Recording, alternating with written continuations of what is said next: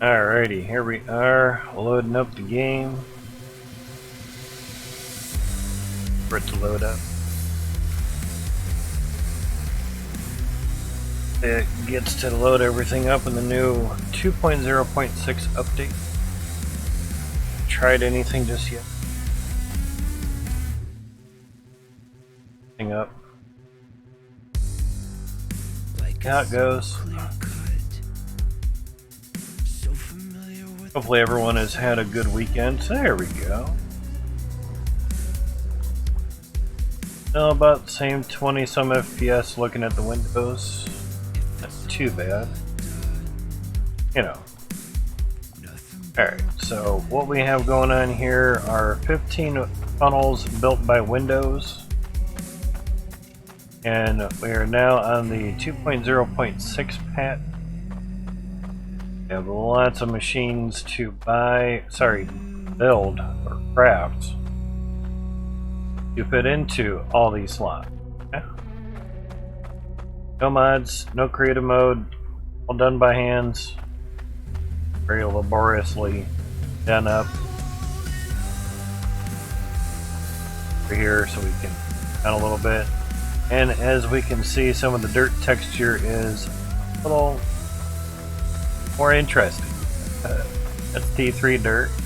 Definitely difference there.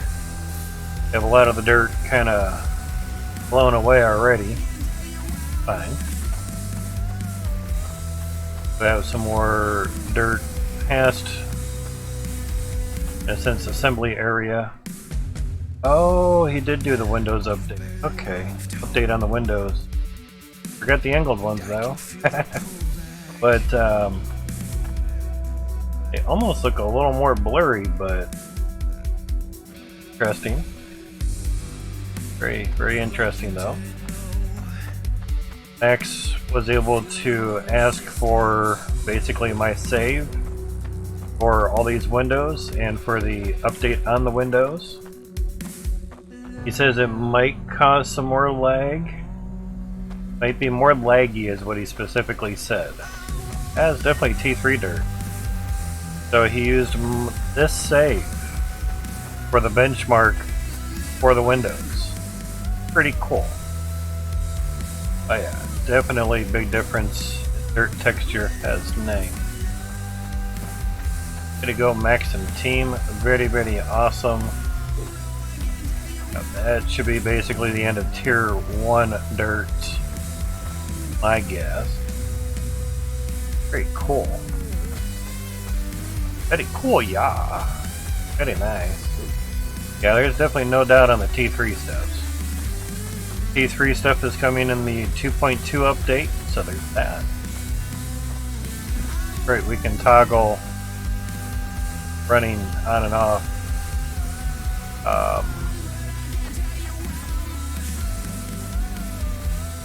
Trying to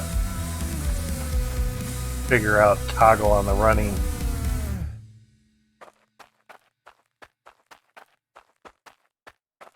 It still might not be toggleable. Doesn't toggle for me at the moment. Let me see settings because some things may have changed.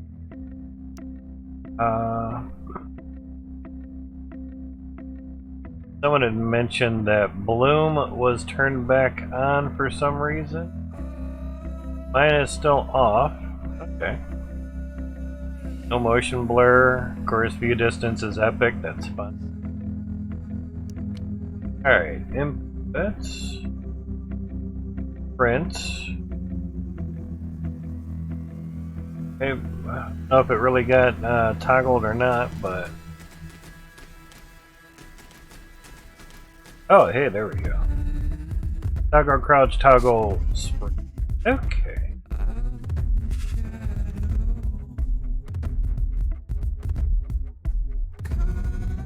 Toggle, okay. Oh, okay, it switches between doing it. Oh, duh. You want to press it once, or do you want it to be a toggle? Much better. Gameplay stuffs, yeah. Oh, that's right, we got drop target colors. I like blue. You use whatever color you want, yeah. So, save dirt chunk, save raw resources, toggle split screen nameplates, okay, and Bruce mouse up, gotcha. It seems good. How's... oh, lots of audio stuff. Explosion sounds, wow. We're kind of rocking. That's very nice. Player sounds, wow. Machinery, interesting. World ambience. General sound effects, got it.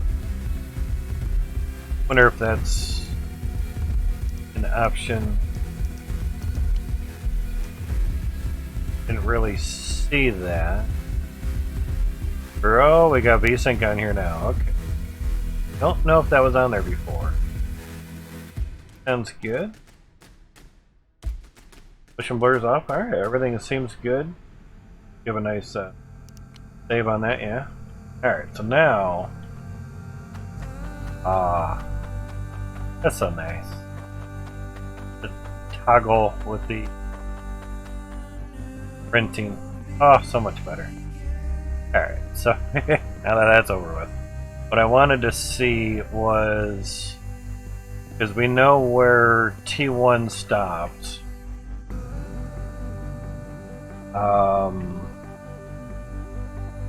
Here's basically the top of T1 and, sorry, the bottom of T1 and the top of T2. Oh wow, that top looks more dried out, as it should. That's very nice. Alright, so obviously there's T1s and all our glass, all our windows have changed a little bit.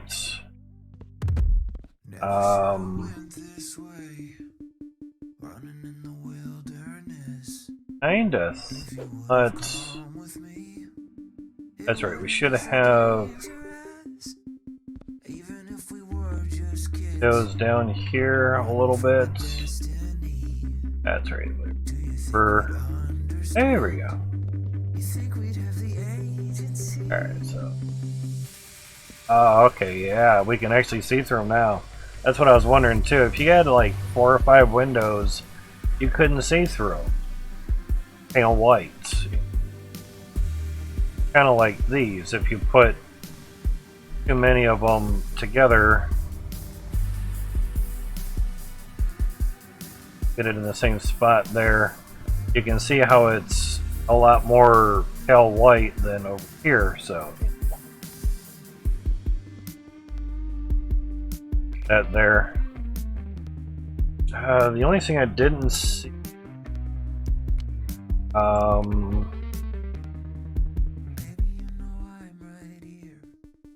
crouch, sprint, rotate.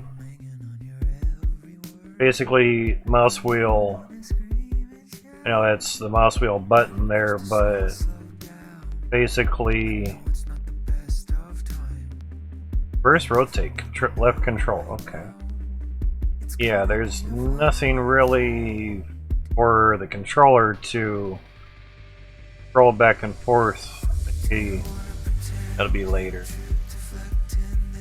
Okay, interesting. Good to know. But yeah,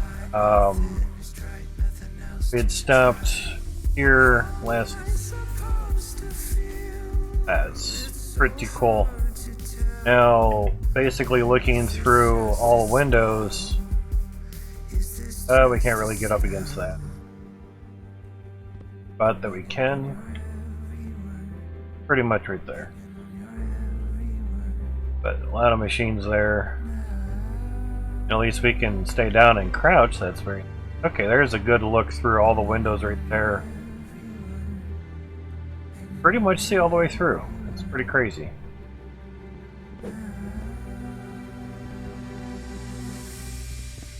Okay, crouching still lets me toggle the sprint. That's good. Now, the reason I'm coming up here, not so much for the view, it's to see how well it lagged out, you know,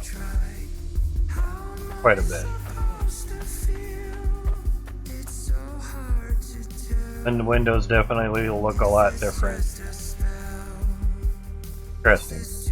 Mostly a big test type stream, but then of course building as well. Interesting. Now, I mean the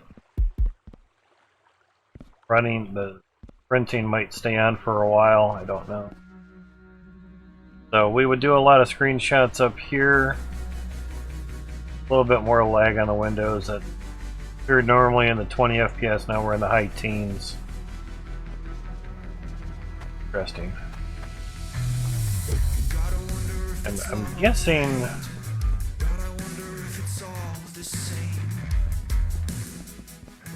printing does seem to turn off after a while. Okay, as soon as you change position or change direction. Okay, that's not terrible. I'm sure that'd be something to fix. Walking, sprinting, checking out a lot of things. Alright, so let's turn everything on, see how things are. We have all that fixed. Tools replaced, I should say. Checking to see if things turned on or not. Oh, we have the man off there, sounds good. Now, basically, I want to kind of do one at a time. Work our way up to 360.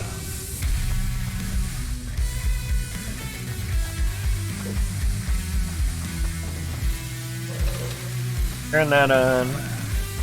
Look at. That's a lot clearer. Okay.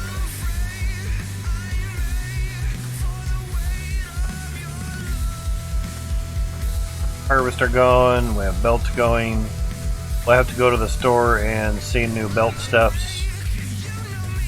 Alright, so turn on the drills. 72T drills right now.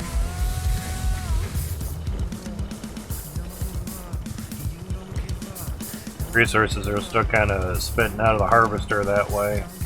Interesting. I wonder if it's supposed to be just from the machines, the drills. Sorry that I'm lost for words, but trying to remember steps, that's all. Alright, so that's 72 T1s, sorry, T2s. 72 T2s. Doing good. Should be fine. Although horror is coming through a lot nicer. May not be that grouped up as much out of the harvester, but going through the belt system, it's much straighter. Except for that one shark, he was off to the side. Interesting.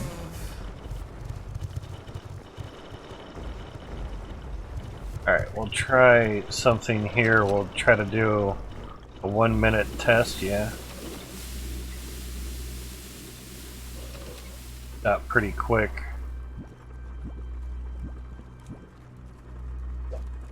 Just all put it in here. Definitely see the drop reticule now. Put things in here. Extra for later. Alright. So we'll do a 1 minute test. 72 T2s.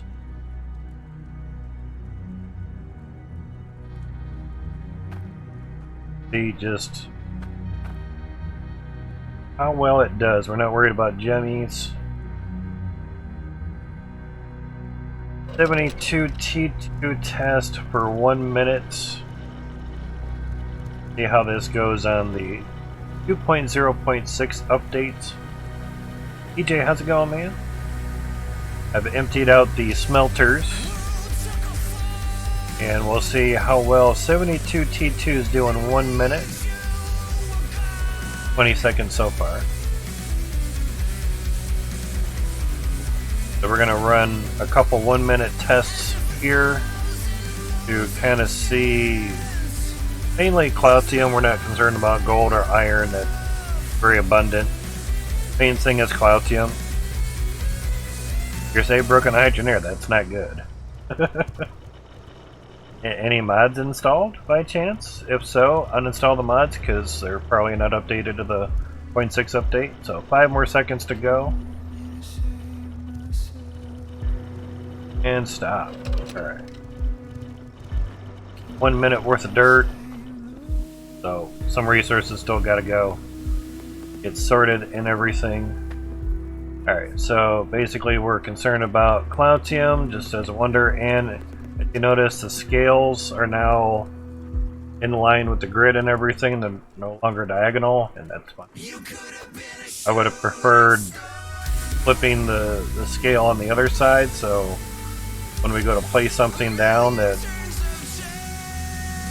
we'll be standing right in front and be able to see the numbers. Even if the scale was just turned around, you just flip the readout around, literally. Anyway. 1 minute, 72 T2s, 38.66 Cloutium. That's your mistake. Been changing some code. I could have not touched. Yeah, that would do it. That would do it. Naughty, yeah. Alright, now that bar looks pretty good in size. That was 1 minute on 72 T2s. Flapper right there. This is also 1 minute on 72 T2s on 2.0.5. 20.97. Change the drop reticule. It's very nice. Well, blue and aqua. I'm not cool with the aqua, but the blue there. So basically, we're getting more. So it was almost what, 21. I know I bounced a number around, but short term's a fickle bitch. So yeah, about 21 for 1 minute on 72 T2s. And now we have almost 18 more weights. That's very nice. Alright, so that was 1 minute. Oh, and now we can stay crouched. No hands, I'm still crouched. Very nice. Gotta remember to which buttons to press to unlet it go to drop it. Alright, now we also did these, so we can look at those. 1 minute.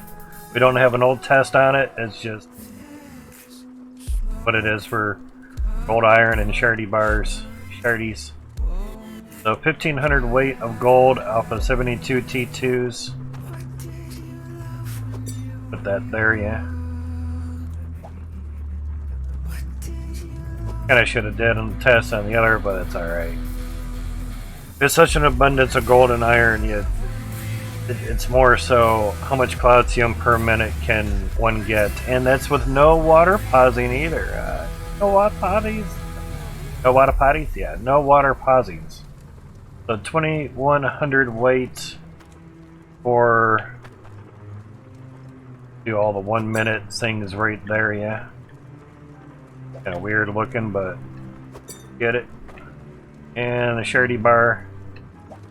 Shardy McShardy bar. 209.44 weight. Not bad. Understandable. Alright, now make sure I have the right funnels and such. Everything is emptied. Try to get up on there. In there, everything's empty. Well, if you didn't have the fucking funnels there, you'd be able to just, you know, look right on in there. It's like, yeah, no shit. I like funnels. I'm old school. Sue me. Alright, so funnel 1 is on. Funnel 2 is now on, so it's 144 tubes.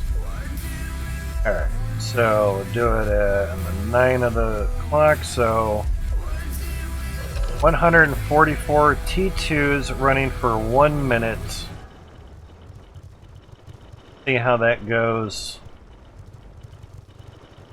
Yes, is looking pretty decent because I didn't turn on all the other stats and information, but things were running pretty good before, so we'll throw that up now.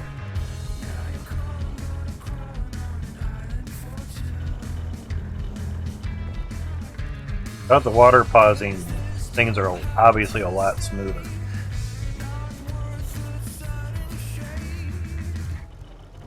With 72 of them running, it wasn't really detrimental to the system, so really need the numbers there, I guess. Always do it again. 10 more seconds. Cracking the knuckles. 5 more seconds. And stop. 1 minute on 144 T2s.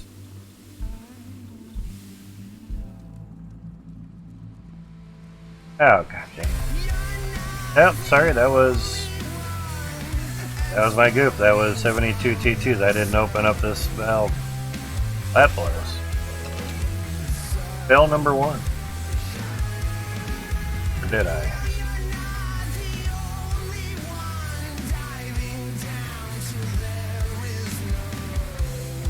I guess figure out. Alright. The way we doing things here. Probably just did the. Now that's open. That's up. Yeah, we'll have to do it again. Throw it in the pile. Alright, so water's coming up to there. Of course that water bio's kinda stable. Now how come we're at, okay, I was wondering, oh, looking at all the windows, that's a dropped FPS. Alright, well, try that again. Alright. Those are off, just want to make sure. Alright.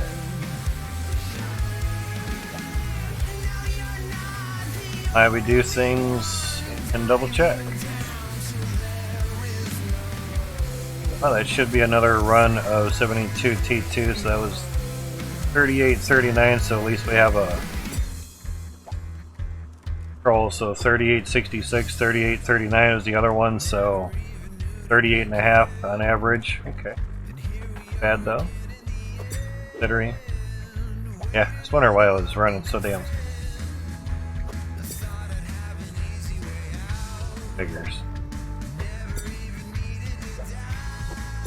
Well, at least we have numbers for 72 T2, so this out of the way.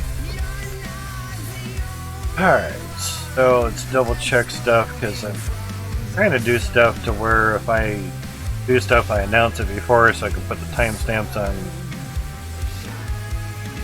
Alright, so now those are on, and that was a problem me not double checking. Turned off, so therefore water went to here and nowhere else. Let's try that again. Have all night, so. And we also want to try the merger belts. I'm curious on if I can raise these up or basically lower everything down to where I don't need the vertical belt anymore, and to see about putting one on this belt here to kind of bridge the lip of GEM compressor. But the windows, they look a lot different.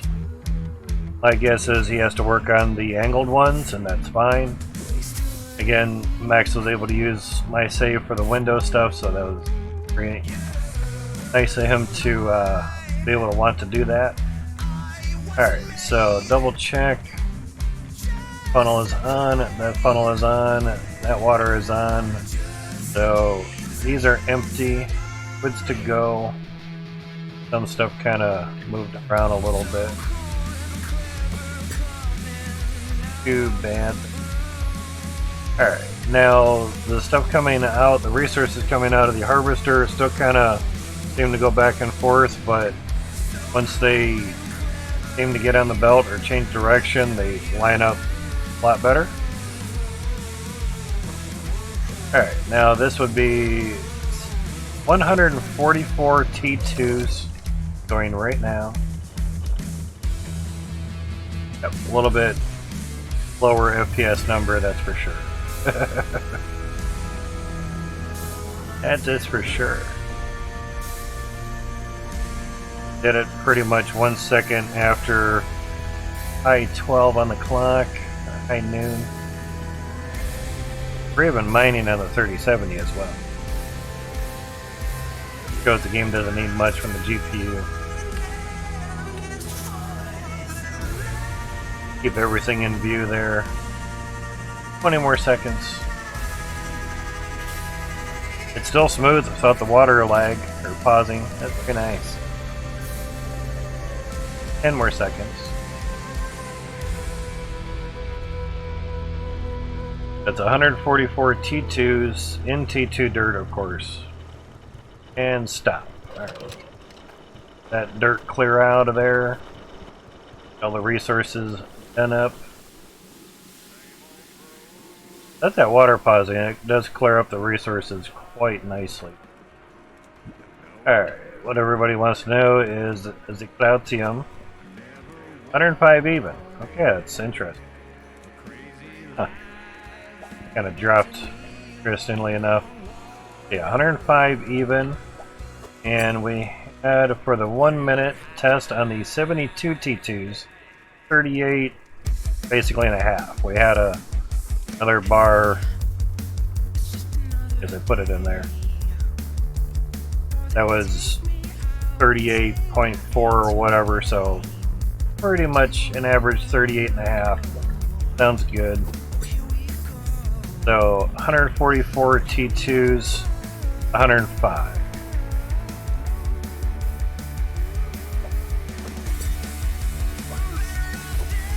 $38 to 105. That's pretty damn good. So a little less than 3 times more Cloutium for double the E2s. Very nice. Very nice. We'll actually be able to run 144 of them and get at the Cloutium. Holy Jesus. Duke! What is that? That's the Duke Raven. What the fuck is that? Yeah. Twitch ain't gonna like that for too long. Just subscribed for 1 month. Already sick of the ads. They're just roll-in ads. I don't normally play ads that stay, so. But I understand being sick of the roll-in ads. I don't play ads on my stream. It's not until the August. We might try some just to see, because if you play 3 minutes of ads in a minute, you're supposed to get 55% of the ad cut, but don't really need to do that. You know, for those that are, just run a 3-minute ad every hour instead of a minute every 20 minutes. Take an hour break. Take a 3-minute break every hour and you're good. But how you doing, Duke? Thank you for the tier 1 sub. Much appreciated, man. So we're doing some tests on 2.0.6. This was 144 T2s. Could have like a whole bunch of scales here so we know, but we don't. We have one. So almost 3,100 weights for the gold and 1,500-ish weight. So about double on the gold. We almost had triple on the Cloutium. Trying to put stuff here because they were gonna have like 5 different things, you know. So how much of the funnel render useless? How's it going, Monkey? Mr. Monkey Nuts. Let's double the gold. Well, before the shards were getting stuck on the funnel, so I just put the funnel over there for now. Should be a little bit better now, I don't know. Look at the shard bar, 326 weight. Not too bad, and we can stay crouched now. You're like a little guy. You're like a tall guy. 300 something, 109. Might be some more balancing have to be done. 209, 326. So yeah, not a lot of extra shards for double the machines. So we went from 72 to 144 drills. So 144 T2 drills. We almost have 4,000 iron. You can change the reticule, the dropping reticule now. Gameplay, you can change it to whatever color you want now, which is kind of nice. At least whatever color they have, whatever you want. But you get what I'm saying. So iron before was 2166. 2166, and now it's almost 4,000. So about double the iron. Almost double. Big thing is no water pausing. But the also bigger thing is on the T2s, which is all we're running at the moment. 38 and a half, 2/3, 38 and a half weight for 72 T2s, and 105 weight, almost 3 times as much for 144 T2s. Double the machines and almost 3 times as much. Almost 3 times as much. I mean, 33.34 times 3 would be 100. So 2.9 times more. Almost 3 times. So that's pretty nice. We're down, I think, 20 some FPS or something. First test I did it, I forgot to turn this valve on, so that sucked. But again, Duke Raven, thank you for the follow. Okay, trying to slow down my talking. Thank you for the sub, much appreciated. I do wish Twitch would let us just choose it, say we want to sub for 1 month. I appreciate the, 3 or 6 month discount, but every time I go to like cancel a sub because I just wanted to do 1 month, so money is, more stable, then I just let it go.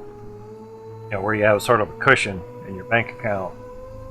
And every time I cancel a sub, I always say I'd like to renew manually. Hopefully at some point they'll let us just sub for 1 month. Thank you. Yeah. Guess there's no lag with water anymore. Exactly. There's no more lag with the water.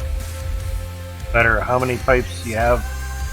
And the windows have gotten their updates and now really see through them very well. See if I can get up on here. Oh yeah, there's only a couple windows there, but you can see through the windows quite well. The T3 dirt definitely changed. Most definitely has changed. Supposedly the dirt replication shovel is gone. Saying in the Discord a bit ago. But the angled windows, see, this is how unclear they used to be. Pretty much can't see through. And I can toggle running now, or sprinting.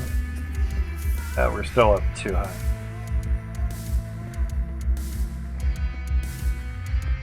But the toggle does end when you change direction. Bummer, but all good. So now here's the standard windows. You can now see through them, no matter how many there are. There's like 500 windows there, probably. Maybe half that. I should put some up. So yeah. So you can definitely see through windows quite well now. Did this earlier, and you can basically see the dirt all the way at the other end. And we know that's a lot of windows. Well, there's 10 funnels, and there's window on each side of the funnel, so you're basically looking through 20 windows. That's pretty amazing.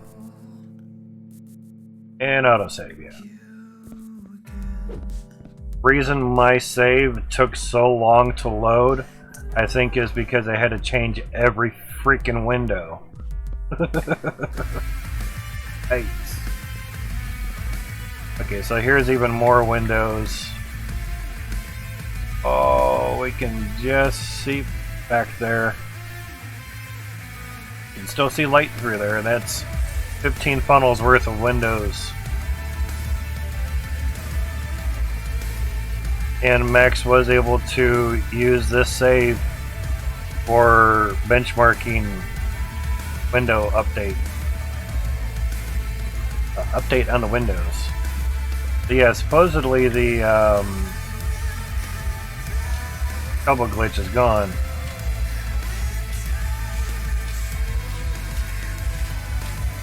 The infinite dirt glitch is basically gone. It's basically the same amount of dirt, yeah. Wow, that sucks. Yeah. So, mind how much dirt you destroy now. I mean, nice that we didn't do the mod thing and destroy all the dirt in the claim, yeah. Toggle running is so much nicer. But a definite difference between Tier 2 and Tier 1 dirt, and of course Tier 2 and Tier 3. We know we did this with Tier 2 pickaxe, even though it kind of looks like Tier 3 is poking through there. Look at dirt right there. Uncle Dirto. Now the rake is different. Now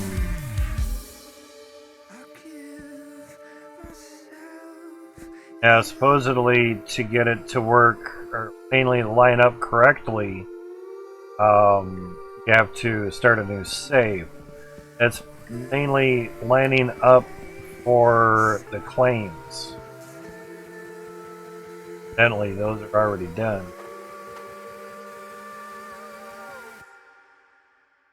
I haven't really messed with the rake just yet, but... Oh, it's probably two different rakes too. Crazy. So this is a Tier 1 rake. The rake is made to just flatten, not dig. Keep that in mind, guys.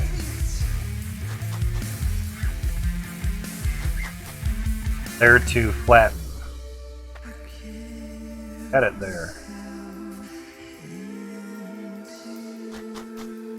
So basically, where the arrow's pointing to, it's basically saying flatten that spot, but I want the dirt here to basically be there. You know, because we dug a little hole through there. Funny. So, yeah. So it's working as it was supposed to be intended for. So in other words, last time it wasn't working. So evidently, now if you really want, can't use the mouse scroll wheel to do that. Okay. So, I guess if you wanted lower, not really. Also, if you're crouching, you can't jump if you have it toggled down. So yeah, I know we flattened this with the old rake. So evidently, little bit different than what it was before. But I think with the grid lining system is where you would have to say start a new save in order to get everything to line up, you know, with where it's now. See, before we would have a little square off in the distance and it only shows up when it's showing when there's some dirt ahead, so that's pretty nice.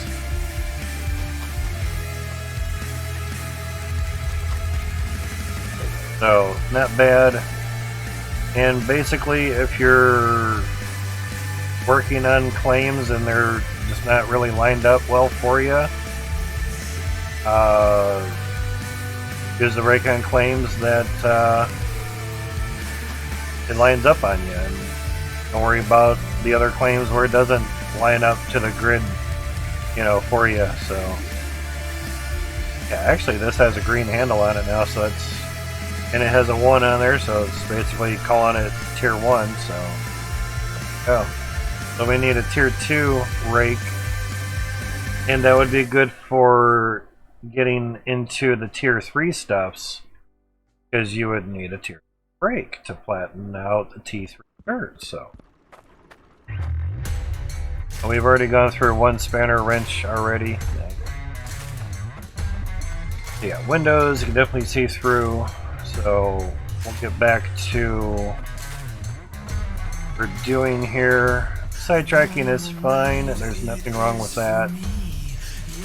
That's where I saw the belt pause, but I think it was just the optical illusion of the belts. Because it looks like they're going backwards, but we know that they're not. There's other stuff in the shop that I would like to get, like the merger belt. See how that kind of works. Now, looking down here at all the windows, my FPS kind of goes down. Once I get them out of the line, FPS goes back up. So, we're in the high teens for the CPU usage. Come over here, get a little less FPS. Still 17% CPU usage, maybe 18. And it does, the windows do cause a little bit more lag. But fortunately, if we're just standing here watching all this stuff, we're still at 60 FPS. Belts running and everything.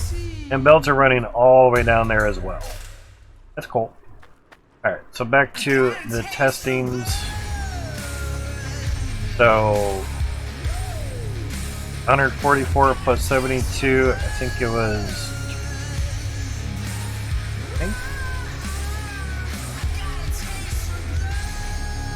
Or should we just go straight to 288? I think it was 216. Yeah, because 72 and 44, 2 and 4 you get a 6, and basically 7 and 4 is 11, so you'd have basically 21, you have the 14. 70 on there, so yeah. 216 funnels. Basically have a clock at the other side of the room until it gets on to 6, and we'll do another 1 minute test. Alright, 216 Tier 2 running on 2.0.6, and see how this goes for 1 minute. Not doing too bad so far. It's pouring in there like crazy now. Okay. CPU usage is still in the high teens. No real struggle on the CPU. There really never is. Not how the game works. FPS wise, we're in the high teens.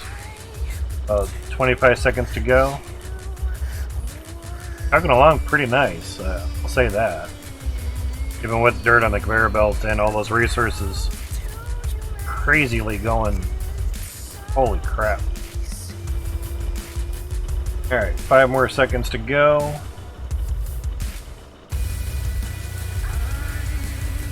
And time. We'll let all that clear out and we'll watch it. Oh, was that a pause? Uh-oh. That was interesting. Okay. Interesting. And saw two pauses there. Alright, so we're all interested in the clout. So, 1 minute on 216 T2 drills.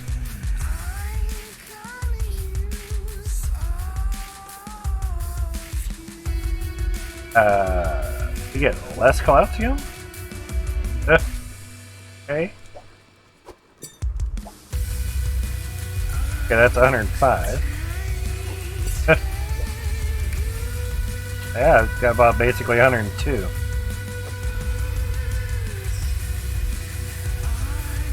Interesting.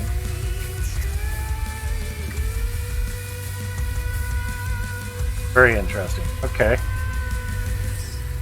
More is not better? Okay. Here. Alright, is it gold? Ores, 4,442. Okay, we got more gold. We got about 1,000 more than 144 T2s. Interesting. Very odd. Gonna run out of space, really. These kind of forgot a lot of extras. Okay.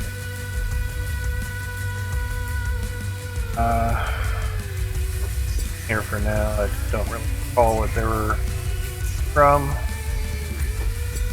Extras. Reason. Gonna need some room. Alright, so iron. 6,055. And almost 4,000. So 6,045, something like that.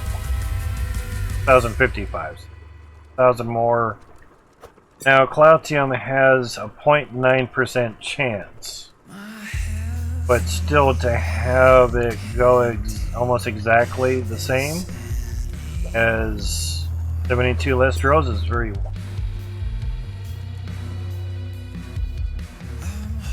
Had the third funnel on, yes? Funnel is on. Interesting. Nothing blocking it up or anything. Alt is on. Interesting.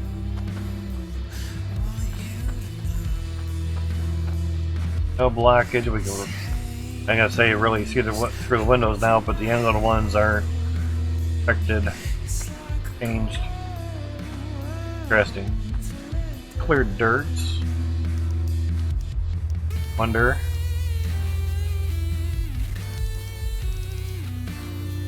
I think the tutorial may have been put in there. Pop a save there.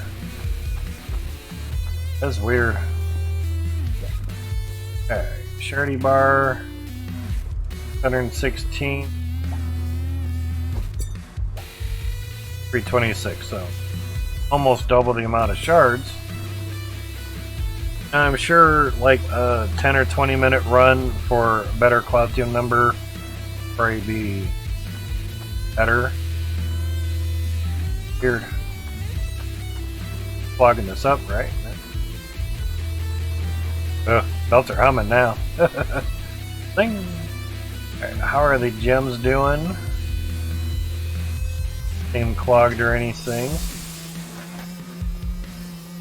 We did clear this out beforehand. Ah, fucker. At least we can stay crouched now. Okay, I'm not seeing any gems under there like we had before. Kind of good. That may have gotten fixed. Good thing. Definitely see through these a lot better now. Again, all graphics are the same as what we had before. Do another minute test on this, just at a fluke or something or whatever. Alright, so 216 views for 1 minute.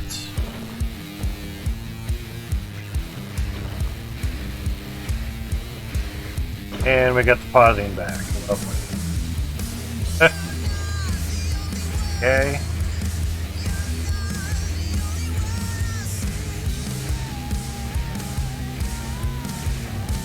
A lot of resources going. They're not really staying super great on the belt, but fine.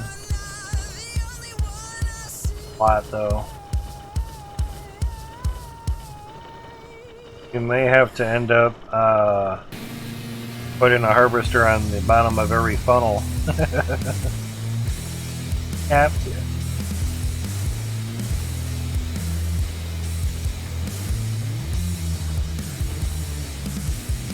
Five more seconds. Ah. Thing is right, that should be a minute.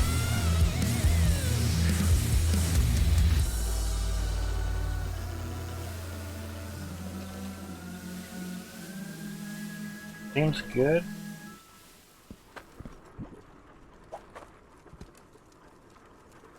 Yeah, not much Cloutium, not much more than before. We were 107. Got 102 there. Now 144, we had 105. That's weird. Okay. 107, 102. Interesting. Left that on top of there. Those flame matter. Put that into the mix here. Gaggle of stuffs. So.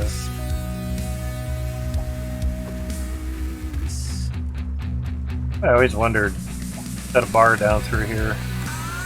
Where's the bar? Nope. Right on by. Now, what happens if you put the bar up on top?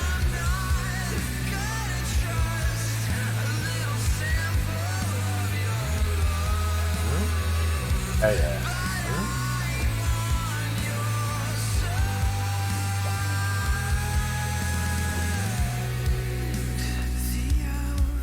Oh.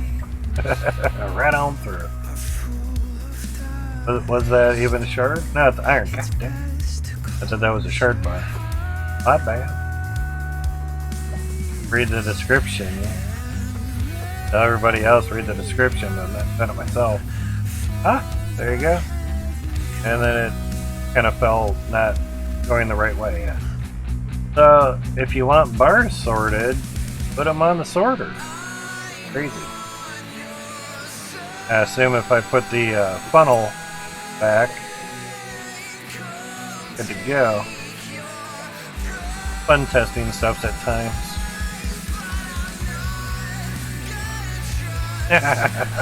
And stop.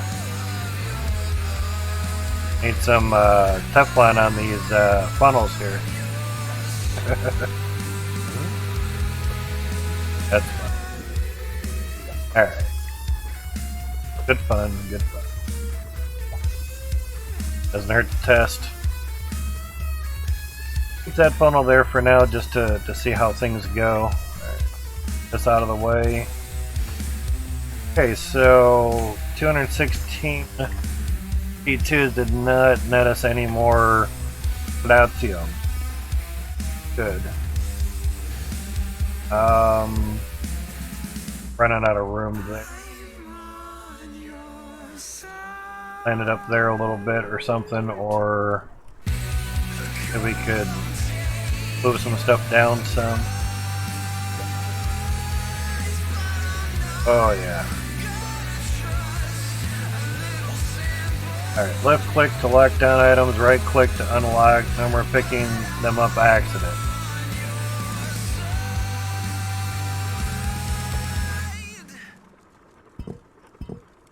For controller, gonna have to try to remap that. Put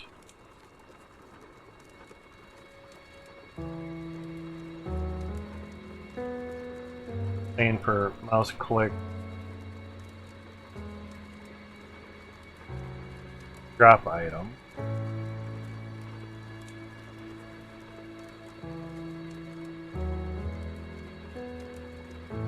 Nothing sane for right trigger either. Have to ask about that. Interesting.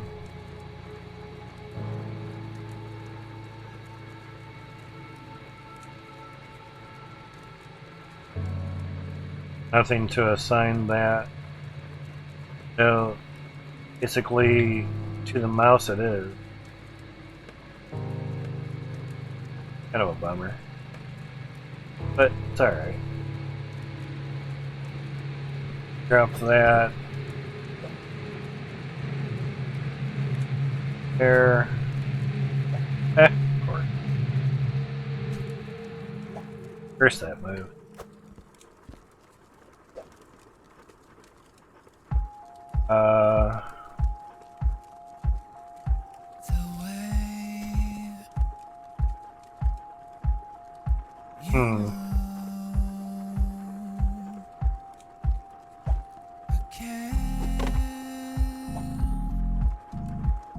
A little bit. That is fun. Rearrange some stuffs here.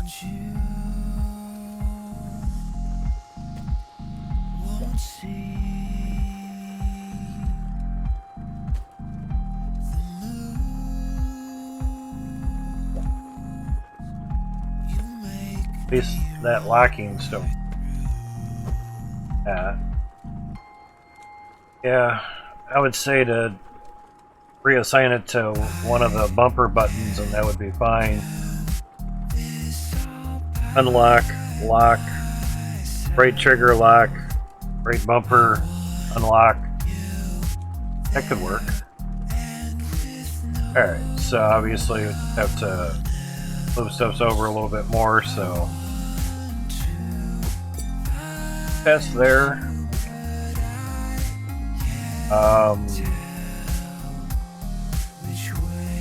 Interesting.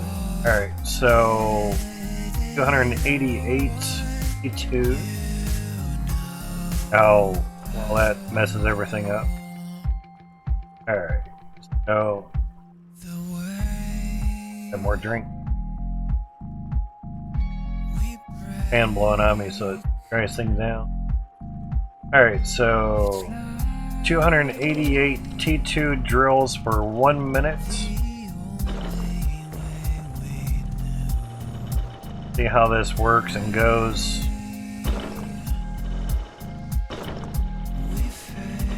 It's interestingly enough, the water bug still is kind of apparent. 288 T drills, ripping and roaring. Then 30 seconds so far. As a continuous flow, it's nice. Was some water pausing, or maybe just game pausing stuff. Sorry, I don't. 15 seconds to go. Again, this is 288 T for 1 minute. We're just letting the dirt kind of process here. Stuff's still getting in between the down into the conveyor belts there. That. Now we're speeding up. Alright. Now there is a 0.9% chance of Cloutium, so alright, now we're getting a little bit more, so we have 156 weights for 288 tier 2 drills. Now before we ran 2 1-minute tests on 216 drills, and we got 107-ish. This is 144 tier 2 drills, only got 105. Trying to get it back. So 144, 105, so 288, 156. So at some point, not really getting double the amount of Cloutium because you've doubled up on your drills. Kind of not good. So check the other things because we're counting those as well. Might as well doing it. Gold 58.53 for 1 minute. 288 drills. 216 drills at 44.42. So about 1,000 more ish gold. 216 drills for the iron, 6,055.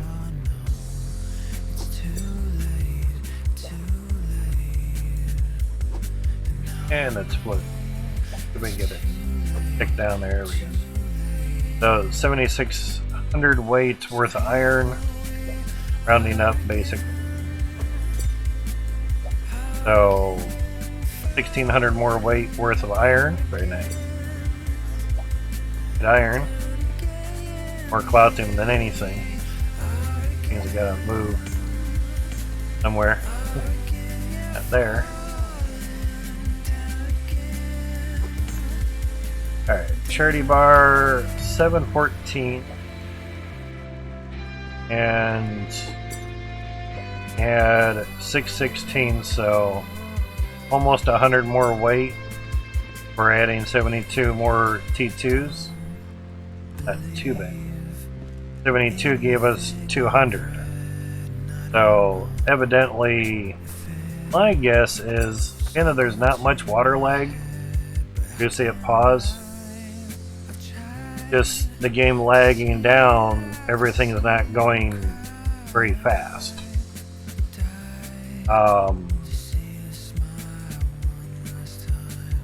The other wonder too is the water pressure going to the T2s.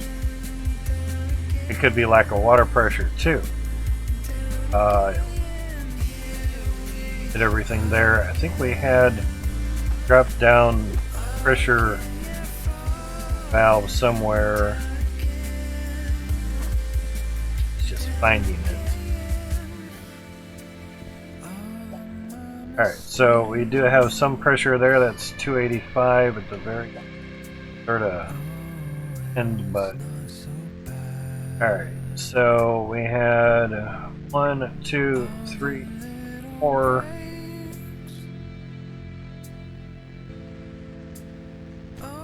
There at that as well. Definitely not at 370. So it could just be pressures of these not really being very high. So I'll burp the turn this off because I don't want anything coming from it. I just want the pressure through it.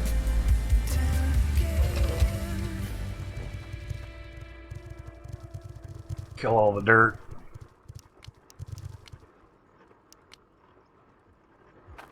These things can be used as switches as well. That. Alright, so 255. Interesting. Okay. Gonna have to rob some of the pages off of here.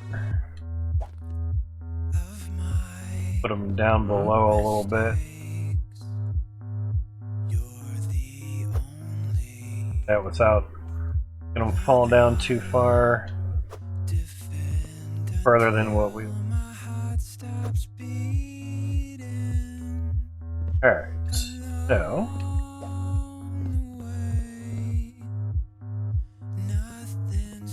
oh, the right spot, basically the furthest away in a sense.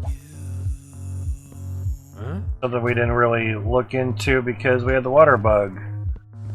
You know, too many pipes having water being ran through them. Now, obviously, really want it to be up there, but it should be fine enough.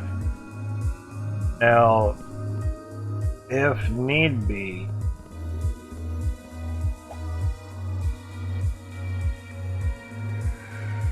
really can't do it that way. We would have to basically put a pressure tank right there, boost it for all this as much as we could.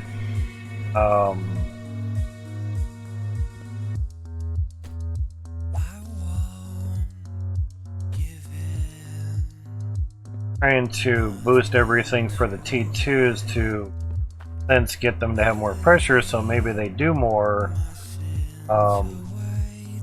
Interesting.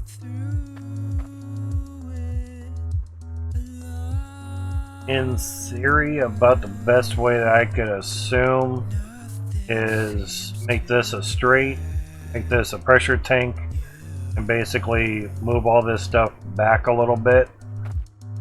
Basically entail moving this back some. That's gotta be done, but I bet you want the clout. The Cloutium. Not like a bad disease or something. Again, I want to just burp this. There's water going through it.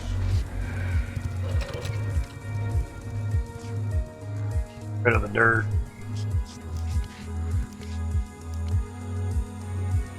Turn that back on. Now, obviously, I could hit the switch right here as well. Get an extra readouts here.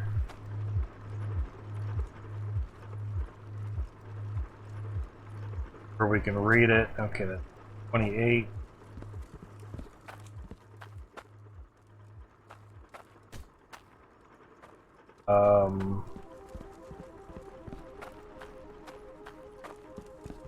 There's here. Alright, so that's right, we didn't have those turned on. Duh. That would have helped.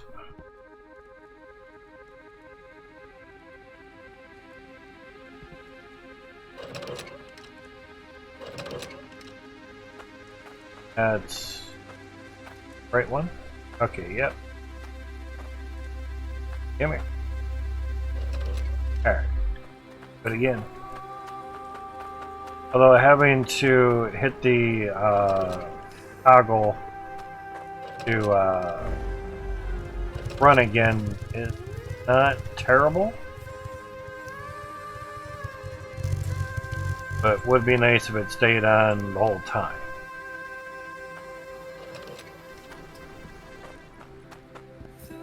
But at least it stays on the whole time that you're moving, so there's that. Alright, so 245% pressure down here.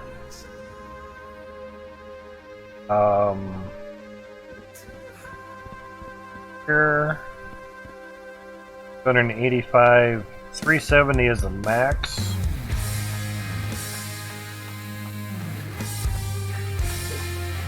Now, the bummer part for the T2s is pressure tanks right there. Wasn't really needing before.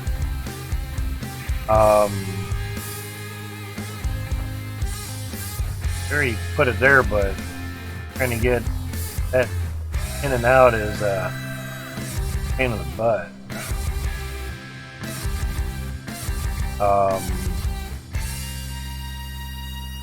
Interesting. Double interesting. Because if I were to try to boost it before there, it's interesting now. Yeah, crazy. Trying to reposition everything to where I get one booster tank going into both, so they both get, you know, much pressure as relatively possible. The only other option would be is basically put a pressure tank in between each row. That'd be a little absurd, but we only have 15, basically 30 rows of T2s.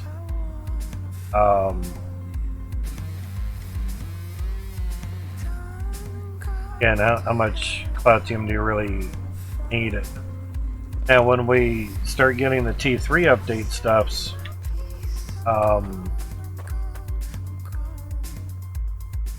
290 there, so we only lost 80% pressure. Interesting.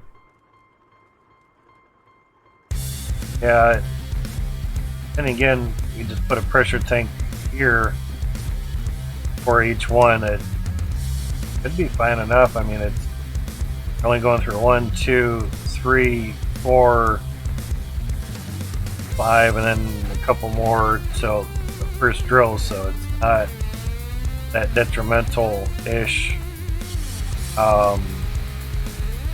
Interesting. Alright, we'll try 360 for 1 minute. I want to see here.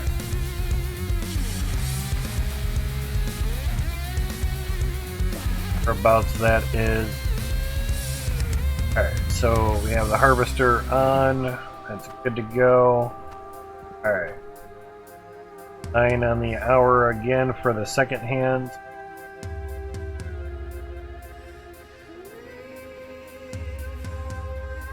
Alright, 360 T2 drills for 1 minute. We'll see how well this screws everything up. See how well it goes. Hour into it, but we're doing a lot of testings. We're getting some water pausing of the belt, so evidently it wasn't superly solved, but work in progress, I guess.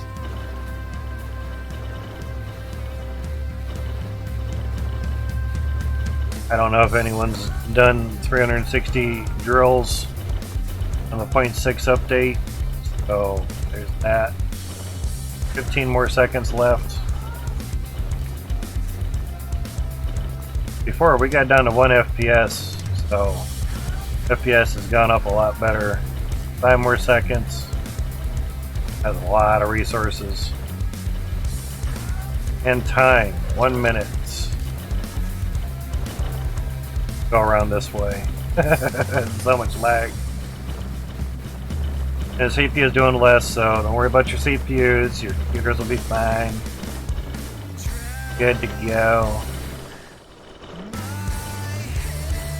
Compressor's doing fine, that's good. It loads up 25 gems like nothing, jeez. I have to increase that number just a little bit. Wow. Crazy. But it kept working, so there wasn't as much water pausing for that. That was quite interesting. Yeah, it's pretty good, considering. So did the gem polisher. Nothing stuck there or anything. Very nice. Nothing under here. So crouched. I can crouch down there. There's nothing there. That's good. Fine. Alright. Now the important thing. Cloutium for 360 T2 drills for 1 minute is a disappointing 138. The reason I say disappointing is 288, we had 156. Basically, after a certain point, I think after 144, we start getting less and less Cloutium.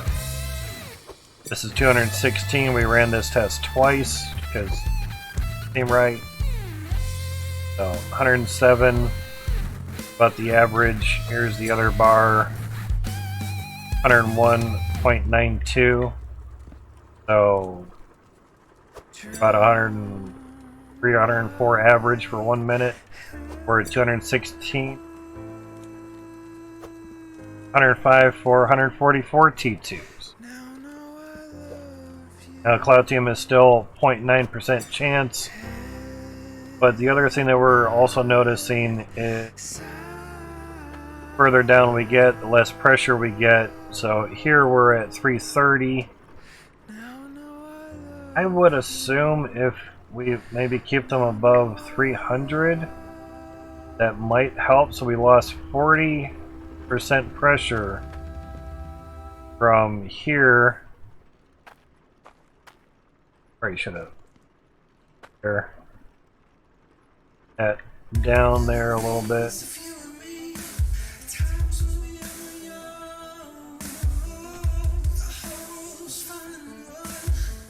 Oh, that's right. Yeah, it already kind of updates because we have the valve off there. Yeah, water's running through it. It'll update. So use some extra gauges here.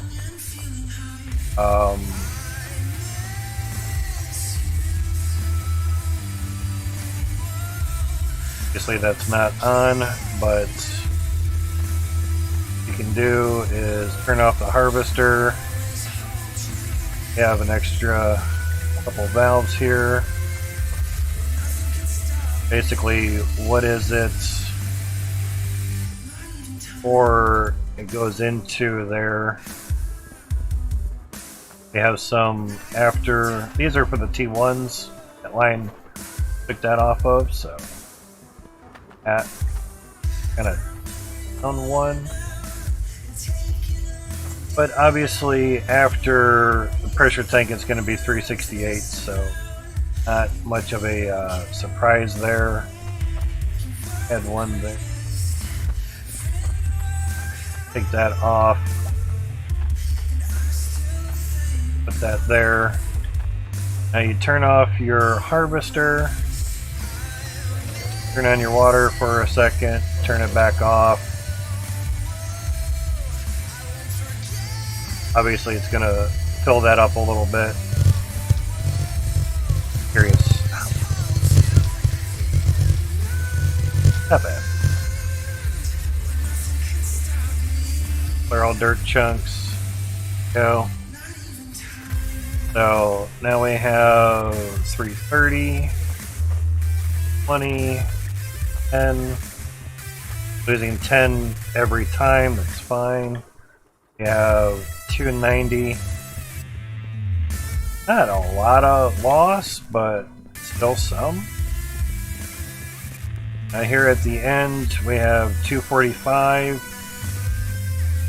55, 65 again, 10 every time. 85. First, we're at the end of the funnel, so. At least the ones that have the T2. Now the only thing is to basically redo the test and put pressure tanks here where all these gauges are at and see if our numbers go up. It would be one quick way of doing it without having to redo a hell of a lot of piping. Now for the gold, iron, and 30 bar, 360 got a 6,800 weight gold. So 5,800 weight of gold for 288 of them. Basically an extra 1,000 of gold. Evidently, FPS rates are really affecting the Cloutium per se, which secretly is kind of an interesting thing. So 8,800 weight of iron, 6,700 weight, or almost 7,700 weight of iron. So about 1,100 more weight there. 862 for the Shardy bar. Not a little bit better. So about 150 more for the shards. Not too terrible. Try to get this a little bit better there, so yeah. Very interesting. Need more room for more testing. These are just basically end of every stream, just pull out everything. Bars aren't stupidly huge. Take the numbers off of there. Turn the harvester back on. Everything's filtered, so nothing's gonna break down or anything. Already gone through some holes. And you can come through here and drop it on top. Take it, or you can grab, hold it, and what I do is drag it across the top. Any of them need it, grab it. If they don't, they won't.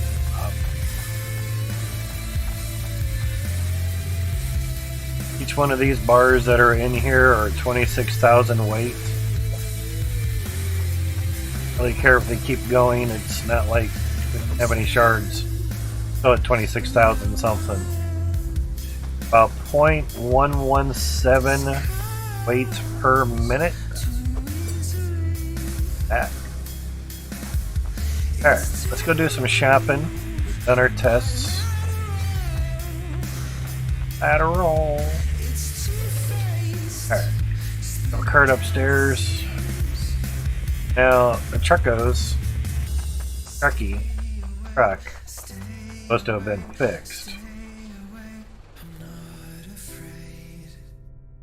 They're saying basically just steering to the left or right gives the vehicle gas. Interesting. Oh, yeah.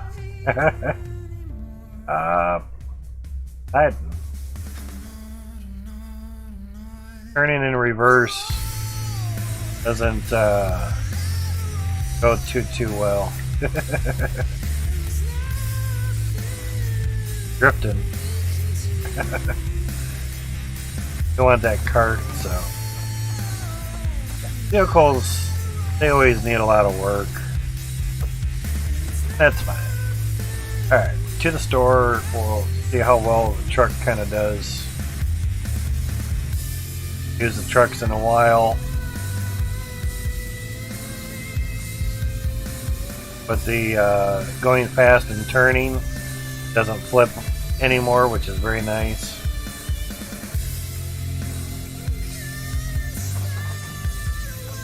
It still rolls when you get out of it. Okay. The end of the world. Alright. So down here are the merger hooks. 480, that's not bad. Hooks onto conveyor belts. Allows the creation of T-junctions between belts. A little bit of space between of and T.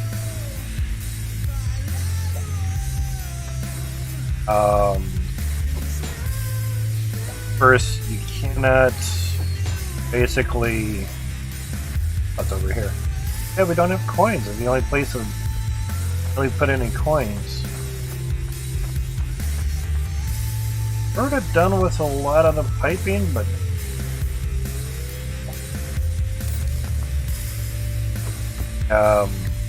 render range needs to really be worked on. Anytime I look towards my claim, I go down to 22 FPS. Oh, you son of a bitch, you moved stuff. There is coins. Okay. Kind of son of a bitch, Max. It's just happened to see the coins inside of stuff. Crazy. And that's how we put coins in like everything. Yeah, there was coins here mainly because now there's left and right splitter conveyors. Standard splitter conveyor and a splitter conveyor alt. Print it. So higher water pressure increases belt speed. Place resources on tray to split or sorts. So the left conveyor, right conveyor, straight conveyor, vertical conveyor, you have the gem polisher hook, With a forged iron dirt shredder hook, centralizer hook, and a Cloutium dirt shredder hook. So P3 stuff is probably going to be much larger dirt. So that's probably when you'll need those. I don't know why there's an iron one, I don't know. Might want to try another one of those. I have one back at the claim.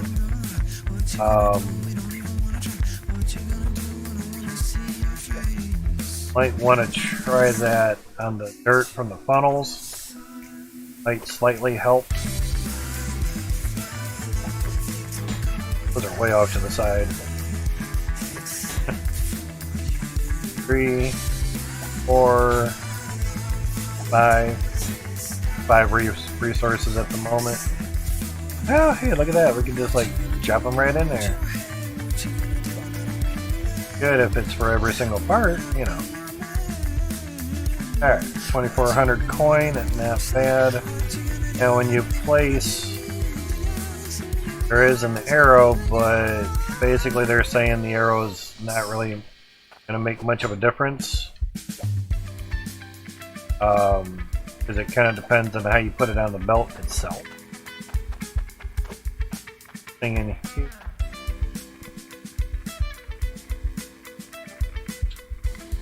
Basically, we need the pressure tanks. Have to try a test with that. Let me just over a bit. Yep, that's full. Good for those. Okay. Hopefully they'll be on the next update.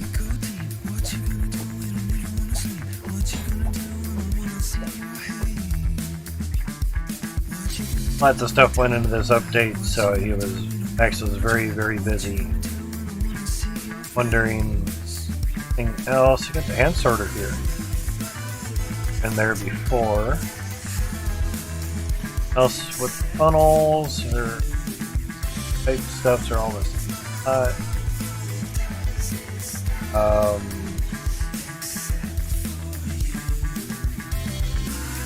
Fine on the gauges.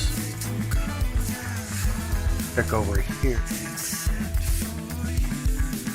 Didn't move, that's good. Water stuff and everything is still the same.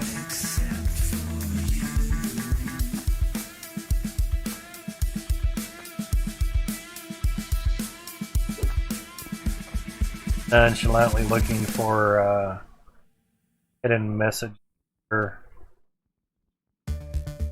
Yep, nothing. But the other content creator name is in the game.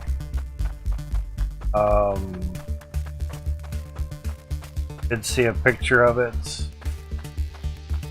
Typically, I don't know which keg of wood it actually is, but fairly sure it's on the bridge. Does do a lot of bridge stuffs. I doubt it would be on a leg or something.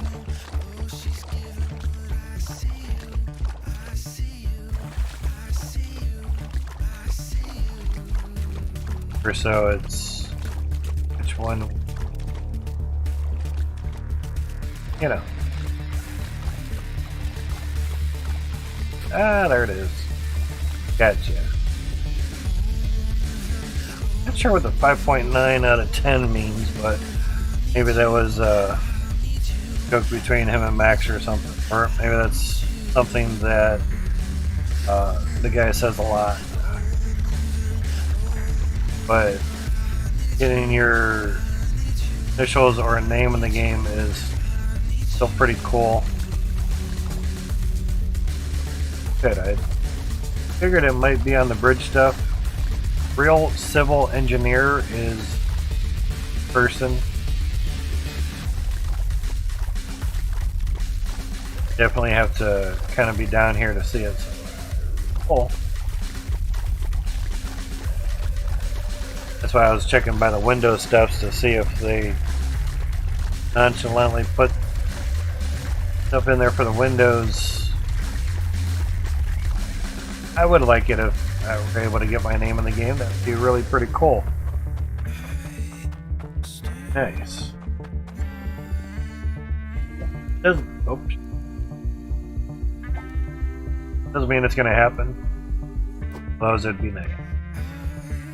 Alright, so we should have 5 of those. We have enough shardy bars to do everything that we ever need.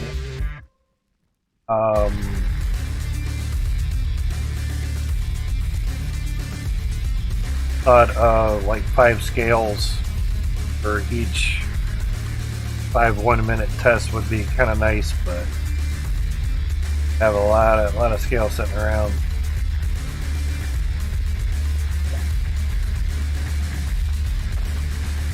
Alright, now one thing you can do, that put the cart on the back of the truck. Basically we're just seeing if we can still. So say you have a pallet or a bunch of stuff in the back of the truck and don't really want to put your cart back there because reasons. You could do that.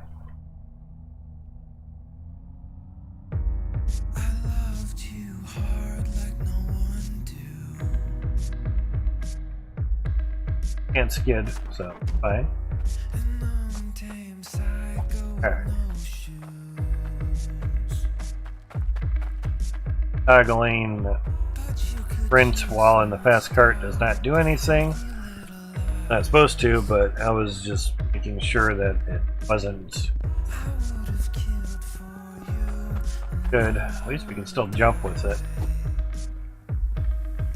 Alright, now the merger things. Big thing is here.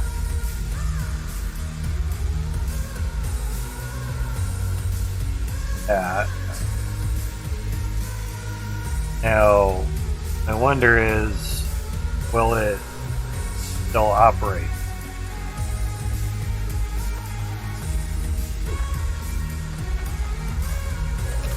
Turn that on. Basically, will the gem compressor still compress? Do its thing. Didn't crash the game, and it did everything. But yeah, move.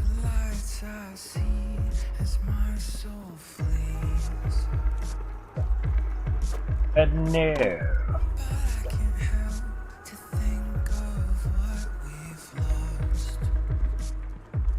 Close there.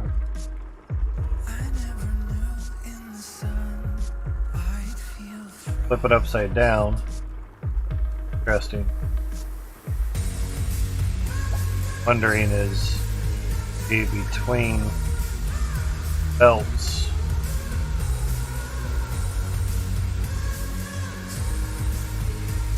Okay.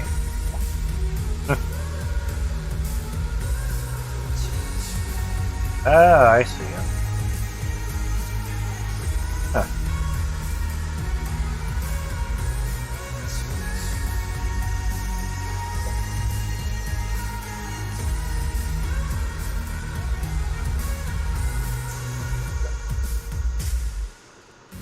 I guess, excuse me, my guess is it only works if it's on the edge.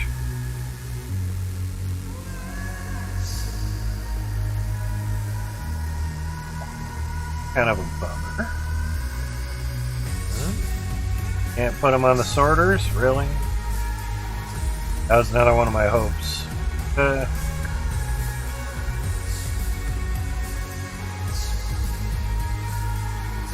Because what I was thinking was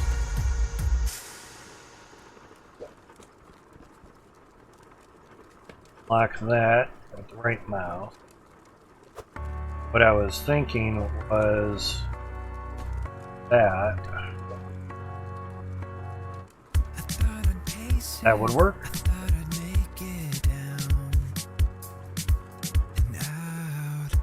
Basically get it up over into it.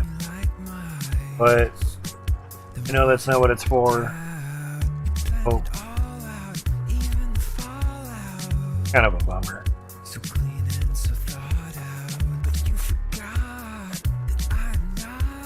Oddly enough, okay, they got them to work that way last time. Here. Huh. Guess on final release they did not do that. So basically, really have to be on the hook part.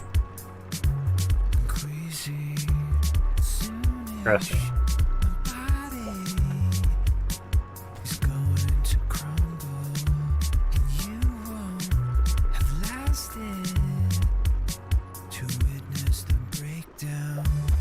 Exactly how they got it to work there, I don't know.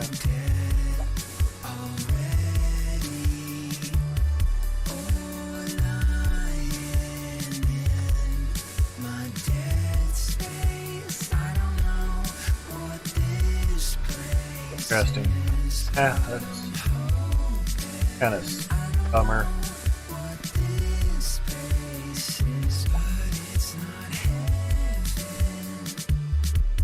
Works that way, but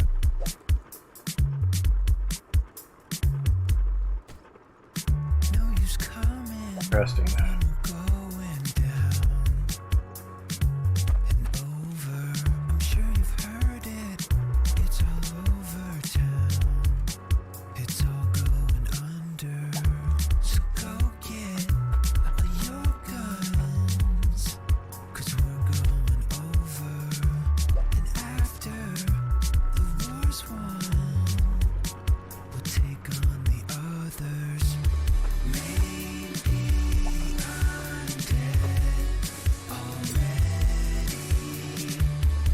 Okay, that would be one way, I guess.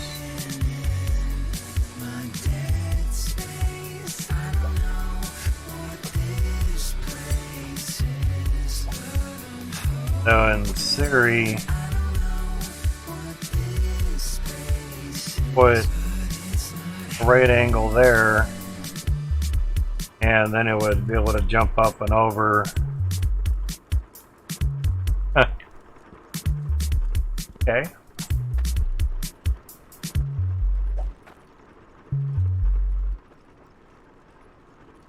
Different, yeah.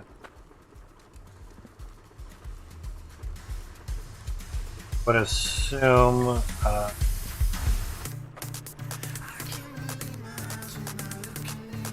obviously that should not work.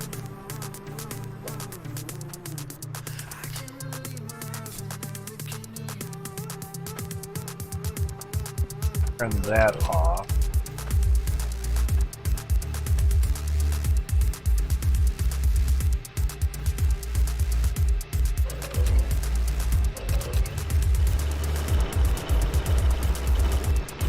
Apparently not. Nothing came out this way. Yeah. Yeah. Test a test. 3 shardies out of that though.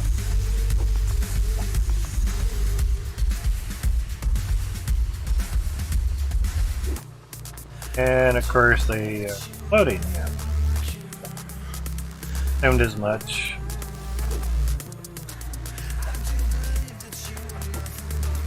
They're not a crucible. They're a smelter, so they're different things, but basically everything would still go that way. It was just kind of odd that a bar would pass. Whoops. Come here.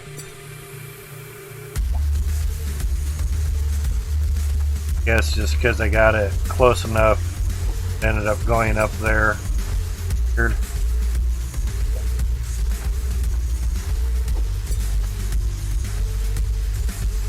Well, maybe they'll get worked on in the future. Place them here for now. They kind of got moved.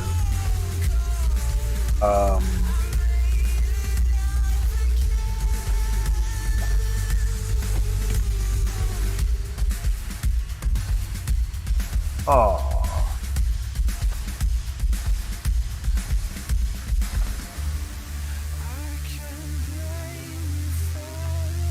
Okay. They had one pan here that had a huge amount of gold in it. Definitely not that one. Kind of a bummer. Try something here.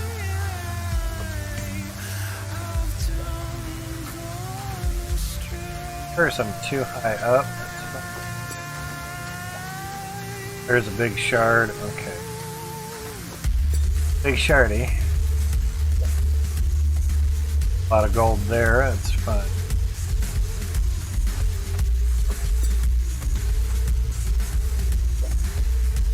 Iron. That's fine. There's a big bar of gold. Okay. Bar of gold.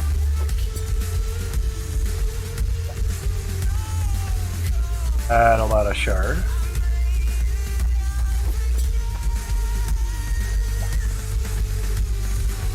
Thousand pots, iron.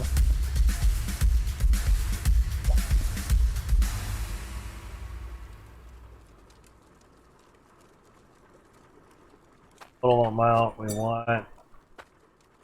Have a big iron amount. Put that in.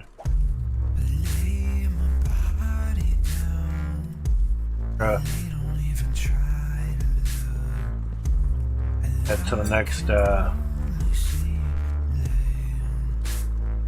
funnel worth of Cloutium.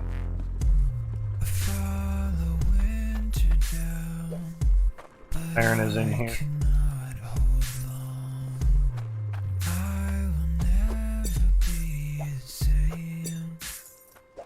And a whole bunch of little tests. Obviously find out.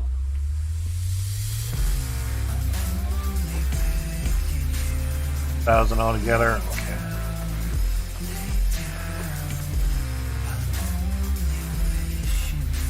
Oh, that's right. Big iron we took to the forge. Okay, that's fine. So we just have big gold, big shardy, and little stuff here.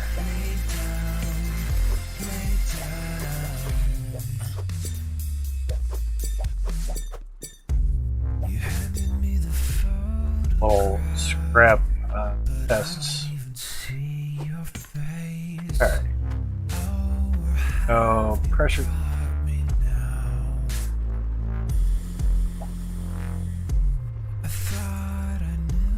Put it.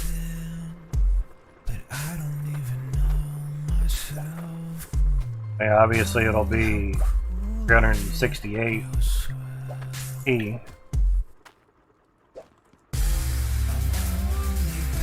Alright, so got those. Matter how they are going now.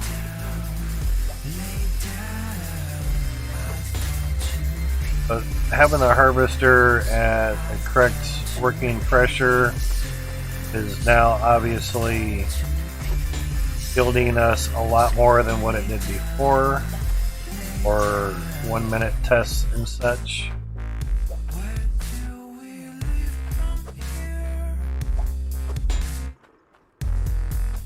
Old ways of stacking pipes.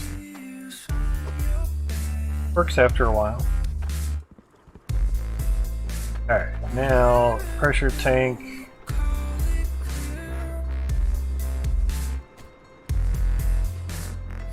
Might work pretty good. Have a lot of little 30 bars here. Gonna have to try to drop them in there. Pain in the butt. Be able to just force them right in there. Worked out pretty good. So basically, again, have them situated upwards, drop them in there.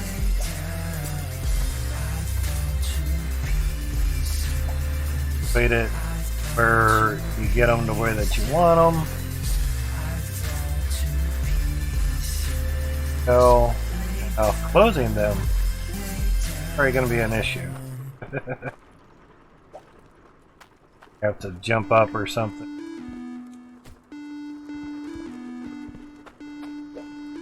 Some way.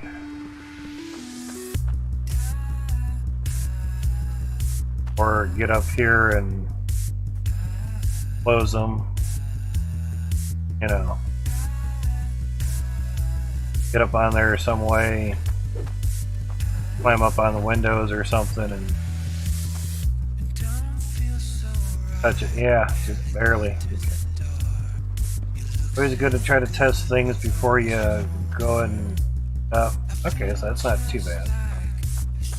It's just obviously getting them out of there is going to be the... So we can drop all our hard stuffs in there. Of course, we had one shard that was humongously large. Did a lot of cutting, so that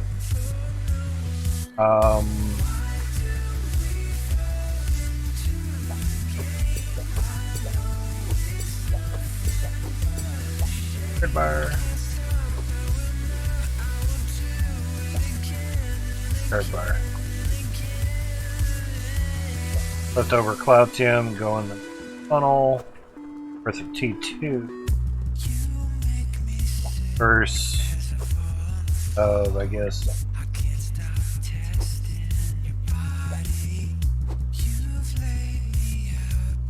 give these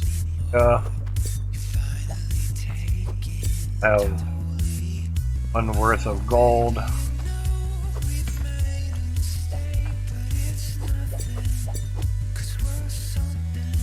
As well, extras for stuffs anyway. Of course. Anytime I wanted to go in a hurry, I do it for me.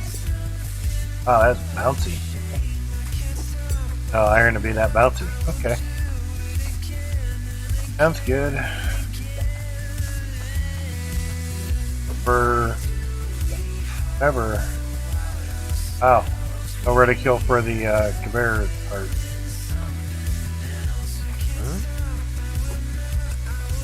Interesting.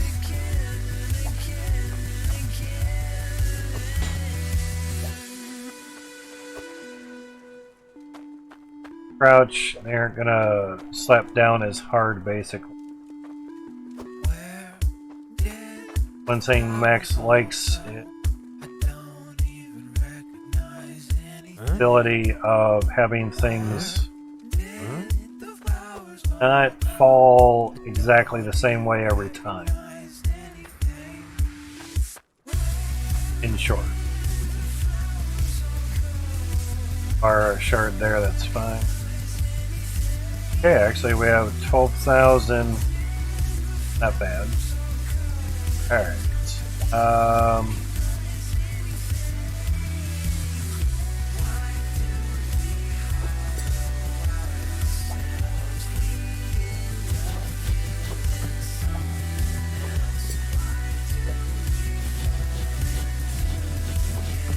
Or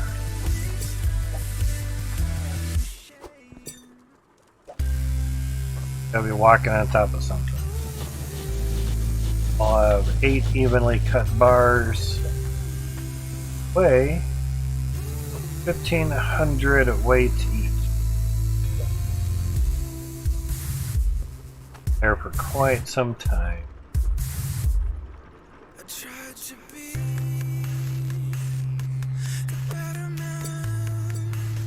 Out of the way. Wondering if actually take the far out of here. That was 26,000. I guess we don't really need more.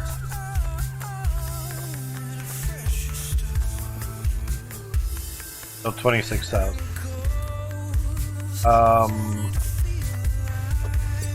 15. Try something.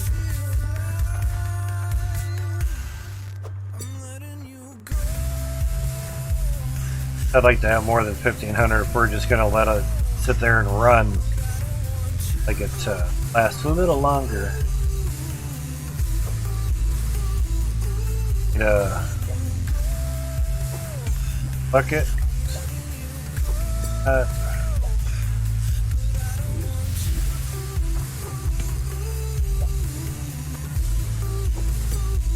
There, so. And a bucket, it's a.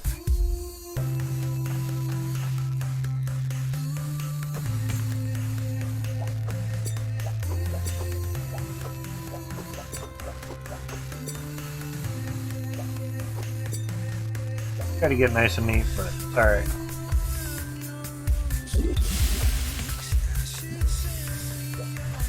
Alright, so now we have 38,000. Peppy, how's it going, man? How is our things, man? So, let's get a little bit more room here. There's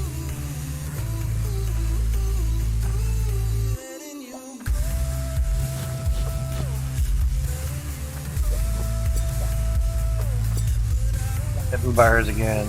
Hot out. Right up to 87 here. Tempted to get up around by you.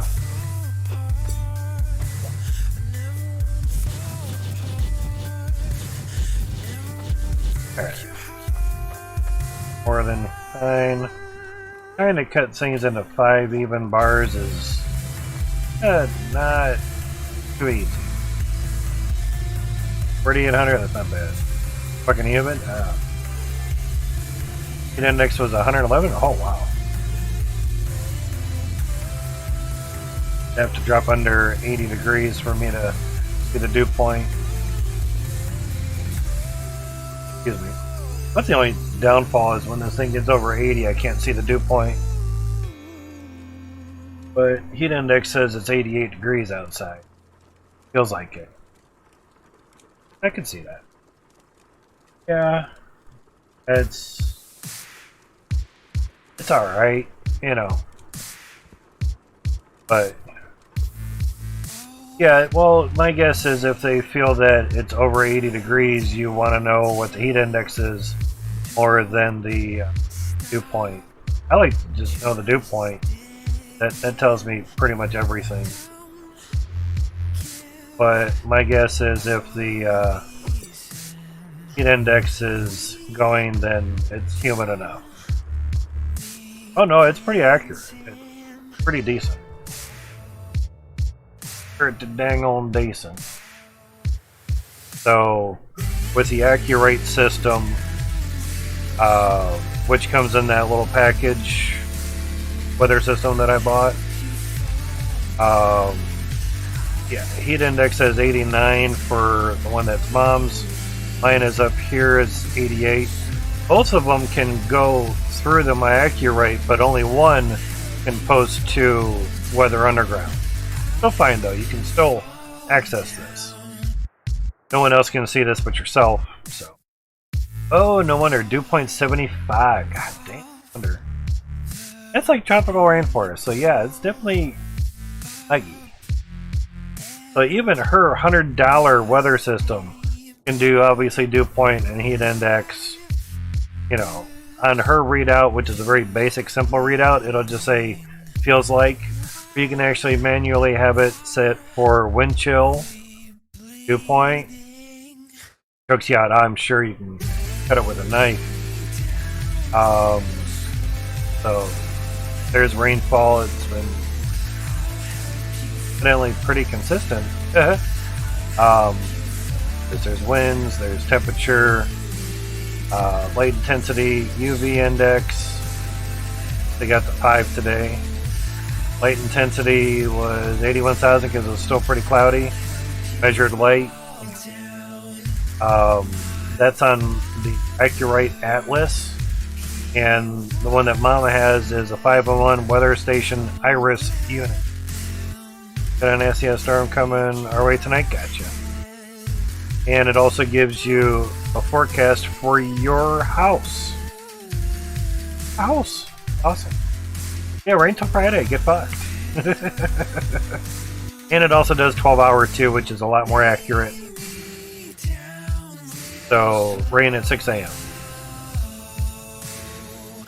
Now that Accurate system, the My Accurate thing is about $100. That came in the kit. That's pretty cool. And that lightning detector was probably like $100. That came in the kit too. The readout thing was like 150 or something, obviously in the kit. And the actual station thing was like 150, 200 something. All for $300. Now it's like $450. Wait for a sale. But it keeps count of all the lightning strikes. Like today it said 86 lightning strikes because we're still on the 5th. It was happening this morning. And it was just real light showers, nothing major, some hail, no risk of tornado stuff or anything. I did that through Channel 3 News weather app on the cell phone. Actually go on there and look at the cells and everything. Or you can actually just go to here on Weather Undergrounds, and usually I turn the radar on and off.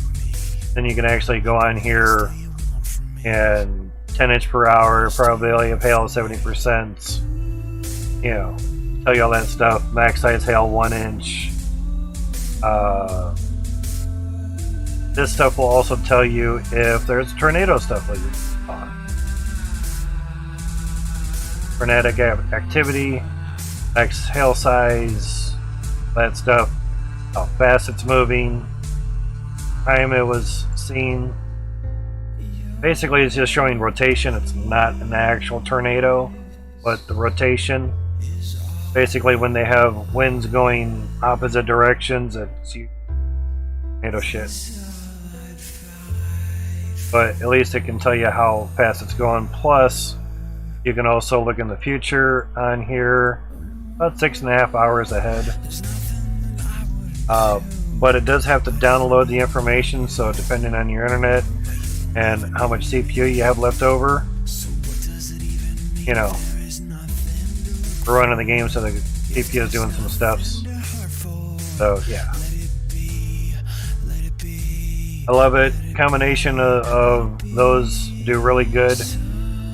And of course, once you stop it, you can basically move it back and forth. Now the last 2 pictures aren't super duper duper accurate, but you know, it does kind of blow up a lot of the ground stuff. So basically at about 3:30 in the morning, when this is going to rip through for us, you know. And of course you have different speeds.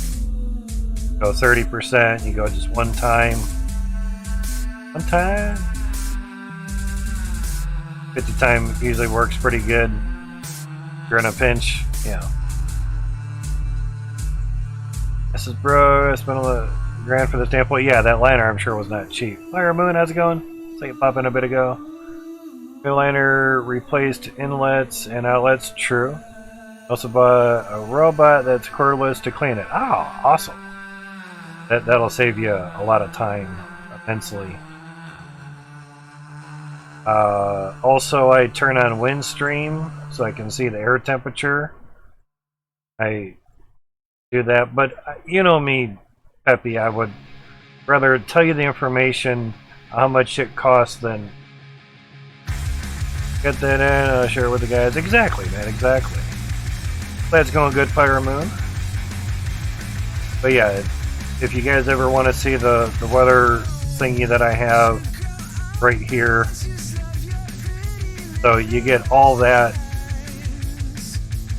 you know, that's the little accurate thing. That's the lightning detector that goes inside here with the batteries. Put lithium batteries in there, lithium AA's, because if you're in cold temps, batteries don't like the cold and the lithium ones do good. If you want, you can get an extender pole for this, and it gives you longer wire to connect it, and this could be like 10 feet higher and shit.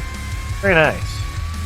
That knob there can connect up to like a 2-inch pipe, but since they showed like a 1-inch, it basically did stuff for 1 inch, but there were no pictures showing how big the hole receptacle, how big the hole was.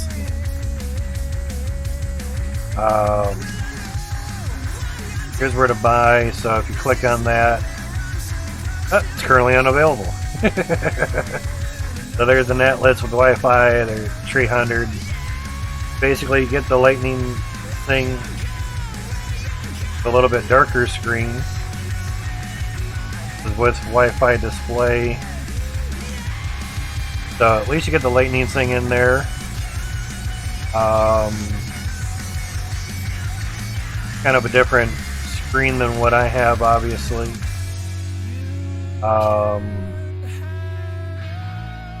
But it did not come with the my Accurate thing. But yeah, you can plug it into the wall and you have battery backup. Very nice, but this is the one that I have that comes with the My Accurate thing. And basically what it looks like. So there where it says dew point 60, saying 78.1. If that's at 80, that dew point would change to the heat index. So that's literally what you're seeing up in the top of the screen. So yeah. Video of the stuffs. So you get custom alerts if you want. Of course, you can upload it to Weather Underground if you wish. Lightning detection. Normally, last time I saw it, it was like $450. So that's just a display. That's unavailable too. It's like, I mean, it would come with that as well. See on the top there, it actually has a level for 360 degree leveling, and it also has a light sensor. This is what mine looks like, basically up close. So the solar panels there are not to recharge the unit, but to power a fan inside so it doesn't get overheated and give you wrong temperature readings. Very, very nice. Has a much larger pole there. So, works very good. You can have other records and everything show up there, and it's touchscreen too, so touch it and enjoy. You can set an alarm on pretty much everything. I have it on the lightning, so I hear 4 little beeps every time a lightning strikes. That's the back of it. Actually, this version does not have batteries, to be honest. So you do have a mount to where you can put it on a table, or you can actually have another little mount that goes in that little push to release part. You can mount it on the wall, and you can put an SD card in there, max to 32 gig. That. So yeah, that other display, that one actually came with the batteries.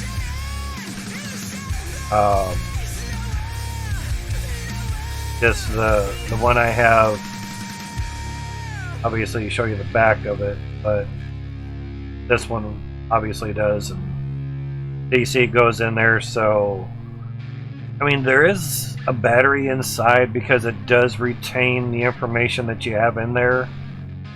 So power goes out, comes back on, it will keep going. But we've had great luck with the Accurate stuff. Bought it September 5th last year, and it's been going great and strong. The rain gauge is got a little dish in there, and there's actually a teeter-totter spoon that's in there. There's actually a handle, or not a handle, but a little part here that you can grip and then open this up. You need to get in there and clean it out, like some debris got in there, whatever, so you can get in there and clean it out. Yeah. Now the pole's not included, of course, so you have to supply that yourself. But they do give you a little mounting part. They do give you that. So you can mount it to a fence or side of the house or whatever, what have you. That's very, very good. I mainly just like it for knowing how muggy it is outside, or lightning that's on its way. You can only hear lightning about 10 miles away from what they're saying, new reports and such. So this detects it over 25 miles away. Yeah. It says lightning strikes detected up to 25 miles away, but I've gotten it out by Sandusky, which is more than 25 miles away. I cross-referenced it on here, and you go down to lightning strikes, and basically within like the last minute or something, there was a lightning strike out by Sandusky, which is more than 25 miles away from me. So there was that. So that's the gist of that. I wonder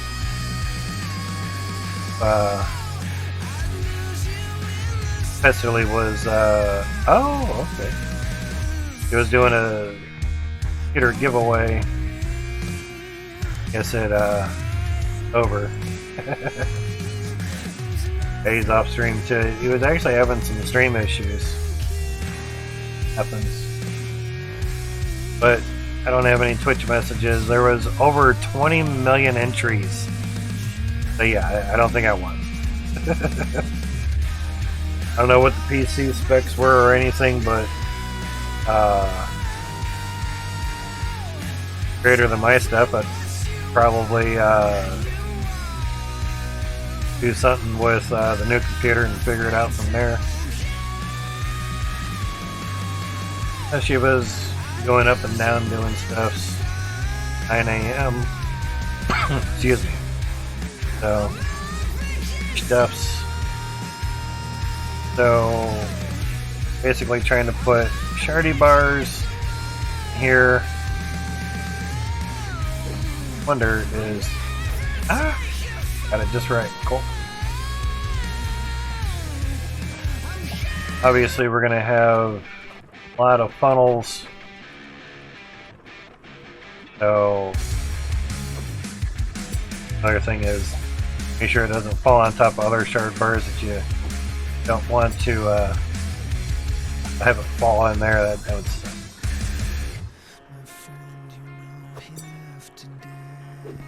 That's what I prayed.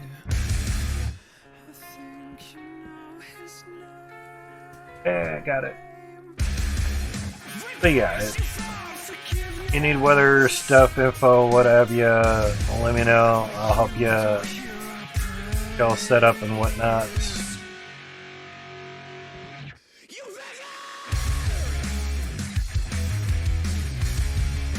Sucks ass.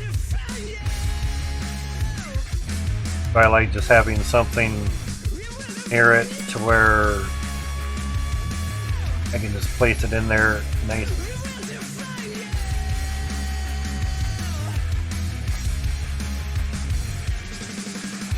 Last one. Cool. Here's a ladder to get up on that one.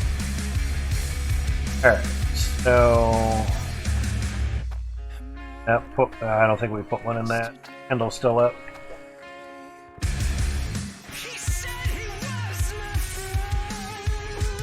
Okay, went in.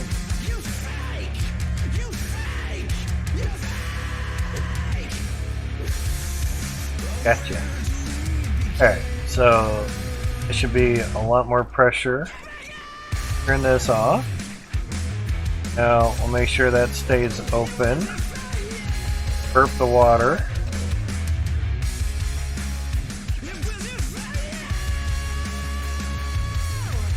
Have water? Oh. That was still open. Burp the water. I wonder why the FPS didn't go down or anything. Fill the dirt. They're all dirt chunks.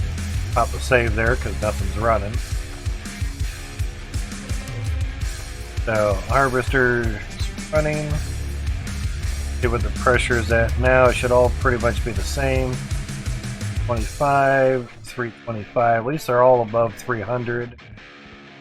325 goes there. Now, what I wonder is grab another one of these gauges off of here.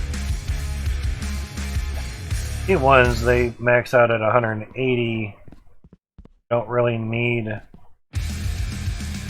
anything super duperly on them. Basically the farthest away one, so it's fine. So we'll burp this again.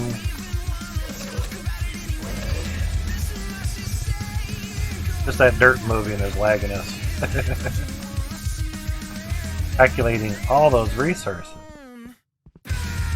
Alright, so best we can get to there is 292, so it's almost 300. Wow. Okay. This would be the furthest T2. So, not bad.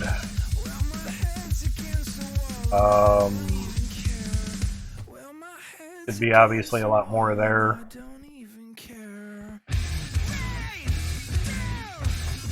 Burp it again. Like.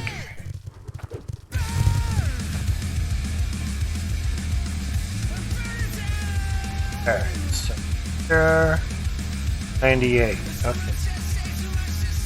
So we were at 292 there, so 6% difference.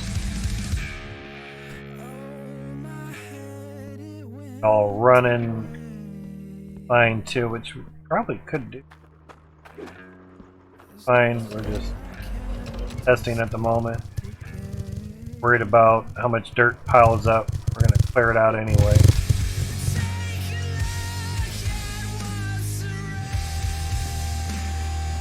So 302.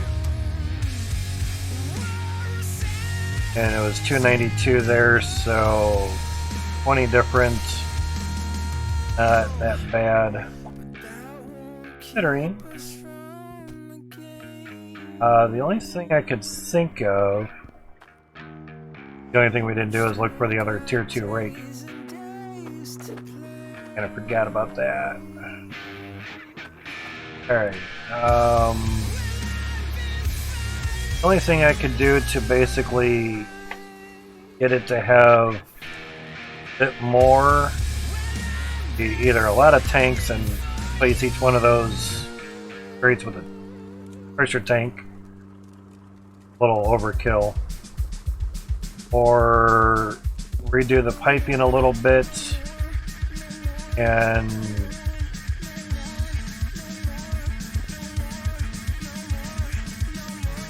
pretty much have this T go towards this pipe here, and where this pipe is at be a pressure tank, and we just get into it from above the floor basically.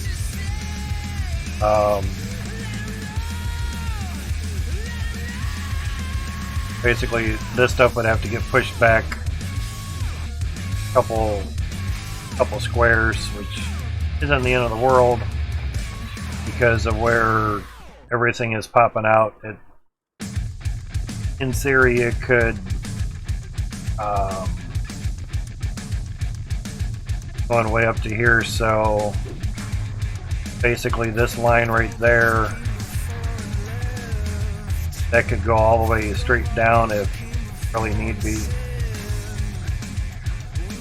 Not superly walking under that, but you know, there's a lot of room to play with T1s. That.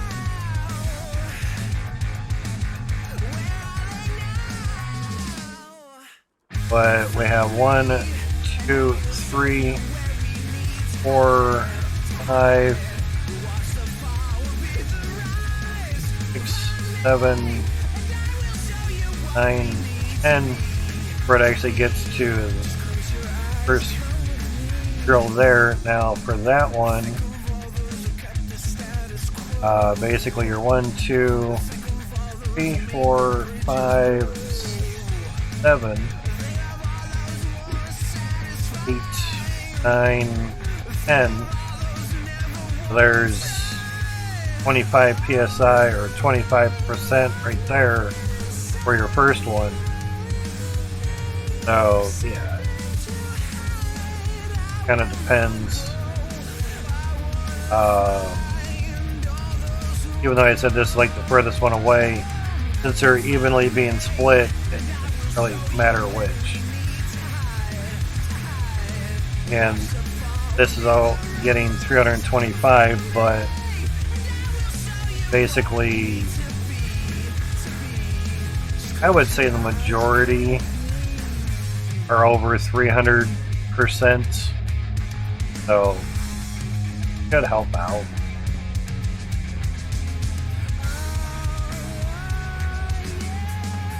Wow, okay. That's a big lob of dirt. That's squeezing out of there, so that's where the dirt's coming from.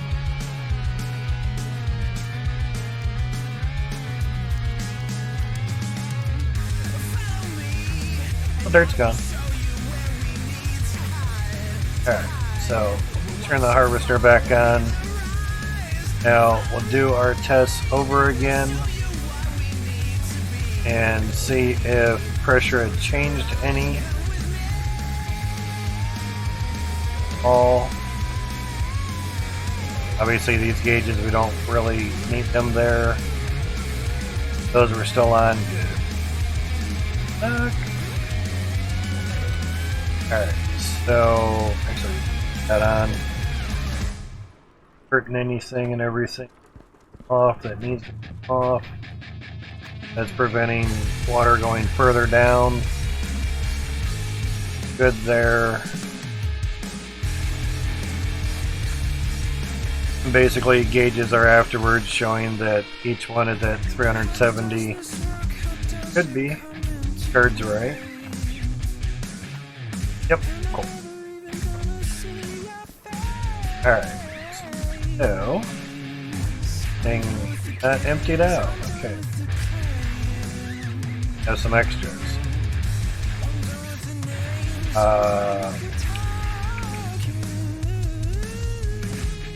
Extra shard spot. Had some stuff get ran through, and it's fine. Iron. Extra gold. And some extra clout. All that for the next funnel stuff. All nice and opened up. Before I start that, I'm gonna grab a drink because mouth is dry. I'll be right back, guys.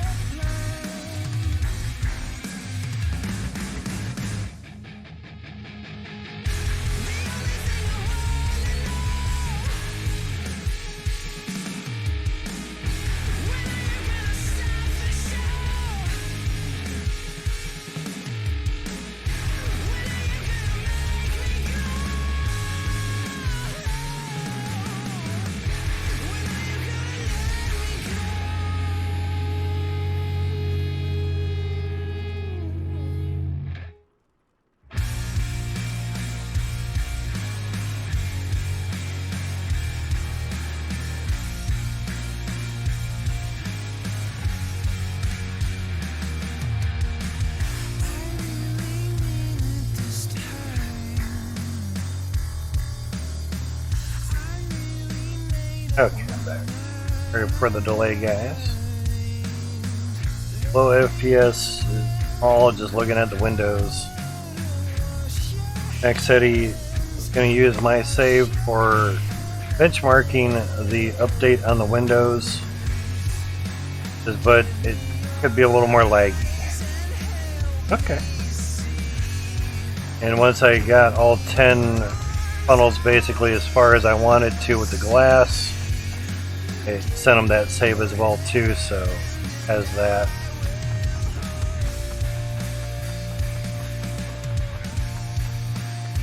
Lots of funnels worth of glass. They're a lot more see-through now, basically. So yeah, lots and lots of windows. And basically this many to house a hell of a lot of T1s. We haven't even ran the T1s yet. So basically this will go up to the sky. Still going. Steady. Oh. Can't really go any further, but we are kind of going off to the side a little bit. But yeah, number stuff out of the way. Actually, 15 FPS, Jesus. God, that's nothing running. Well, belts and harvesters running, but crazy. Yeah, 43 watts for the CPU. Now if we look up at the sky, 60 FPS. Actually, a lot less CPU usage. There's less. It doesn't really have to calculate anything. If you look down here, it goes up a little bit, but it also chills out too. So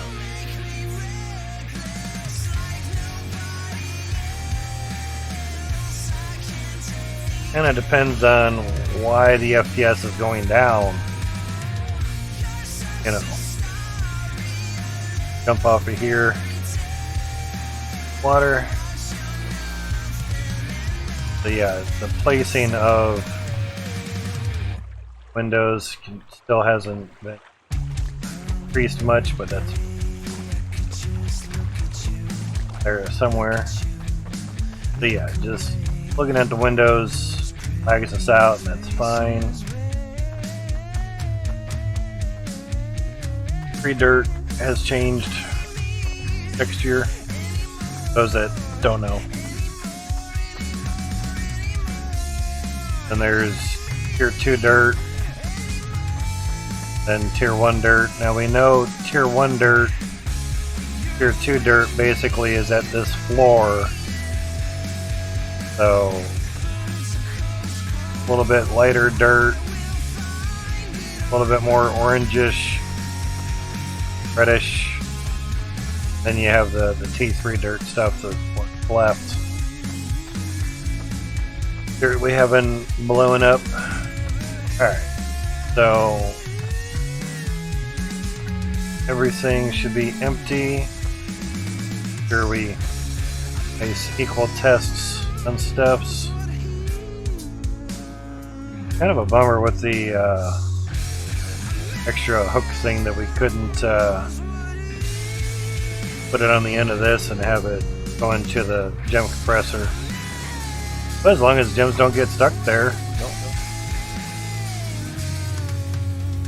Alright, so belts are zipping away. Harvesters be going. Hurt, yep. Hurts. Alright, so they had test with more pressure. Bottom of the hour for the second hand.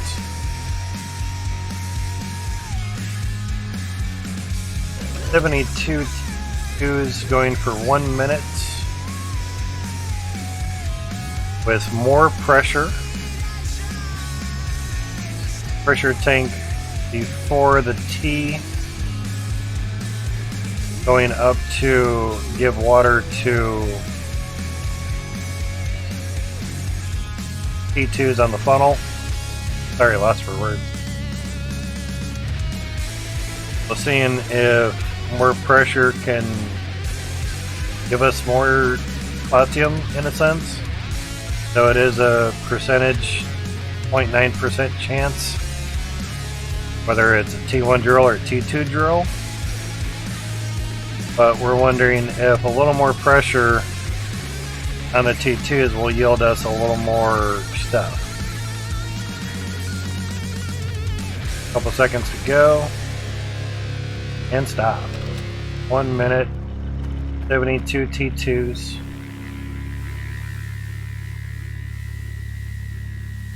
See how that goes. Cloutium. 65 8. And our first 1 minute test with a little bit less pressure. Oh wow, 38. That was only 72 of them? Made a big difference. Yeah, that's off. Done. Okay, wow. Big difference. Alright. So from 38.66 over there then to 65, so 38 to 65, almost double. Really almost double, but 35 times 2 would be 70, so still quite a big bump. Actually pretty huge, honest. Yeah. Put them.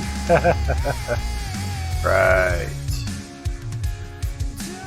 This will start the shit there. Yep. Okay. Now, the Goldie Holmes bars, Goldie bars, 1,519 weights. 1,519 and 1,554, so actually less gold. Kind of weird. Again, 1 minute for 72 T2s, 1,519, 1,554, crazy. So oddly enough, more pressure, more Cloutium.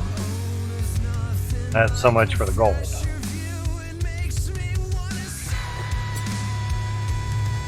So for the iron, 2153, basically just looking down at the bottom of the screen. For some reason we're not allowed to have it that way. Put the bar on here and we look straight down on it. All Max has to do is basically just turn this around. Good. But his game, his steps. So 2153 iron and 2166. So no change on the iron. Interesting. Wasn't much of a change on the gold either. That. For the Shardy bar, have 251. And here we had 209. So for, say, the precious metals, we're actually getting more.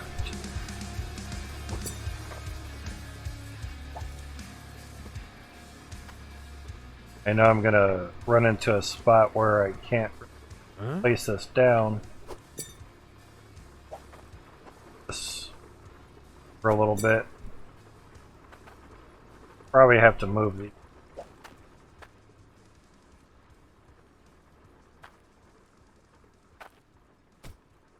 here.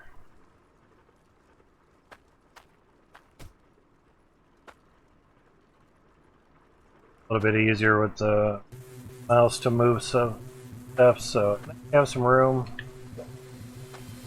Go. Alright, so that was 72 T2s for 1 minute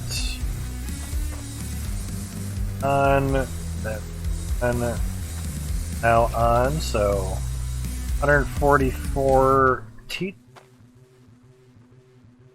144 T2s, 1 minute.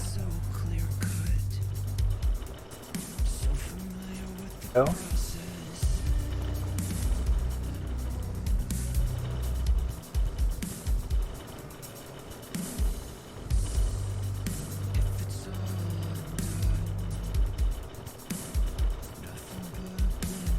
I did see the water pause a little bit, but as we added more, it paused out even more sporadically, in a sense.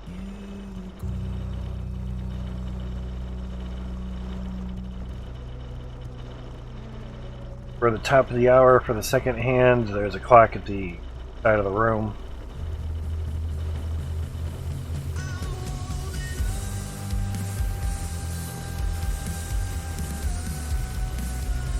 And 1 minute. And I could use the music stuff, but a lot of times the music stuff on to the next song, so rather look at the clock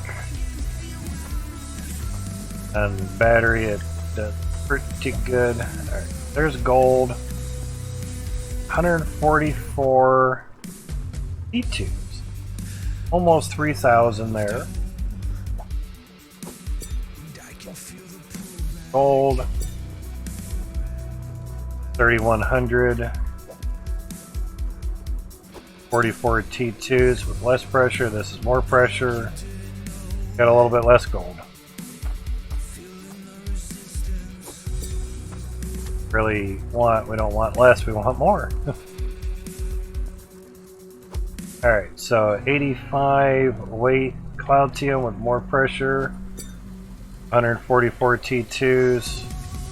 And here we actually had 105, so more with less pressure.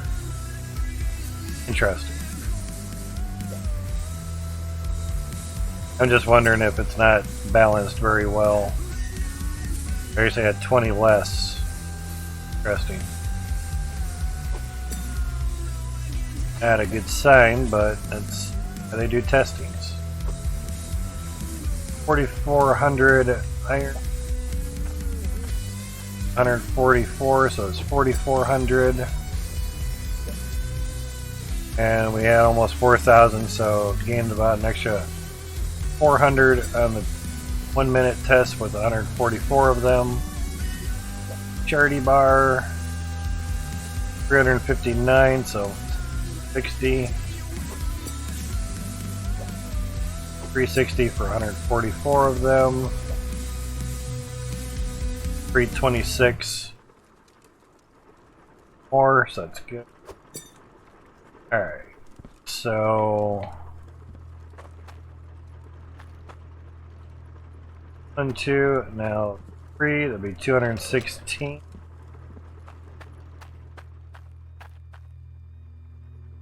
Emptied out. Sure the dirt's all cleared away. Alright, so 9-hour mark, second hand. 216 at T2s with more pressure. A lot of timestamps on this one.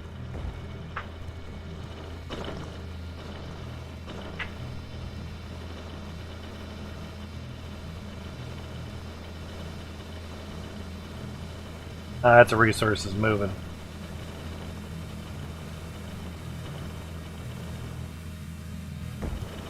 Autosave during does not help. Redo it.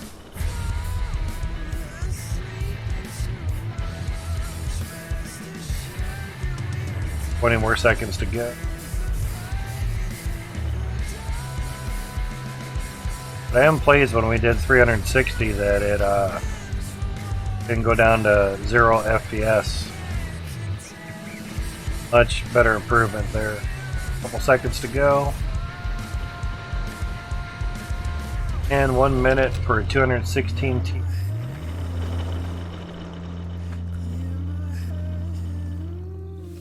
There was a water pause there. Another one. More work there, Max. 116. Alright. Quickly check the gems, see how they're doing. Big old gemmies. Curious. Emerald comes out a lot more than others. Getting near 500,000 weight. 10 million coin, very nice. That's a gem of onyx.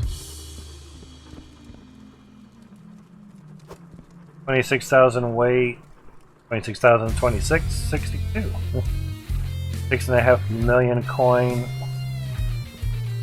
Mr. Blue in their general Discord or discussion channel is asking if the said there were gem prices fixed. Was the onyx jewelry price multiplier fixed? That. Alright, so 1 minute on the Cloutium first. Gold first 4, so 116. 216 E2s. 107, so we increased by about 9. And it's actually a double run for the 216 for 1 minute, so about 102.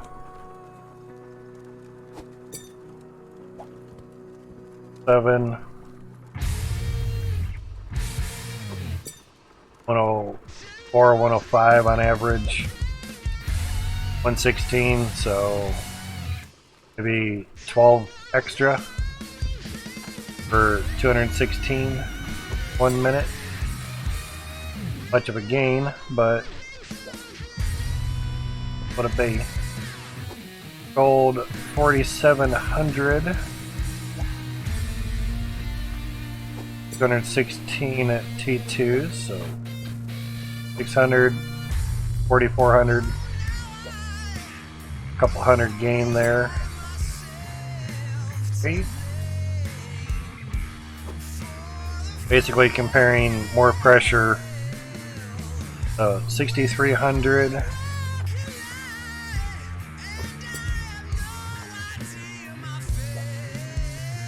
And 6,055. So 250 more weight with more pressure. So far, so good. Parity bar 616. Over some. 106.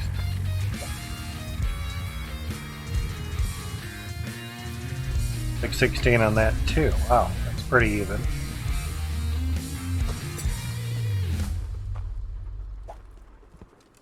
Yeah, crazy. That on, okay.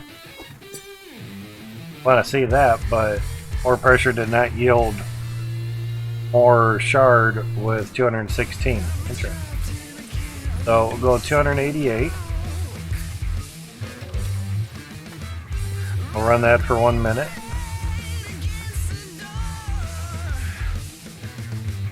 Alright, back at the 9 of the hour. 288 T2s running for 1 minute. Bit of a water pause there. Something making stuff pause.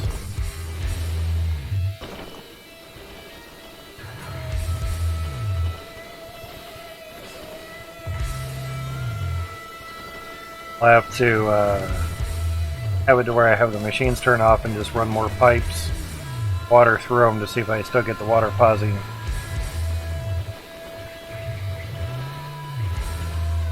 I don't know why people call the trucks a tractor, but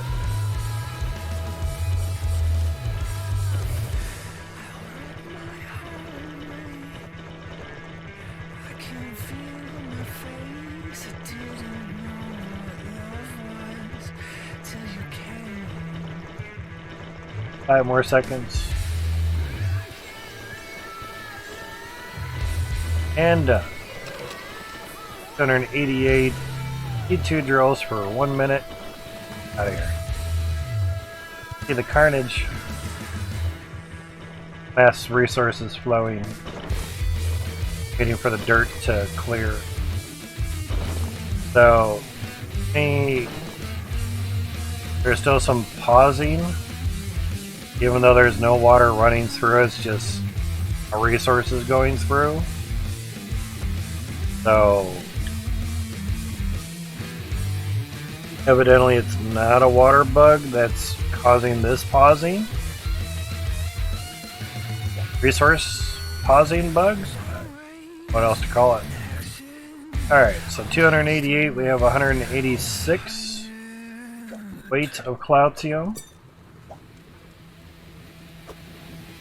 156, so 30 weight. Yep, getting 30 weight, that's not bad. I mean, it's bad for adding in 72 more T2s when 72 gives you 65. Yeah. But 65 versus 186, you're only getting an extra 120 more for quadrupling the amount of drills. Not very good. So evidently, once the FPS thing pretty much gets solved for this game with resources, Max had mentioned that it's just going to take a lot of work. You know, it's going to take a lot to do that with Unreal Engine. Didn't say it was impossible or I couldn't do it, just it'd take a lot of work.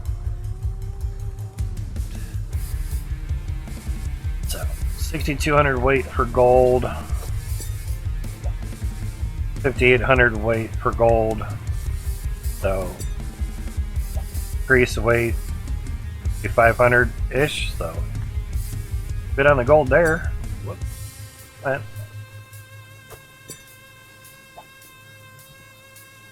Ah, there you go.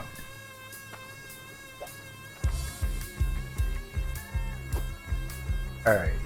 86, 87.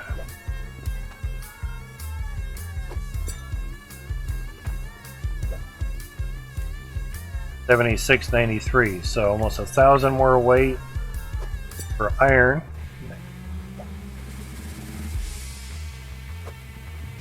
$808 for the Shardy bar.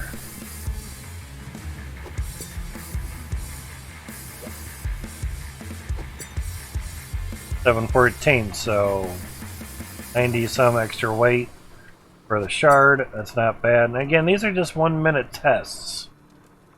If we obviously ran it longer, it might get better results, but I don't have 20 hours to do a lot of tests. Alright, so wait a few more seconds. Second hand.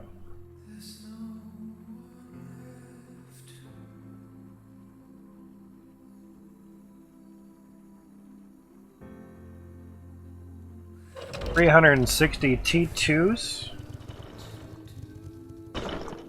Yeah, on the valve here. 360 T2s. Be nice to find out what that pausing is now. I'll give Max my save so he can, and his team can check it out. The only one to give my saves to. I put a lot of days into doing all this, so it just doesn't go to anybody. That's just a lot of resources. 15 more seconds. Or about 30 seconds in, we were at like 1 or 2 FPS. Solid 6 or 7, that's pretty good. 5 more seconds. And 1 minute, 360 T2s.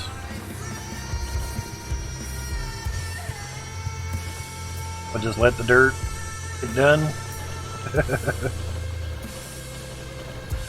Water has stopped, you can stop dirt.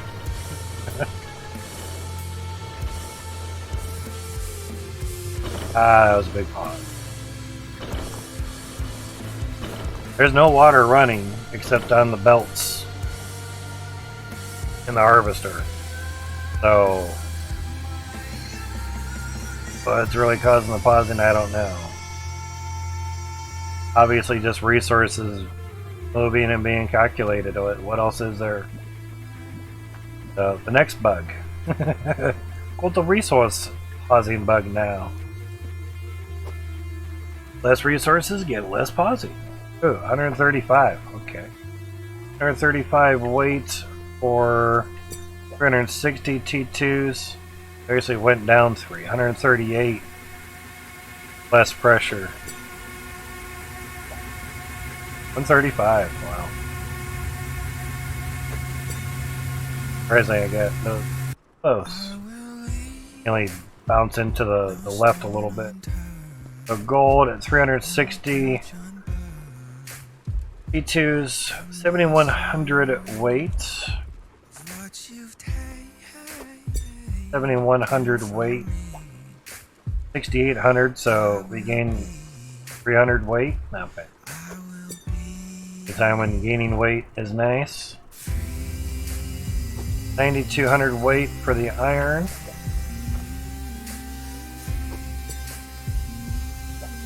9200 weight for the iron. Come on. And this one was 8800. So about 400-ish more weight for iron for 360 drills. T2 drill. McCharty bar. 903. Bad. Bad for a minute. And 862. So about an extra 40 weight with more pressure. Interesting. Okay.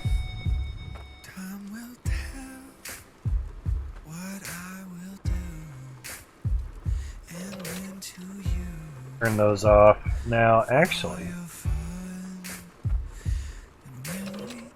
that'd be a water bug. But what I'm going to do is turn these off. This on. Like that one I have up there. One T2 also on the line. Actually, we have all these hooked up too, so turn them on as well. That's right, we had water running down there too. Ah! Have these on. Oh, there's no machines on these. It's going to be water. I have to move one T2. Made an extra one by accident.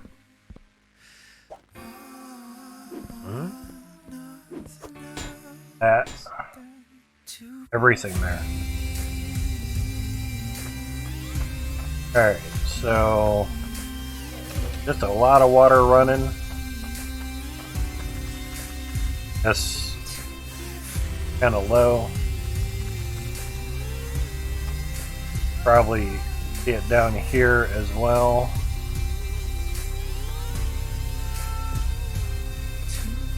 Both spots. I'd say the water issue is still around. See it easier on the harvester.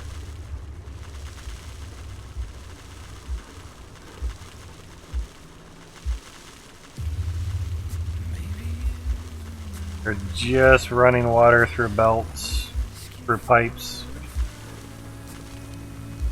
Not as obviously consistent as before, you know.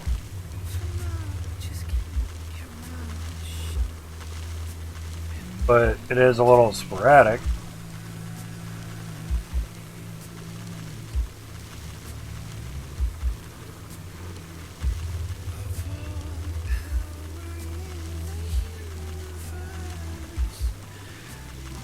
Just running the water. Don't causing all the lag.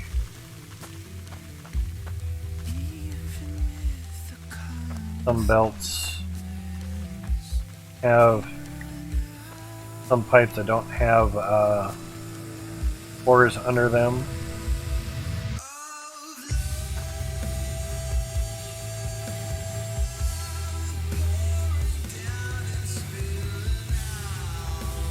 Interesting.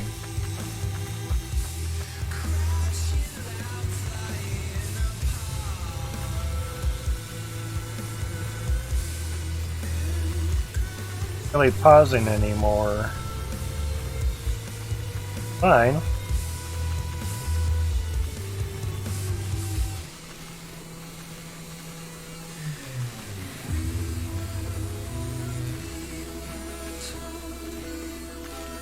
Interesting.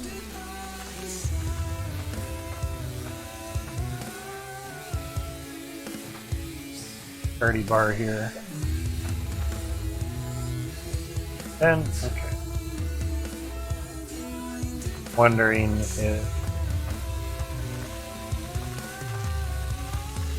bump pressure up a little bit.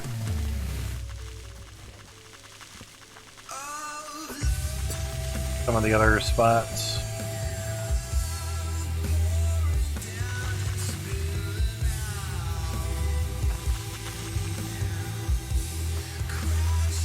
Water going through again.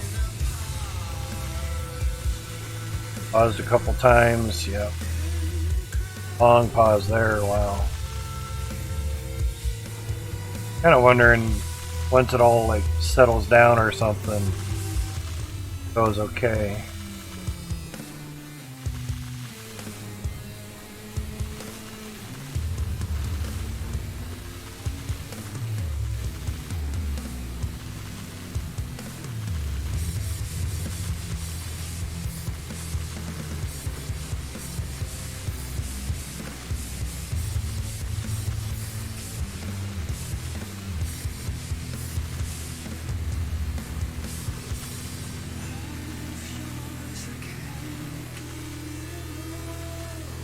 Basically letting it run for a little bit just to see. It does seem a little after a while, it does smooth out a little bit. But of course you put resources on top of that, then yeah, it's probably gonna start lagging out more. Turn on 72 T2s. I can't believe just the lag from the water.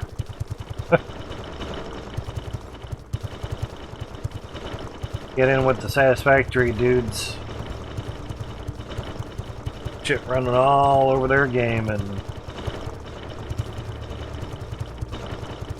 have a much bigger team. They're using the same Unreal Engine 4 engine. Not so much engine as it is how you're implementing things in the game. The thing with Satisfactory is things on their belts, probably the liquid as well, is doesn't really have anything in the world. It's there, but it's not really there. Yet things have resource numbers and they multiply and get stuff. So that's why I was kind of hoping when Max redid the game for 2.0 that would have done something like that, I guess. Not too... Oh, but... trying to see like how much we can chuck it down, basically.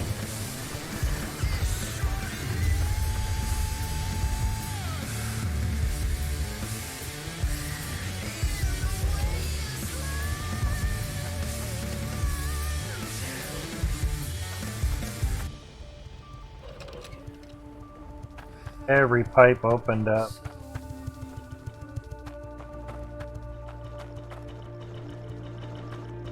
At least for the T2s, it's every pipe opened up. Oh, 60 FPS? No shit. Okay. Not bad. 5.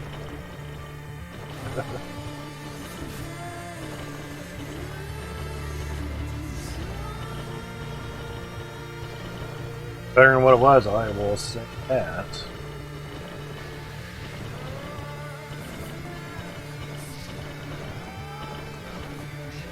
I think mainly because the FPS gets lower at more water through pipes, and i.e. more machines with more resources, that the slower it goes, you're only getting so many resources in that 1 minute time, so therefore everything's getting slower, and the more you add is not the more that you actually get.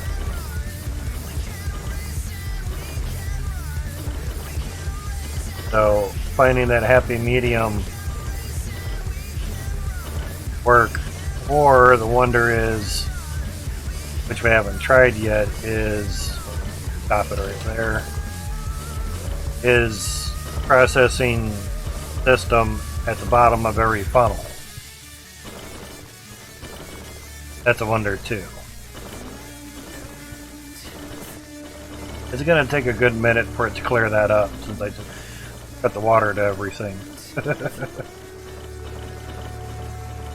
That. Hey, we can move. Right. No water running, so this is just pure resource pause.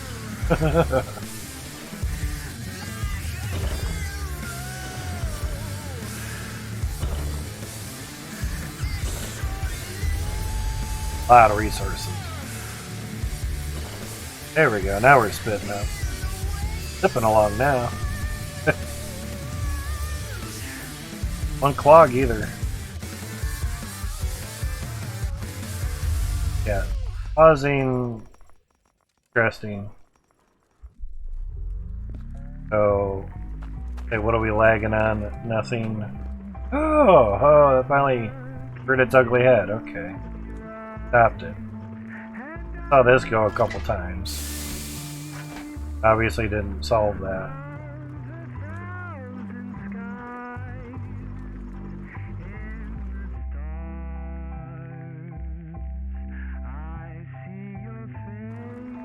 .99 FPS for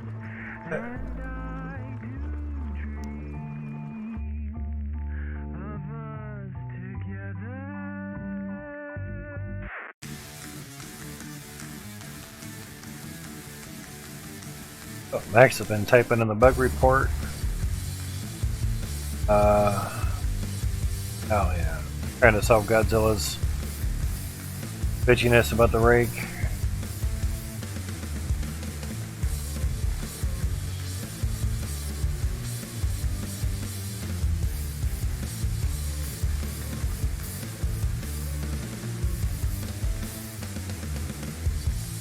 It was 0.6. We can alter the positioning of the diggable dirt so it would be more on grid with the rake. Unfortunately, we can't apply this to saves made before 2.0.6, as it would then move the undiggable dirt around your base, and there would be lots of clipping issues. Best we can do is apply it to new saves moving forward. You do not need to restart your save file ever moving forward, but unfortunately due to literally impossible technical issues to solve such as this, the only way to get a proper fix is to only make it work for new saves. Hope you understand.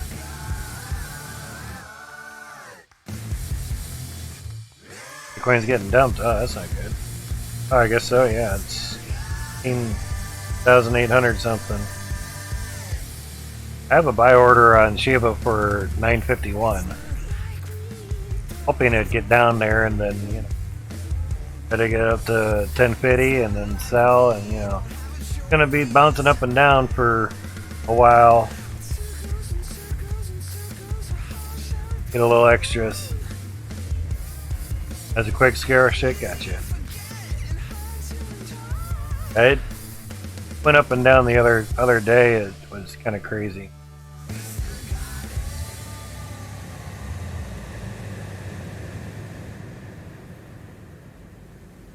Talking back and forth on the bug report thing. Okay. Alright, let's see.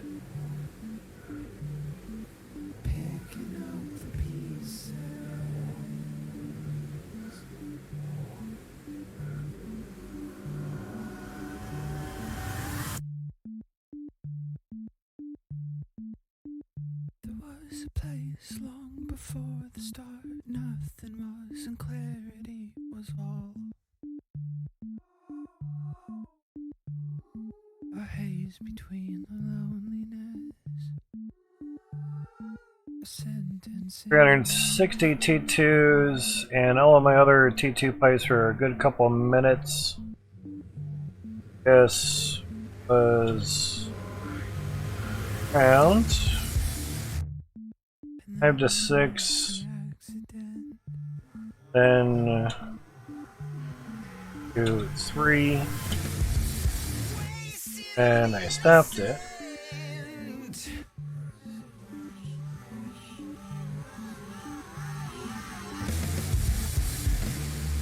I typed with one hand, looked at area.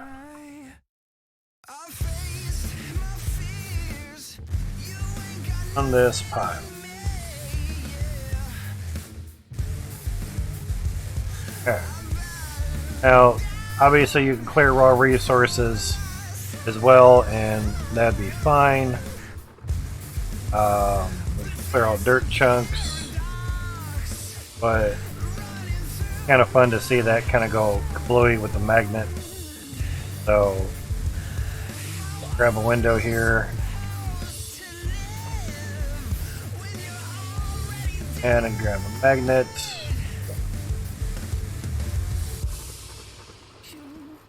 Watch it from here. Kind of blurry with the window now. Everywhere. Now that that's done with, that's full. Man. Shot for them.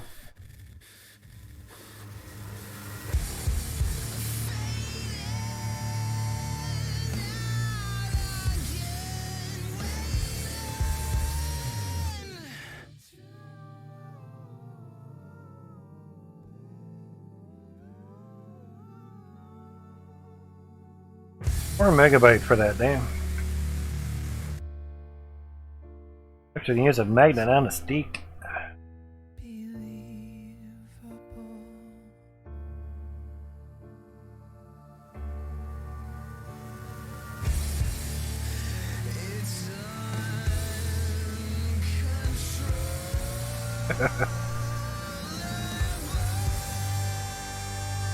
Someone asks, can we get a pipe like this, please, with a Z? There's no Z in please, people.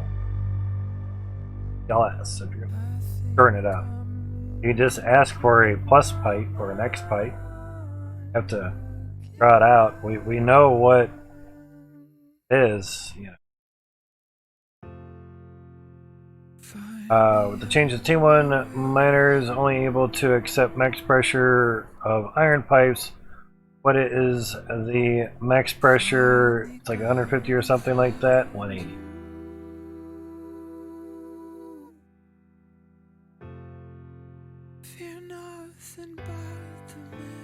Have any?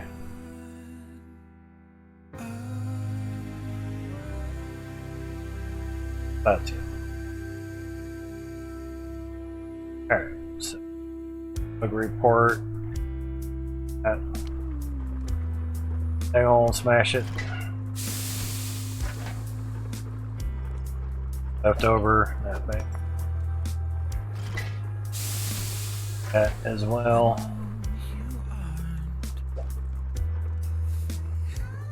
back up there just to... So blurry. Not really sure if it's a graphical setting or...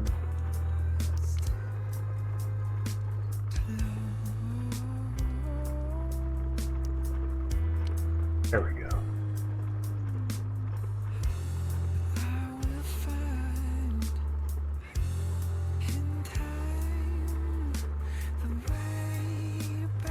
It wouldn't be shadows,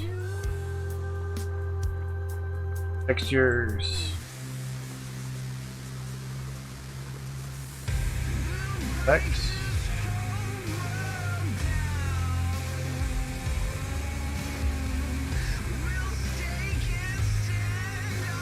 Foliage, motion blur, blooms back at 4. Oh, that's right, because I changed some stuff. Unchanged bloom effects.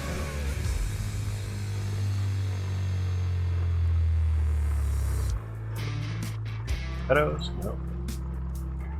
Post processing. Okay. Ah, okay.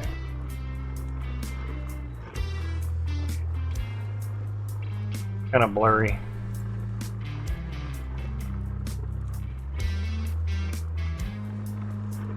And DLSS is always off. I'm probably sure if I turn that on, things would be better. One thing I didn't check. FPS rate is like. Get up here and look at all windows. Pretty much looking at nothing. 120 FPS. Look at all the windows, about 20 FPS.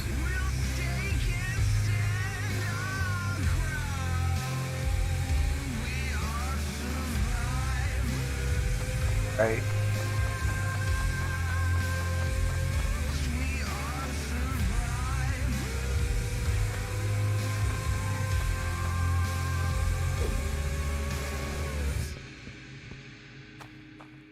Down around here, we usually 60.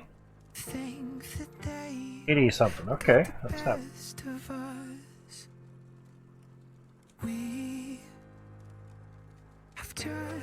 Alright, so yeah, real fast. I'm actually used to it being at 60. Brain hand-eye coordination gets used to things after a while. You know. Alright. Don't need all of it here down past that. For whatever case. Cut off.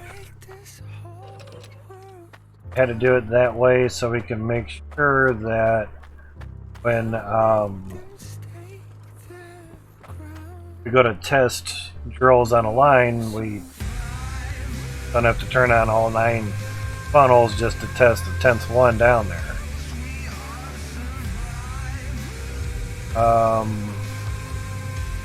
That's on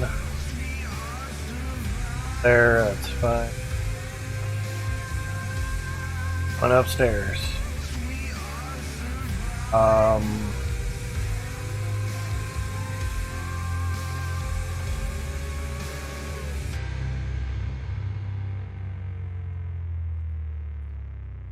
Ones we have not tested that.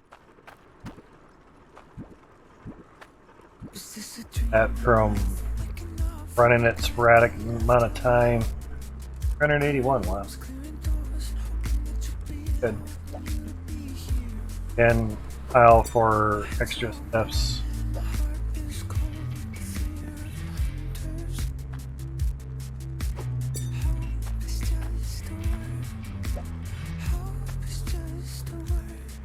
$20,000.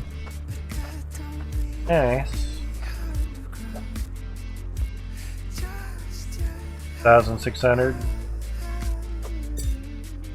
Alright. So crazy spots. Alright. T1's turned on. Yep.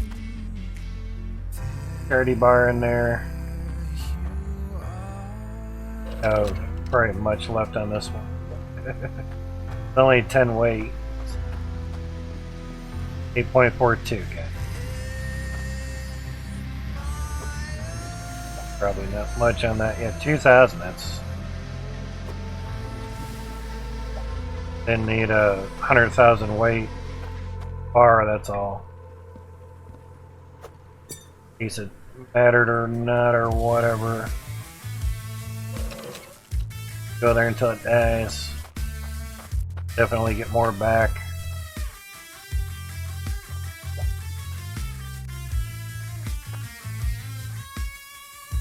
Out of my face!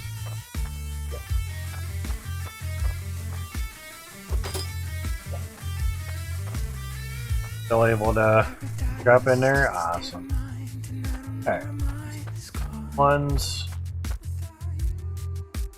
It was...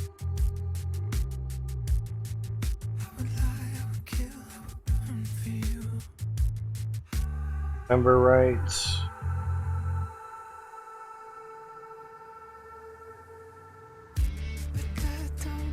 Here's South Hope Fun. Yep, 128. Here's the information for all the drills, for the T1 drills. 15 funnels, 16 levels of T1s. Per funnel would be 2,368 drills per funnel. I'd just be happy if I could get one chunk worth of dirt out of it and just let it process everything. 58 on the first level, 70 on the second. So, yeah. 128.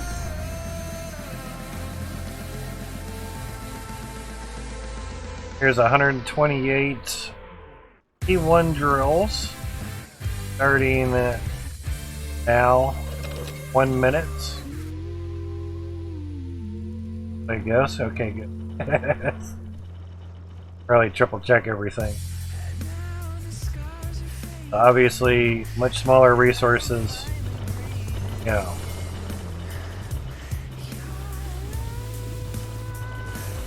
$128 T1s. 30 seconds in. Mid 30 FPS. Bad, really. And without the water pause, things are going a lot smoother.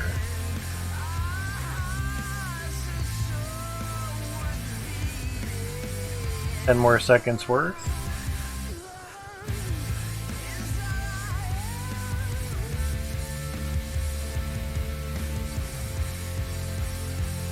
And done. 1 minute.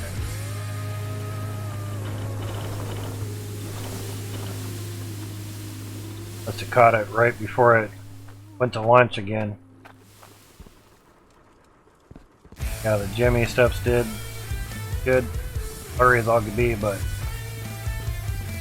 almost liked how the windows were before, because things weren't blurry when you looked through them.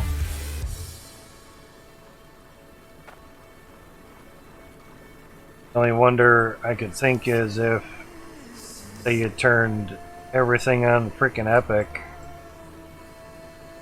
you know, turn, well, I guess keep Bloom on, whatever. Stupid dark. Do have a bed up here though. Yeah, it's bright and sunny out, just dark down there.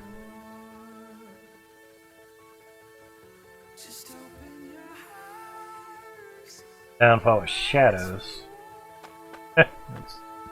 Not any brighter.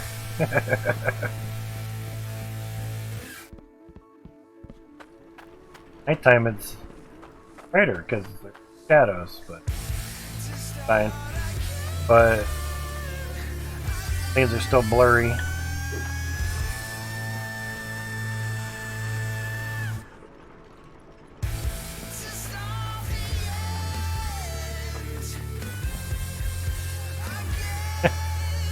Seems like they're more blurry. Wow.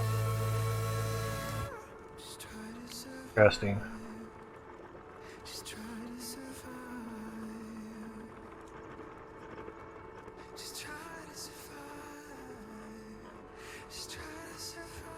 Anytime you adjust post-processing, the motion blur gets turned on too. To me, that's to the owner of the game to mess with that. Alright, so we get a little bar. Little bar of Cloutium, yeah. 11. Okay. The reason I say okay is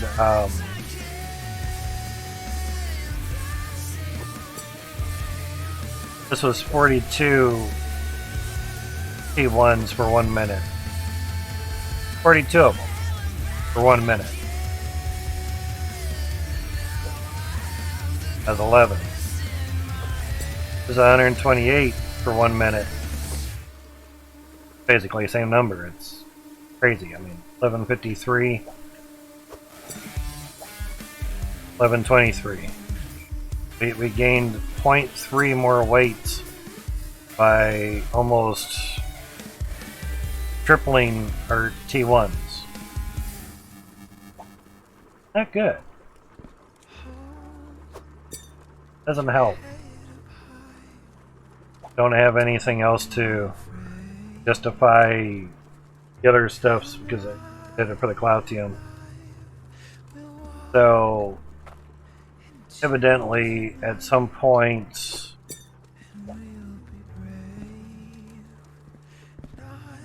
our Cloutium with the T1s don't really add too much per minute.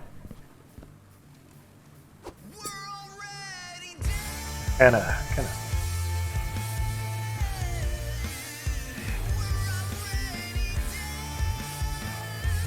I'd say it wouldn't matter if it was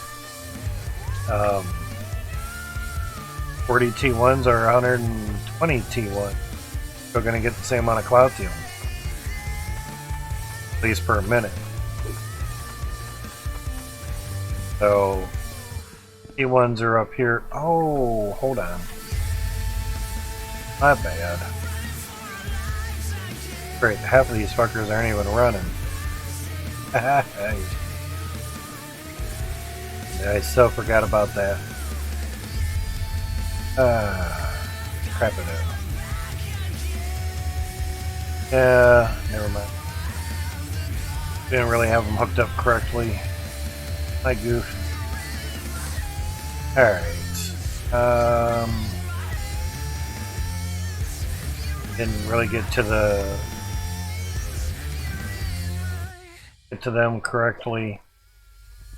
So basically we had about 60 of them actually running then. So crouched in.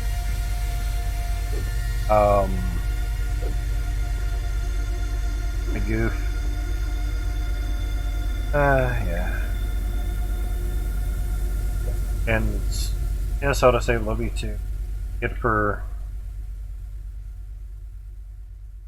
mean that for now.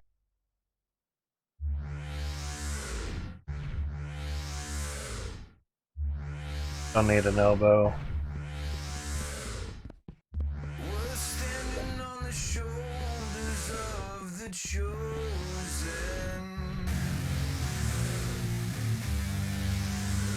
We built this castle strong. Alright, so that's piping into the air. Here's there.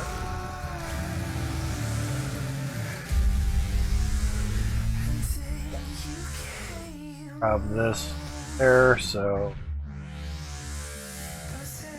You need to know.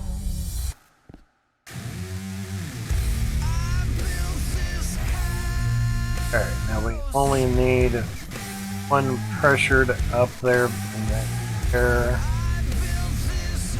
Pressured, good. Okay, let's run that again. Everything is getting pressure. Basically, like down here, got a gauge on here, but it says 0, so that means none of these actually. That happens. Yeah, let's try that again. Dipped out. Alright. 128 Ooze, sorry. Try that again. 128 T1s for 1 minute.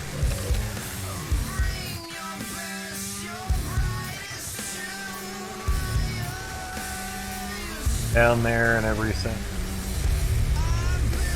No valves for the T1s. Valves there, but affecting that stuff down there. Actually run up here real quick just to see.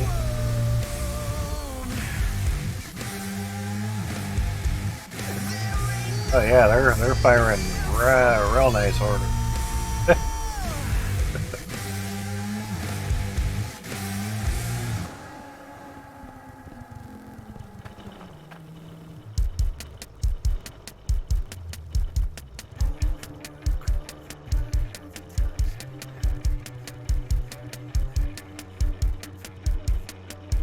Minutes, hopefully.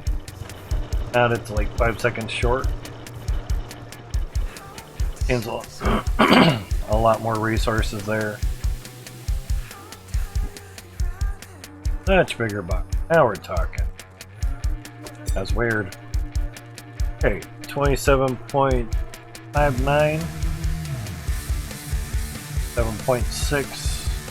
Before we had, even though it was 42 of them, 11.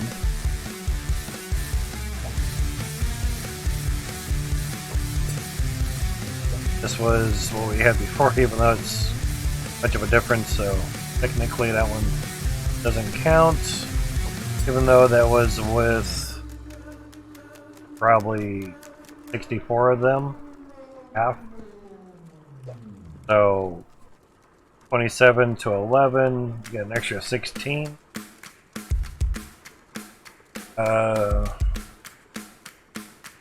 Really double for 3 times the amount of machines. Now from 42 to 128. The 126 were exactly 3 times more drills for probably a little bit more than double, but yeah, for an extra 16 weight. Not much of a difference, but they ran pretty smooth. Sure.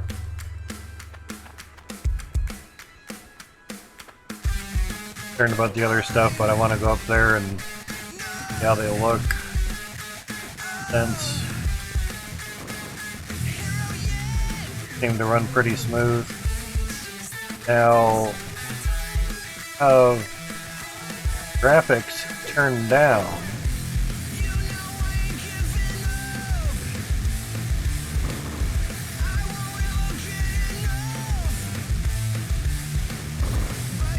Won't see the hissing.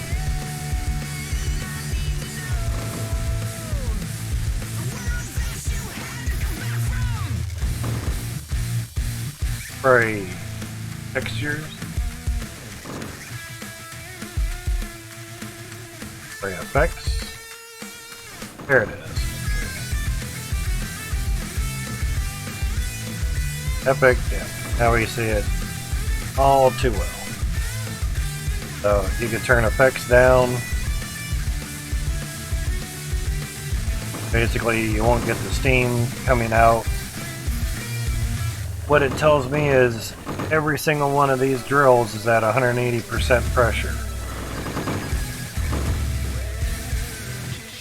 Even down here, we're at 252.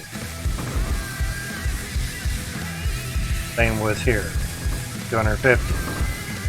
Depends how many pipes, you know.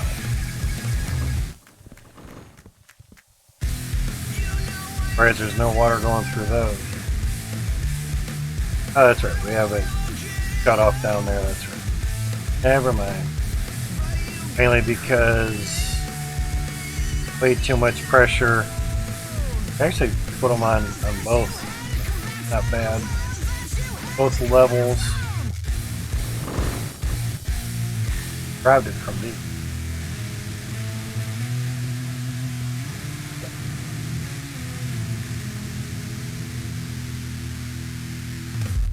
Oh, that should help. 180. Extra 100 psi or percent pressure.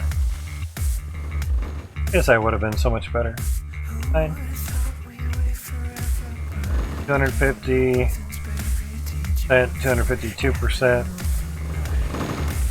So obviously if you went to settings and you went to audio, water pipe sounds,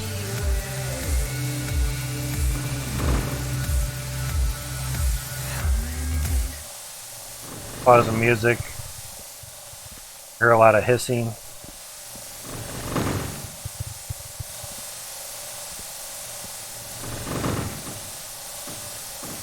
Still using the sound in the middle.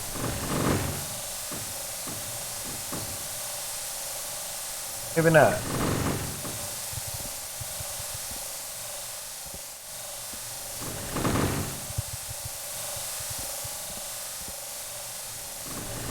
So much. It's broader. Mainly because the David and Goliath, you had a whole bunch going. Basically, looking at OBS, the sounds would basically be in the middle.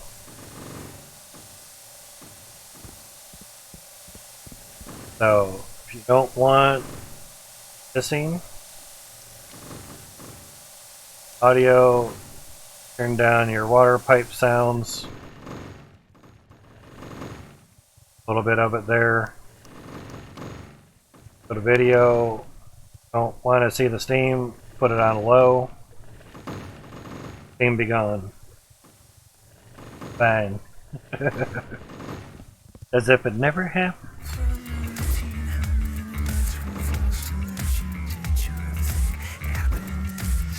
So there's that.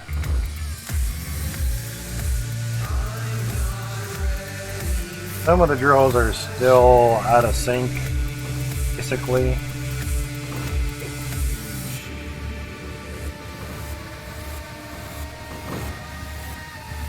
Technically, I don't care if they're out of sync or not, but it is what it is. As long as they work and as long as they do what they're supposed to be doing, all that matters.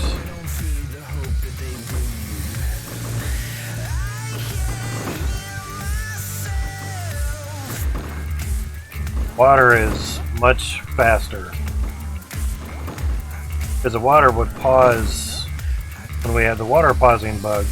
Now that's gone.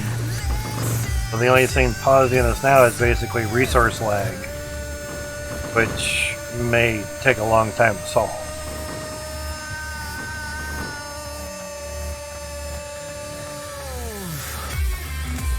Pay attention to the gummies over here. Lagging us out. Good.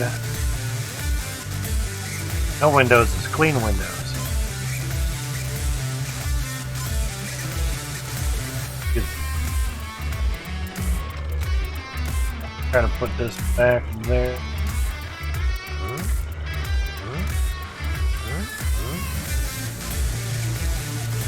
Just without any charities in the way.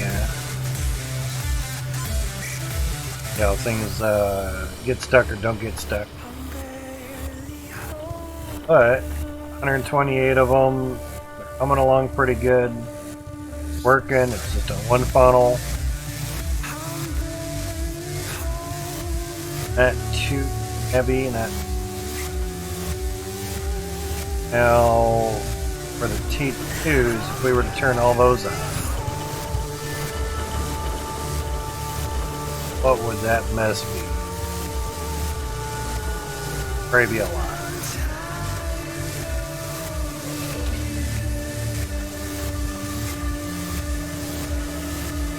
Try a 1 minute test on that.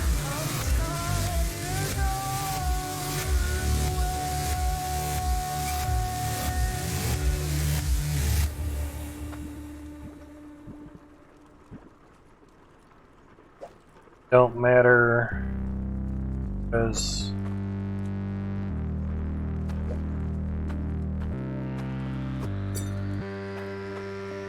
Cloutium is nice. That 153 Cloutium, it's not bad. 30 bar, don't matter. Whatever. Alright.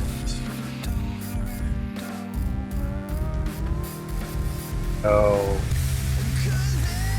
sure.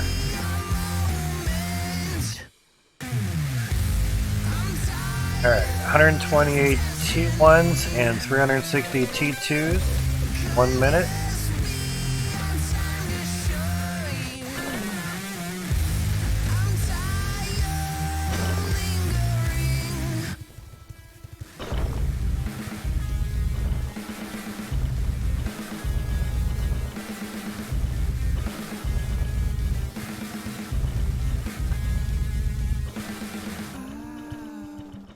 Pretty much getting by the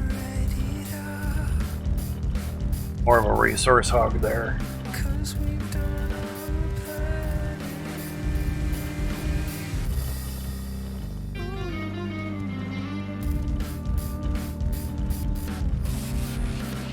"15 seconds to go."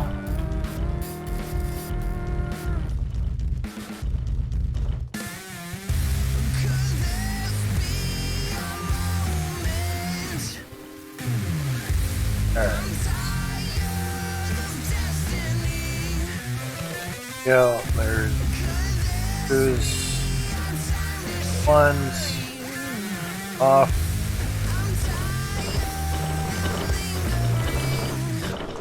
So bright.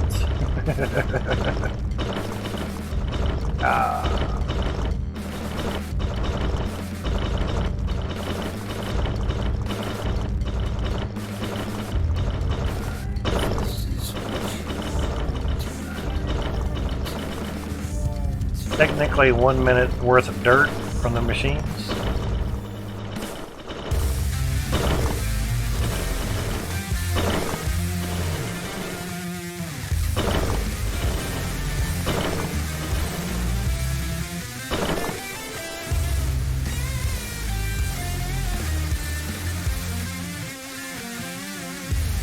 Great. Jimmy's. He's did great. That's 202 Cloutium for 1 minute. That's not bad. Oh, signpost. Type on things. So adding in the 128 T1s did quite a lot extra. That's 138 for 360 ones. Sorry, T2. Go to 138. So 44.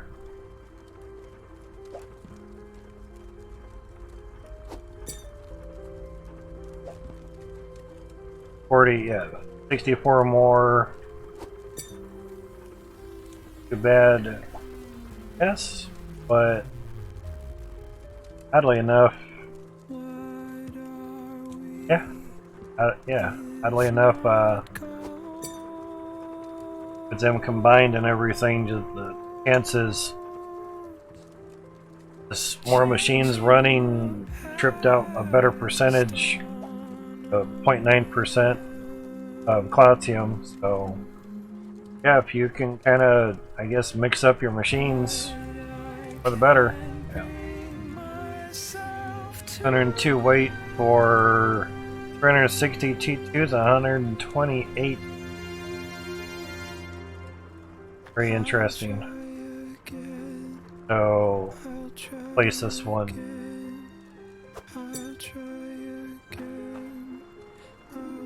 They were not worried about these, but we'll weigh them out anyway.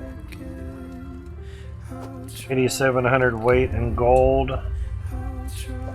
Too bad.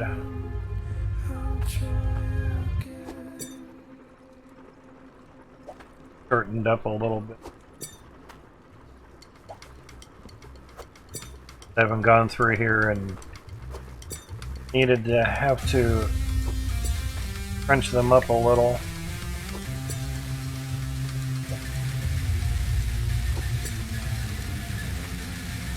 Alright. Do these at an angle. This will crunch this up a little. Nothing crazy about these, it's just amounts that I had after every stream day. Oh, crazy. Alright. Turn 12,470. Pretties. 1,100.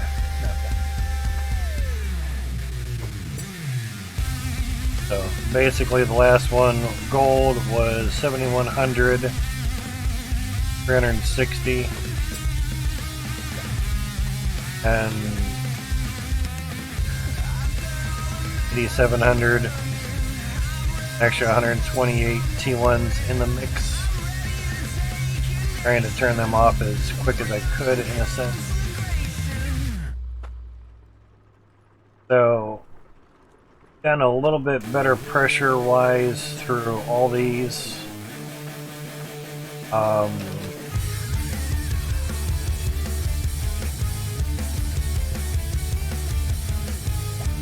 Was running 144 of them better. 105 per minute was 38. Definitely there. Now with more pressure at 65 for 1 minute, and for 144 of them we got 85. So for an extra 20 more per minute, we're running double the amount. Not much of a boost. More than likely because of lag. Interesting.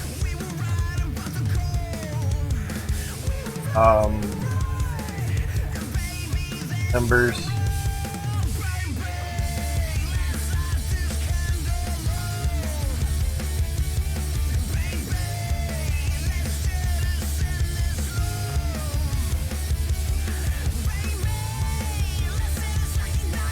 Trying to think of other stuffs that since we could try to do.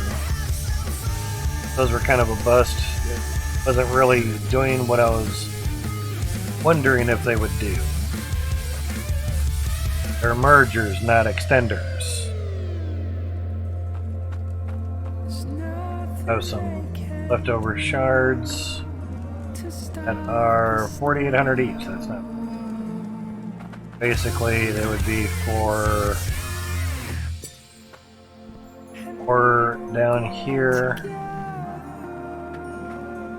and I should just bought 15 of them. Done with it.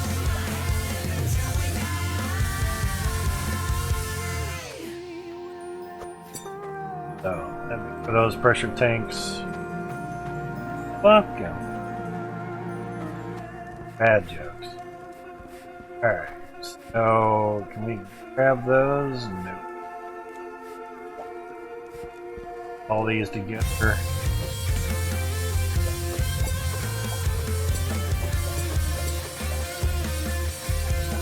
Extras. Cloutium bars for the next two funnel. 300. That's not 21,600. What's needed for 72 TT.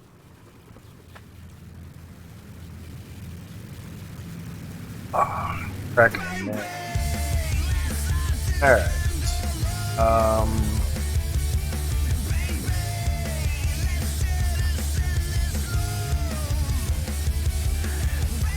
I need to do get Steve. Patch notes kind of quickly.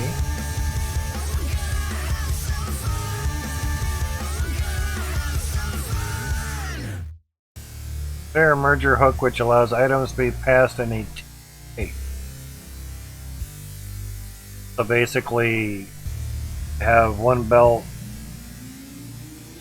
going this way, and you have another belt coming in, and you want to merge onto that belt.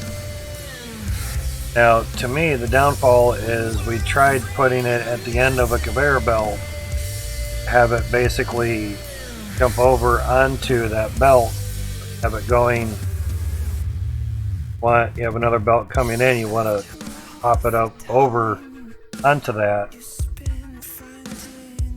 Only thought would be is how do we have straights?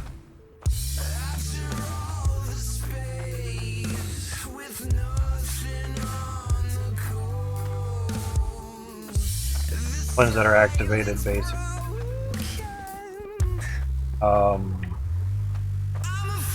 Up high enough for it.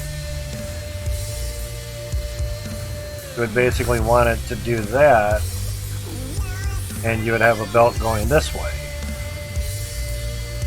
Want that to go up on over, where unfortunately it only seems to work like that.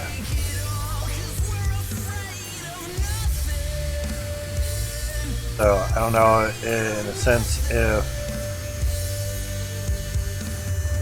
press the other buttons to turn it around the other way and it doesn't do anything.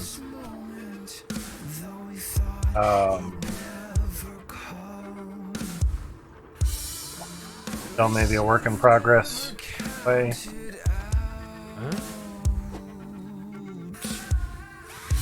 So Hellbreak outfit for a character. We don't see our own character, so matter too much. Their chunks now have a different texture depending on the tier they were dug from.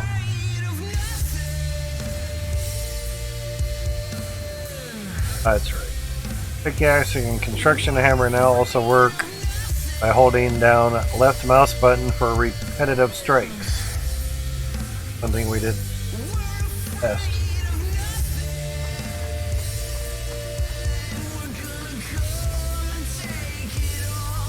Have been really nice. Tier 2. Tier 2 dirt up on some of that stuff. Gonna have stuff in the way. All tier 2 stuff's there, so it's good. Line controller, holding button down. Obviously it stops because dirt. Again, holding button down. Very nice, very good. Header in here from Fluffy, Ohio. His name is Fluffy, Ohio. I mean, that's where he's from. Only people from Ohio are proud to be from Ohio. So, holding down the button, very handy. Bedrock, alright. Now, we know this is all T stuff that can stay crouched and should be able to basically walk on in, pretty much keep on going. Now we know this is T3 down here as well. So much handier.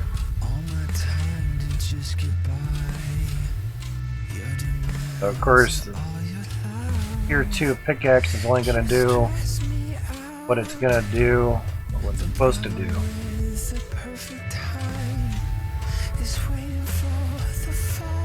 And sometimes it'll take a much bigger chunk out of the T3. So there's that. Still crouched, which is nice.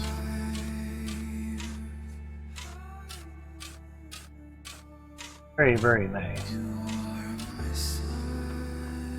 Much handier. Now there was some chunks of dirt that hit before or something.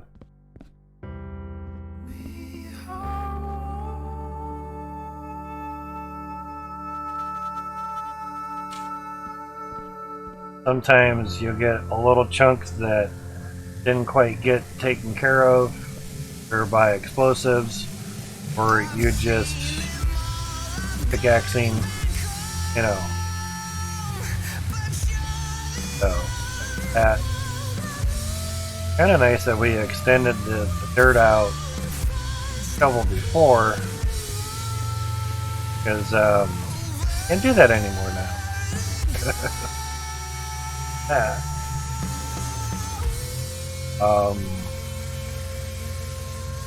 Options for drop reticule, yep. Options for autosave time intervals.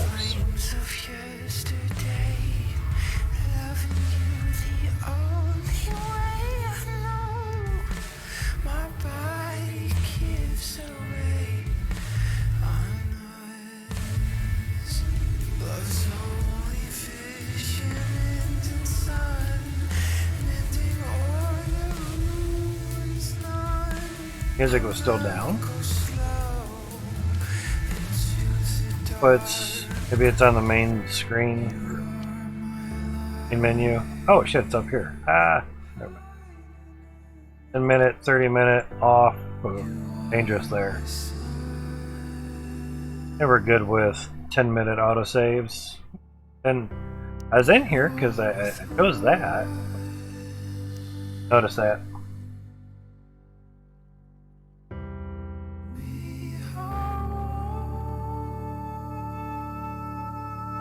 New logic lamp item, yeah, we saw that in the public test branch stuffs. And Hybrid Steel, Leaves, how's it going, man? Hybrid Steel did a nice video of it while he was testing in the public test branch. New logic, multiply and divide, basically T-pipes. Ready for bed? Gotcha, man. Good things are good and well. Store tooltips now appear in the vehicle store. Those hotbar item is no longer the default Unreal Engine icon.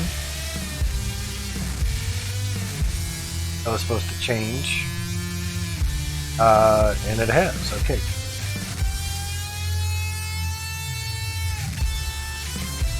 Basically right there. There's Hydroneer, and finally has an icon for it. Gotcha, you had a quiet stream? Gotcha. So the how you spelled witch would be like a witch and a broom, cauldron, making spells. Just letting you know.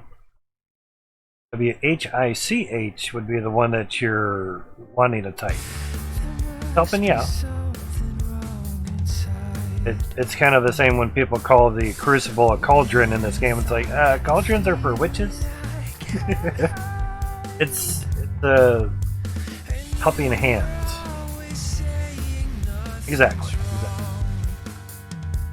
English is one of the top 3 most hardest languages to learn because of same pronunciation and 3 different spellings and 3 different meanings.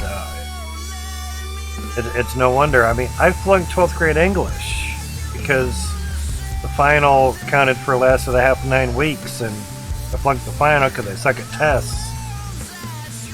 And that's all you get graded on is tests, so yeah, certain things I sucked on a test, so yeah. You know, so who am I to, it's not really criticizing, it's more helping. But I guess I did piss somebody off, and I tried to nicely correct them, and they said some very sexual things that got them banned. So it's just like, wow, okay. That's what gets you off, dude. Coming on guys' shiny foreheads, then by all means, knock yourself out, but you ain't doing that here. Like, damn, dude, trying to help. You know, fuck, I want to help you then. Oh, I'm not kidding. It's like, don't fucking correct me. I'll come on your shiny fucking head. I'm like, oh wow, really? Is that how it's gonna be? Okay. Yeah. Wow. Jeez, I'm just trying to help, dude. All right. Type wrong. Look uneducated. Gotcha. Nice day, fucker. Bye. But anyway, yeah. Here it is. There is a hidden image behind there. I wonder if it's just this photo stretched out because there's orange and there's white. Big Ghosteen.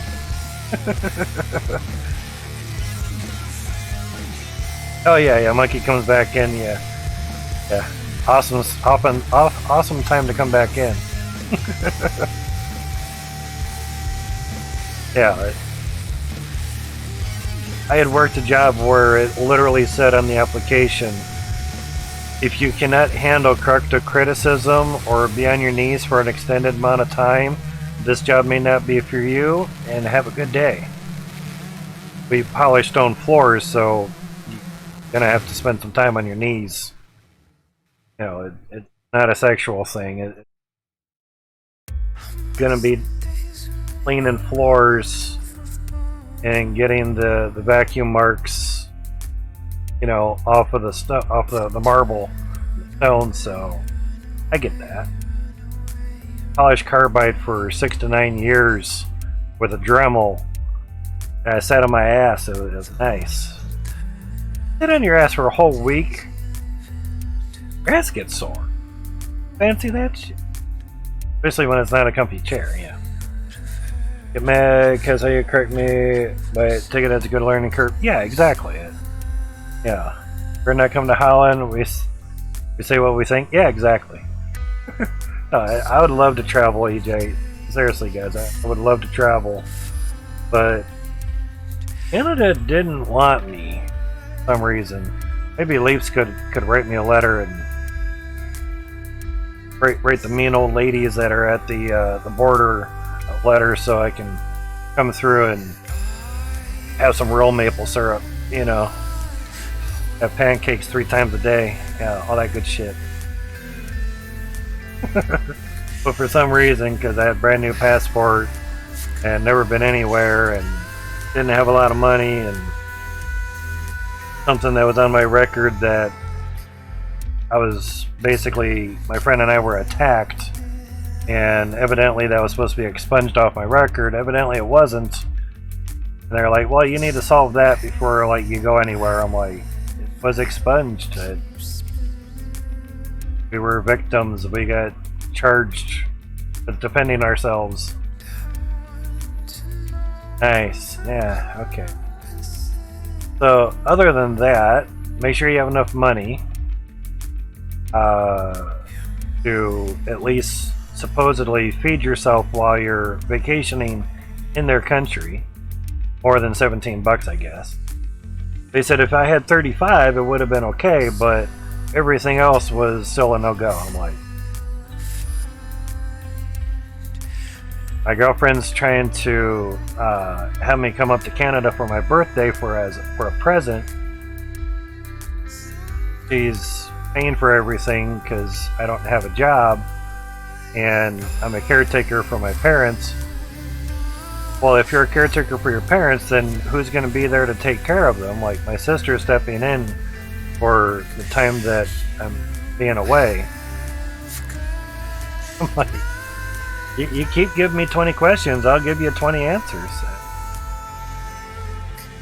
Yeah, it's like, it's a round trip bus ticket. Well, how do we know that you're just not gonna like stay here? I'm like, wow, okay. It's gonna be that way today, huh? Okay. Yeah. Thanks for wasting her money, my time, your guys' time too.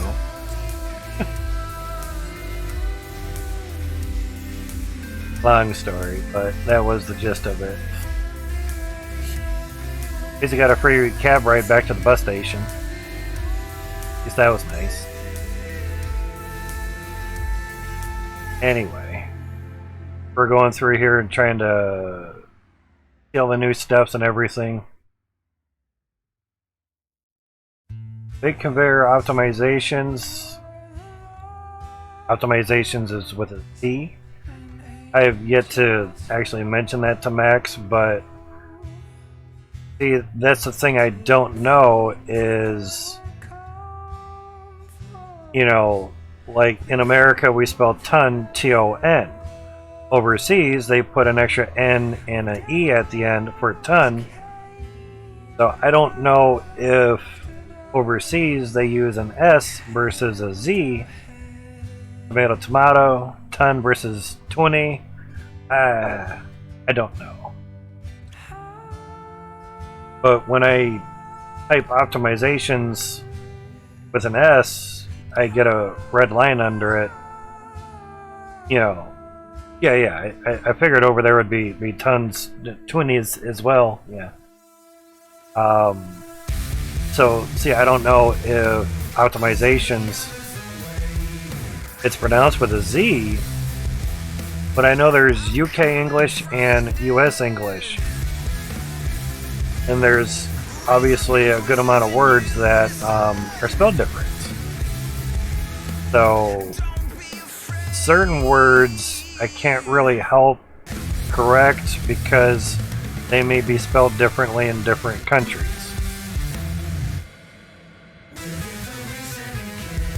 Yeah, it'd be as bad as me saying, no, it's not tunas, it's tons. T-O-N-S. It's easier. It's like 2 less letters, guys. Come on.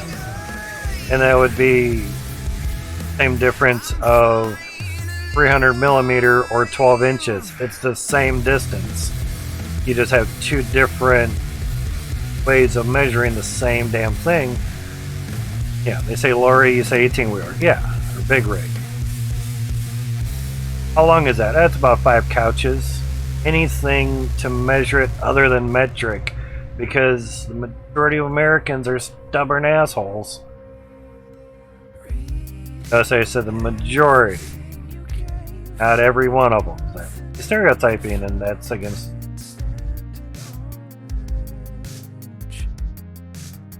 So, crazy, yeah. Measure it with millimeter, it sounds bigger. Yeah, true. For 30 centimeters. How long is a frickin' centimeter? Well, every 2.5 is 1 inch. I ain't got time to math all that shit. I had a 12-inch digital caliper and it had English and metric on there. 12-inch for imperial and 300 millimeter for metric. Majority of our prints we would have to convert English to metric and metric to English because our machines are in imperial, and on the dials for the granny machines they would be in thousandths of an inch. Not certain part of a millimeter. 1 millimeter is 40 thousandths of an inch. Actually 39.37 thousandths of an inch. Oh, fucker knows his numbers. Oh my god. Yes, you kind of have to know those numbers. How it goes, and after a while, you start remembering the numbers. You know, you multiply or divide it by 3937 or 25.4 or 2.54. Which are you doing? Centimeters or millimeters to inches? Numbers matter. Go from millimeter, centimeter, you take a number off the ending. Is that easy? Exactly. Millimeters is power of 10. Move the decimal place over 1, bam, you got the next type of measurement. It's very simple. I love it. It's great. It's all in tens. It's what we were taught in school. They're really simple. Funniest one I had heard was, oh, so you guys measure things by the foot. Whose foot? Your foot? My foot? Your neighbor's foot? Your dog's foot? Chicken foot? What foot? What's his foot? Fucking Americans. At least say with the metric, yeah, millimeter, centimeter, meter, kilometer, megameter. I see. You know, what's a million meters? Gigameters, you know, instead of like gigabytes. You know, same megameters instead of kilometers. Or you just say 1,000 kilometers. You know. A million meters. It's really easy at divisions of 10 until you start cutting that millimeter up, and then you have a decimal of that meter. 1,000 kilometers. That's what I was thinking. Kilometers or kilometers. Not a micrometer, it's a micrometer. Yeah, English, even anywhere in the world, no matter what you're talking about, is one of the hardest languages. So many damn variables. 1,000 kilometers long way. Yeah, exactly. Was it, say like 1.8 kilometers is a mile or something. 5,280 feet is 1 mile. It's like, you know, this metric system is sounding a lot easier more and more. You know, the easier you can divide things or multiply things up, oh, it's simple math. It's great. But it's different when you're having to do a math test in a different country, meaning America, and you have to learn all these different fractions and everything. That's when it gets complicated. Weight to volume is easy here. 1 liter of fresh water is 1 kilogram. Okay, that is a lot easier. And 3.8 liters is 1 gallon.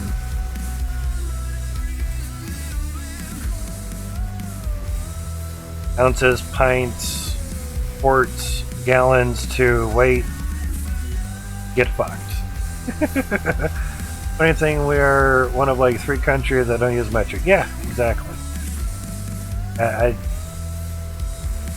When they showed that schematic on a world map, it's like, yeah, these 3 countries hate metric. They're not gonna change. It's just 3 of you guys. Just fucking change and be done with it. Oh. Oh. we're just that stubborn. It's kind of harder to say. It's like, well, why don't you guys just change to imperial? Well, there's more of us in metric than there is of you in imperial, so again, why don't you change the metric? Majority of the United States does use metric. It's just not as common as other countries. Definitely, we don't say give us a liter of cola. Like on Super Troopers. Have a liter of cola? Oh, what kind of liter of cola would you like? You know, diet or regular? You actually saw a liter of cola? God, I love this country. Canada's awesome. As a Super Troopers too. Spoiler. Yeah, there's a lot of things metric is a lot easier and better. Yeah, exactly, Farva. Exactly, you know it. The nicer thing is, too, on speedometer, you're doing 100 kilometers an hour. Dude, we're fucking flying. It's like, no, you're doing like 60 miles an hour. It's like, oh, shit, that's it. It looks better. We're doing 3 digits now. The downfall is when Americans go over to Canada and they see it say, you know, like 110 for the speed limit. They're thinking 110 miles an hour. It's like, fuck yeah, all right, let's go. And no. No, that's a kilometers full. Look at that other number on your speedometer. Oh shit, we're doing like 65 then? Oh, big whoop. I want to do 110. Come on. More fun. Downfall is 90% of American cars that American are not designed to go basically over 80 miles an hour for a long time. Now those Yeoman cars, yeah. Yeoman, yeah. A lot of the other overseas cars was the Autobahn, yeah. You have to do 80 minimum miles an hour to be on Autobahn, yeah. So they designed the cars to go 80 miles an hour normally with cooling and everything. Just so you can actually not get a ticket for going too slow on the Autobahn. Makes sense. There's only like one little stretch in, I think, Texas that's 80 miles an hour. I think it's only for like 5 or 7 miles or something. Not long, but the other is like 70 or 75 miles an hour. There's a few highways in Ohio that's 70 miles an hour. Very seldom is 75. Seldom. Bumping up an extra 5 miles an hour pretty much means everyone's still going to go 10 over. There's a lot of people that can't math. There's a lot of people that can't do a lot of things other people can't, you know. Had a guy tell me today, for me streaming, I mean, today we have cheap gas. He had to pay over $5 a gallon. We only $2.66 liter. Yeah. Yeah, and if they only knew exactly how many liters are in a gallon, $5 is a dream. Understand, that is, I guess, $10.40. See, the comma always throws me off too, because I read that as 10 and 40.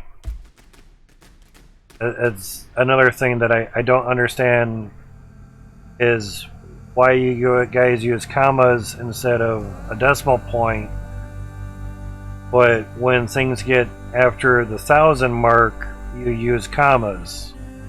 That to me is hard to understand. I don't know the true reasoning behind it, so that's why I have trouble understanding it. To me, would be simpler if the decimal point was a period everywhere. Commas are for, you know, like thousands, millions, billions, so on. Trillions, quadrillions, quintillions. They're commas every time, or if you guys are looking at it, commas, the further down you go, further up you go, and decimal point is decimal point. You know, if you had added another zero, say, it would look like 10,400, where you just double tap zero by accident, you really meant 10.40. If someone saw that on a print, they're like, wow, they want 10,400 millimeters? Okay. Whew, that's going to be a big socket. No. They really meant 10.4 millimeters. It's like, oh, now see, that's a huge difference. I can put a decimal where a decimal is supposed to be. Commas where the commas are supposed to be. Unless it's in the legend key on a print. It just, the more internationally things can be same, the easier it is all around for everybody.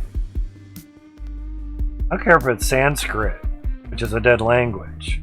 As long as everyone's basically using that for international trading or speaking or typing or everything.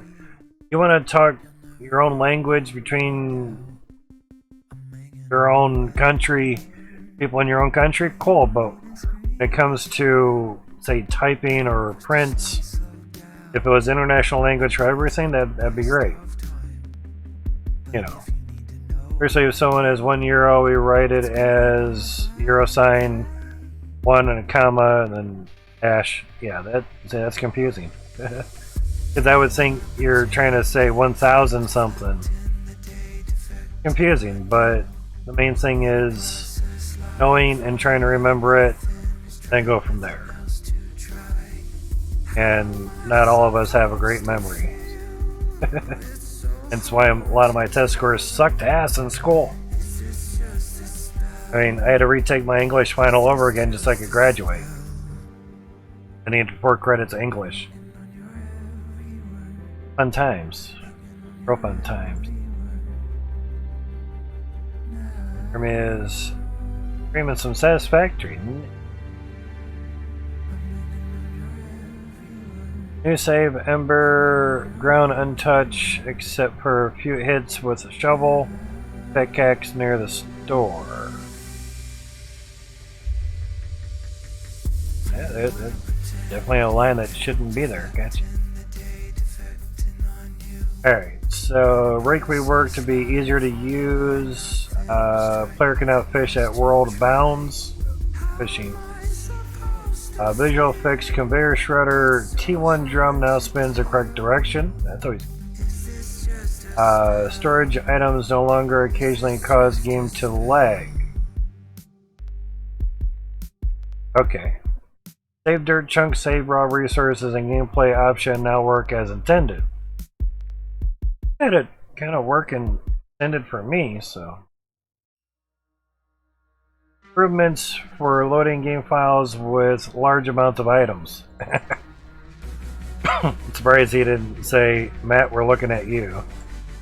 Like, we're looking at you, Higgs. That would have been nice. But then that would be, well, I want to get a shout out and an update. Max knows how many items I have in my game. I've sent on my file. And it, even though it's a compressed file, it's still over 8 meg. I don't have Discord Nitro, so I have to upload it to like OneDrive and then share that file to him. A little bit of Rigoro. Major animation optimization, making large drill sites easier to run, as well as other items. Nice. Logic weight reader no longer outputs with a comma above a value of 999. Folks are going to like that. Logic weight reader now shows the input-output arrows correctly. Fixed issue where a logic smelter would not take damage.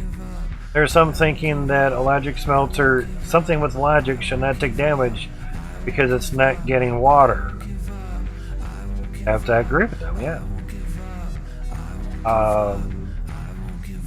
Breakable line to the rotation of build items for new saves created after this update. That's what I tried mentioning in their Discord, that because a lot of this stuff was mentioned in the public test branch, that for the alignment to the rotation of building items would have to be on new saves for certain plots, certain claims.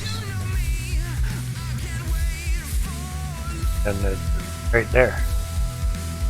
Cloutium ore can only be found under the ground now using drills. Will still spawn for pans at any level.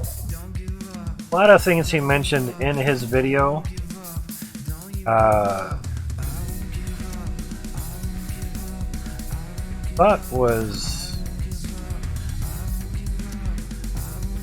it might have been in there, but I guess if you click that, maybe it'll go. Yeah, YouTube video. Okay. I read. Holy shit. Gem prices and spawn rates have been changed. Onyx is still expensive and rare than rubies, sapphires, and emeralds. Drills and harvesters will now limit the amount of pressure they can take to their corresponding tier max pressures. Construction hammer now uses left mouse button to lock down items and right mouse button to unlock items. Placement grid is now more subtle. Okay. Sale signs no longer have metal bands which hide. I can read. Which hide some text while not well. Typo. Text while selling extremely valuable resources. So even if you proofread everything as best you can, you're gonna have a typo. It happens. Creative invincible filter remodel. Hourglass pausing time now saves. Hourglass now has a sand effect which shows if time is paused or continuing. Nice. Half walls can now be RTY rotated. Cottage and wooden wall windows now have glass. Come with glass now, I guess. Basically trying to put a window in there, which people were trying to do, and it would be offset. Perfect. Hills are now rotated to be aligned with the grid. I haven't restarted Steam, so the discussion still says 6, even though there's 38 comments. Here's mine. Awesome update as usual, Max and team. Congratulations. And a lot of times I can't spell congratulations just fine, so spell check is my best friend. I get typos just as much as you guys, but if I don't take my time and proofread my work, you're going to get some spelling errors. I can't wait to see the changes in my 15 huge window funnels that house 128 T1 drills, 360 T2 drills. 4 drills to make now and without the water pausing bug too. Ups, yeah. And lots more conversations, comments, stuffs. So by all means, go check out his video. Good stuff, and an autosave. 10 minutes. Assuming the autosaving was every 5, but you know. Now, with the construction hammer, one thing we have not tested. Let's say we don't do a lot of testing here, but just something that we haven't really tested yet was locking a lot of stuff down.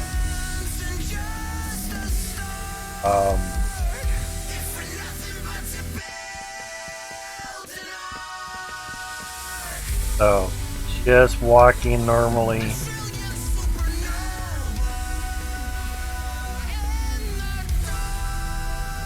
Didn't grab that one. So I would guess if it didn't get that one, it missed 2. Yeah. Email 4. If your product was successfully processed. God, it took you long enough. 11:06 p.m. Jesus. Monthly payments complete for your order. That's a 1660 super. Hell yeah. I have like $5 left on my chicken account. So my guess is if you're looking down enough and missed that one. Interesting. I mean, that's still not bad considering how it's going. Because they had actually tested some of this before. But basically they were walking and walking was too fast. Sprinting was too slow, but sprinting was too fast. But at least with controller, you can walk a little bit slower. Now on keyboard, you can't do that, as far as I know.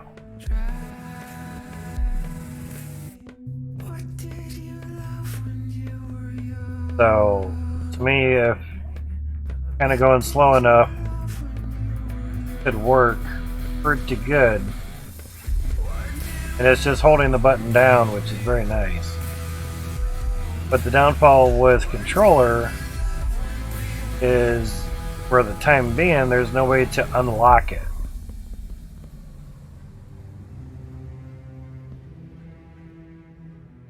I can press the same button, but if I press the other trigger, because I press right trigger to pound it, unless just dropping it.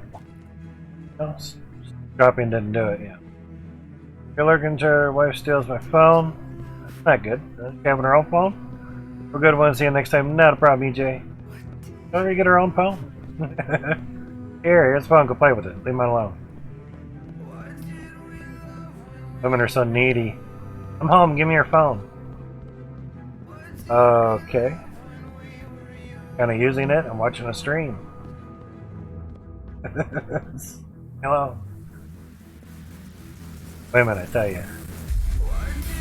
So, basically, trying to walk like super slow to lock windows be the main thing I could see.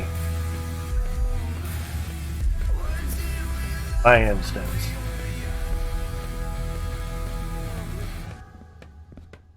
That's actually a pretty big helper there. Now, how many actually got locked? Oh, that one. But the nice thing is, at least it is a different button to unlock them, so therefore lets this function happen. Yeah. Wow. Insecurities at all? Or is it just to laugh at?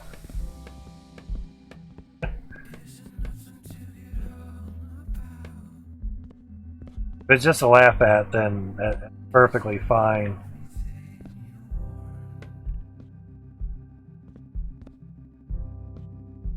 I thought I had gotten that one before, so wasn't sure why I had to hit it again, but evidently I didn't get it.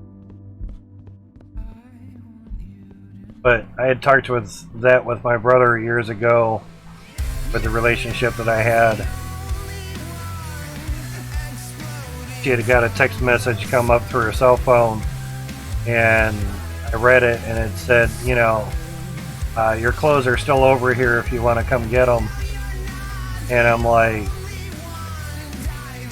who the fuck is that? Why are your clothes over there? You know, you're the one saying that you can't trust me, and here you're leaving clothes over at a guy's house for some reason.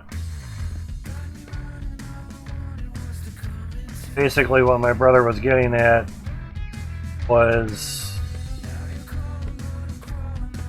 if she gets pissed off because you're reading messages on her phone, then she has insecurities.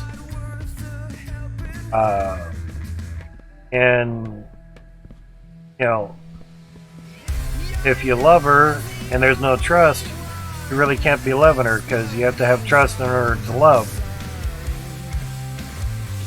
It's not like, well, yeah, you love her, but you don't trust her. No, it don't work that way. But I know your situation, EJ. But it's just one of the weird things, you know.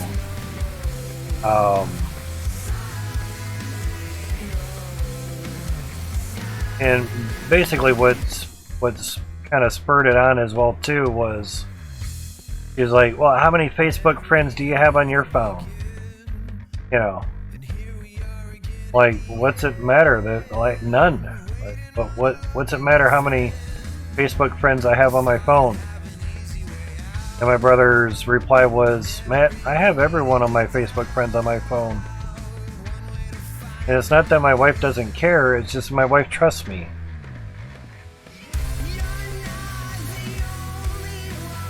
Or because you forget to tell her things that she needs to know. Yeah, there you go.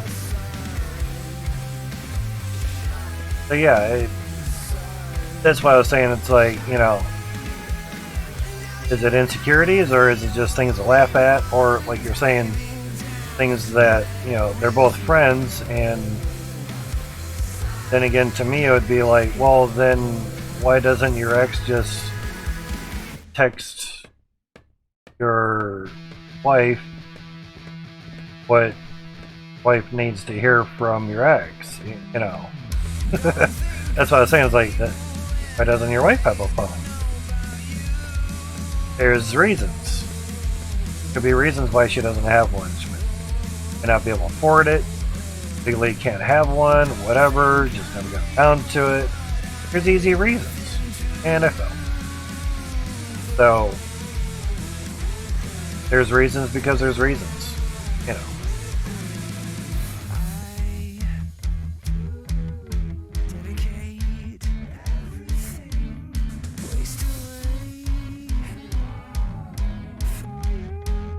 Someone had tagged me in a spot. I actually made my gem compressor gravity fed for this reason. Because my gems were clogging up on the gem compressor. It helps, but it has its own issues. Okay. They put a magnet under the gem compressor and one in front of it also. Okay. Has one, but I'm faster responding, so I get the test. Oh. Gotcha. Yeah. It's just interesting. You know? Can't even see the hammer going. Stuff is so far up there.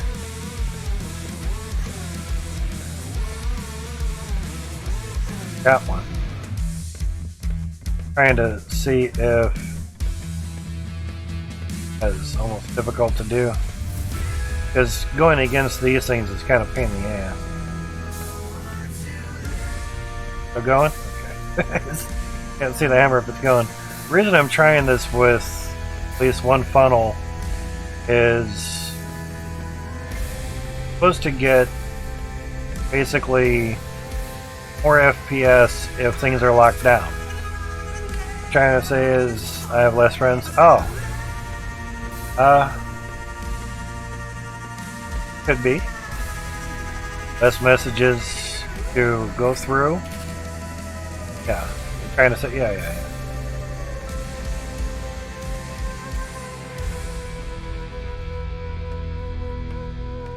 So going, bump up against the pipes there, cool. Whether or not all those actually get tagged or not, I don't. Whoa. But we can try this out on rolling. Try it out on funnel. I don't mind going over drop needs rest. Not a problem, EJ. Just giving you kind of shit for the phone stuff. It's like, damn. Wife have her own phone? Your phone too? What, all the phones? Just had a kid gets a phone, I need it. All the phones. The phoneaholic, yeah. Now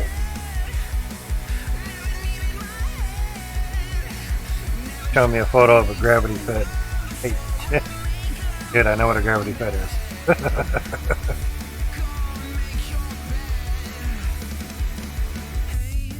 Oh, okay. I see. And it's also how you go about it too, so. Yeah, that's true, because you basically have to kind of angle it in there. That makes sense. I didn't know about gravity fed, but technically trying to get it into the gem compressor, you can't drop it from up top. So, you know, how do you do it? You know. So, right from the sorter, then down there, yeah. Now you almost could, excuse me, if you had it down 2 layers or 2 levels, squares, you could use the 30-degree 1x2 tin sheets, and that would have a real extreme angle to it. Because that would go from here all the way up to here, but it would also cut off right there. That could probably work, but when you're having it launch from here, might start getting too close, because you know there's an arc how it dives off from the sorter into the smelter. Yeah, interesting.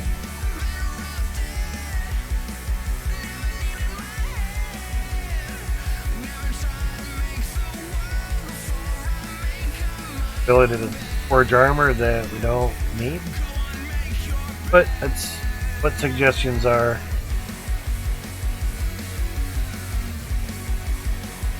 Can't join Nerd Boy.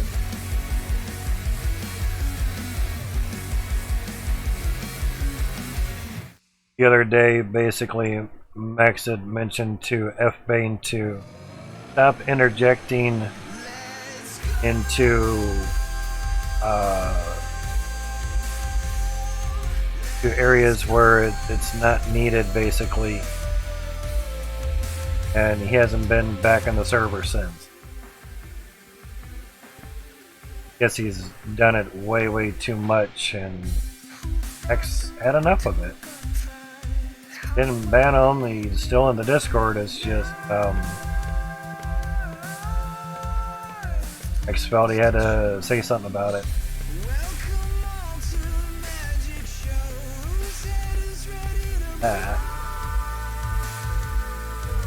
Now, what I'm planning to try, don't have ability to do it from there. Those are still on, but to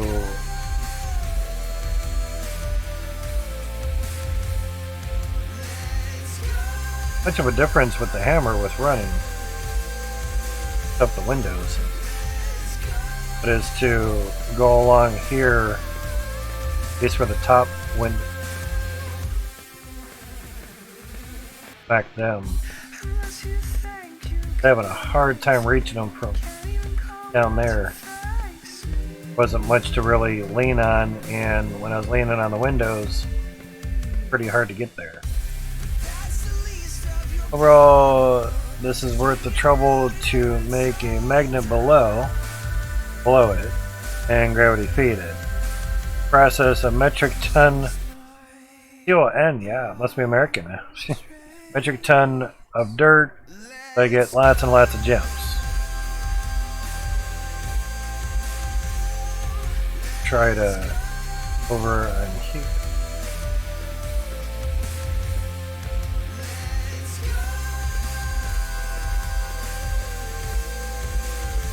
Yeah, the running up the running with the hammer does work. It's just very noticeable on angled windows. Probably running down. Have a difference, but oh, frickin' crouch. That's what. Can't run while crouched. I'm probably gonna have to take that crouch toggle off. Can't run while crouched. This makes blocking things a lot easier.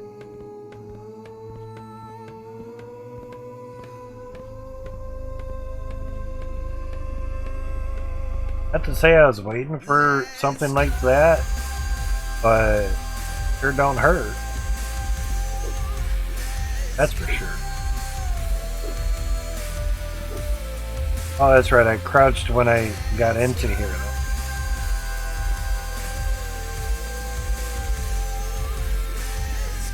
Knock that pipe down. Wonder why I couldn't jump over the conveyor belt.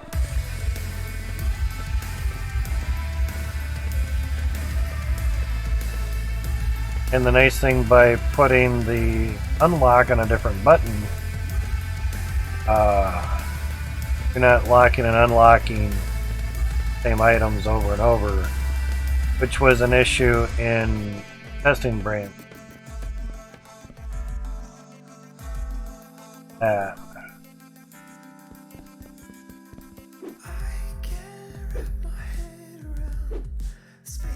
Really nice if locking these windows down actually did good.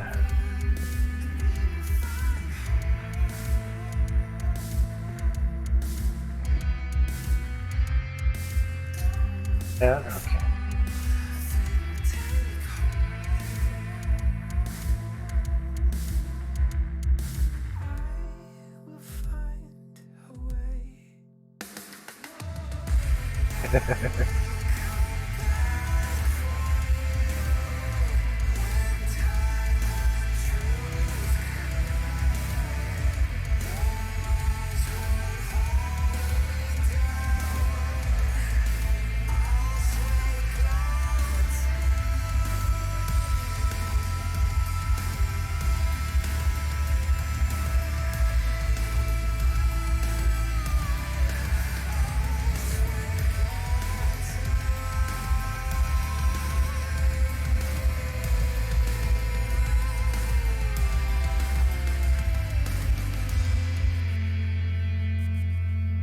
I even spelled that wrong. Processing. Right click. Yeah.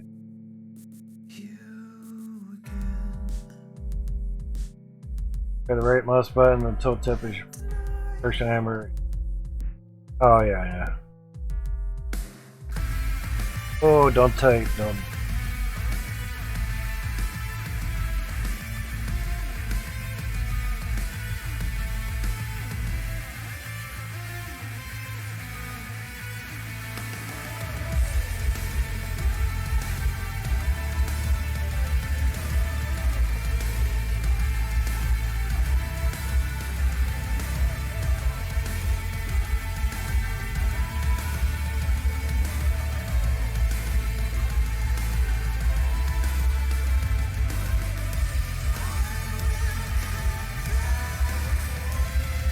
Actually. Starting, how's it going, man?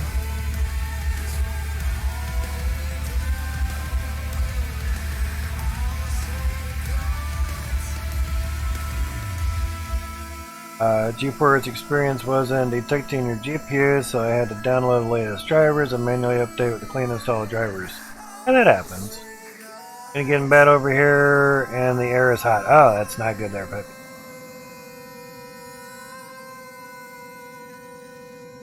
Just had a lightning strike. Pop on there. And the last one was saying 3 miles away, now it says over 25 miles.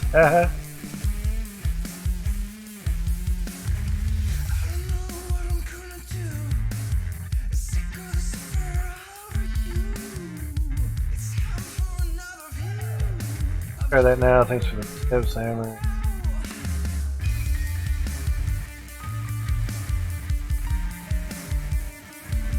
Peppy knows all about GPU drivers and such. Could have been a corrupt GPU driver. Yeah, that's true, Darton. True, it could have been. Wouldn't really be first time, I guess, that would happen. You know,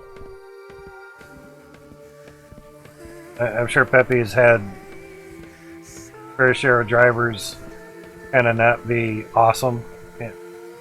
God, Intel doesn't make it so you need CPU drivers. Okay. Much as I'm Mr. Intel freak, sure. In other words, okay. Like, not to say if you say so, but come to think about it, haven't really had to film it. It's more chipset driver for the motherboard. I think is what I've had to do. Because I had that issue on the mining board the one time. Some reason the chipset had to be redone. Some reason. Those updates, update CPU drivers in a sense. Oh, okay, that makes sense.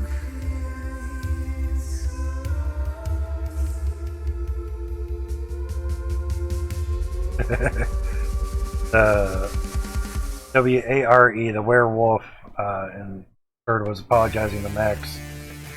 I'd highlighted, you know, like roles, don't ping me, meaning Max, and that's why I highlighted and took a picture of it. Because if I just copy and paste what Max wrote, they'll think it's like, don't tag me, don't ping me, you know, meaning me as Higgs, you know, Matt. So what I'm trying to here is just gonna try to hammer, break all these windows. We could have like windowless windows, that would be great.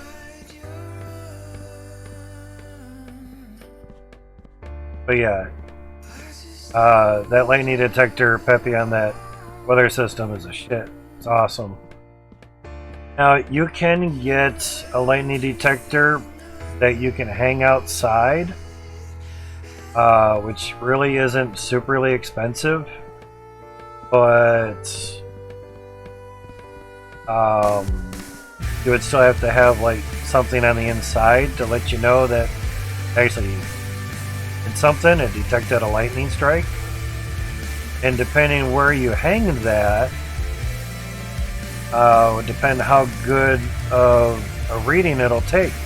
Where this is literally at the peak of my house. House. So there's that too, you know.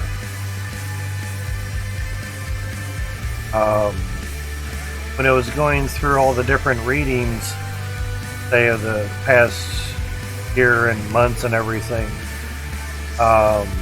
one of the readings said unable to get reading place in a different location. Like, oh, that's new. Yeah, sure what that's all about, but okay.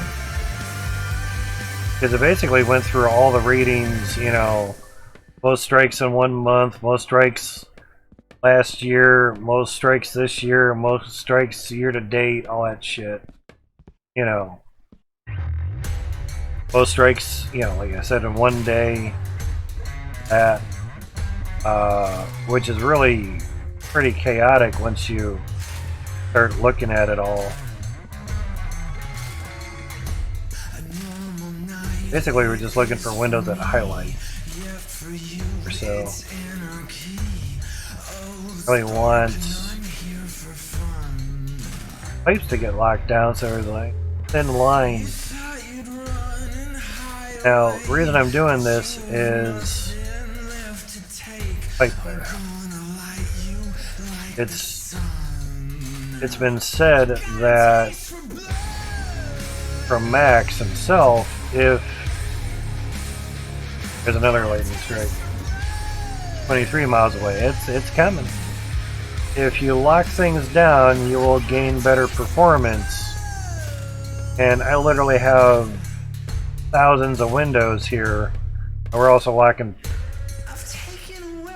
pipes at the same time, but also falling off.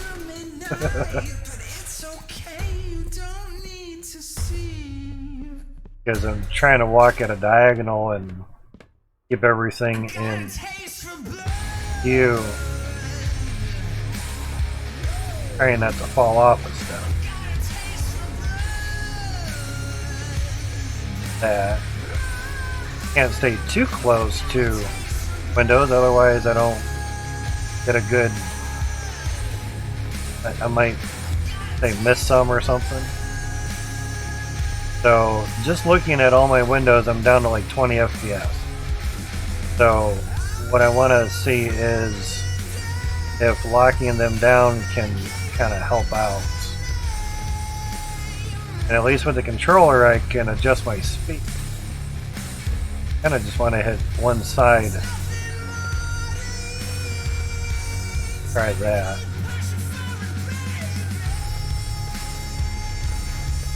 So in a way, been slightly waiting for this kind of feature is continuous hammering with the construction hammer. You know.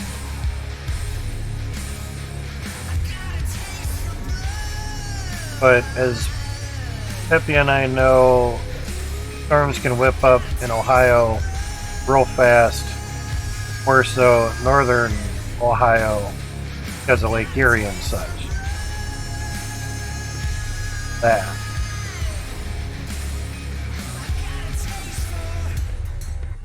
When my Canadian girlfriend was visiting down here a few times, we had storms and instantly we're on the radar watching it and making sure that tornado pops up, we get in the basement, you know. And she's like, never seen anyone watch the radar like a CSI program, you know. Like, yeah, because stuff whips up here really fast. You know, I mean, Canada might get tornadoes from time to time, but not like we do here in the U.S. It's pretty severe, you know. Another lightning strike. Seems like some of the windows behind the pipes were not getting locked down. Makes sense. Kind of go at a more angle here. Trying to go slow enough. Might just be one of those things of kind of bummer now that we have all the pipes and stuff in. Lock the windows before putting the pipes in.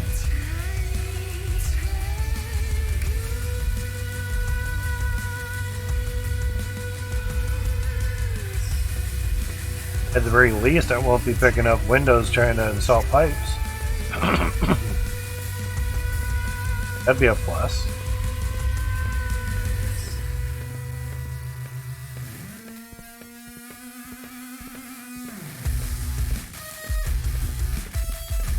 Wasn't locked. There's that one. That's why I'm kind of going over these double time just to be sure.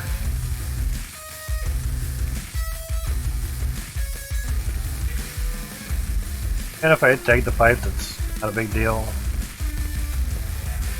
Now, a lot of times too, just being on the window pane does not help out for locking a window down. A lot of times, not every time, a lot of the time. Obviously that one's not locked. I did lock. So we're at that level.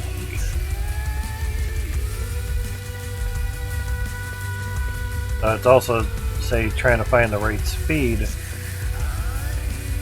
So everything kind of gets hit.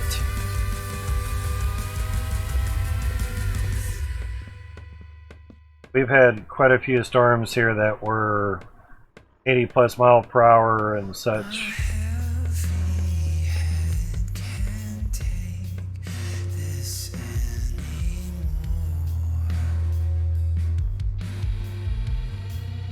Heard something drop or a bug fall off a light bulb or something. Probably that.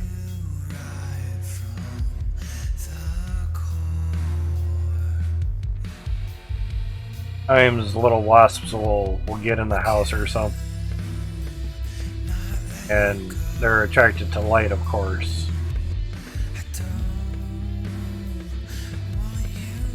but I do have some, say, ultraviolet light, not really ultraviolet light, but a certain light spectrum. We can see it with our eyes, which isn't really ultraviolet then. We can see it with our eyes. Like, yeah, nice try, guys. You guys do know that, like, ultraviolet we can't see. But I think they're just saying ultraviolet for the masses. Oh, it's ultraviolet. Yeah, bugs see that. Yeah. Anyway, there's a bug catcher that basically has a fan in it, and I'm all for zapping them, but if it's, say, running 24/7, that could be a bit of juice. But also, if you're sleeping, all of a sudden, zap, you know, you're a big zap or something, it could wake you up. But it would also mean that you just fried something immensely huge. I know Pippi has a bug zapper. I'd love to have one of those. But it basically sucks the bugs down and throws them against a screened-in area, doesn't let them out. And plus there's a sticky pad down there as well too. So therefore they'll get stuck to the pad and they'll die. Starvation, all that good stuff. And I had a decent sized little wasp get in the house, and I looked at my little bug catching machine, and there he was. He was stuck in there. Like, fuck yeah, man. Fuck you, bug. That was very nice. Now, underneath here,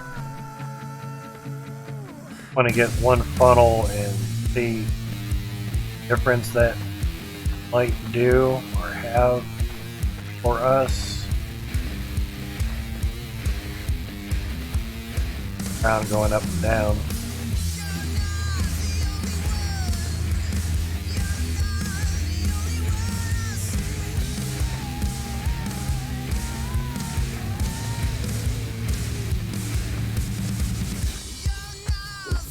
On here.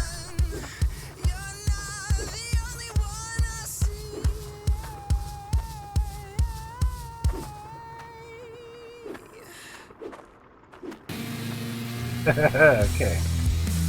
Trying.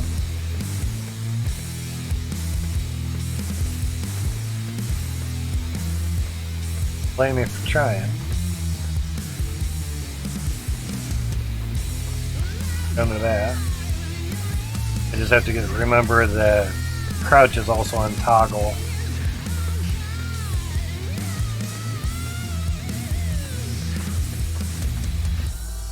Okay. That's because you can't run while you're crouched. Figure FPS number there.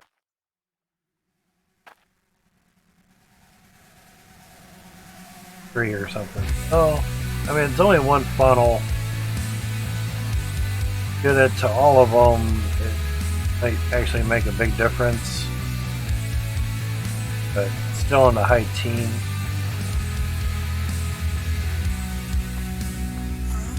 Obviously, it would take a while, all 10 of them. But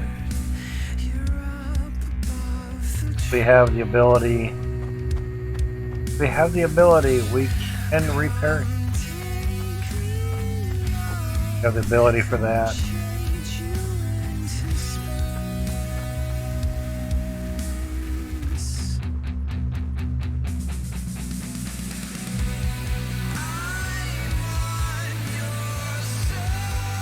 Five hours in, that's nothing. Alright, so we have everything going. I guess you could say the nice thing is, while things are running, do incur some lag. You kind of know what's happening. Why? Alright, so we did lots of tests. Now, crazy thing would be is to basically take a photo of this and here, and then take a photo, then type on the text here, you know, like, okay, that was 120.54, you know. So, put that there for that one, you know. That would take some time. That's why I'd rather stream it and verbally say what, doing what, and everything.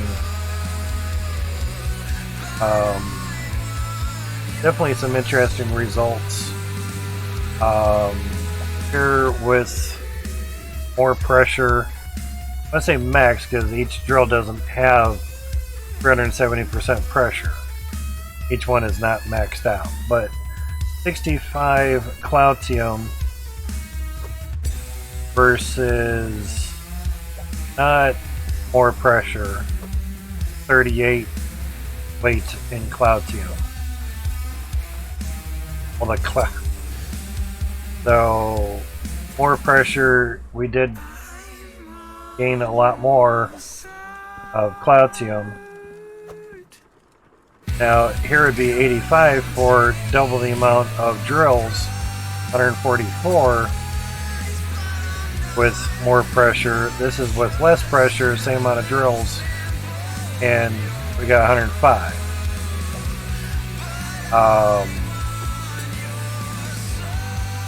This one was 85, so oddly enough, it was just because it's 0.9% in that 1 minute time with 144 drills, more pressure. Maybe they put out more resources, so therefore we got more lag.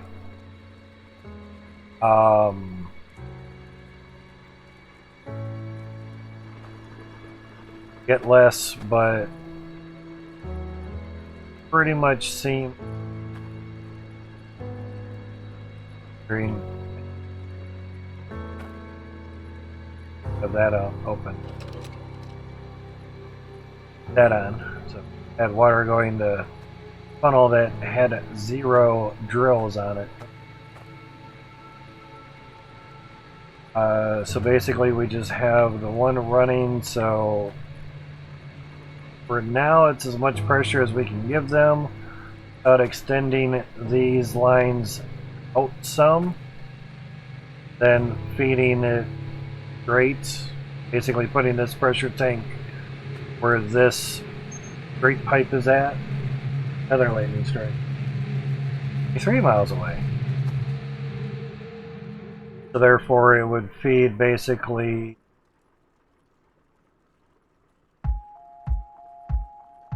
5% more pressure. And that's all I would gain basically. That's not worth it. No. 5% more.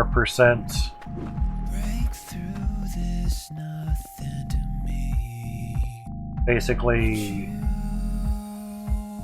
down here, I would go from basically 292 to 297. 5%. If the T2s are legitimately working better over 300% versus under, then cool. But for one drill per funnel that's not getting over 300%, who fucking who? No, it's really that detrimental. And down here we're getting 325% bottom of every funnel. I think it's better. Now the only thing I did not try, there are harvesters running. I've turned it off so many times.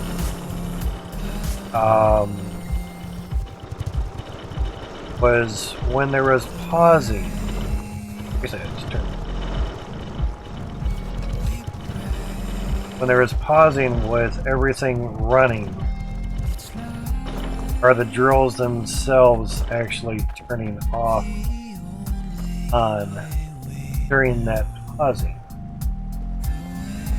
Or then that would really be a water bug.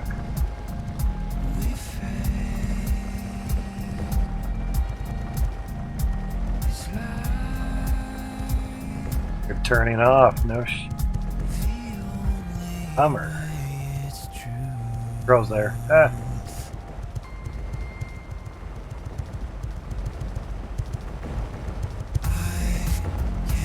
Not good.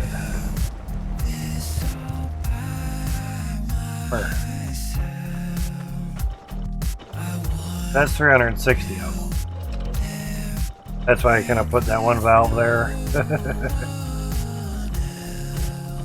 And now.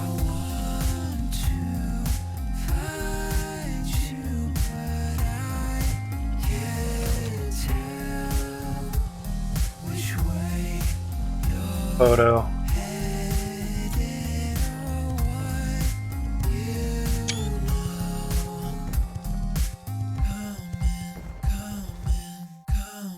On to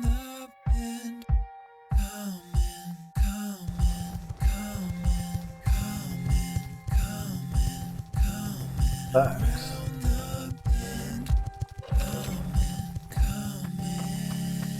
Obviously, those are going to be off. Obviously, the water is turned off on them, but this one is still going.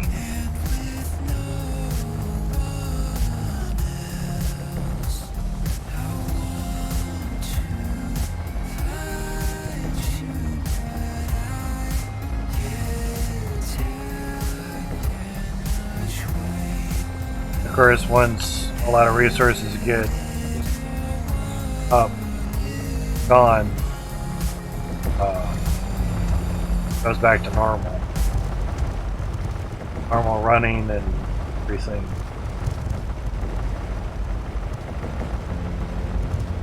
But that's quite a bummer that we have reflections that means we're actually pausing. That's not good. Normally I get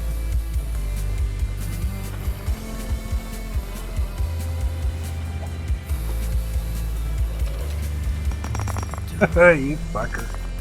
Alright, we're gonna have to keep this over where happened to me before where didn't turn back on. I wonder why I was getting such lag.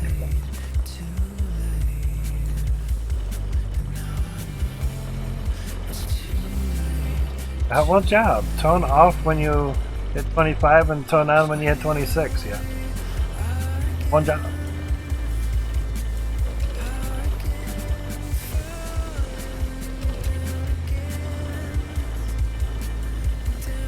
Maybe FPS may hinder logic at some point too. God. Up here on the stairs, you get 50 FPS.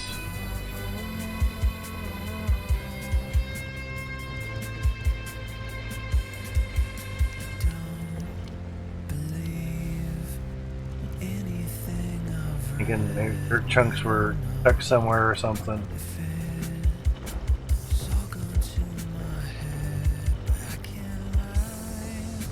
All the bars.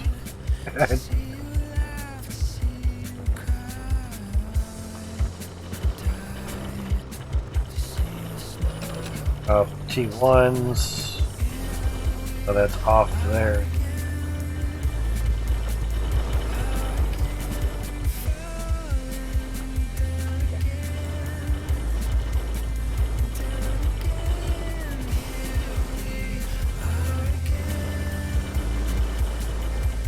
So we don't have water going down that pipe at all. Help out a little bit. No.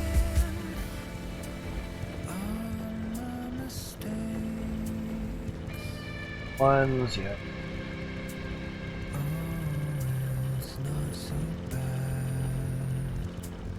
Check the M compressor. I would contribute it to low FPS.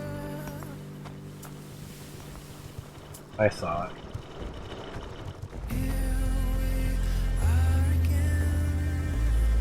But I could also restart the game and see, because we were getting like 50 FPS here. Haven't bought a fuck ton of stuff or anything. Interesting. Done, in a sense, a lot of testing and another lightning strike. 2 miles away. So let me.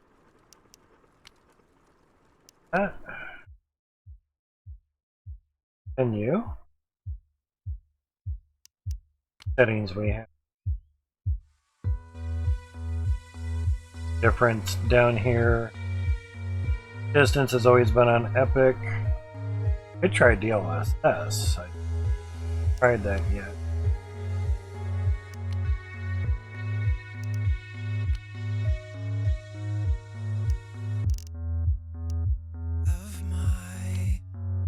Out of that.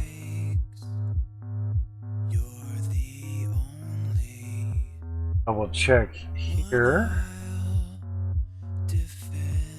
53 p.m. Cool. Day 28. I read that 28, 11:53. Awesome.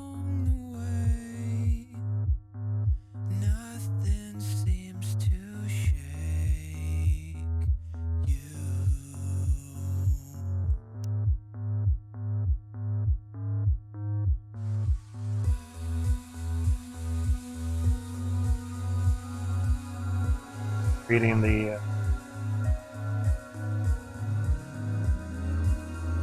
steps.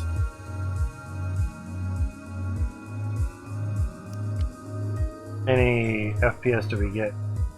200 something. Now it's hard to see with that, but here on the menu, of course, you get a lot of FPS. I don't normally get to see that. It's always turning that stuff on afterwards.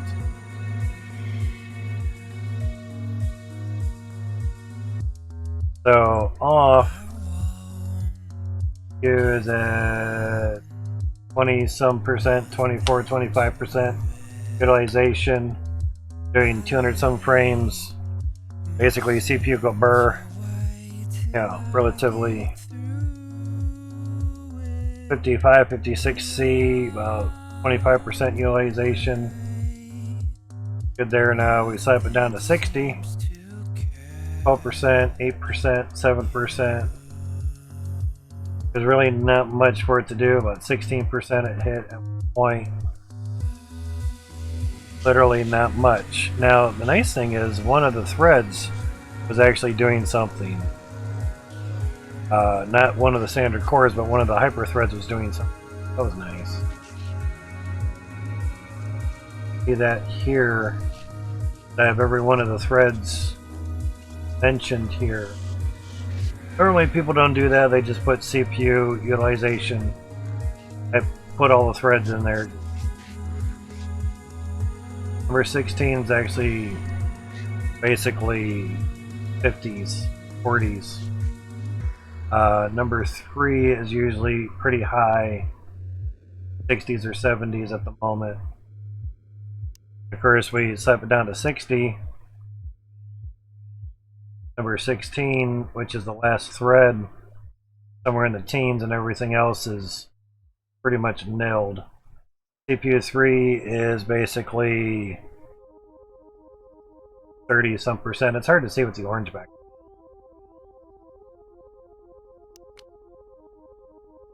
.28. Put that up. Nighttime. Now, the more items you have in the game, the longer your load is going to take. Period. That's how it works.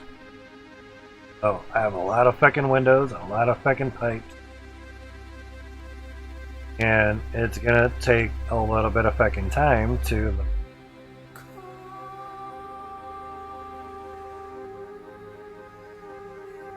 Even with improved load times, it's still gonna take a bit.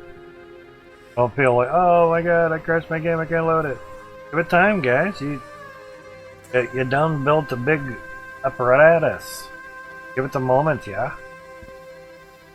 Coming. So, again, leaving the harvester and the belts running is fine.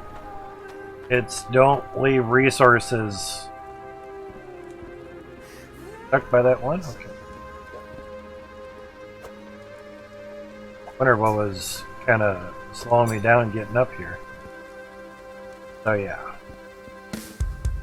It's good, clean restart. How that goes. Could only be 72 teeth. And yeah, like we normally do. Wonder, see how things are going. The only wonder is we have more pressure, so dudes are working faster with the dirt. Therefore there's more resources, therefore there's more lag. You know. More resources equal more lag. It's simple. Fall through. Almost. We're gonna end up falling through. What I want to do is look. Dirt coming out. There we go. So, get a pretty good view there. Obviously, another nice view is to obviously a little bit more light going. Is fudge down in there.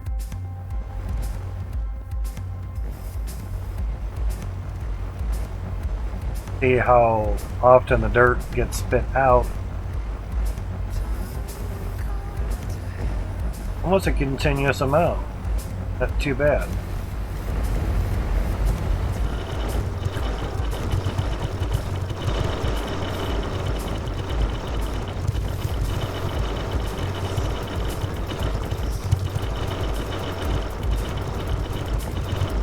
Not seeing the dirt getting stuck on the side windows, angled windows, as much like it did last time.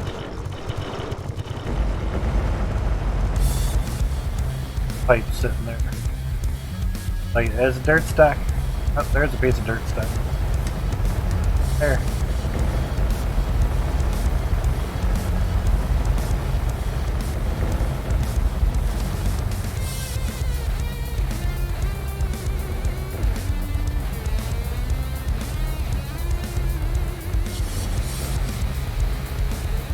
Now, trying to get the shard out of the pressure tank, shard bar, so basically they go back down to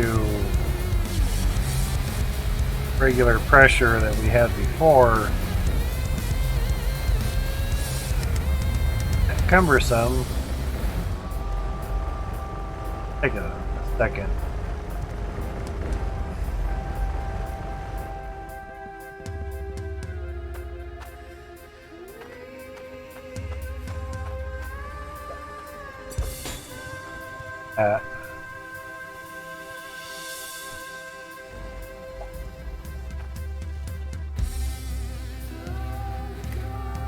Get it positioned back in the same way too. Alright, so now basically no shard bar in there. Back at a little bit slower pace and a little bit more FPS.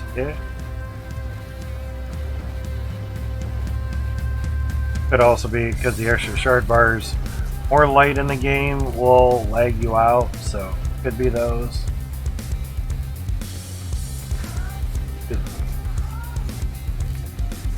About 50 FPS there for a second. Check over here on here to see how that's going. fine.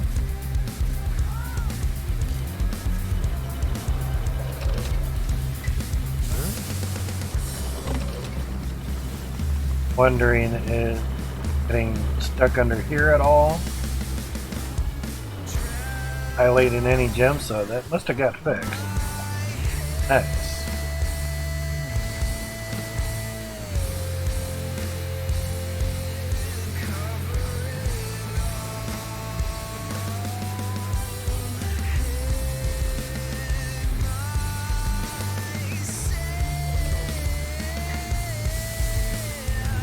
So we have more windows than what we normally did as well. If I take that distance,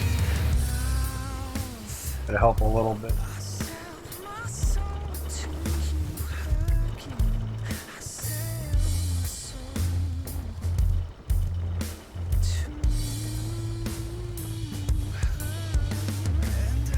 Not really. Not really.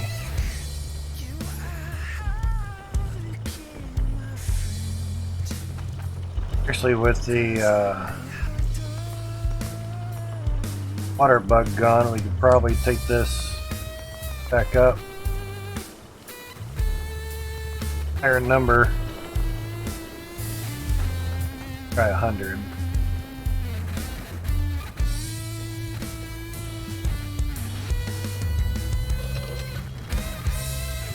Release the lagging dragon, you mean? Oh, the lagging dragon. I just want to push the gem compressor a little bit.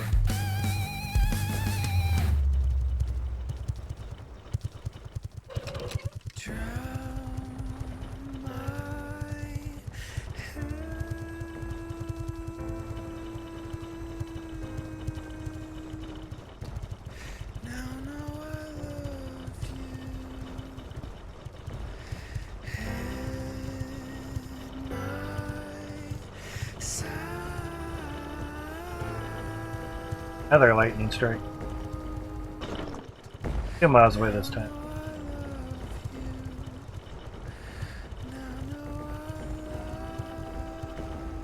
Like it did alright.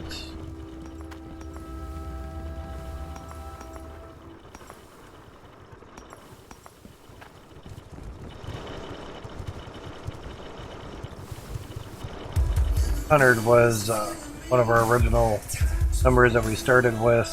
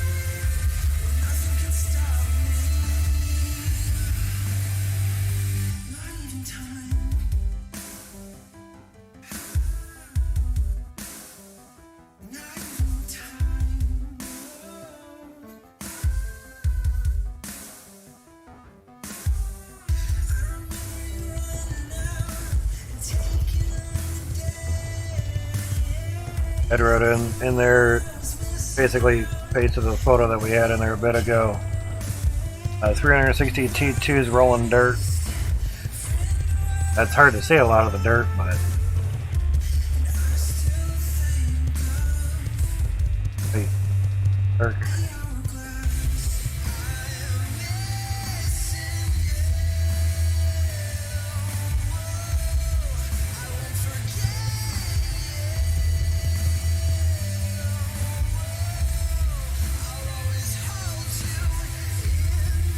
Oh, these dark pictures. Oh my god, I can tell he's done.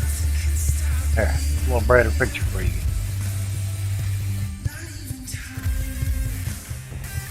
First.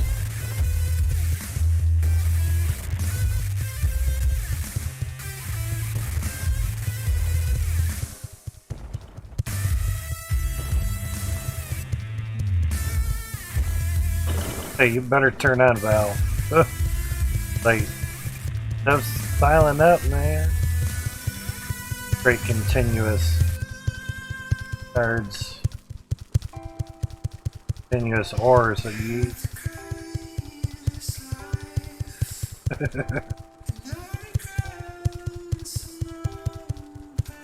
Game's just putting along.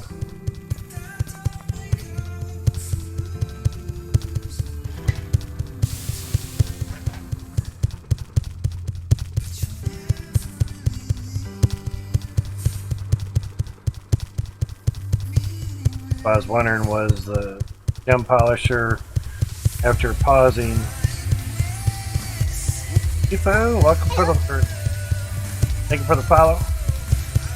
I say welcome for the follow, but I was reading welcome after the Ifo, the EFF. Oh, thank you for the follow, man. Appreciate it. Your day's been good and well for you. Kind of testing 360 drills here. Longer than a minute this time. One third went in sideways.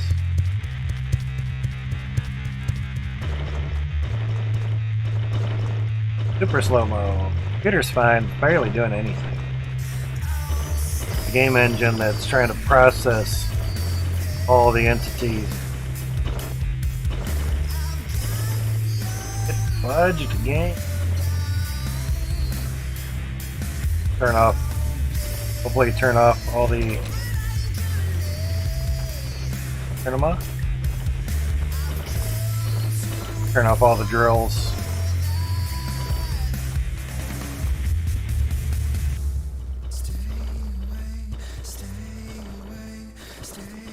That's a lot of shards. That's probably the thing that's lagging you out more than anything.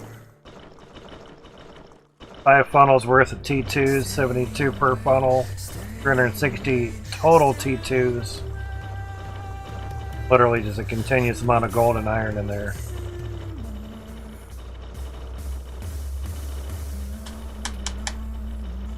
There we go, now we're picking up.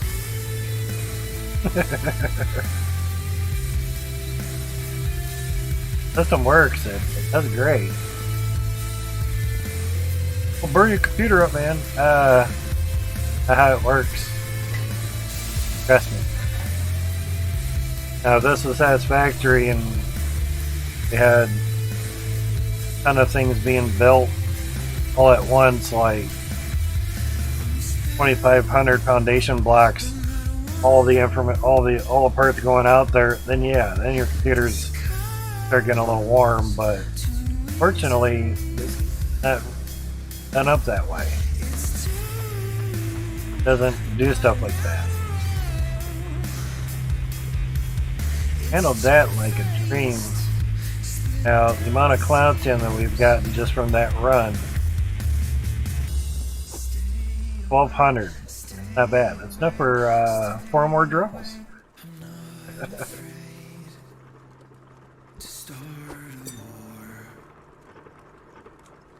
Had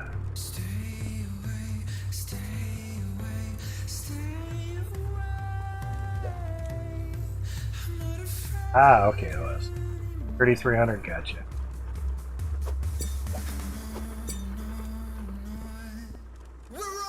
Okay, so 160. That's superly awesome.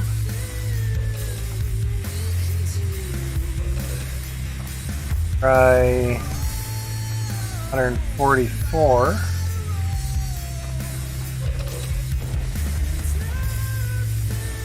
Again, those were, I want to say, slightly boosted.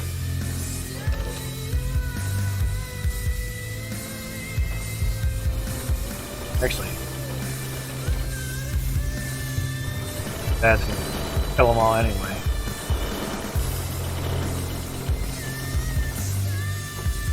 Hey, it went in there.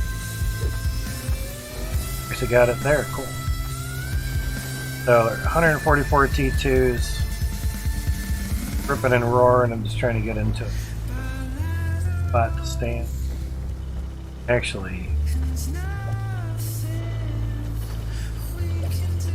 done doing our 1 minute test stuff.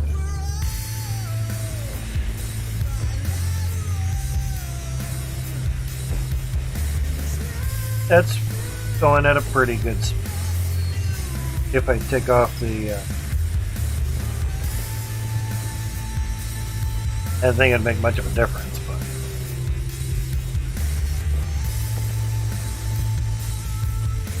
if we cut everything off,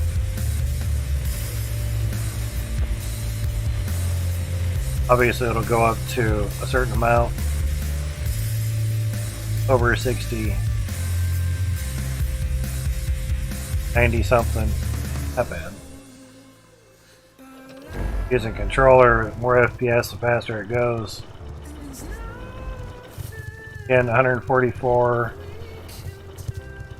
There was a pause there. Now, the downfall is actually seeing drills turn off. Here, the EFO, or FO, here are 1,300th followers. So I really appreciate that, dude. See if I can go up another level here.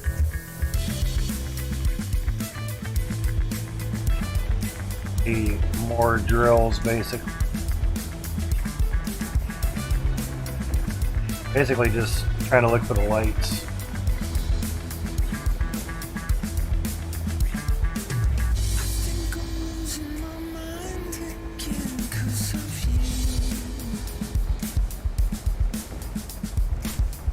Exactly, very cool, man.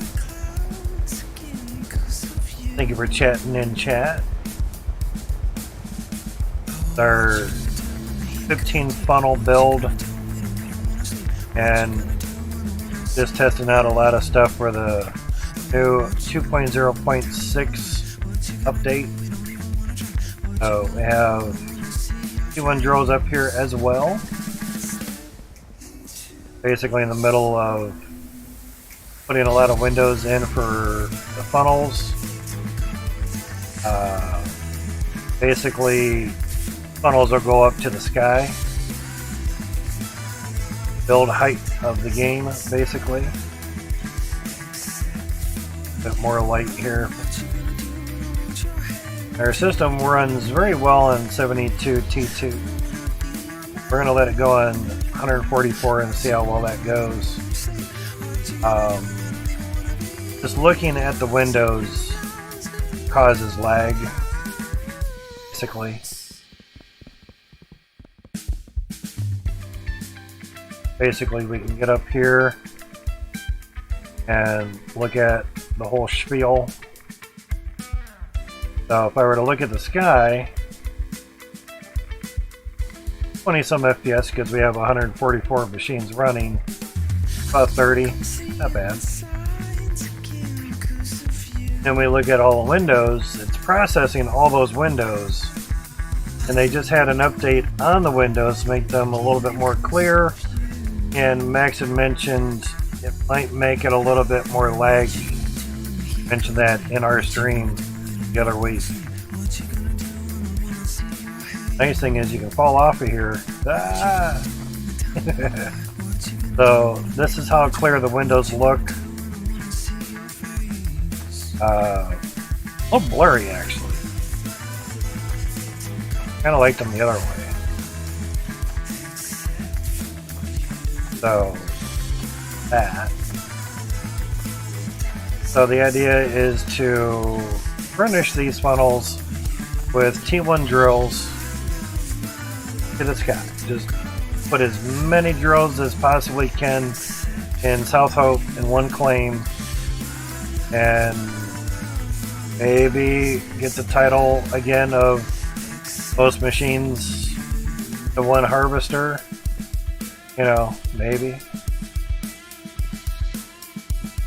Done funnel. So we go down here, we can see everything getting processed. See how blurry it is through the window. Very nice. Here, everything is all nice and clean.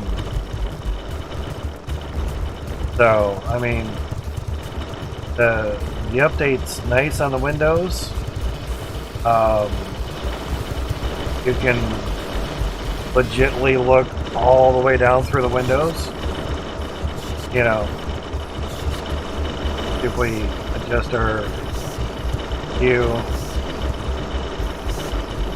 didn't really help much. Still see all the way down there, you know. But if it could be more clear, obviously it would look like there's no window there at all. That'd be fine too, but is what it be. So we also have dirt coming in through the other funnel as well. Even though there is dirt on a conveyor belt, which I hate, but you have to do for the time being to get. But each funnel, it has so far 16 layers of T1 drills. There'll be over 35,500 T1 drills on all 15 funnels.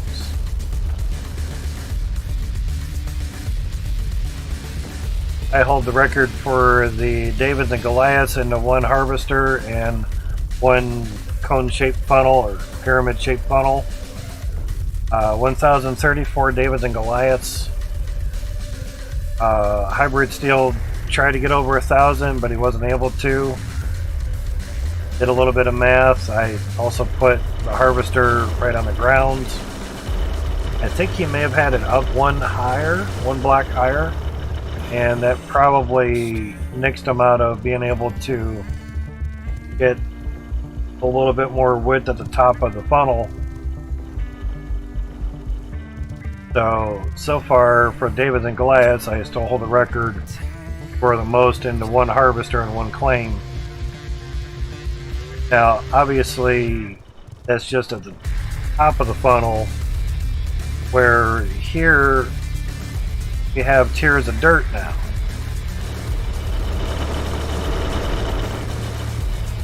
And we have tier 3 dirt here. Have tier 2 dirt here. And a little bit higher up to it, you have tier 1 dirts. It was just recently added in 0.6 update. Now, that floor right there is a separation between tier 1 and tier 2 dirts. Alright. So, onto that, there we go. So basically,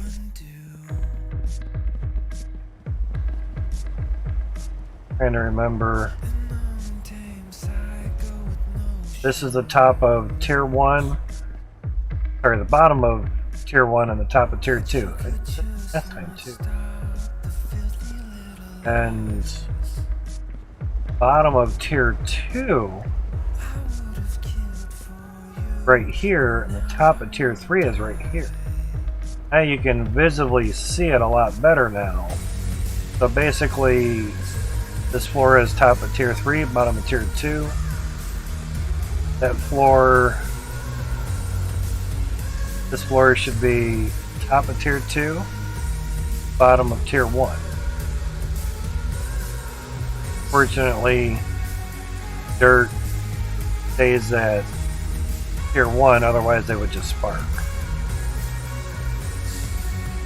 Since we reloaded the game, see if that would help with some nonchalant FPS.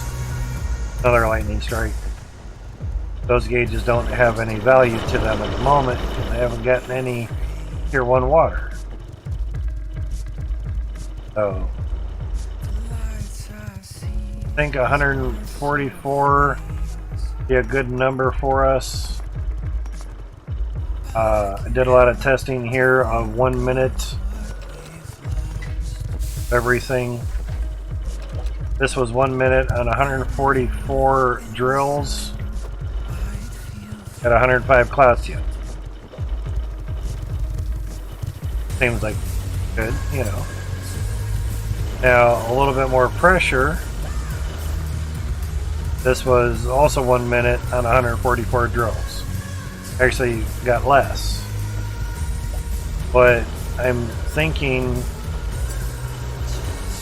it was more resources, therefore, because the drills were working a little faster, so therefore, more lag. That's why I was changing out this to put the pressure back where it was, but again, this has pressure as well too. Probably should have done it for both. But one good test was the minute test on 72. This is 65 weight, 1 minute, 72, a little bit more pressure. This is 1 minute, a little less pressure. So 38 2/3 weight, grams is not pounds, not ounces, aim weight. Try to put this over, or this can stack in a little bit nicer. Running out a lot of room. So from 38 to 65, almost double. Less than double, I should say. But a little bit more pressure. Yeah, figures. A little bit more pressure, and we can almost double what we get from just 72 of them. That's great. So if we just run 72, basically it turns water off of the whole line, but keeps this one running. We can increase our FPS while we're building and doing stuff. You know.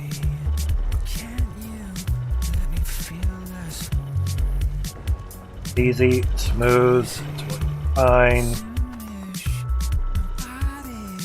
No compressor's doing fine, there's no backups. It's smooth. And every minute we should get roughly 65 weight, which is better than what we were getting before. Now, I also have some other minute tests here as well. This is 72 T2s before the update. Almost 21.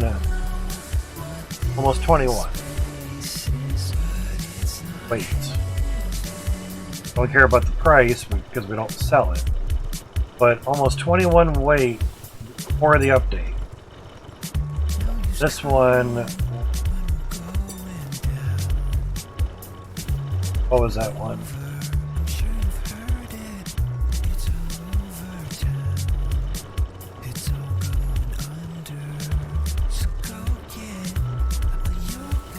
Trying to remember. I'll have to spend a lot of time rewatching my stream to really be sure. But this was 1 minute on 42 T2. Oh, I remember what it was.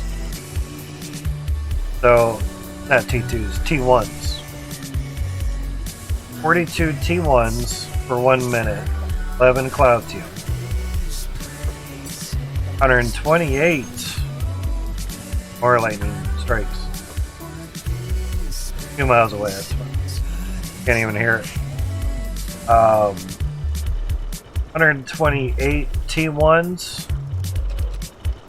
27.59 Cloutium. That's what that was. Not great for 3 times the amount of drills to get less than 3 times the amount, yes. You had 42 there, it was 11. That was what, 120? Oh, no, 27. So, a little more than double. 16 weight more. A lot of lightning. So, 16 more Cloutium for 3 times the amount of drills? 51? That sucks. Basically, it could be coded that way to push you into obviously saving your Cloutium, but also making sure any Cloutium you get goes for a T2 and you get that in the dirt as quick as you can. Could be that as well too. Now, we ran a 20-minute test in 0.5. 72 T2s, got 804 Cloutium. Now also keep in mind, the harvester is now doing what it's supposed to be doing with its pressure. That. Now this was 20 minutes on 144 T2s. Really double of 800, but 500 to 600 more. 1,300, 800. So 500 more weight for double the drills on the 0.5 update.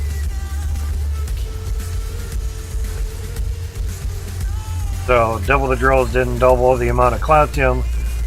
Big reason, there was a water bug that kept pausing the belts. I'm gonna have to let Itchy and Max know that the water bug is not gone, per se, because I'm having T2s turn off when there's a lot being processed. We'll turn on 144 of them. Come up here too high. And do more of them. Kind of hard to see a lot of lights now. Guess that could work.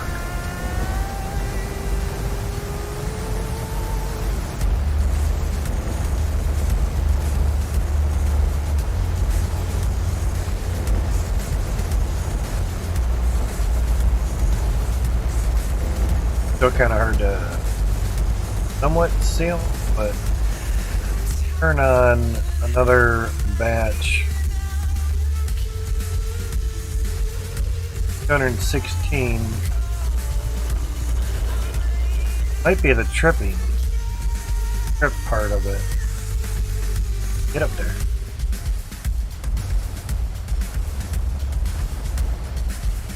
We were seeing more of them. Try to get light reflections on stuffs, I guess.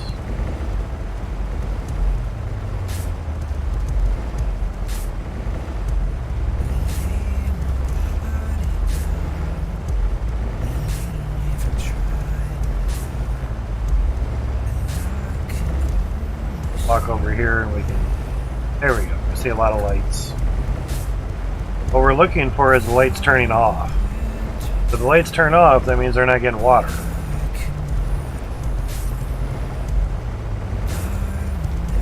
So 216 so far isn't really doing it. So far.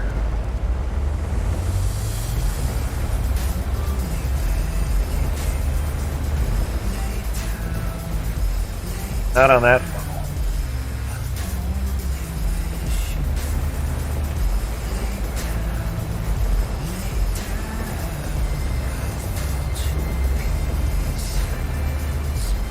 I can't really jump up on there.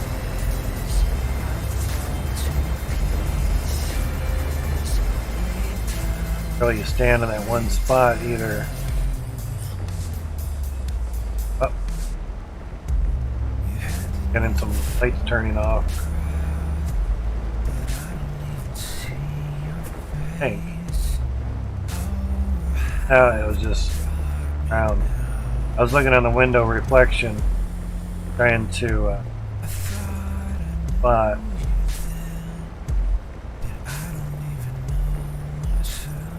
Trying to get a good long line of lights, line of lights, I should.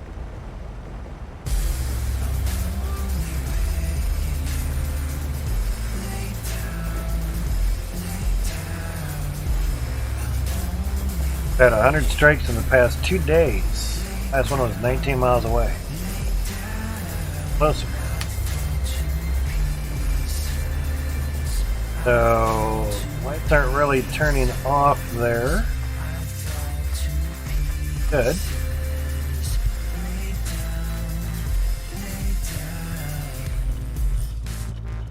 Seems to be going fine. Still lit.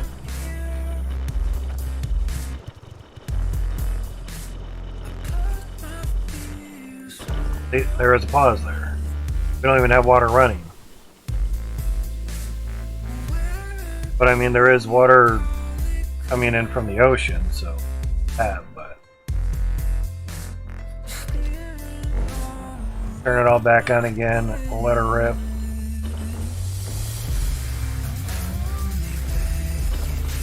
There's a pause again.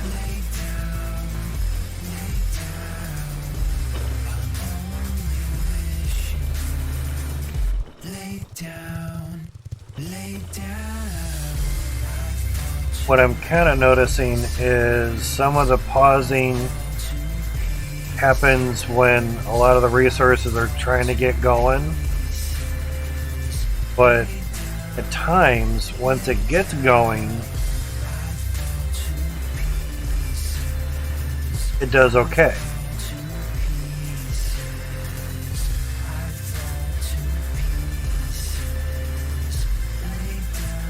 Kinda, you know.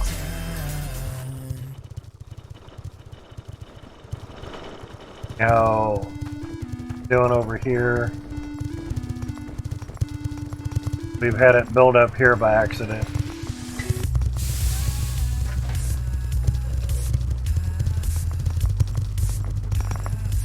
Okay, have it set for every 100, so been too bad.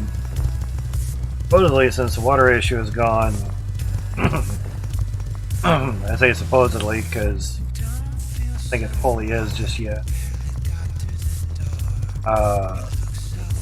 Dam compressor is doing okay.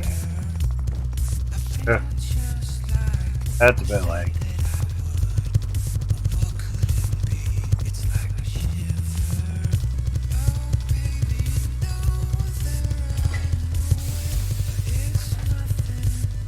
Dirt coming down this fourth one. Also, we have 288 drills going.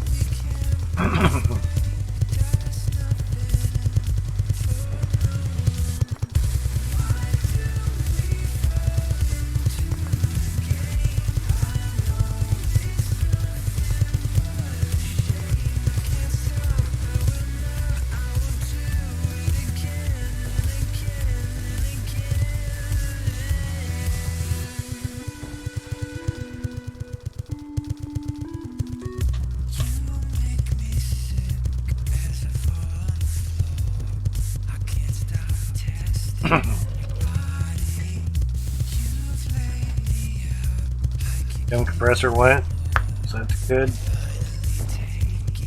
And it turned back on. Okay.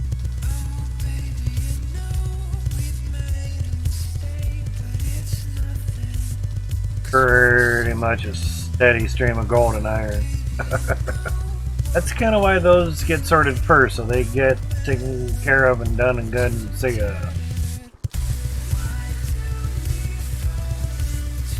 Now, what I've wondered is if I would put sorting system on every funnel, if that would help.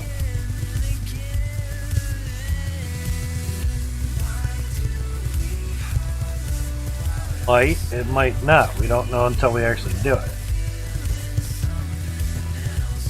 Technically, in theory, when 72 gets processed, it does quite well. Also, because there's no dirt on the belts either. So if you do it all into their own funnel, there'll be 0 dirt on belts at all. Ever. Not 9.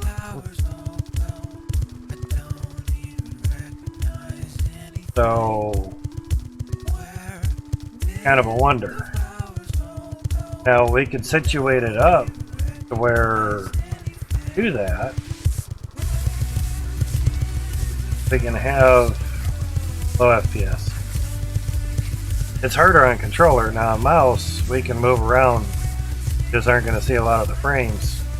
But on controller it's very slow.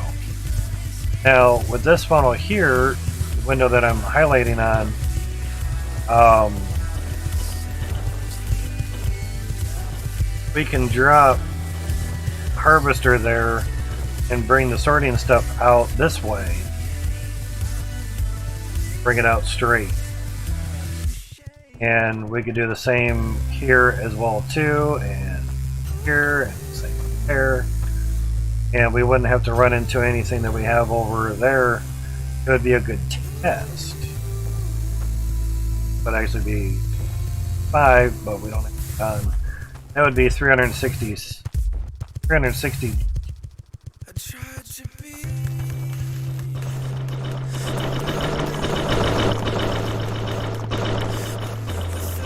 So right now,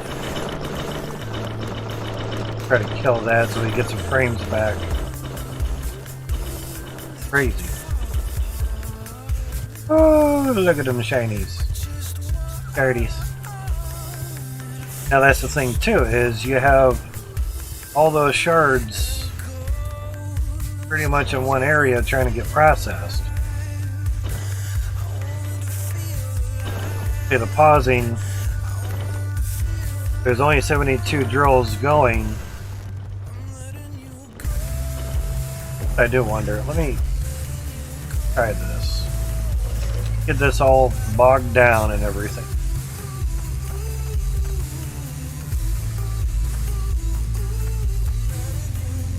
Level 370 on there, that'll bog it down.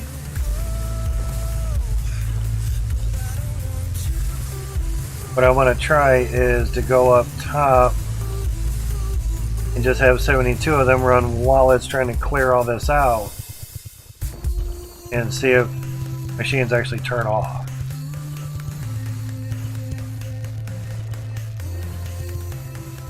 Okay, almost 6 hours of stream.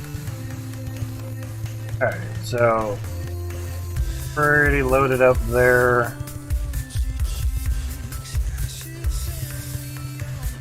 Bad on the frames. Try to get positioned here just right. Want to back up and get to the ladder. There, I should say.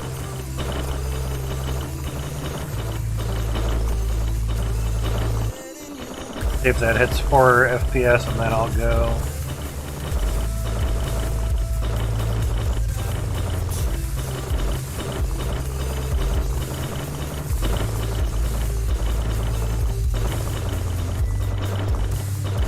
Maybe it won't.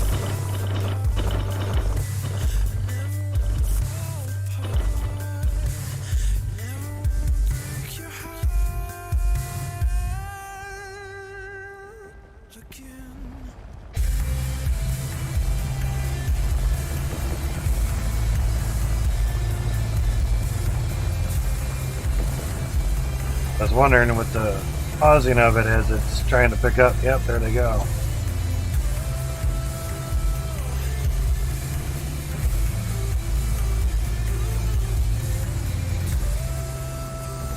So the water is pretty much getting turned off. Well, they're pretty much all processed. There was a little bit of a blip there. We're lightning 15 miles away. Nice. Yeah, it's quite the interesting. Now if we had another player, I'd tell him to turn that back on. Okay, turn them all on. Okay. Come off. Basically, I have a switch up here. Do a nice logic valve switch right there, you know. Work.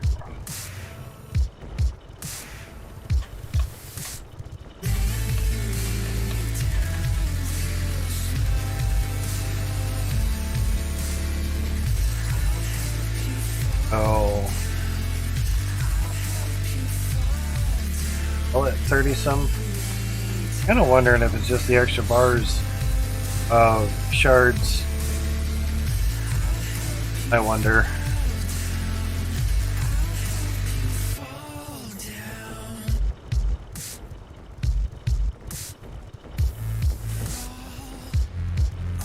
Check something.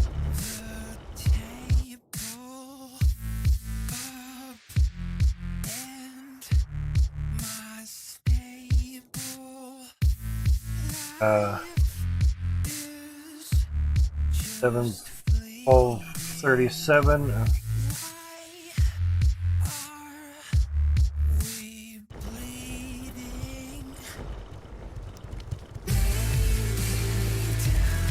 Turn that off. I'll that clear out because I want to make a backup of as is.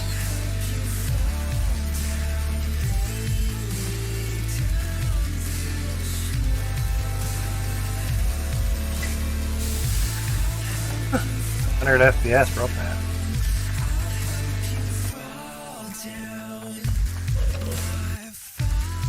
That everything's off.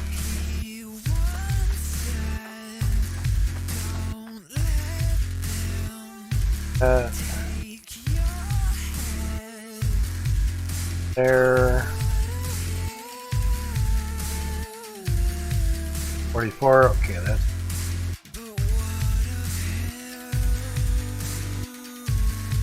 Have that, right?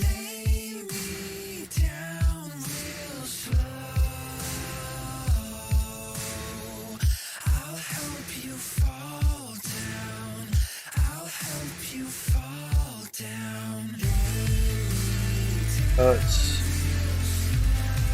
agony.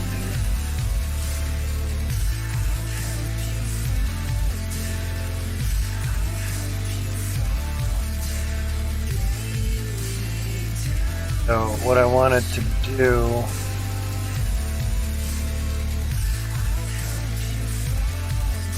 basically consolidate the bars here. Obviously FPS is fine here when it's all rolling. It's just a combination of more shards and everything. Want that.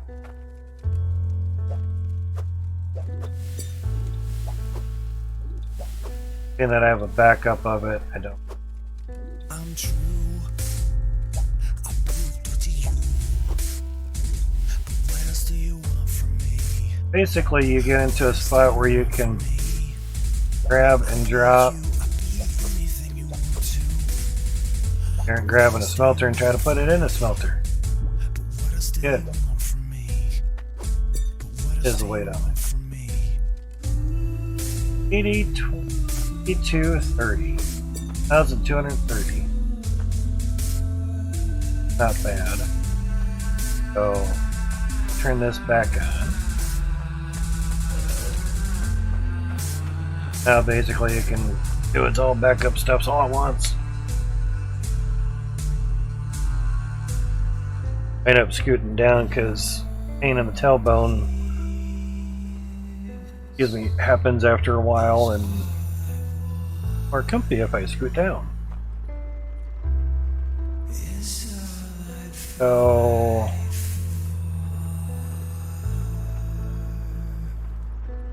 don't want, basically I just want to try 144 of them.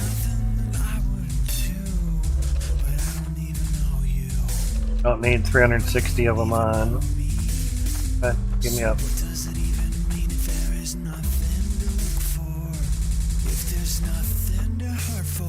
72 cents.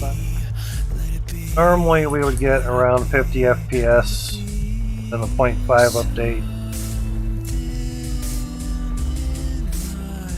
72 of them. But I'm also having a feeling that might be a position where I have the ladders, stairs. Well,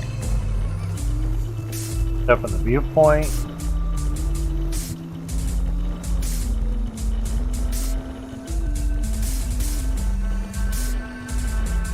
Could also be all the window textures that have changed because, like what X mentioned in our stream here, is that going to be an update on the windows and it could make things more laggy.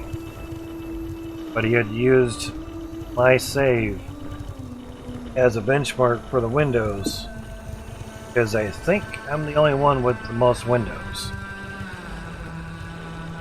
And I gave him a couple save updates. One was after 10 funnels that were finished to a certain height. So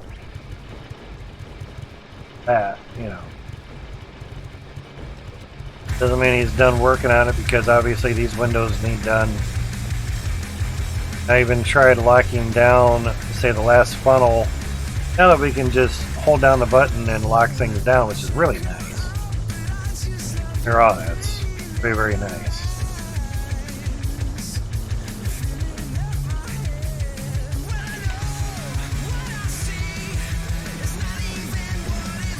Still around in the 40s. So there's 144 of them.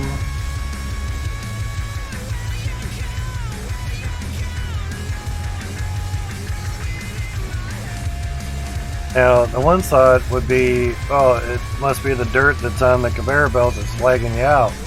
No, it's the amount of resources that's really lagging you out. So, dirt on belt, after a while, yes, will lag you some. Because we even turned off the harvester. And basically just water running through the pipes, no machines. Actually lagged me down to about 20 FPS. So the resources just compounded onto that. It didn't help. So just water running through a lot of pipes lag you out. Add dirt on belts, lag you out a little more. Adding a lot of resources on belts will lag you out way more. But me, obviously, double the belts, double the machines, a lot more throughput, especially for the gold and iron.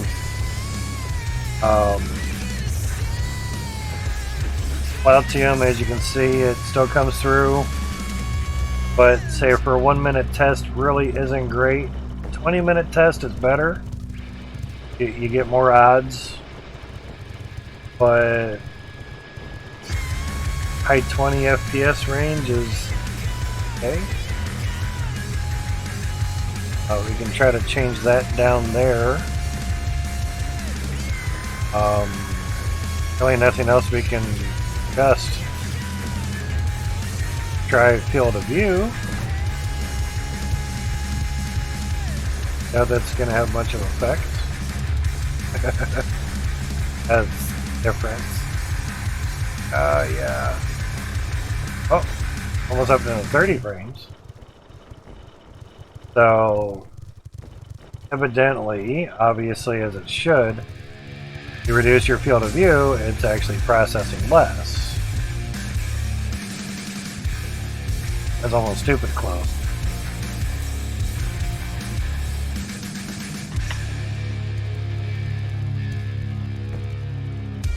Very interesting though. That is a little hard to get used to, but after a while you would.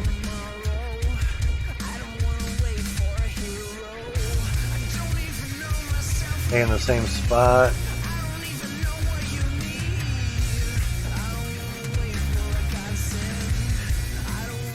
Back to 90. Move the controller. Basically looking at the white FPS because it's a little bit bigger for me. You guys see numbers about the same size. Look at what one is easier for you.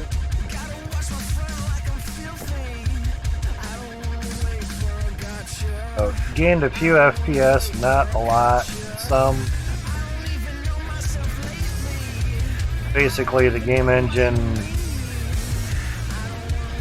is trying to register all that what we're seeing and going from there basically.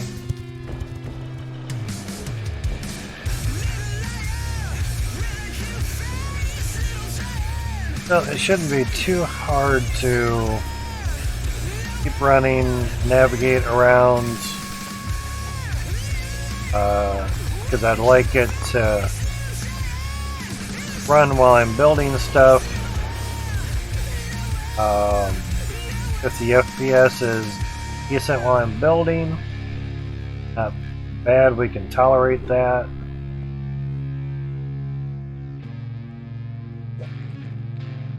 Oh, so, yeah.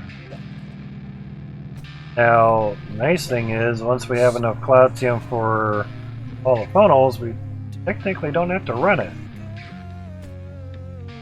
At that point, we'd just be waiting for the farming update and then P3 update.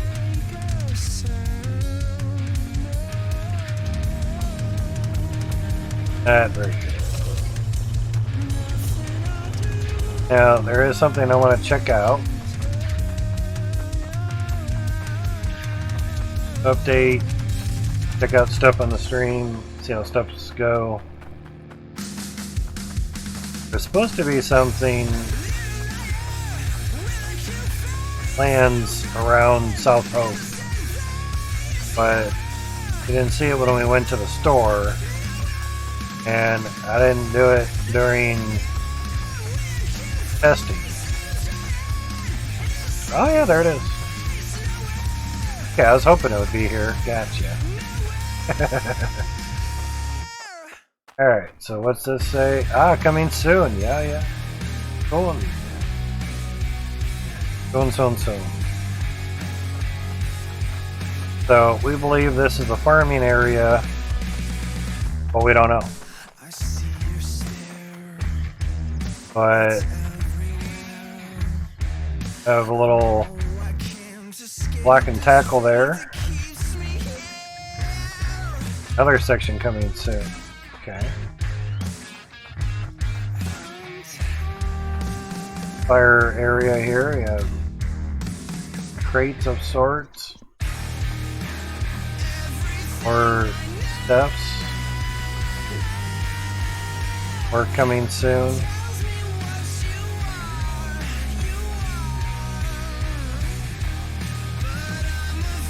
Good thing we didn't have a bunch of stuff parked over here.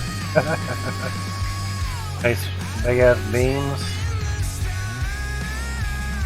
Barrels. Stuff wrapped up. Oh, okay, that's what they meant by the big anchor and the counterweight. Gotcha. Hell yeah. Huge bitch.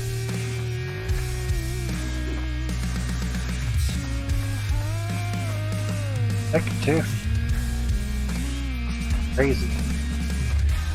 I would say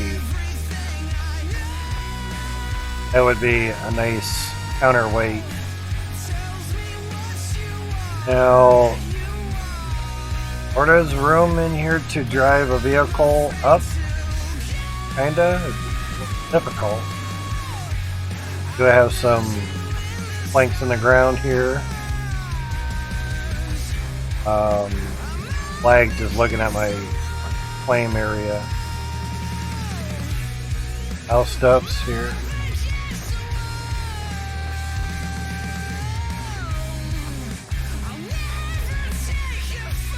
Green topped boxes. How's it going, Dutchie? Looking at the new area. Here, what this part's gonna be. Could back a vehicle into here. Could also not be completed too. New stuff from Update Nice? Exactly. We've been basically testing 6 miles away. Damn, that was a close lightning storm. Doing a lot of testing with our setup past 6 hours. So 72 T2 is running at the moment. A little bit more pressure than normal. Could actually drive a vehicle up through here. Post on the ground there. I've had 107 lightning strikes in the past 2 days. But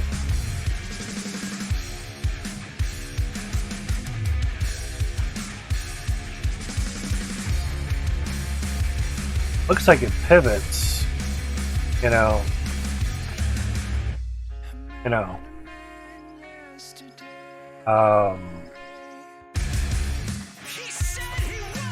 Like to me, this will be a storage. I'm thinking for attachments on the hydro excavator, yeah.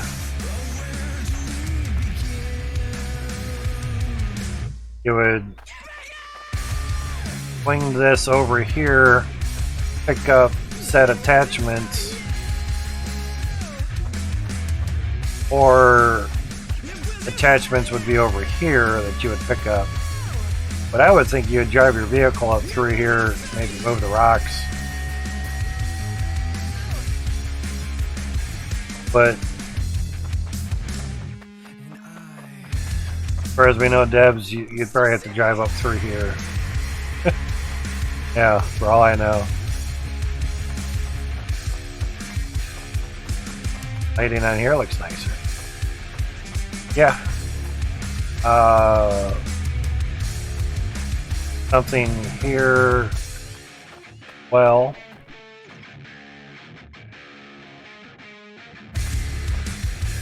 All crates and stuffs.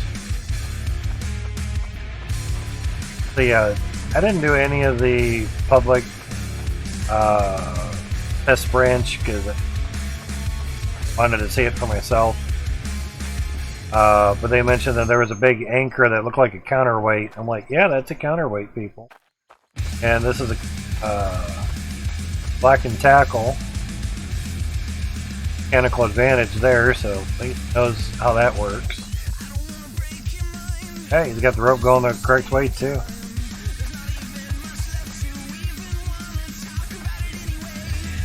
Nose on that, so that's good. So I'd imagine you could grab the rope. You can't walk through it. Bit of detail on that. Didn't come through correctly or something. They're 6 miles away. But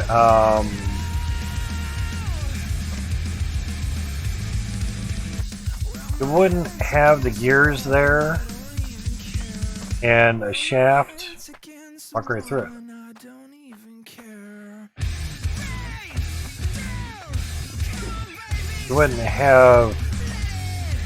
You wouldn't do any of that if it was static. It just lifted stuff up and down. You wouldn't do any of this stuff. It would be literally unnecessary. And it's not there for support. You know, it's literally a crane to pick up, pivot, and set back down. And plus you wouldn't have it really at an angle. If it wasn't supposed to pivot, you would have made everything perfectly straight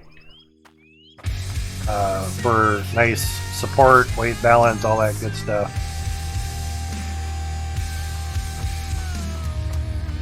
That one board's kind of bowed a little bit. Hamster powered pivot point. Yeah, pretty much. Over here and push the anchor over. 2-man operation. That would suck. Want to change the front end of your excavator so you can dig tier 2? You're gonna have to change it on here. That would be fun. That'd be nice. Reload the vehicle stuffs, yeah? That would be really, really nice. They mentioned that it was by South Hope. Got again work? Not a problem, man. Oh, we can also toggle sprinting. Very nice. 1200 for Drek Quarry. They'll say they could have made the dirt deeper. But yeah, tier 1 dirt really looks like tier 1 dirt now. Tier 2 is a little more reddish, like clay type dirt. And tier 3 is quite bedrock looking. Trying to get back to it. I'm sure you'll see it in your game as well.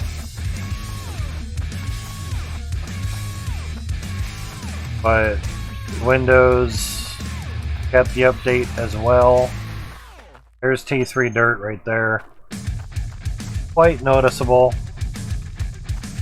Quite chunky. Basically hard.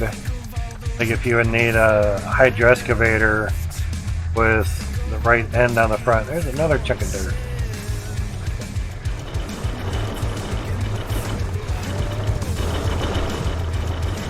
Like a chunk of dirt. Now we're just checking for any clogs again. The clogs, good. Set the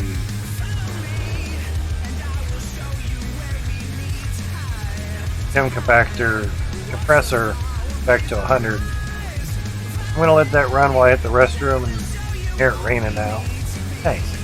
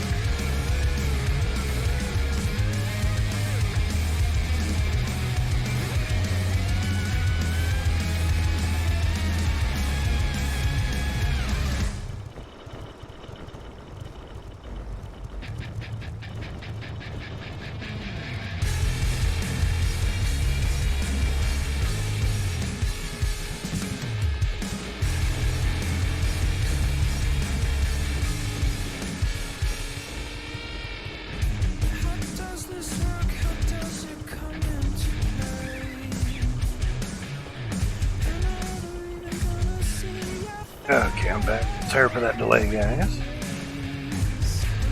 Looks like everything's been running smoothly. swimmingly. Grab the bed that we have here in the corner. Oh.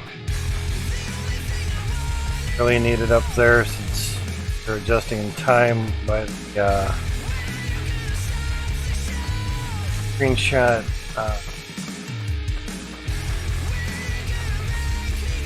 option. Call it.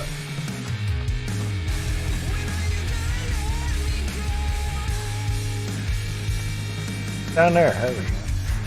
Sleep on the bedrock.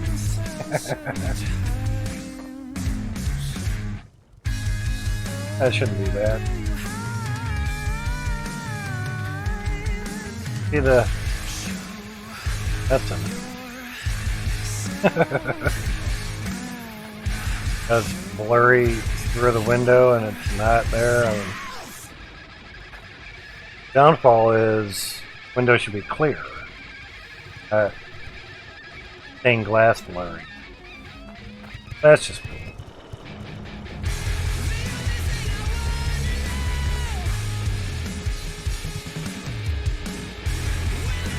'30s, '40s.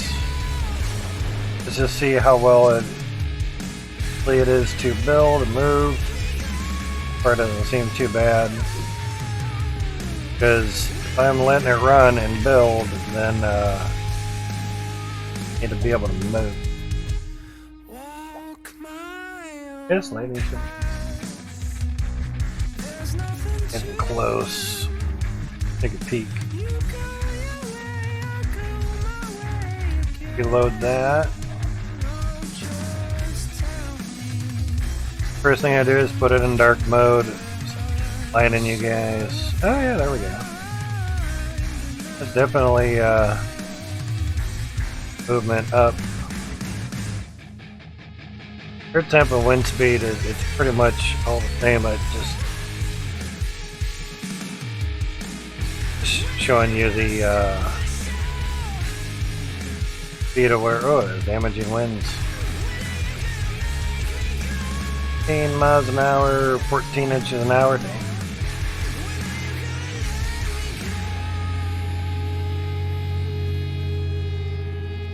And each one of these little legs on here basically shows how fast it's going. Gust up to 15. We've had a gust up to 9.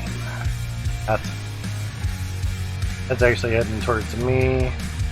Riverside, Ohio. Heard of that.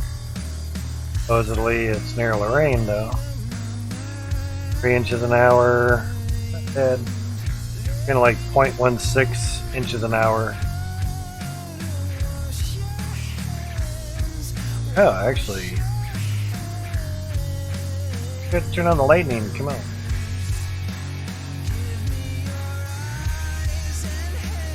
All these lightning strikes, but nothing around us. There's one. Can't click on the lightning, which kind of... There's a lightning strike. Yeah, that could be 6 miles. Like you said, he is 2 by 10. So, yeah. Not bad. It's me right there. Yeah, it's past midnight. Yep. So, just up to 5 so far. Actually, it's been... This update's kind of every now and then, a minute or so. 2.71 feels like 75. Yeah, dew point says 70 on my reader. There's another one up there somewhere. There. Offline. So, yeah. First, since the game's running, CPU is trying to do this as well as the game. Evidently, 16 threads is a small website. Not hard. There you go. A lot of flooding here? Yep. I'd rather have flood than tornado shit.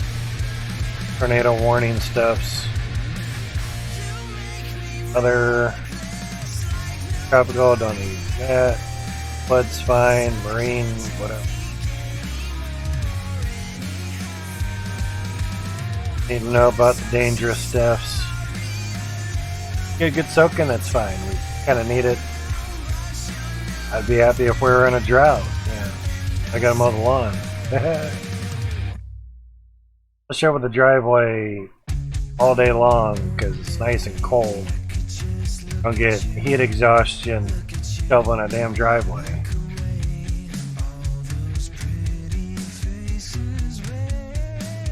We had stuff like this roll through last morning.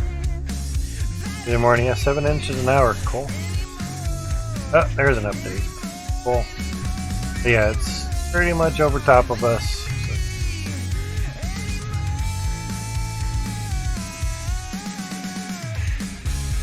Yep, dew point. Actually 68 here, but it's alright. Like I said, it updates every now and then. Not a specific time, but update every now and then. This updates like every 30 seconds. Certain information does, other information does. It updates every hour. So, yeah. Rainfall right there. Obviously, it's been pretty consistent, and then recently, when we have all the rain on top of us, down. Okay, makes sense. Whatever. Bitcoin stuffs. Okay, that must have been what Peppy was talking about. Yeah, somebody sold a lot, then they bought a lot. Okay. Sounds good. Everything else kind of had the same shit.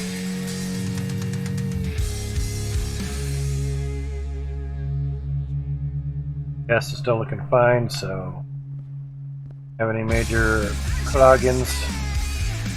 Any cloggins yet? But I'll pass my save on to Max and see how things are doing.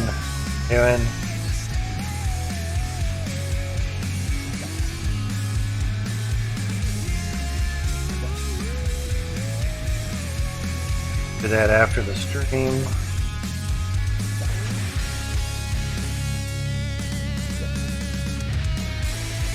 I guess as we're getting a lot of cloud-to-cloud lightning. No such thing as heat lightning from what they're saying now, because basically lightning that's so far away you just can't hear it. You see it. You see over 10 miles easy. But you just aren't hearing it. Thing is that lightning cannot be heard over 10 miles is what they're basing that on. So I'm like, oh, okay, good to know. Well, for that. So Max has been doing some great updates on optimizing game, drills, machines, everything. Like he mentioned about 1.5 years or so ago, when maybe about 1 year ago, when he was wanting to and learning about rewriting this whole game from scratch, that there was better ways to do the coding, and when it came time to optimize things, it would be a lot easier to do so. To do said optimizing. So we're now seeing proof of that, and that's good. Frankly, could have left the windows as they were. They were fine. They were good. But you have to remember, it's his game, and we're just the ones playing it. You work for a company, the company changes what the windows look like in the building. Do you have any say in it? No. Matter to an extent how much stock you own. The owner of the building is the one that makes the changes to the building. Yes, you can't have an owner just for the building. I did work for a company. It had 3 owners, say 4. One owned the land and the building, and the other 3 owned the company. That way they all 3 had to agree on whatever would be good for the company to go through and do it. Kind of nice. Just too bad they never held to their word on things. Hey, we're gonna like get this new machine in and you're gonna run it. Oh, okay. A couple months later, machine comes in, I'm not running it. What the fuck? Thanks for going back on what you guys said you were gonna do. Thanks. Know where I'm standing in that company right away. Thanks, okay. Other things start falling through that they promised and they never came through with, and I'm like, okay, I see how things are going. Y'all have a good one. I'm gonna go work somewhere else.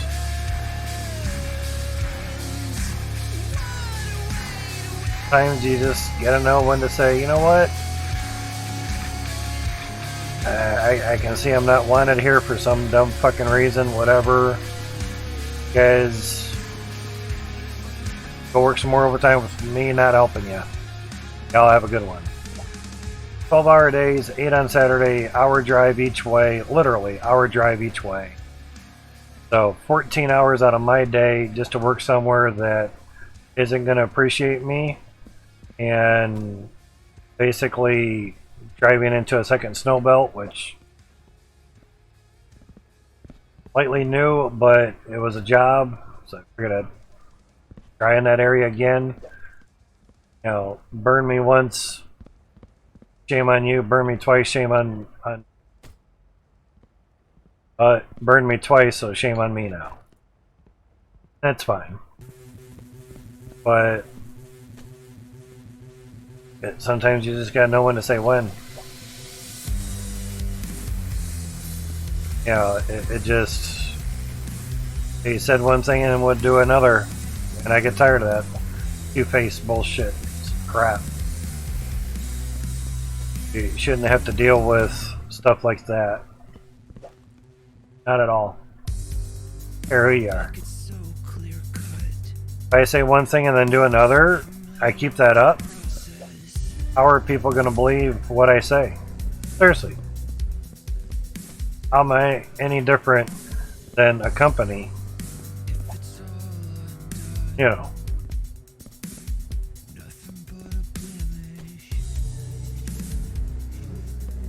I understand life and things can come into play and things happen. How life is.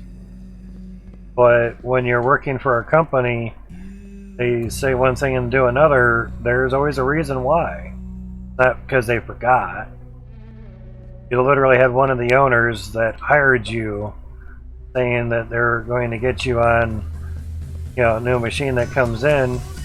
And my guess, someone said, oh, hell no. You're going to have this new guy come, you know, get this new machine? No, hell no. I've been here for years. I run circles around him, which they did, and I didn't give a shit about that. I work at my own speed. I like it, I go work somewhere else. Not a fucking robot.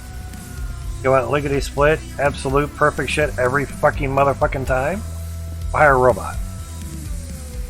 Oh, they cost too much? Yeah. Sucks, don't it?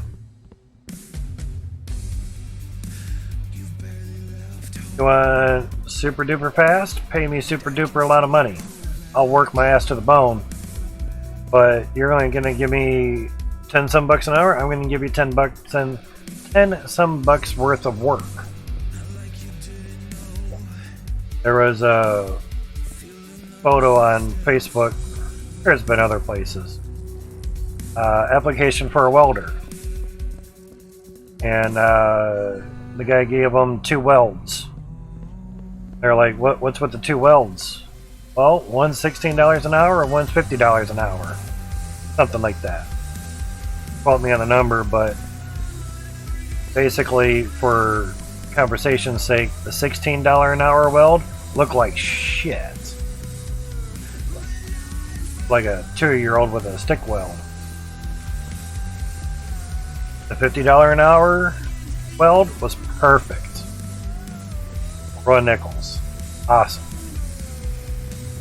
Best weld I've ever seen. You want good welding? You pay me 50 fucking bucks an hour. You pay me 16 bucks an hour, you're gonna get shit welding. You're gonna get $16 worth of welding. You're also paying that dude for the experience that he's learned over the years. Paying for that as well. You would normally send someone to a trade school to learn said stuffs. That's going to cost you thousands of dollars. Well, a person has gone to all the welding classes and has learned how to basically lay a row of nickels on a weld and do a perfect weld. You know, you want some a bush fix weld? 16 bucks an hour sounds good. There you go. Evidently, I'm pretty sure the dude got the job, and I'm pretty sure he's getting 50 bucks an hour. Welding is an art. It can be picked up kind of quick if you're good at learning stuffs. I've done acetylene torch brazing with 1200 degree silver solder, ribbon silver solder to be exact. But that was also for big chunks of metal, which isn't really much of an art. You just heat it up and wait for all the solder to melt. Now the intricate brazing was fluted tooling. We have to go up another. Yep, we're good. That was more of an art because the carbide was thin, the flutes were thin. If you're not careful, you'll melt everything into a ball of goo, ball of metal, and carbide too. Really can't melt carbide much, but that tip hot enough, that torch, you'll melt it. Pressed powder, that's all it is. But more so, to learn a trade, that's kind of the limit for your $1 an hour. Now, of course, that was before all the streaming stuff, and the chosen ones, you know, get tens of thousands, hundreds of thousands of views every time they stream. You know. And I was watching Presley. I call him Presley. No R, and there's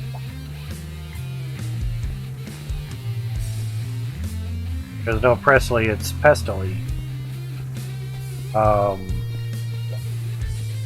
His stream was on for 45 hours. At times he will put it, say, in the category I'm just sleeping, and he'll actually have a camera on him showing that he's sleeping. He did what works. Point is, as I was filling out basically the entry form to, you know, get more points, to get more votes to enter in to get to the computer drawing stuff and everything, you know, likes this, subscribe here, visit here, you know, follow him on Twitch, which I already was. They had a broadcast of his stream on that page. And all of a sudden there was no stream. I went to the tab that his stream was on and there was no stream. Connection issue. What? Dude, that had 15-some thousand people watching him. Evidently when he's doing the computer giveaways. Normally it's a few thousand, which is still great. At times he's got more viewers than Shroud playing the same fucking game. My point that I'm getting at is even those chosen few that get tens of thousands of viewers can still have technical difficulties while streaming. And he came back on, still had 45 some hours on the stream. He didn't have audio on his microphone. And of course chat's like crazy, you know, no speaker, no mic, no sound. Even people subbing saying no sounds. He had to restart OBS to get the sound working. I've had that same freaking issue. Internet goes out, you lose stream, but OBS is still staying connected, you know, trying to. You come back, your mic don't work. Only solution, even though you turn your mic on and off, only solution, restart OBS. Basically, you had 11 minutes left on the giveaway, computer giveaway. So, even people that have huge streams going can still run into technical issues. You're working for a big company, you're making tens of thousands of dollars a month, power goes out, guess you're going home. Hey, sometimes that happens.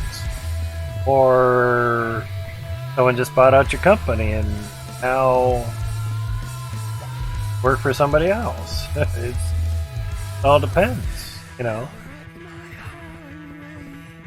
It's the old saying, you have to have a backup for your backup.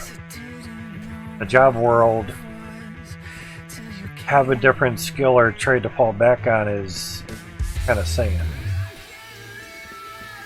That's why I was saying with learning a skill and a trade helps if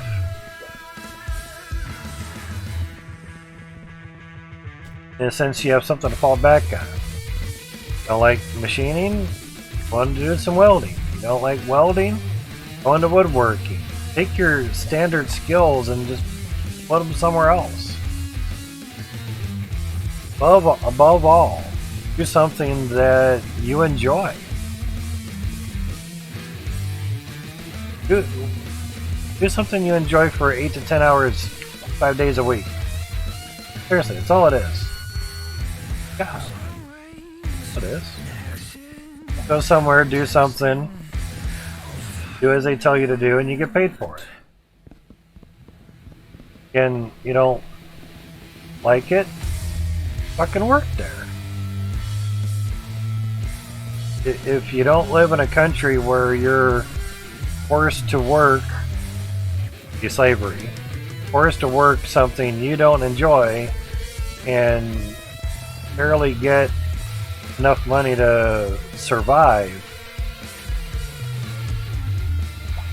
you might as well go live in a jail or something. At least you get 3 hots and a cot, like they. But jails are overcrowded, so that's not an option. Don't commit crimes just to get 3 hots and a cot. There's better ways to do that. That's what I'm getting at.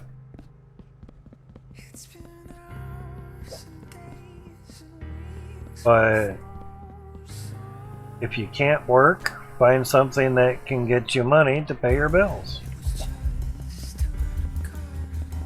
You have computer stuff, and you have enough gigabytes of VRAM on your GPU. Mine some Bitcoin. That's some monies. Well, crypto ain't worth shit right now. It's long-term stuffs. So mining it on my 3 GPUs. Crap. I have 2 GPUs on the streaming computer and 1 on the gaming computer. Mining Bitcoin 24/7. We're doing it right now. We're mining Bitcoin while we're mining dirt. Double mining. Yeah, but that's not a lot of money. No shit. But my bills are met at the moment. Thank you, Dad. I'm here for one sole reason, to keep my last parent out of a nursing home. So, in the meantime, so I don't go stir crazy, I'm on the computer. Oh, I did it again. Again, I can walk over here, walk up here. So, more so, I would love to get back in the workforce. I would absolutely love it. Can't wait to go work somewhere and get tens of dollars an hour versus a week. $2 a day. Ooh. $10 a week. Oh my god. I'm rolling in it now. Rolling in it before $100 a week. Nice. Making $400 a month mining. Which what? Or there wasn't really a need to stream for money other than just stream to have fun. The streaming ought to be is to not stream for money, but stream to have fun and stream to enjoy it. Wow, same thing as a freaking job. Same as a job. You go to the job because, well, it pays bills. True. But you also go to a certain type of job because you like doing the work. Don't like doing the work and money's not enough to keep bills going. Why are you working there? Why are you working there? But what do they have on you that keeps you there all the time when you could be working somewhere else, making more money, and enjoying the job? Do what works for you. Enjoy the job. Don't work somewhere that sucks.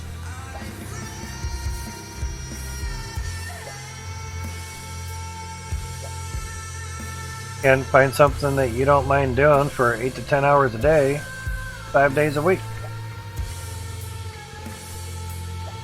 Hell, if you really like it and they ask you to work overtime, you're happy. Thanks, cool. For money to do something I like to do. Thanks.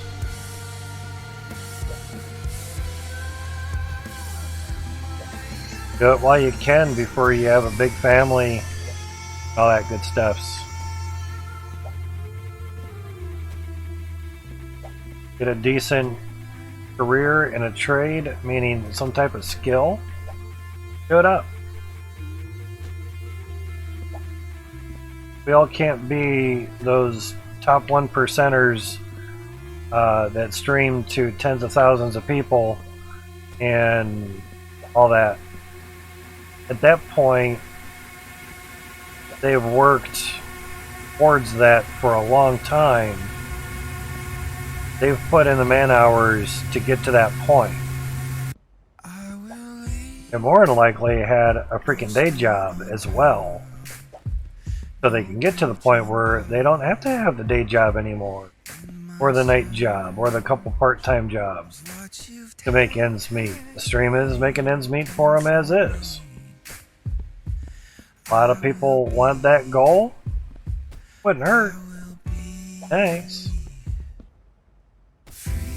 That definitely would be nice. Stream something that you enjoy and get paid thousands of dollars every month for it? Fuck yeah, that'd be awesome. Is that gonna happen to every one of us? Maybe. Guaranteed? Fuck no. Anyone that tells you that's guaranteed is lying to you. No different than, say, Gold Rush, a TV show, and someone says they tell you how much gold's in the ground. You're either trying to get something from you or they're lying to you. They're trying to rip you off or they're lying to you. No one knows how much gold is in the ground until you actually dig it up. So, sarcastically, with Jack saying, "You're all millionaires, you just gotta get it out of the ground." He knows there's gold in the ground, he just doesn't know how much. To get going on a good enough ground, yeah, you could probably become millionaires. But it's incentive for the people working under him to get $1 million worth of gold out of the ground. Everyone wants $1 million, fuck yeah, I'd like $1 million too. Pretty nice. 7 digits. Awesome. Well, I've got 3 million Shiba Inu. That thing hits $1, I'll make just under 3 million bucks. Certain things do certain things, you can get a lot of monies. If you keep doing those certain things over and over, you can continue to keep getting a lot of monies. For right now, for $10, you can buy 1 million Shiba.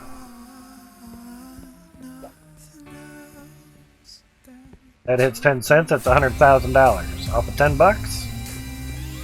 That's a lotto ticket right there. Lotto's like 100 million, man. $10 scratch-off ticket then, does that please you? $10 scratch-off ticket gets you 100 grand? Well, yeah, that's like winning the lotto, man. Oh yeah, now that I put it a different way, is what it is on how one perceives things. Now we have 72 T2s running while we're just BSing about nonchalant shit. We know 72 T2s will run quite well. 98, we're actually going to see this go. I'm just BSing about nonchalant stuff. His biggest mistake, how's it going, Whitefire Damon? Is that a Damon? Or maybe it is Damon. Obviously it's not a demon. Point is, biggest mistake too many people make is immediately spending any fortune they win rather than investing and planning ahead. Exactly. That old saying, a fool and their money are soon departed. The first person that won the $1 million lotto fucking broke his shit down. I think they were broke within like the first year or something. They spent $1 and they won $1 million, and they spent it all.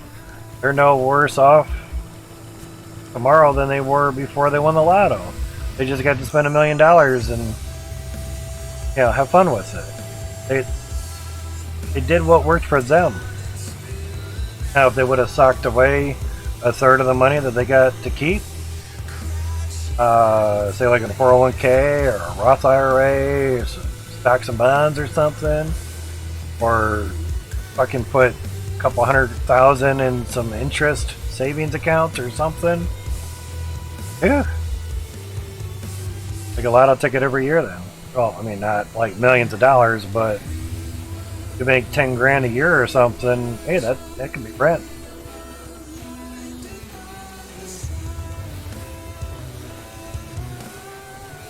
Grandmother lived off of 2 CDs that my grandfather put away so she didn't have to worry about money when he died. 2 $10,000 CDs at 6% interest every month. She was getting $1,200 to pay for bills and medication. So she actually did have to go to a nursing home because she would take her medicine and then she would forget that she took it, so she would take it again. And it's like, no, can't be having that. So the point is, he did that so she didn't have to work. And also during that amount of time to keep getting bills paid for and pills paid for, medicine and everything, had to start dipping into those CDs. So therefore you start getting less and less back every month because you're dipping into the principal. Dipping into what's giving you the interest. Monthly payments. So obviously that was a downward road. We didn't want her to go down and everything. Oddly enough, in order for Medicare, Medicaid, something to kick in to basically pay for the nursing home, she basically had to have zero money. So, in a sense, everything worked out the way it was supposed to, in a certain time frame. But two $10,000 CDs, he was a master carpenter for 90% of his career. Working career, I should say. He did what worked for him and his family. And it worked out. Whoops. He had worked at a foundry for a while, shoveling sand into molds. 2 tons worth of sand twice a day. Called him Popeye. Because he had big fucking forearms. Yeah, the forearms are just so big. Now, when I became his grandson, basically, he was way past that stage. Like, really? Really, Grandpa? They called you Popeye? I don't see it. I know what Popeye is, but... like, yeah... Back when, you know, I was in my 20s, that my forearms were as big as your calves. I'm like, damn. Like, damn right. They're big. Shovel 2 tons of sand every day for a couple years. Yeah, you get some pretty big muscles. I'm like, crazy. I'm gonna be 47 this year, so that was a good 40 years ago. And yeah, it wasn't a spring chicken when I was 7. So like what I was saying, with do things kind of right, and like you're saying, Whitefire, you plan ahead and you do things in a sense kind of just right, you know, it can work out. It can last pretty good, you know. Obviously, until you start dipping into the principal, well, either have a reason why you're dipping into the principal, or, you know, going to be getting less and less dividends. So for those that are new to the stream, you know, it's for today. We're making 15 funnels out of windows to house, hopefully, 35,000 T1 drills, and we're going to do the 1,000 T2s. That's not a doubt with that. Easy. We just have to get the Cloutium for them.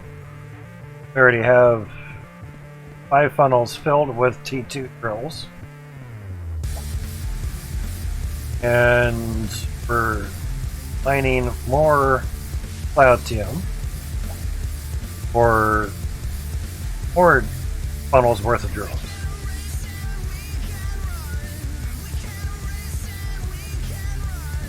Can't really get down there.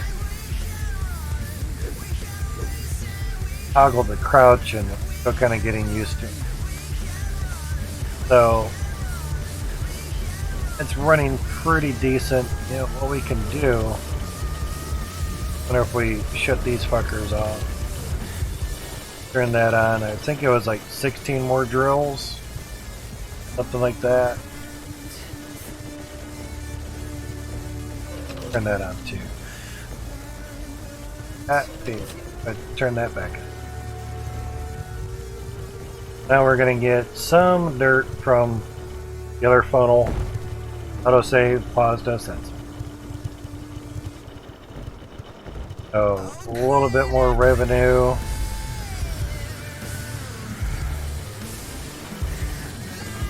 That out, see how much we have. Wait, another moss. 4,800. Now stacked up here. 21,600 is what we need for one funnel's worth of T2s. 9,450. Nice seeable reticule. Crosshairs. Dump it all into there. Bars on the ground, they're all tests. These are for funnels, so we have 6 funnels worth of Cloutium, yeah. 1,600 and change. What's the goal, Mike? Now we have what? 9,400? Yep. Getting there. Jump compressor just went off. Backups. Frame rates. 30s-ish. Have any more valves? But we do have this handy dandy centralizer. Try that.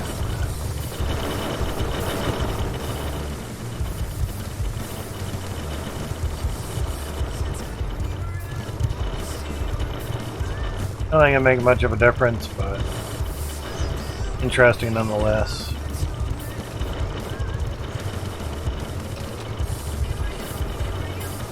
There's 144 worth of T2 drills.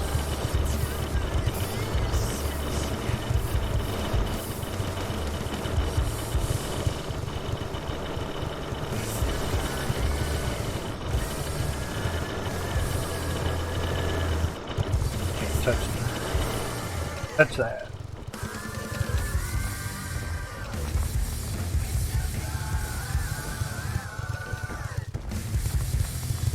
Back up on this one.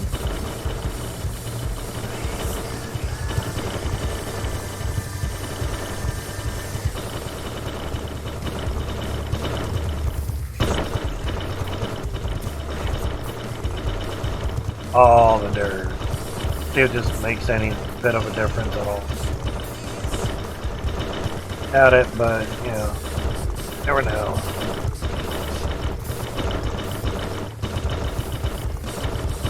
I'm still getting through. Crazy.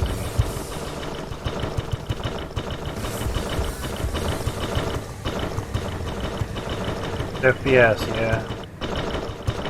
Kinda figured as much.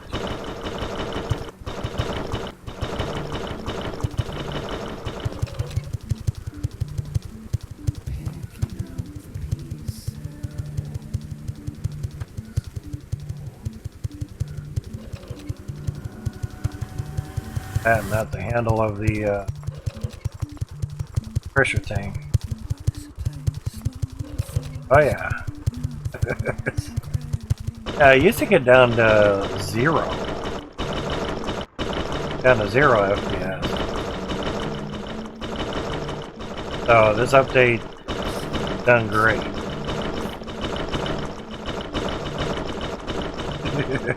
Yeah. Fucked game.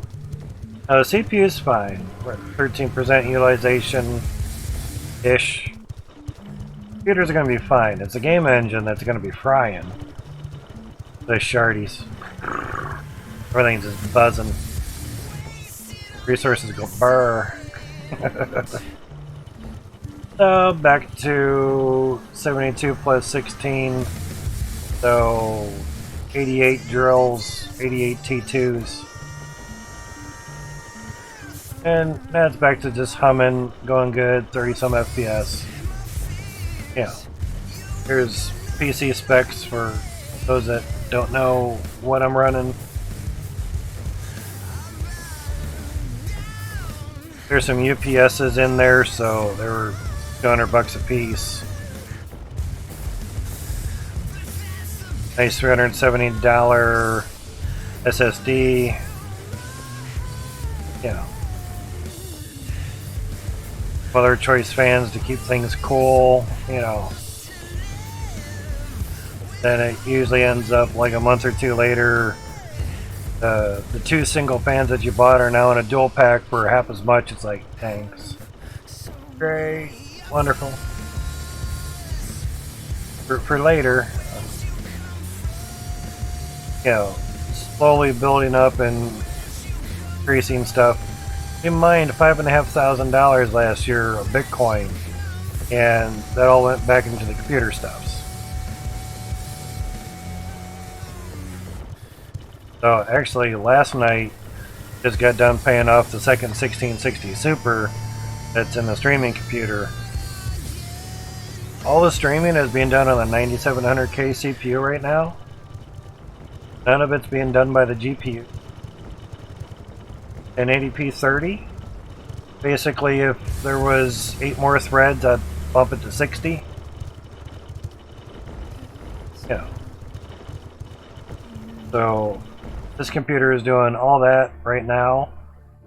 Chrome, Chatty, save games up, Discord, of course, obviously Steam, Voice Meter, Nice Hash Miner, Afterburner, mining on the 3070, CPU ID, and Test Manager.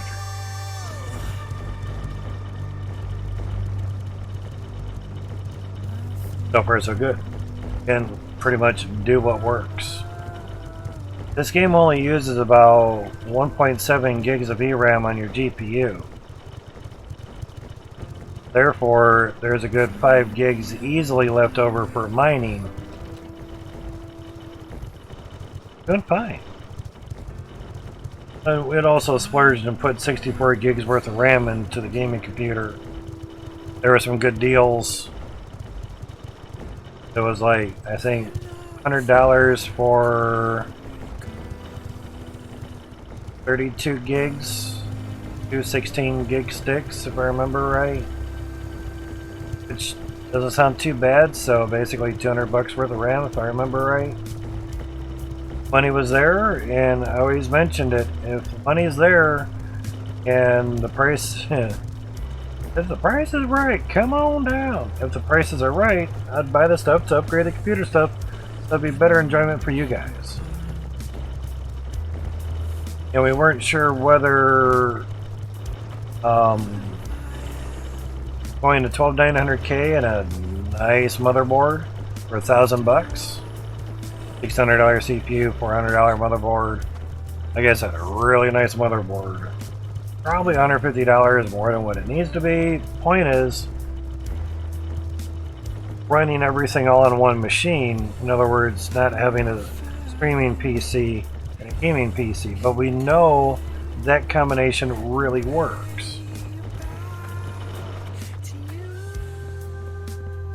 For under $600, I was able to get all the parts needed to get my old motherboard, the 9700K, up and running, of course, with the 9700K.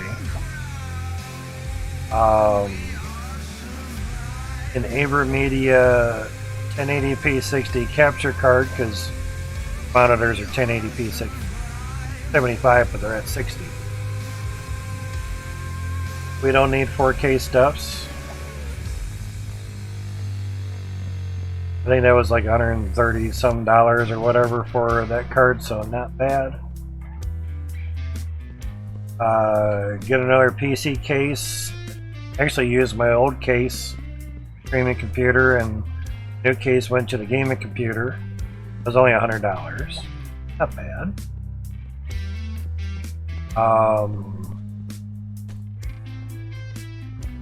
Another cooler, because I did have a Sipe Ninja 5 cooler, Dano Webb, how's it going, man? But I really like the Dark Rock Pro 4 cooler that 9900K has been working on. I'll put that on the 9700K, and it's kind of nice and cool. Rates. And of course, buy 2 different fans for it so they can be at higher RPMs rather than the stock 1500. At the very least, I still have those fans to fall back on. Get different fans for the gaming computer case. Oh, it did fire up? 136 trillion volts? Fuck yeah! I saw that there was some weak-minded people thinking that it was going to blow up the Earth or something. I'm like, no. But to be honest, before I started learning about CERN, 13.6, hey, with the decimal point, when you get into the trillions. That's awesome, dude. It was before they found the Higgs boson. I was like, man, that thing fires up and like, that thing like makes a black hole or something. That's it, we're all gone. Fuck this. Wow, we're gone. Okay. Sucks. Well, nice knowing you guys. But it didn't. We're all still here. It did good. They know what they're doing over there. I'm pretty sure if they had an idea that they were gonna create a black hole, probably not do it. Last thing you want to do under the ground on Earth is make a black hole. Literally. Concerned, some people are saying they caused all Mandela effects. Okay. That wouldn't be Nelson Mandela, or would it? I don't really know what the Mandela effect is.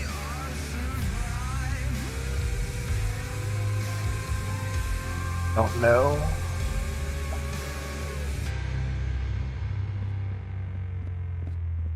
But I did see some posts saying that they're wanting to fire up the Large Hadron Collider at CERN and do some more testing type stuff. So I'm like, alright, fire that bitch up.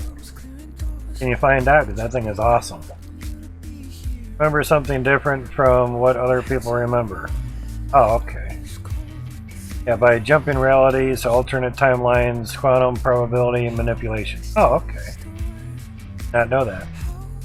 In other words, kind of like really quirky way of deja vu? Or evidently not deja vu?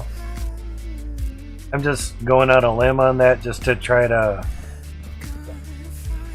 I would say, put some different words on it. I'm not trying to spin it to my own words, but, you know, alternate realities, jumping realities, I can. Actually, both of you guys are coming in the same color. Which is weird. You guys have different name links, but you guys are basically the same color on my end. You know. So,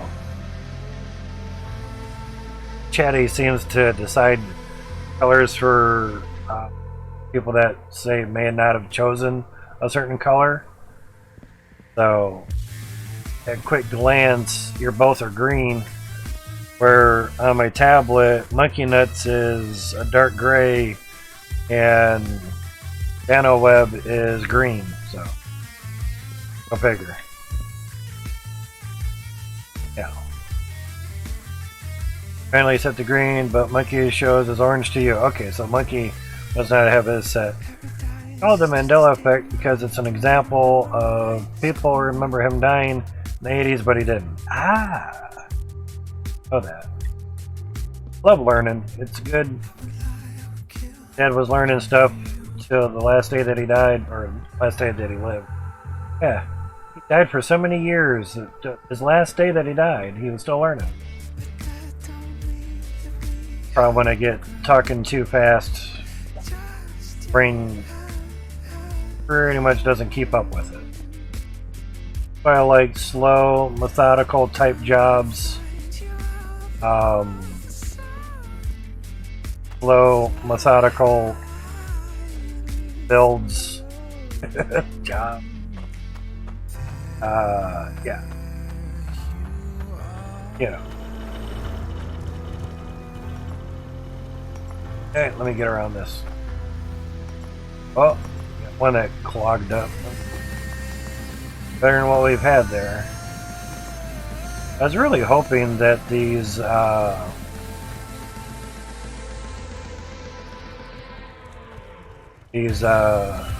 merger hooks is really for a T-junction, but maybe to get popular enough, maybe we get it at the end of the conveyor belt. I mean, we already have vertical belts, but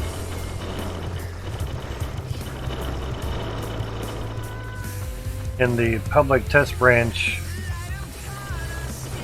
seen someone use it like that, but it was a photo.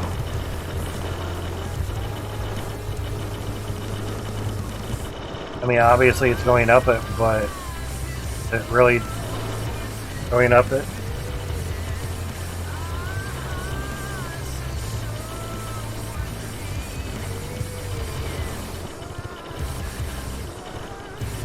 For this game, this is my first time playing.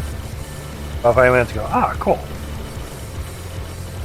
I've been playing it forever. On and off. So if you have questions, we have answers. And doing shit. Now, there it does.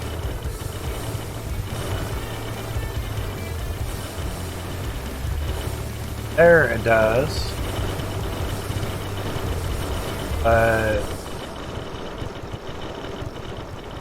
Obviously fit there.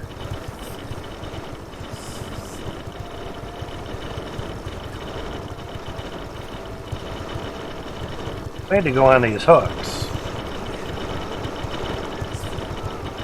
to basically bring something in from, say, T-junction, you know, belt going here, you have another belt going there, but to get it to go off on to the other belt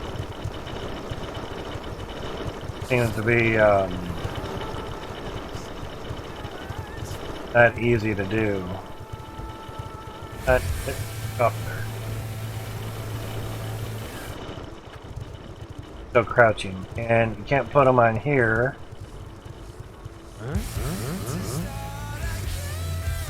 There, but that doesn't do anything. So it has a use. It's just what I would like to use them for. It's not working for. But yeah. Yes. How do I do the thing? Which thing would you like to know?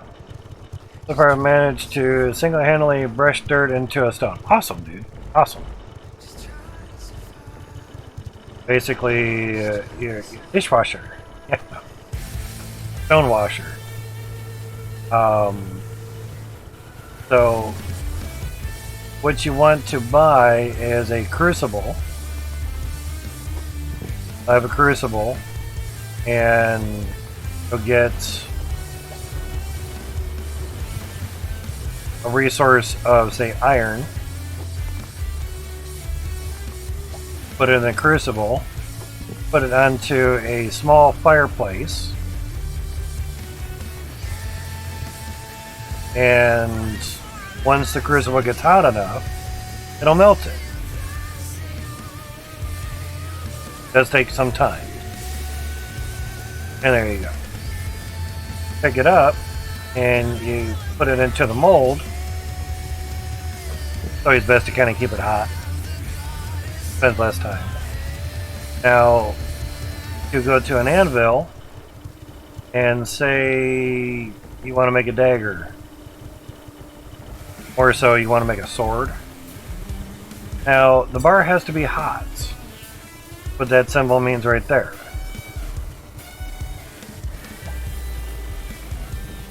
Put you right there.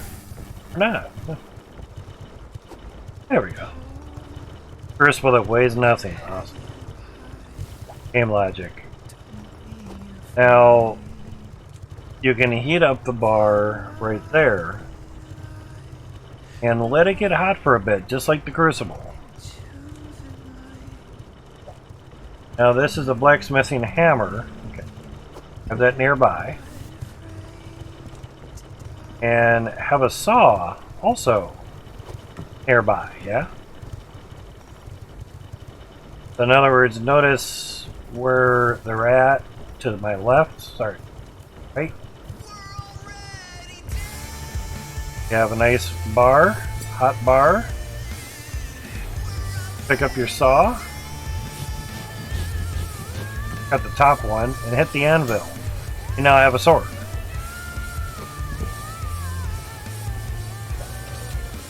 Or kill something. There's nothing to kill, so get fucked. So now you have a sword. Would be cool if we could swing it around a little bit. But now basically you would take that to your jeweler and it would be worth X amount of coin. The reason I did not make a dagger or an axe, but I made a sword, is you're going to get more money for the sword than you would an axe or a dagger. Now if you don't know how much it's going to be worth, you can put it on a scale. Generally it can kind of stay. Huh? Yeah. Walking on stuff. You can get a tool holder, so things are like in a spot for you. Great, wins a raffle. Very nice, man. Very nice. Things are going good and well. Swords don't really stay up there very well. What Max wanted in this game was, in real life, when you drop something, it very seldom drops same way twice. Wanted to incorporate that in this game. So that's why basically crouching. Hours of talking. Ooh. While crouching, you're reducing that amount of drop height. The game can kind of steady stuff. So 4.43 weight, grams, not ounces, not kilograms, not stones, it's weight, game weight. And the currency is Hydrocoins, big coins, easy enough. So basically we have a sword, 69 coin. Very nice. Now, a lot of times, the bigger the amount of iron, the taller the sword. Obviously to a point, and it's only going to be a certain amount of size. Now, at the moment, there's nothing that we can make out of scrap bars, but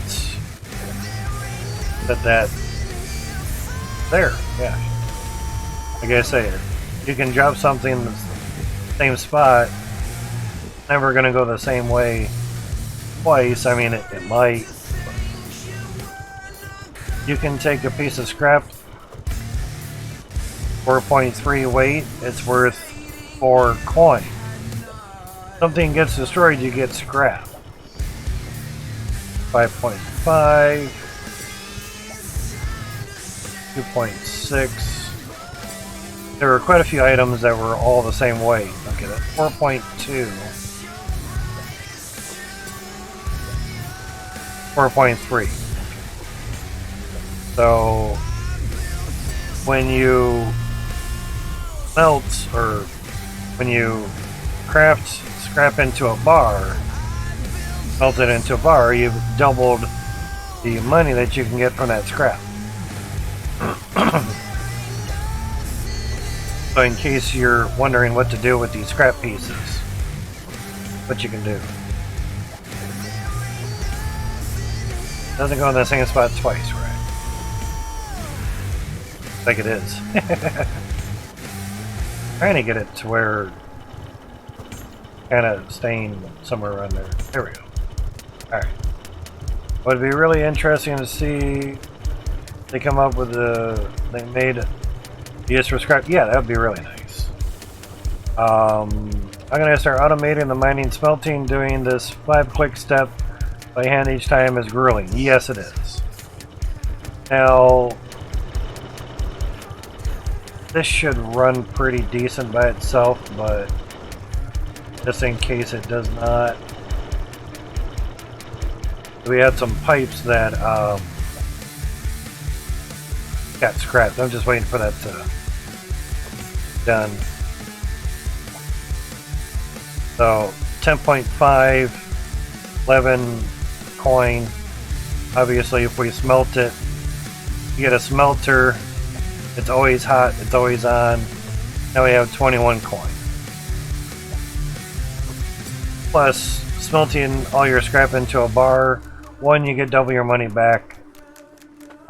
Scrap turns things into 25% of what they were originally bought for. Then you turn it in a bar, you get double your money. Press your logic. That was like 7 FPS in the corner. There you go. So, everything pretty much validated there.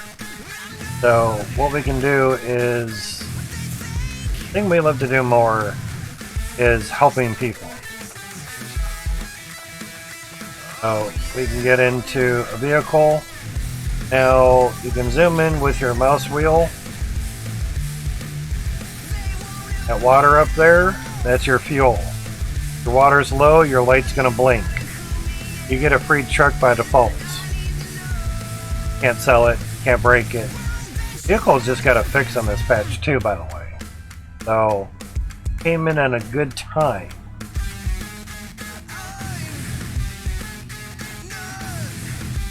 Now, there are other vehicles here. There's gonna be more coming as well. Steering is a little wonky backing up. Standard vehicle. Oh, okay, good. We got the tilt tips. Goes around the world slightly faster. Slightly faster. Slightly faster.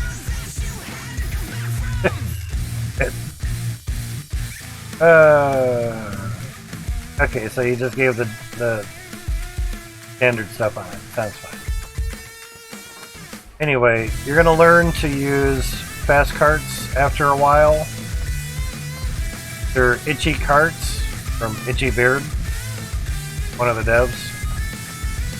You're gonna learn to buy the fast cart, designed to transport items quickly. You have an agile cart, you don't really need that.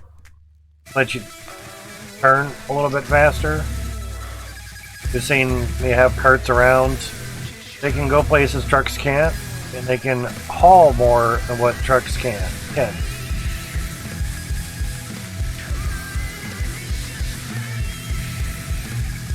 Real Civil Engineer is asking Jordan, how'd you build stuff off grid? It's place anywhere mod.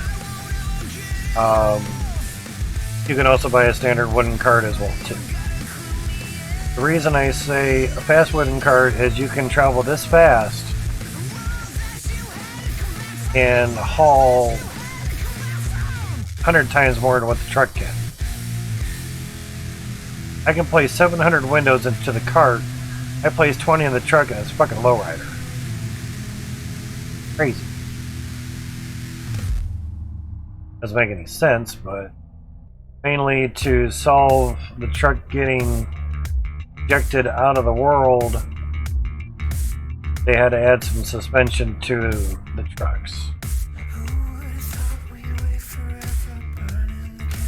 So I'm avoiding showing you what I built there. To automate stuff, you come over here to Craftable and Ice Helm. Use the machines, Tier 1 limited stock. I've already bought one of each. Don't recall if they actually cost coin. So many days ago, yeah. But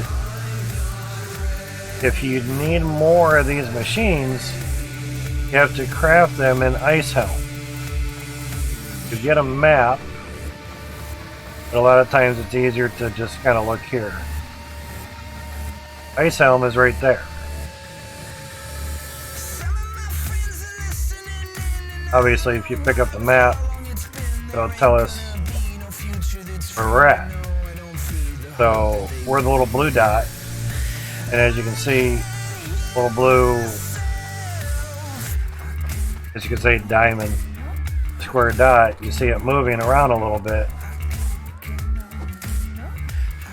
The little blue dot that's basically right there. Unfortunately, I can move this up and down. It's kind of like the cart where moving side to side, at least with the camera, this lets us move around, but with the cart, you move side to side, turn with the left joystick, and the camera, like with the mouse, with the cart you can only go up and down with the mouse if your mouse. Anyway, the craft things is in Ice Helm. And if things go outside the store, they disappear. That's why I was saying, basically, a lot of times, go crouched. No, I couldn't yet. You can craft them in Ice Helm. There's a big old section there, really, really cool. That's where you can craft more drills. This video's the most hilarious, painful scream, exactly. So, we have some money still here, 110 grand, not bad. So, could start with the hand sorter, but a little touchy. Basically put something, a resource on the top, and hook up some water to it. I got it to work without water somehow. And it'll spit out some resources here, and spit out a lot of resources here. They're okay. Basically, you can take a pans.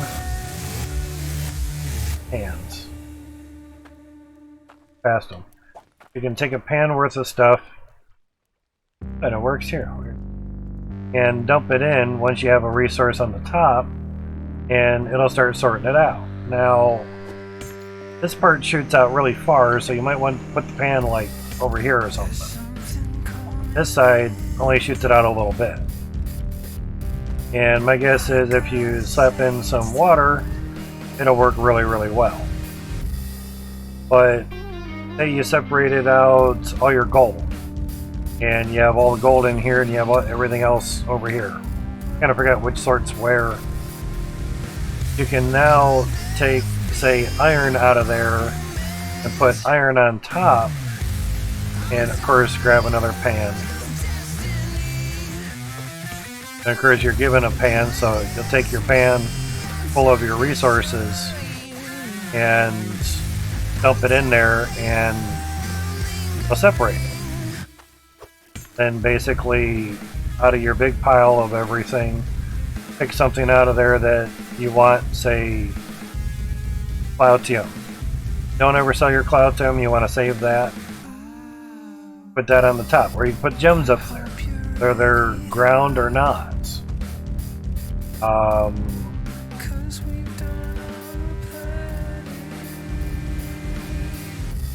Seriously, it's not even here? I don't even see the gem grinder here. Well, that you have to go to Bridgeport 4. Yeah. Pretty sure the reject gets put out the side, like the stuff pours out the front. I would think so. Mainly because a small chute here is usually for 1 or 2 items. Bigger chute, leftover stuffs. Supposedly, if you don't hook up water to it, some items can get stuck in there. So basically, just probably pick it up and move it somewhere. You know. But the pipe was on the back. I got it backward. Nah, it's alright, man. No worries. Basically, it's three-sided, so it's not bad. Now, the downfall is you can't pick up a pan with the pans. So there's that. But you can stack them. Stack pans. And you can put things in pans once you buy them, of course. You can get a hammer to stay in there, you know. So, first thing that you really want to do is start crafting stuff. So you need an anvil, small furnace, crucible, casting mold, blacksmith hammer. So you need 5 things just to craft something so you can get a good amount of money rolling in. You could get some fishing. You could get a fishing pot. Too bad we can't fish with TNT. That would be really nice. You can get a standing torch. Pretty much anything that you buy. And wait. Goodbye, bet. This is the inlet pipe. Place this water. Then you connect more pipe to it. Fortunately, we don't have to bolt them together, so that's a valve. And if you get tired of the dripping sound, you can put a cork in the end of the pipe. You just turn the water sounds down. This is a pressure tank. Put shard bars in there. Place a shard or shard bar inside to increase water pressure up to the same percent value as the intake pipe. This will give you 100% pressure. Place a shard or shard bar inside. This will now take your piping back up to 100% pressure. You used to have to stick 4 of them together because they only did 25% pressure. It never brought it back to the inlet pressure. Times have changed. You can buy concrete floors. I just buy regular floors, but they're 4 times as much, but they cover 4 times as much land. And you can do things under the floors. These, not so much because they're big. But what you can do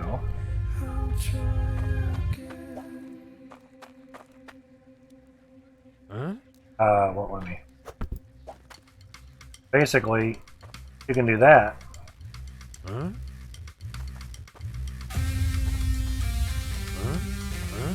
Operate. Oh, because I'm crouched? Yeah, sorry. My bad.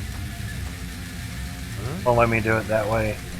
But one easy way that a lot of people do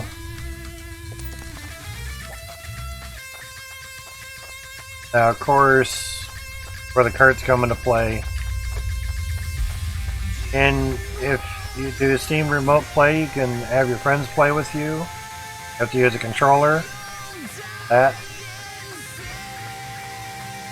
So once you get this placed somewhere, turn it on, and it has to be placed.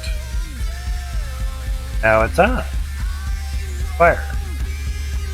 So what you can do is you can do that, and now you can place stuff on something very flat.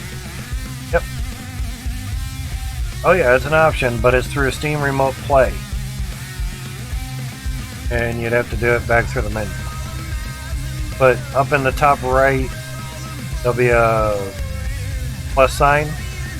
That's where you would add a player, and then you invite your Steam friends. They accept it, and of course they have to play on controller, and you on mouse and keyboard. You assign the, say, player 1 is mouse and keyboard, player 2 is keyboard. If you're both on keyboard and mouse, you're going to control the same person. In other words, you invited them. And they don't have to have the game either. That's a plus. So a lot of people do this route because sometimes getting stuff out of here or dropping bars in there, they can go different spots, whatever. A lot of times a nice flat surface is a little better. Let's try playing with a friend or two of them. Right. For now, just make sure that person playing does not have their iGPU turned on. I ran into that issue where I was lagging out extremely hard because I have the onboard video turned on for my CPU. I run Chrome, Discord, I run a lot of things off that iGPU, so my GPU can do mining at 60 megahash per second so I can earn more money. My only way of earning money, besides money from Twitch. So as you can see, you can place things on here and they'll get hot, even though there's something on top, meaning that. Now, as opposed to this being at an angle and maybe having a hard time dropping stuff in there. And also makes a nice something flat to put stuff on.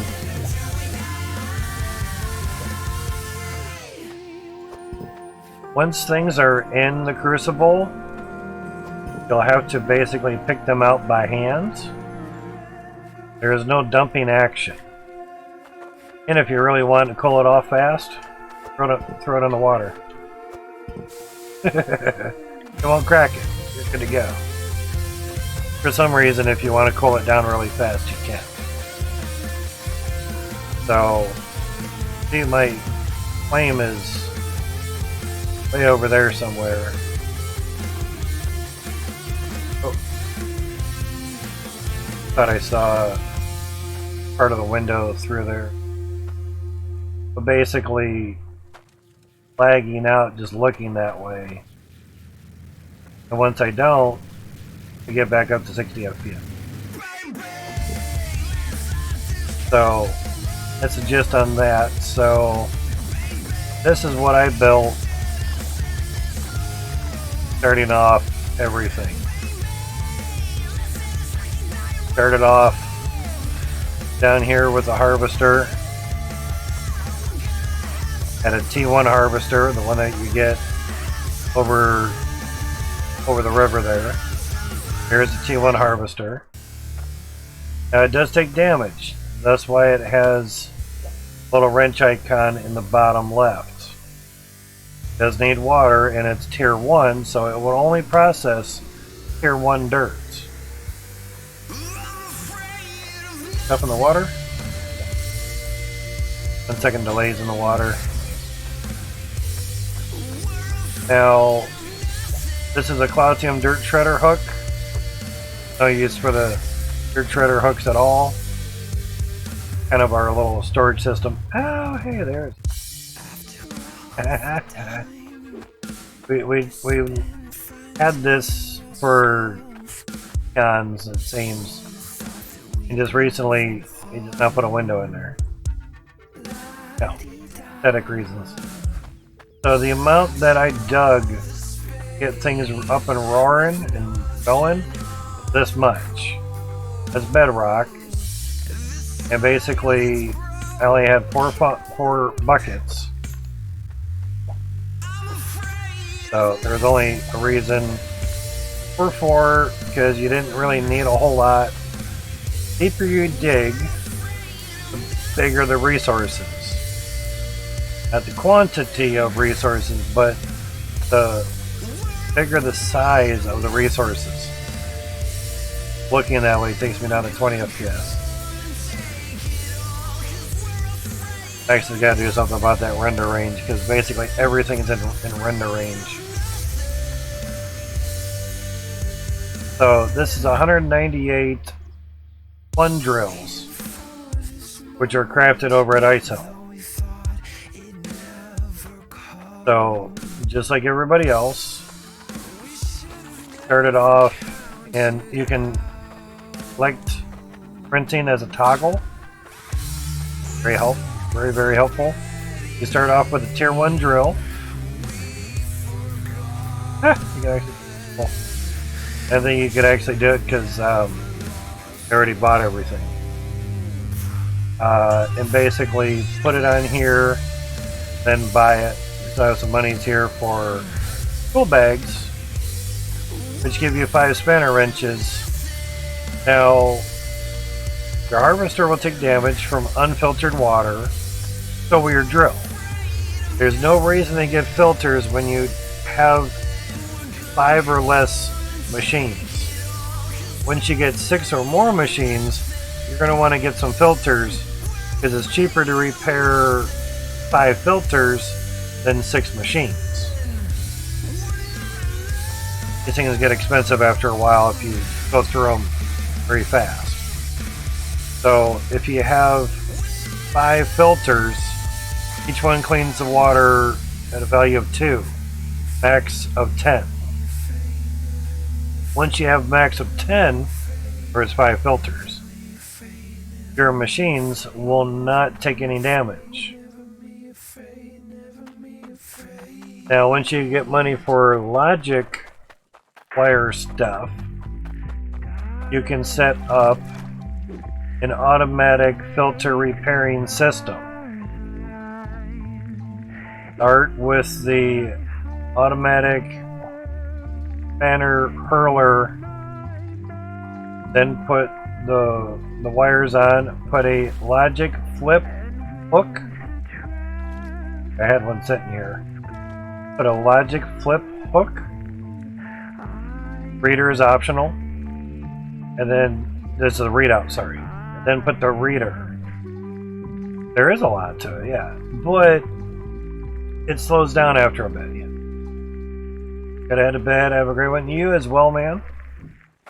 I stream about every other day, or today 2 days in a row when the update came out. So basically, this is where I did the single funnel idea here. First we had one belt going into, now this is a T2 harvester, we have T1 dirt here, so we don't really need that. I did it just to see, yes, and obviously you can't get out that way, but 198 of these, obviously there's a gap there, but apparently we don't need it there. Right, can't get out of here either. So if you're stuck, hit unstuck. But over here. So we can turn this on. We'll see how good this actually runs. So turn that on. Chains are off. Belts are on. And pretty much we buy some stuffs here. Oh, Cloutium. Surety bars.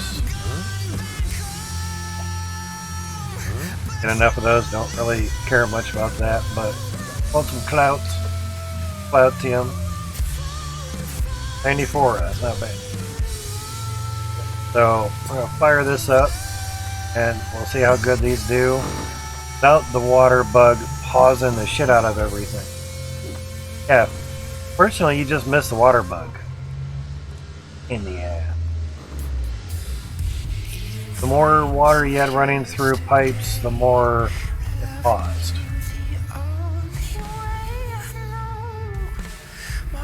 That's nice. Working good. Now, the first 3 rows have pressure tanks going up to each one. Top 2 rows, which are 50 per row, just have pipes going up to them. But now that the Tier 1 drills only take 180 PS or percent of pressure, basically they're all running at 100%. Because Because before, you could overclock them, and they were running more than 180% pressure. There was that. Now, big jimmies. Little resources, yeah. So, look at FPS here on these. So 198 one drills at Ember Cradle. Now, we're not going to get any Cloutium off of this because they want you to dig down under the dirt to get your Cloutium. As you can see, there's no Cloutium coming. You're really shocked if there actually was. Yeah, stand on the scale. Weigh nothing.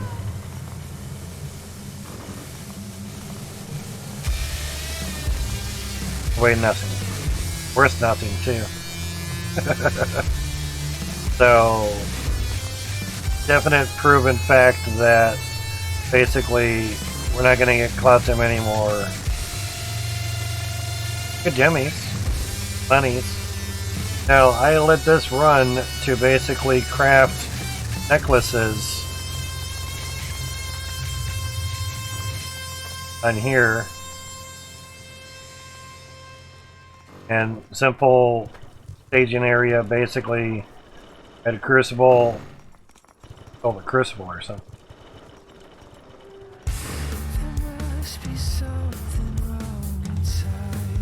Don't see it. Here it'll just be somewhere. Actually, we could put this back on.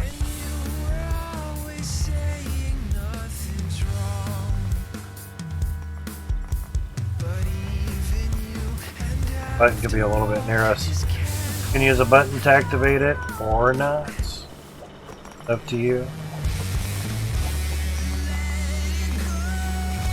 But more pressure through your belts, faster things will go. You can do the lever, or you can do the button. Up to you. But while things are above ground, not going to get any more Cloutium. So basically, this is just a money maker at the moment. Fine. Good to make monies. Because I use this to, like I was just saying,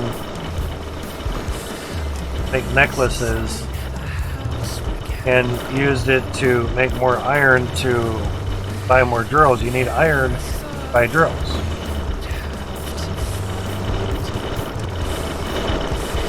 Lots of dirt, lots of noise.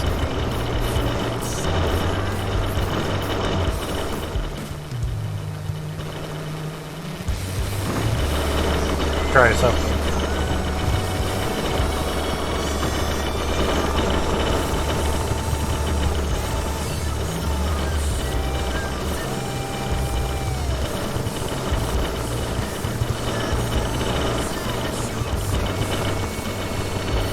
That seems a little better for you guys, yeah? That's stupid overwhelming. That's blurry, it's all good.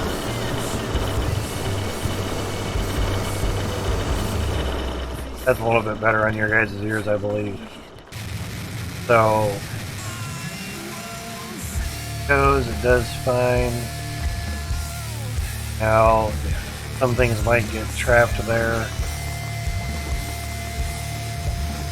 It's alright, but that's why they usually set up a system where actually we could drop that down some. I would assume dropping it down one block wouldn't be all that great, but big thing is turn off your machines, keep your belts running, keep your harvester going, because there's going to be some dirt that comes in. So everything clears. Bro.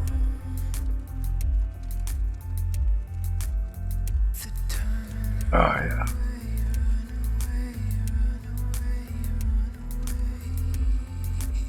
So again, make sure everything clears. Then you can do your gem compressor. Good to go. You have onyx here. 936 weight. We have more at the other.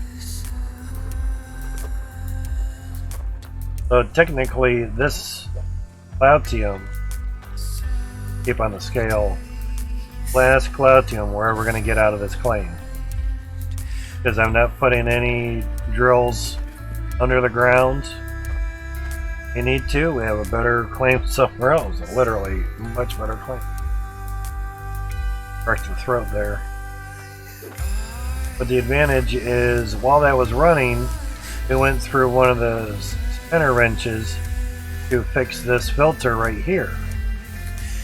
Otherwise, it would stop all your water going to everything. It went down another number. Water is going through the filters, therefore they're taking damage.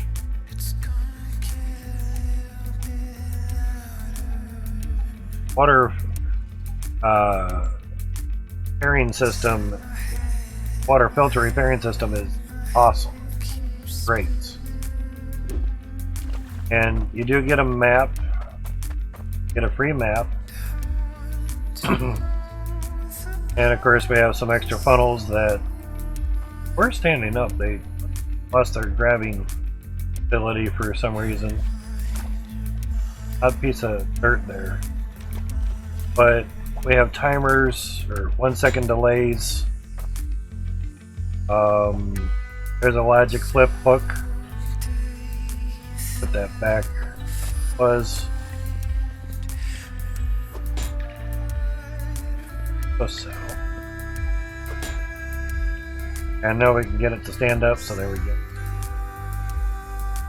Now we also have like iron boosters on there. I think we actually had any pressure gauges. Oh, 6. I was trying to basically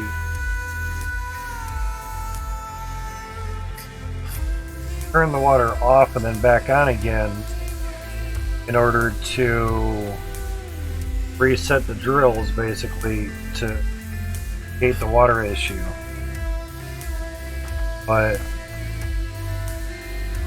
basically just had to wait for another update to satisfy the water issue. So these are boosters. These are forged iron intake booster hooks. They increase your pressure by 20% on intake. You can put them on Cloutium as well. And you can buy Cloutium ones, which these might be. Could be. And they increase by 30%. So you can get 120%. This does 250. You get 370 total. Pretty simple math.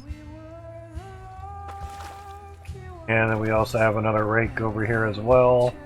We have a green handle on it. Now, doubt the rake is actually over here.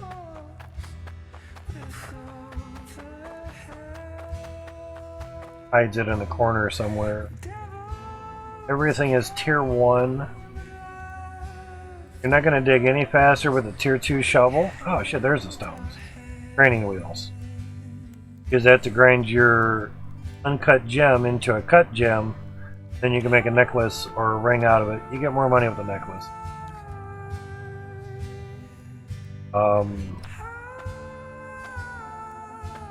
Much it as a starter claim. Now, the dynamite's fun. It's the best way to blow up your money. But it only will do tier 1 dirt, and I think tier 2 dirt. We probably should have bought a lot of this a lot earlier.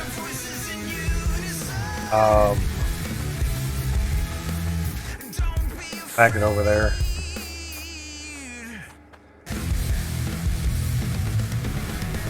That's it. Boom. Now, because there was some bedrock there, obviously the hole would have been a tiny bit deeper, but okay. Now, the nice thing is that TNT will also kind of help you dig a little bit faster or destroy some items that you may have wanted to not have, basically. Basically, without that going, it's not active. Now, those that are still new and they're digging, you'll find relics. Whereas you have fishing stuff over there as well. You find relics, place them in this cave.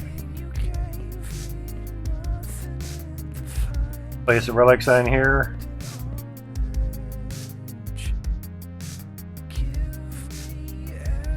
And this will open and you'll have a prize in there.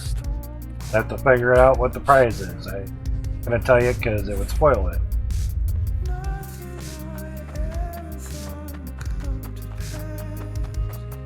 So, again, they're showing arrows to some fishing stuffs.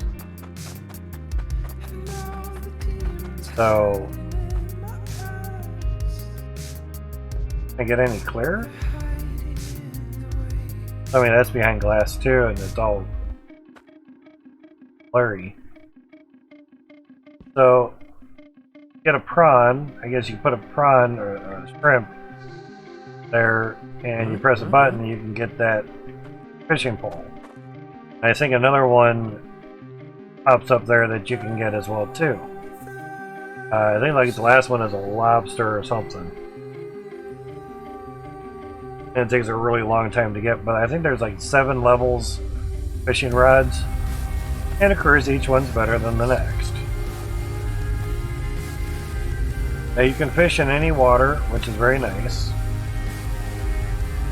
So basically we're looking around here, like we have the new section over by South Hope. So we're seeing the similar things are just for decoration. We have the same crate over there and it doesn't do anything. Here's the anchor again.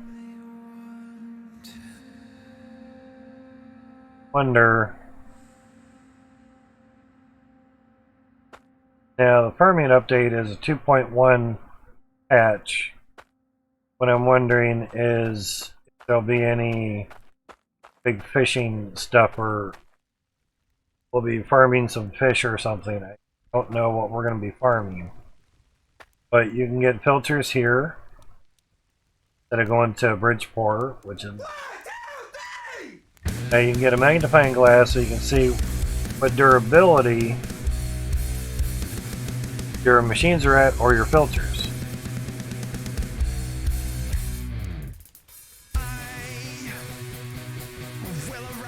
Something in my eye. Here's a nicer fishing pole. My first fishing pole.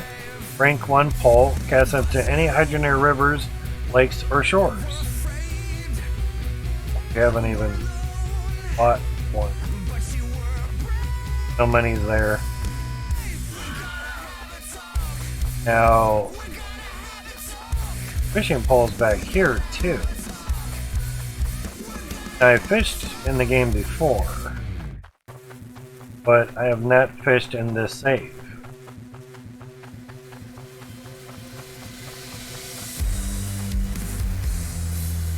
Same thing, rank 1 pole.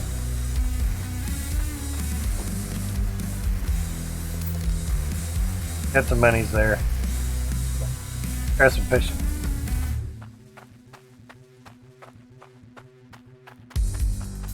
Really matter where.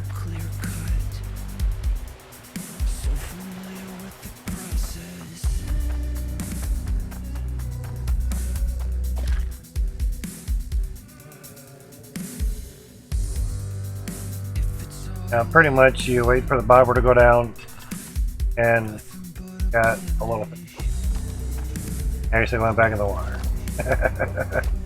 So we got a fish. Now we got a puffer fish. Now the crazy thing is, actually take it to the scale and see if there's any value to it. 24 coin. Yeah. Hook the fish too.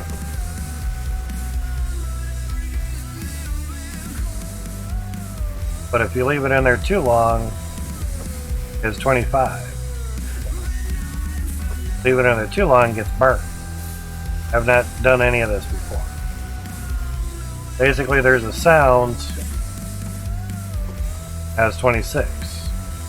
Getting a little more crispy. Sound, yeah. Sound is pretty much when it's burnt. Now it's worth 1 coin.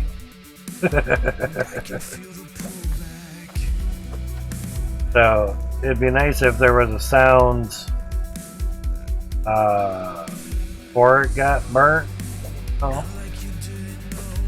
So it would be 0. So there's one weight. So rip fish.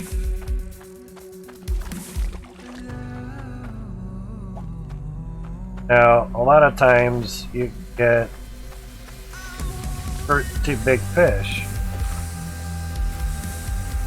Kind of depends.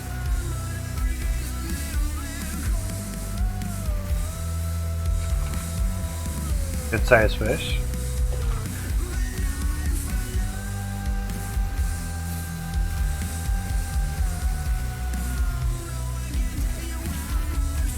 Another one. Basically, wherever your reticle is at is where your fish are going to dump. So, technically, grab a pan.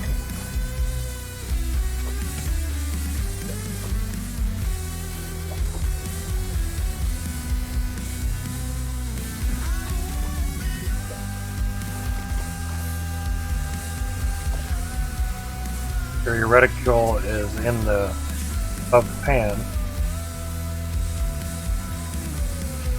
Oh, we got a boot. You can sell the boots. You can cook a boot too. Oh, like a city. And cook a boot.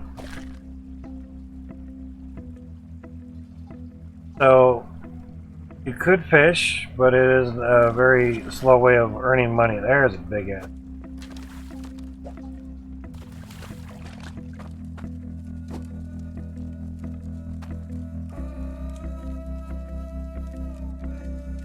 Pretty much it turned a little dark right before it got fried.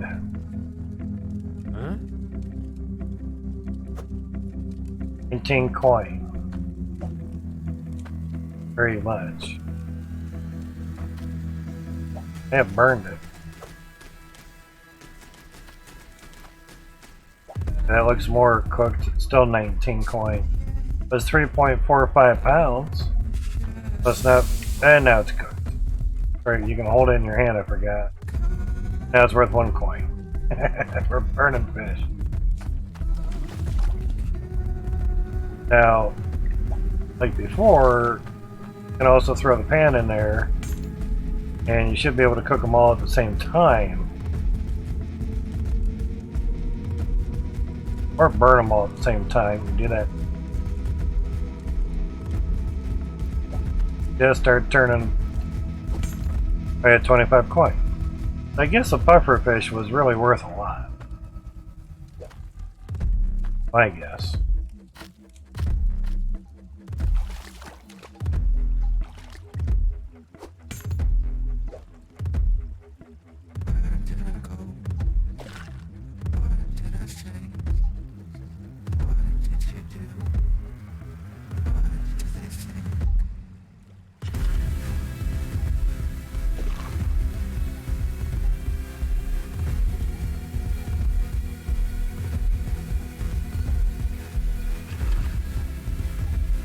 Be a little fish.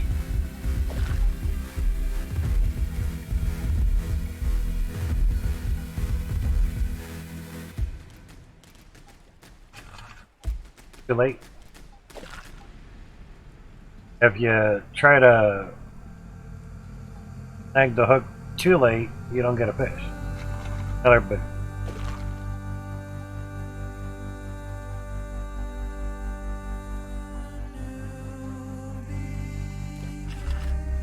Right on the save. So basically, while your machine's spitting out resources, you could collect fish. But it's much better to dig more dirt than to sit here and fish. You can shovel right onto a conveyor belt. It goes right into your harvester.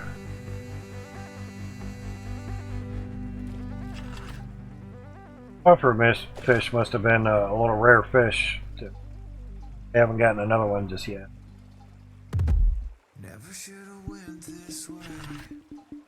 So basically, you can sell them as is.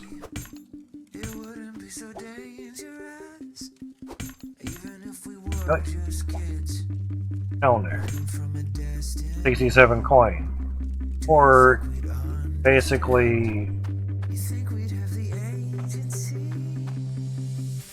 we have the shovel around here.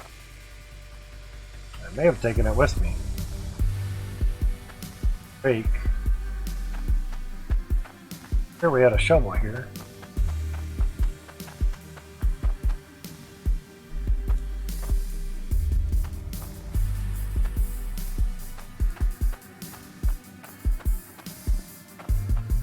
Down there.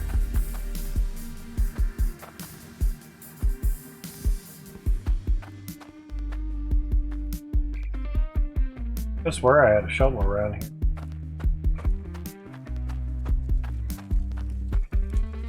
Everything else. Gosh. Gold magnet and some extra 30 bars.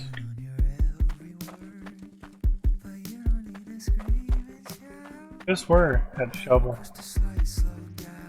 Pickaxe, but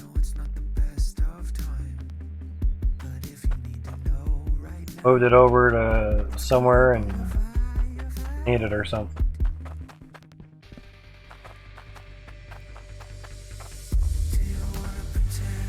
Up on here, jeez.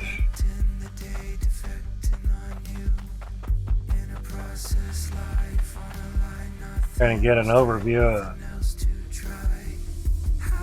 Yeah, must travel with me. Another fast cart? Alright. More fast carts.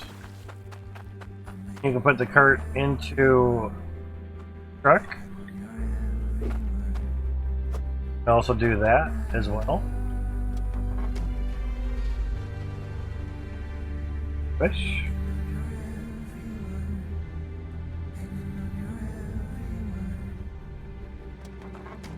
So, saying you can put the cart into truck.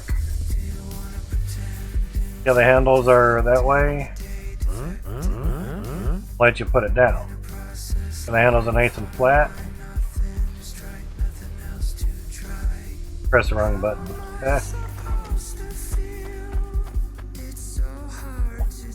Press Y instead of. So wasn't inside the truck far enough. So make sure the truck far enough with your cart. Then press X. You're good to press Y, or on your keyboard, mouse type stuffs. Good to go. Now there is a little shortcut area through here. Bill used for the longest time, and then after a while, they just made it a path. Figured might as well.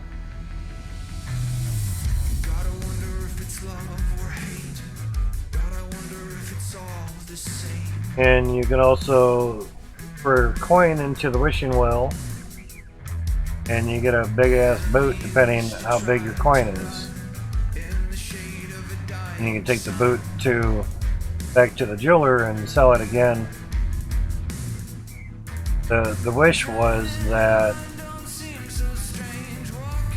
you might be able to get more coin.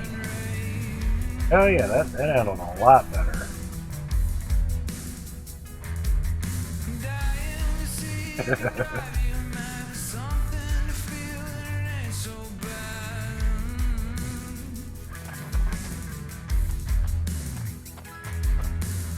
Free cart.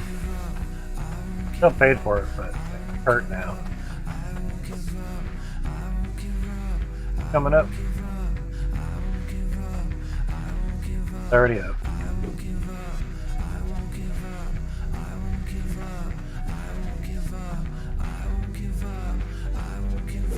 That's stuck. That stuff, in a sense, in a nutshell. Rolling, up.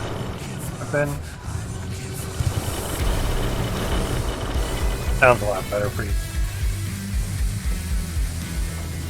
Before, when the water would pause, a whole bunch of dirt would be in there. Then it would process a whole bunch of dirt at once. It'd be really loud.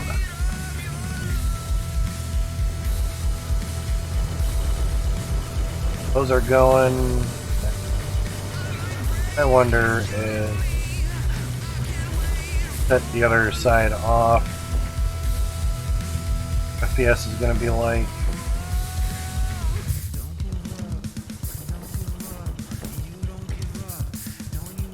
Really turn off the other side. Turned it off, put the valve there. So.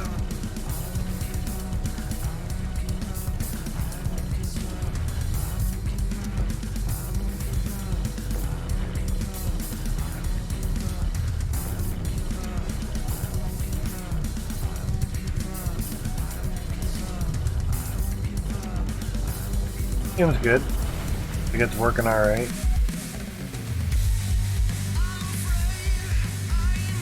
Be able to continue build on 30 FPS. Bad.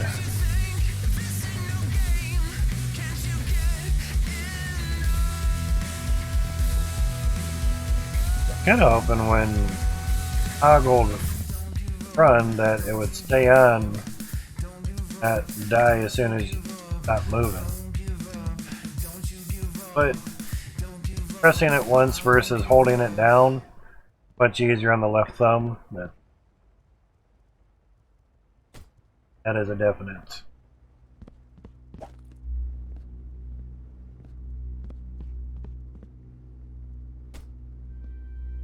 Pretty much 30 FPS solid there. High 29, high 20s.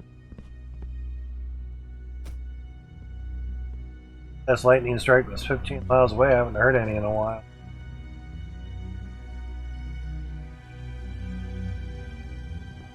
Get Cloutium a little bit faster and still do stuff decently.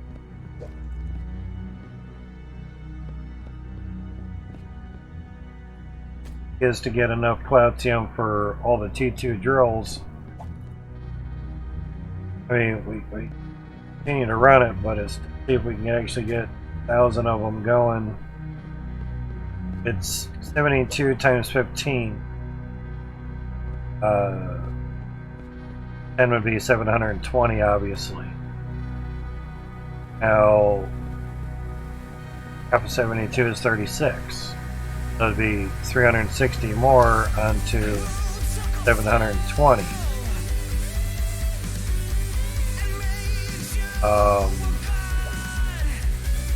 Over 1,000.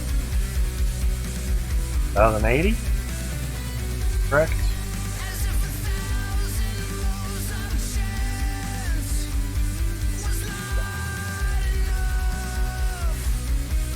Yeah. Quick math, I think it'd be 1,080. So much easier. Click, run.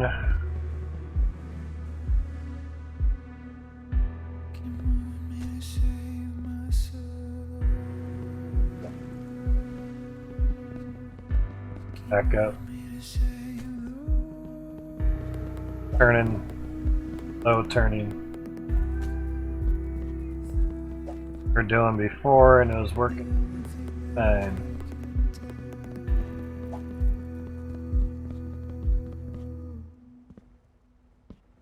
You could have been a shooting star.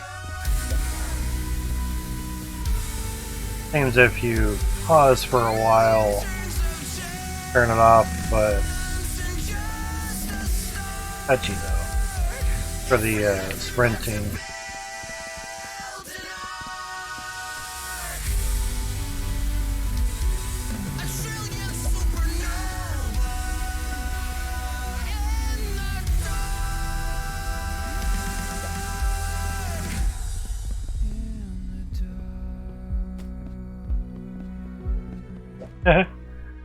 That a lightning strike, dude.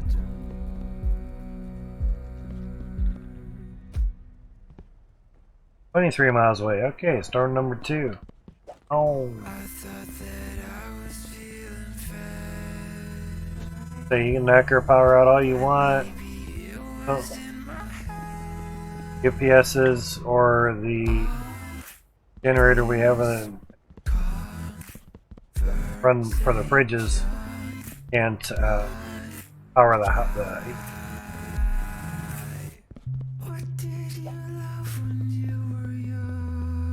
my house, which it's not, was I have a natural gas generator in the backyard already. Pay Lowe's like $40 a month and done with it.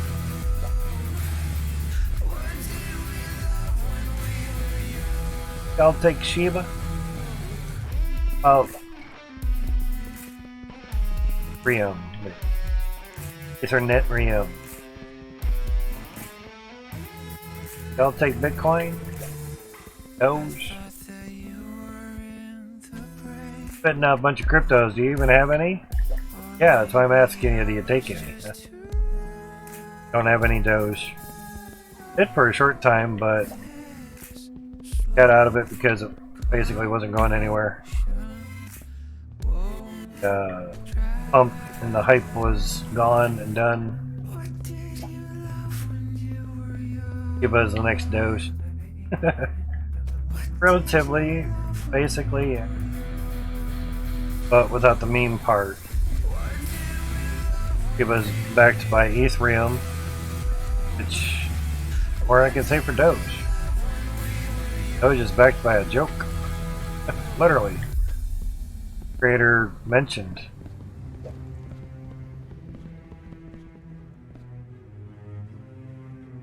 Literally a meme coin that just would be on the market list. Not what you really want to put your money into. And the nice thing is you can mine with your graphics card, have that earn your Ethereum, which gets transferred into Bitcoin. You could convert Bitcoin into whatever crypto you want. Sell it to USD and put it in your bank. Boom, done. Now, depending on where you live and how much power your GPU eats up, it'll pay for its own power and then some. Say your GPU makes $2 a day and uses $1 a day electricity, you're getting paid a net $1 a day to play on your computer instead of it costing you $1 a day to use your computer. Feel me? Getting your electricity paid for and you're getting $1 extra a day? Sign me up. Sounds great.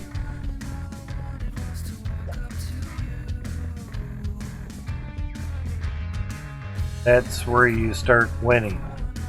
And when you tune the core clock down, turn the memory clock up, you use less wattage and you get more mega hash per second. GPU gets used less, meaning it's using less power, creating less heat, wearing out a lot less sooner. and you're using less power, which means costing you less money to have it on. That was still some decent. Actually, we'll go this way, so we're looking towards everything there. Wondering.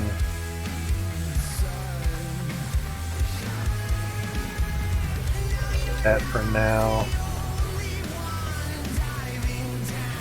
Cloutium for that little bit of run. 2,000, man. Expecting 1,000. Take that. Oh. But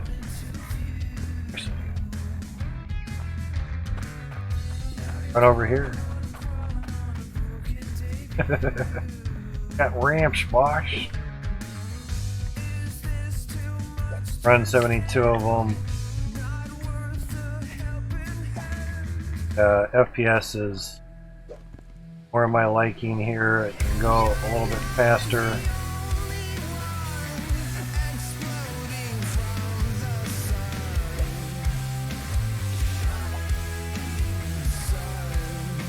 Amazing what 15 FPS will do.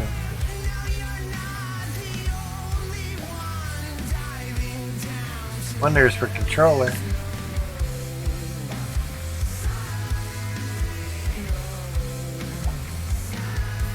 Super wonders. I normally do long streams here,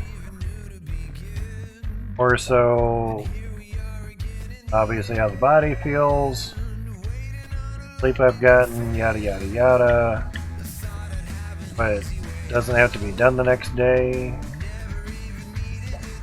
No adulting appointments planned or anything. Has limit, I don't care.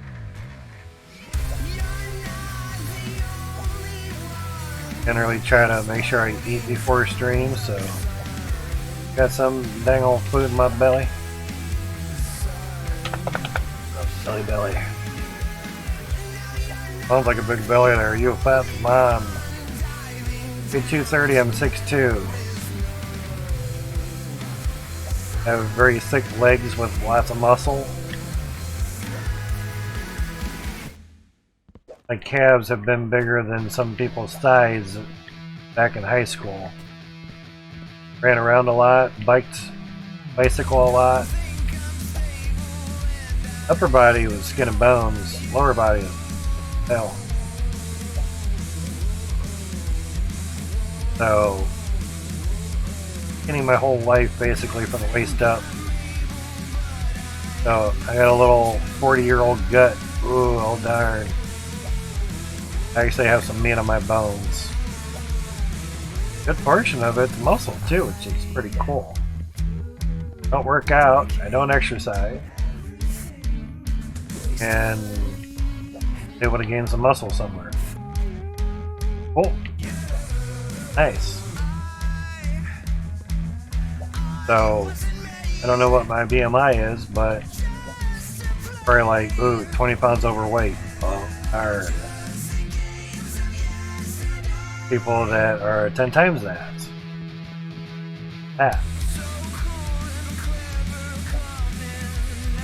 Put it in the right spot? But you know. Gabbing away. Yeah.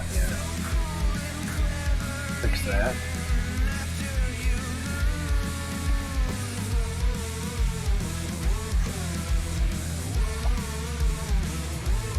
Basically, it's hard to put windows when you already have some fun. It's hard to put them past.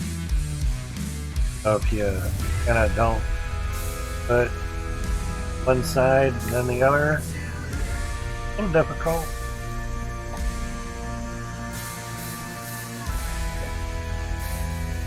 What I'm trying to do is certain layers of all the funnels. That with the pipe, it worked out really well.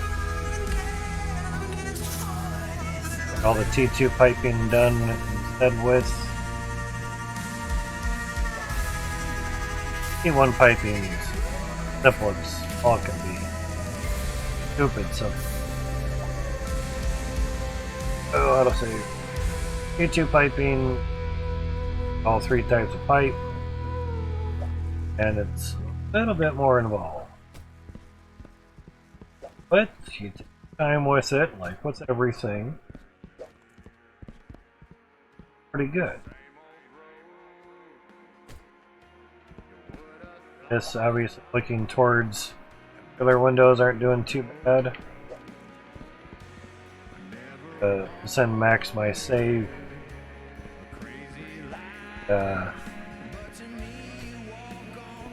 Let's say see what he thinks about it, but haven't got a message or anything asking how well it's done. I'm sure he's a pretty dude. Probably already working on things. So every now and then get him a message.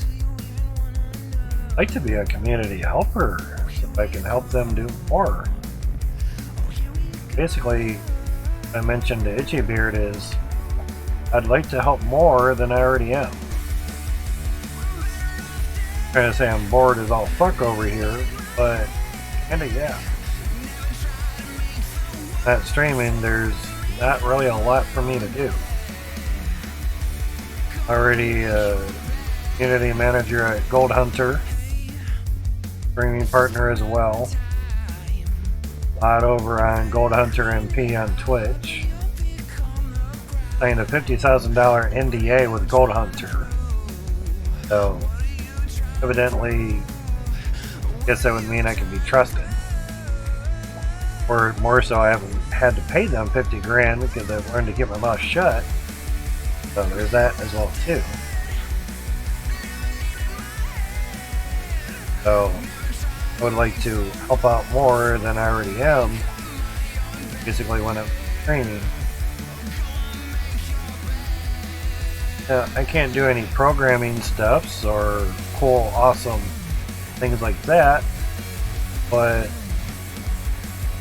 there's been recently a couple occasions where there was some pretty crazy spam in Discord, and in a community helper online, but weren't doing anything. Tagged them, even the community manager, Mr. Itchy Beard himself. So you would see it later on, and nobody, nothing, even tagged Max into it. Hoping he'd get the ping when I push the mobile or something. It says not to ping Max, but literally have some dickhead spamming hairless cats all over the whole Discord. Thanks. And the person was even dumb enough to copy and paste what I wrote about trying to get a hold of the community helpers and managers, and Max as well. The dumbass even pinged the Max. Evidently wasn't caring until he got banned. But still. Not every one of the community helpers or managers, or even the owner, can be online all the time. So in other words, you get somebody else in a different time zone.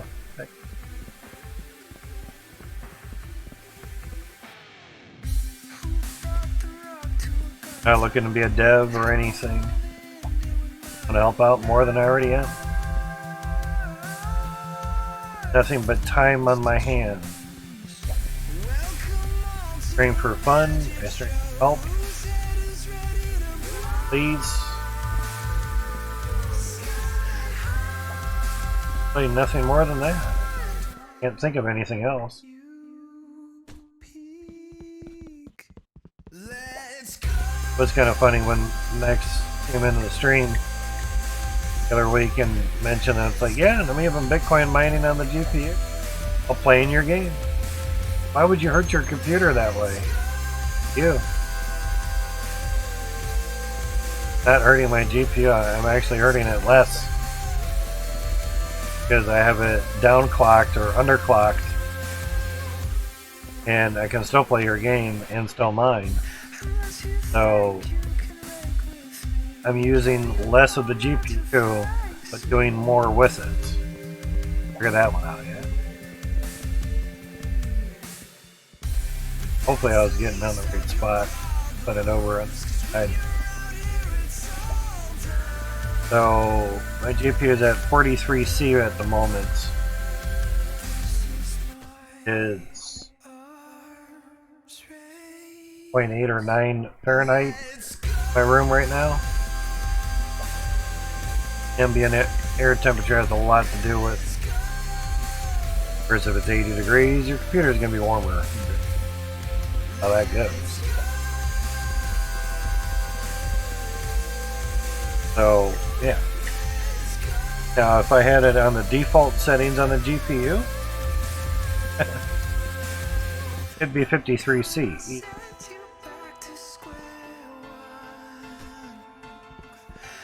Been about 1400 megahertz on the core, about 7900 megahertz on the memory. They overclock on the memory, but it works. Safe. Computer's been on for 28 days straight. Lining that whole time. It's pretty stable. Also, mine on the CPU as well. You mine is a waste of electricity. Electricity's cheap. Power plant in their city, but it just got decommissioned. Only really ran about 50 days out of the year that I learned like last year. I'm like, really? Wow. That's not a lot of days. Basically ran in the peak days in the winter and summer. But now it's distributed, or basically our power has been distributed to a couple different places, how they were saying it. So we're not going to feel any power differences because basically it wasn't really doing much. Full powered, yeah, we're out of windows. Full powered power plant. And get torn down. Now, some think it's an eyesore. The other 99% see it as a landmark for my city, which it is. Now, we're going to let everything run, but I'm going to go down there and look at it first.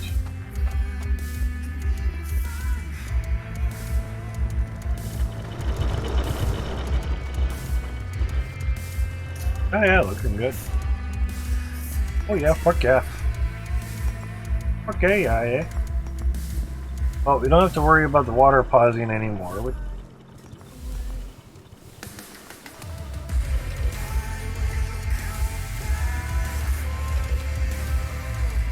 Working fine too.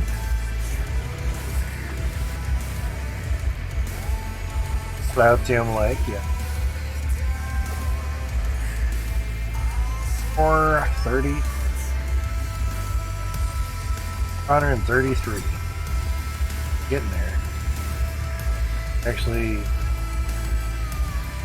I have to put those, or else we can't grab them.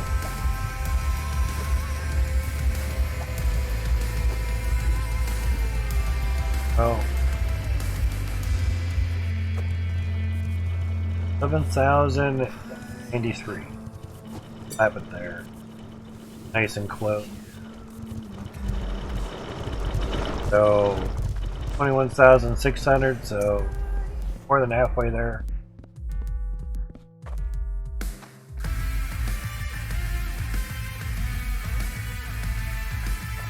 Feel like go light.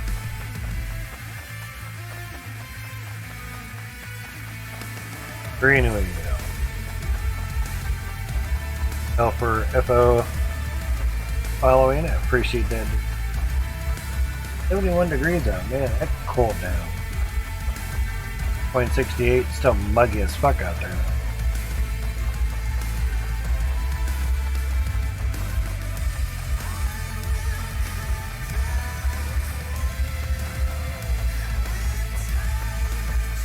There's a shout out there on it. Let's game it out. Reward 1 billion coin. Jesus. Yeah, see, all commas. Normally, you guys would put a period there or a decimal point. Since don't understand it, so therefore it doesn't make sense to me. I like to understand it. I like to know and learn. For some reason, grew up learning decimal points are supposed to be where decimal points are supposed to go. Alright, now still down in the, that's a good spot. Oh, fuck yeah.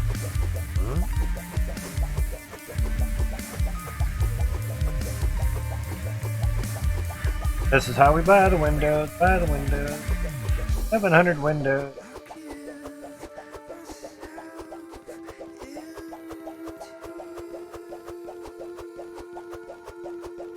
This takes a minute. But not as long as you may think.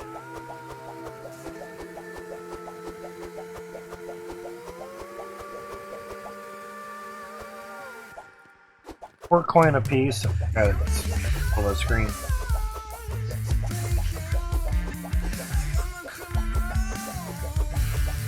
Now, if the FPS went down where I put in the cart, that'd be kind of cool. You could actually know what your limit is, rather than that 500 windows in there, then be able to move and actually crash your game when you go to move. You gotta take out 200 some windows or something to be able to move your cart.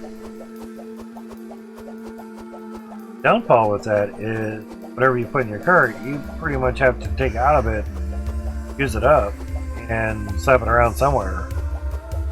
So that's how the truck works now. So the cart's not doing that is actually a good thing.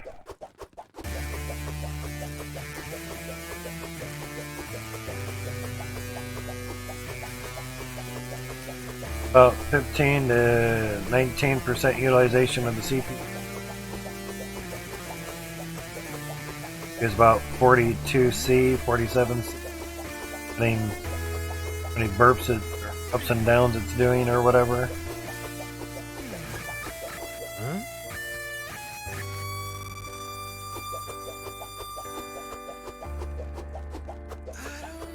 Now there's a reason why I'm grabbing so many windows.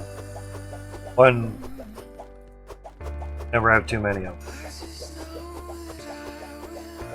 Kind of the downfall with them clear is you really aren't going to be able to tell if you have two inside of each other. We literally have hundreds here, and it looks just clear as if I I mean, bravo max on making them super clear, but blurry as all get out.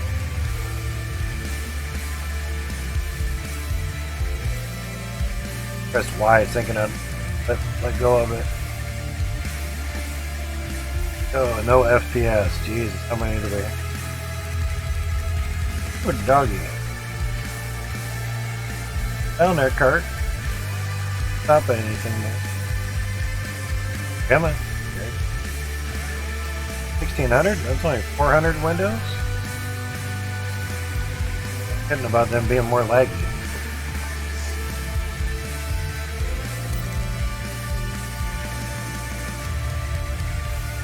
Normally it'd be like 600-700 windows.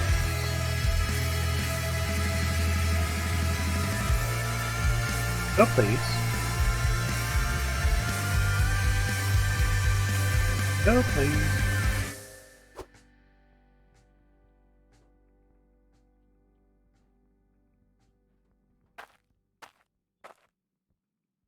Have my FPS back.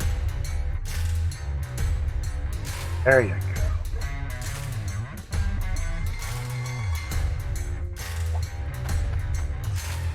Crazy.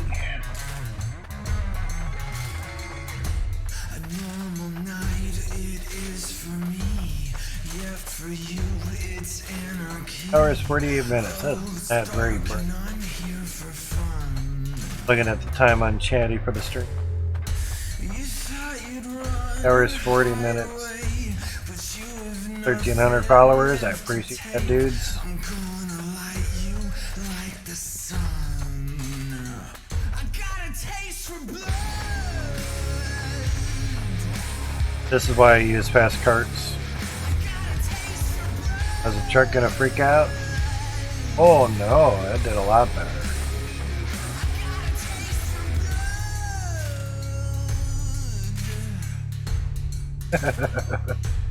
Trying.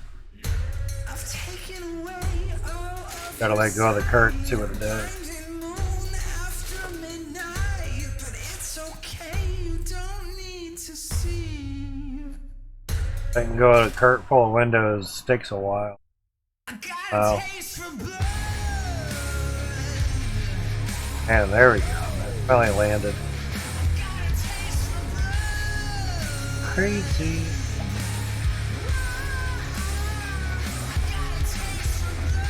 Go over this way since I need to go to this test funnel.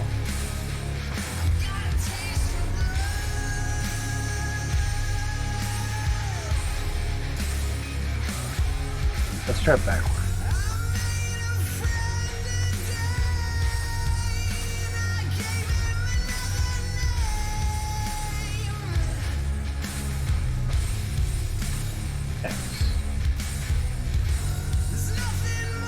One advantage of putting the floors up to the walls of the claim.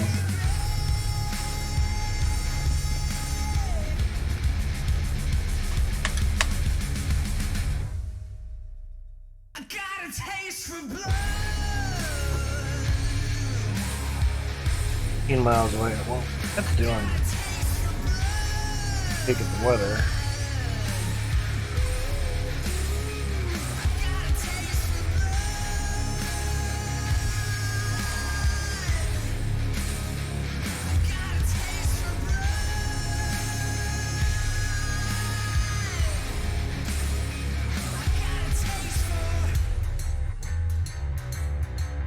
Oh, fuck yeah.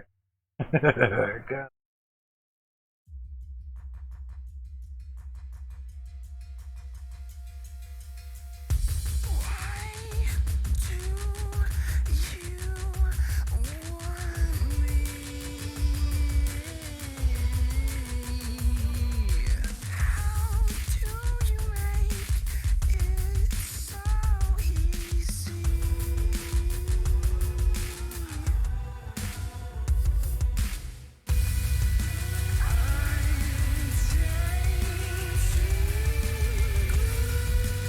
Miles away, so we're 19 miles away. And brother's in Mansfield. Only 19 miles. Area is 11 miles. Likely I was probably out in Erie.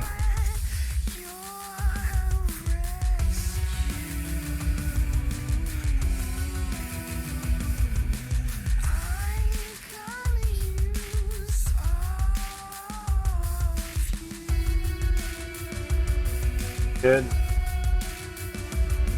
Crap off of it. Thing we're really worried about is tornado stuffs. Pop up. Great.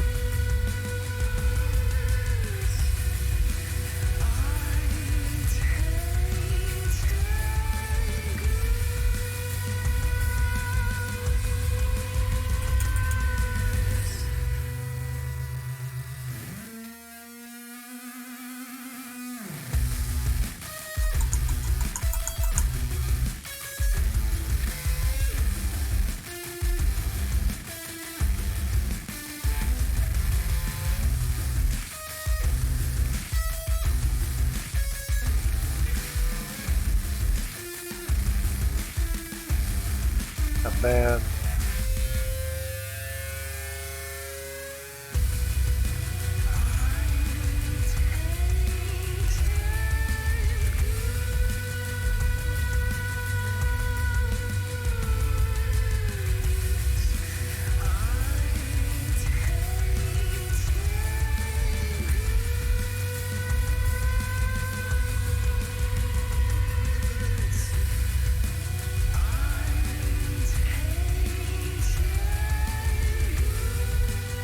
Somebody was asking about the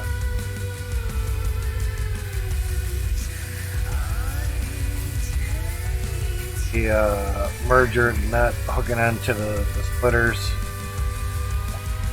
and basically they were saying it's like, well, there's nothing for it to hook onto and hook, so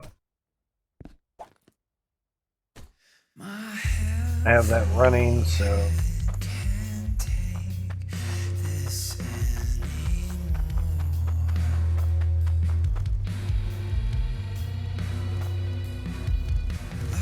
oh shit.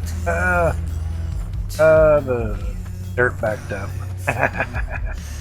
Like, I need to get that running again. Hey, my FPS at? I have a lot of FPS, why is nothing running?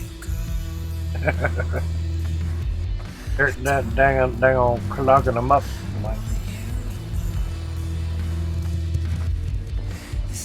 Hasn't been clogging up for that long. How's it going, easy?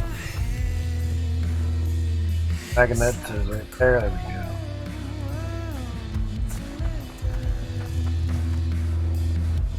go. We'll go up this way. Into Cloutium, yeah. Oh yeah, they're still going. Oh, big chunks of dirt.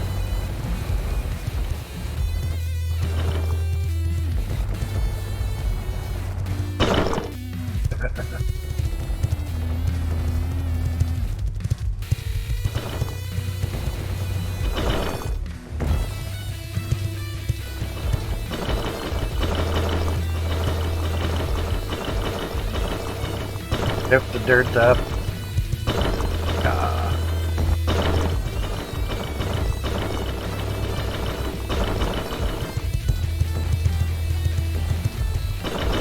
Like iron ore, but couldn't be.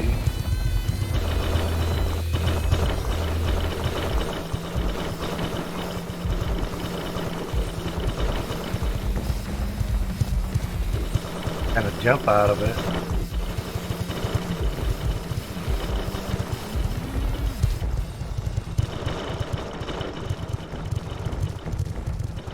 Oh, that would be fun.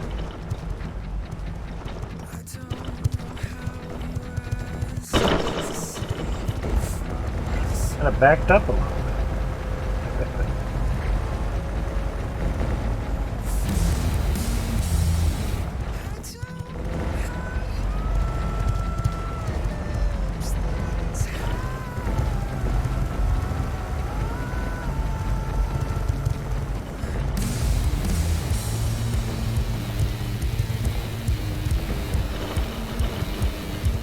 Definitely handles dirt a lot better now.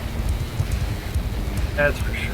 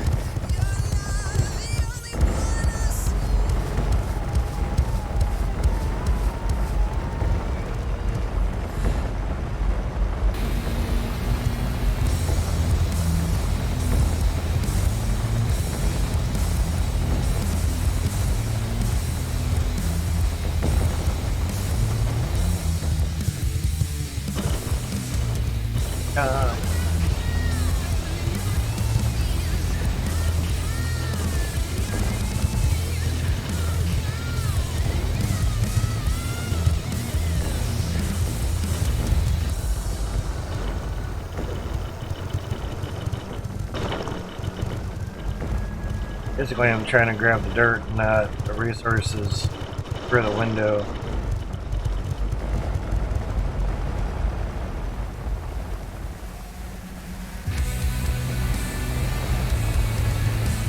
Better.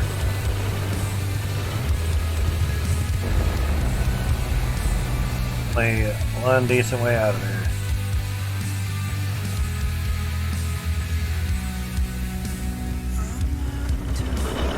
Drop out of here. That's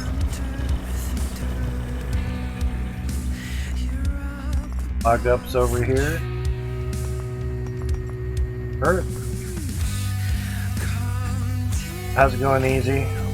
Good and well, man.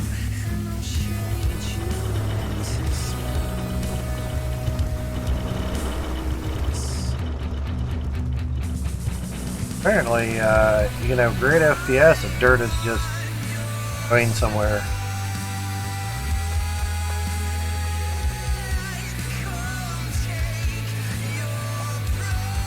Evidently, dirt piling up does not lag you out. I was moving these windows and I'm like, man, 50 FPS? Turn those things off. Oh, they're still going. Due to low FPS, basically, dirt starts camping somewhere, and when it camps, it stops. It kind of clumps up, things back up.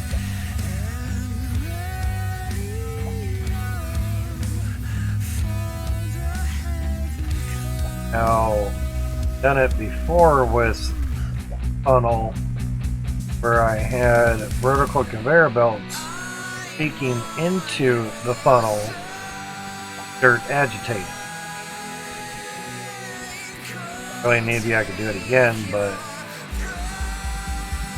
plan on running 1,000 drills and going into town to chop for something. Frankly, the FPS is horrible before I even bought anything.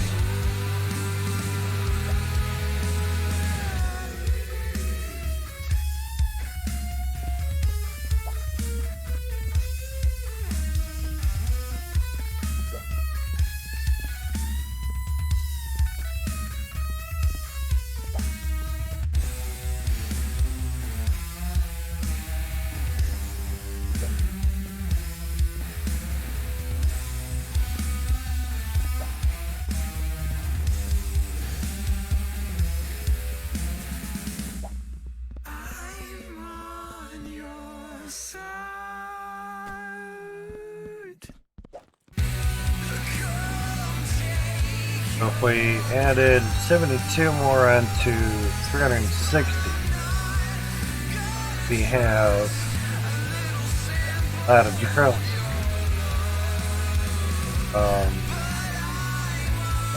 1640 is 400. 40 out of 72 is 32. So 432, 432.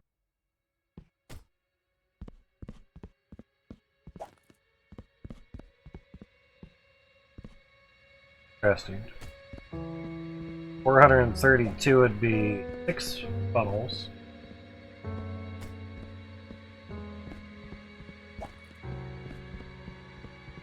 Sounds about right, I guess.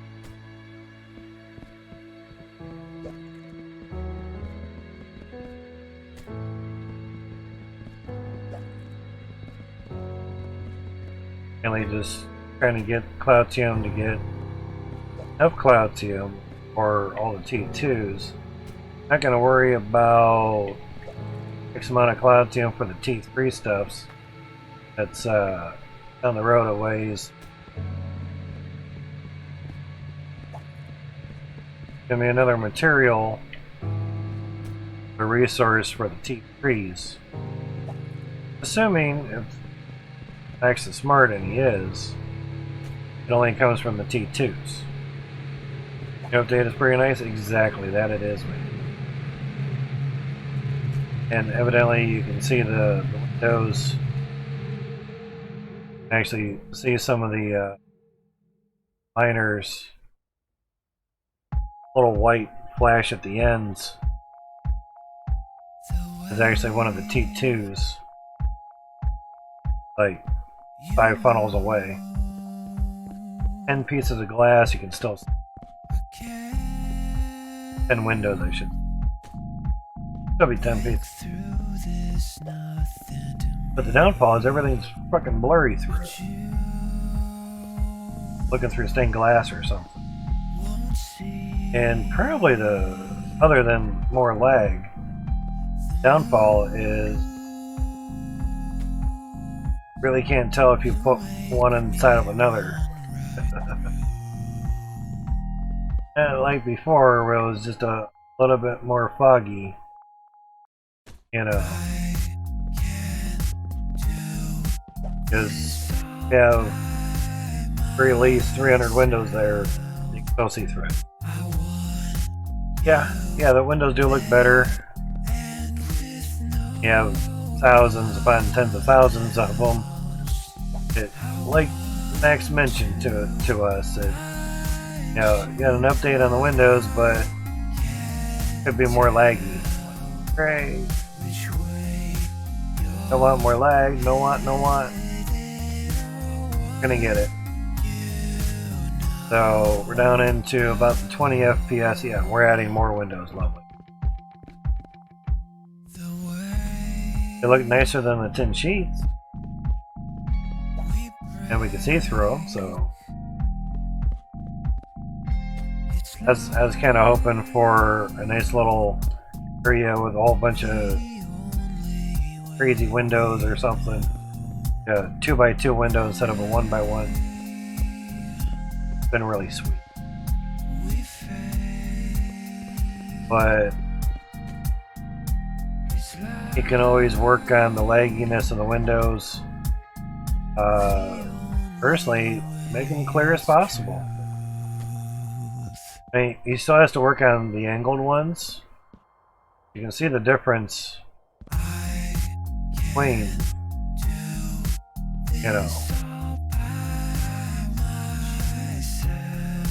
so, but also to me, things aren't blurry. These things, they're not blurry, they're good. So, yeah, they're cool, they're great, they're clear and blurry, but probably a trade-off. You can make them really clear, but kind of make them blurry so you actually know that there's some glass there. I would think if, obviously it's a texture.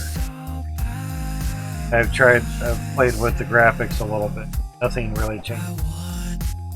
I looked at it, the windows, looked through the window at the gem compressor, and the gems did not get any more clear, no matter what graphic setting I was using.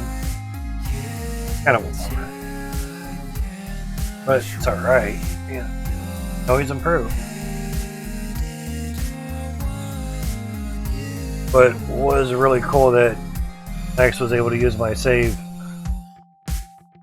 I don't get to help out dev teams too much with games, so really nice when I can.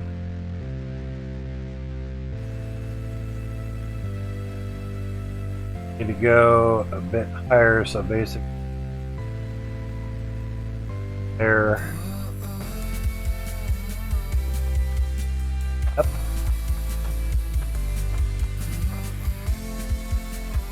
Back down, hopefully. Oops. Easier to turn around that way than try to do a 180. Easier to turn 30 degrees than 180 some. It takes the turtle a little longer to set those windows down. I've set down 700 and then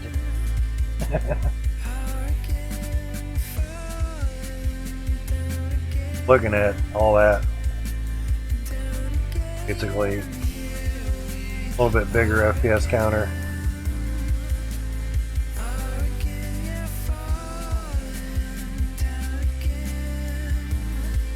Oh shit, we're on the wrong level. Ah, figures. It was a floor. I wasn't really sure which floor I should go on. I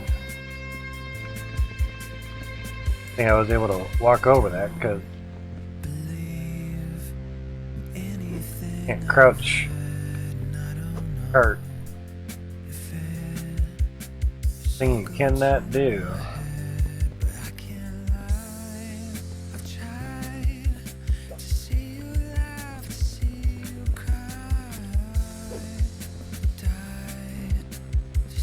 Drop them there. I testing out T1s and had to jury rig some stuffs there.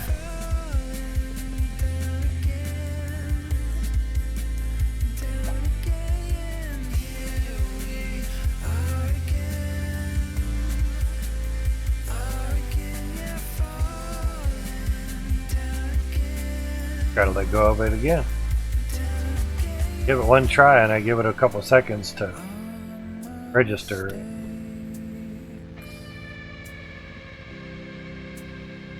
There we go. Something. Technically it's high enough for the T2s. Technically. One of the wants.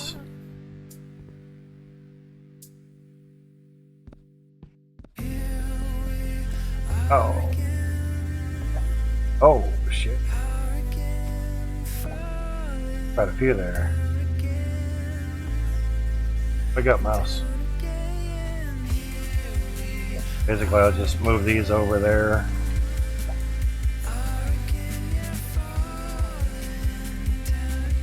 Forgot a couple.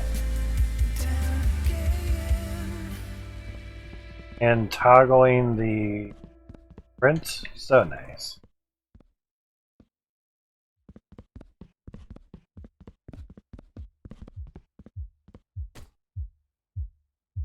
Bring in the mouse wheel a little bit.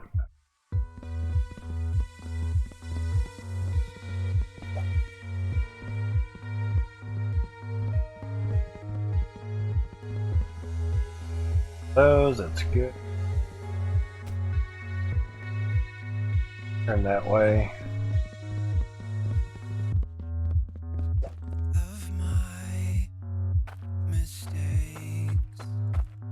And fall off. Yeah.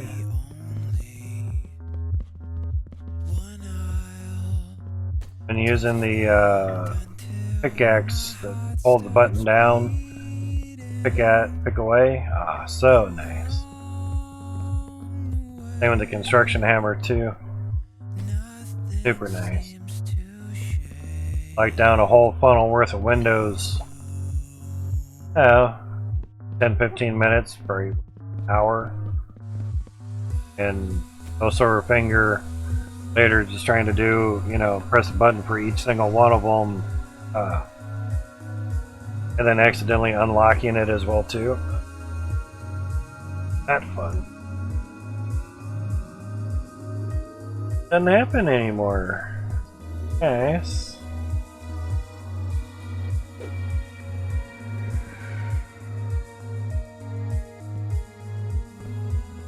Any missing spots? Good there.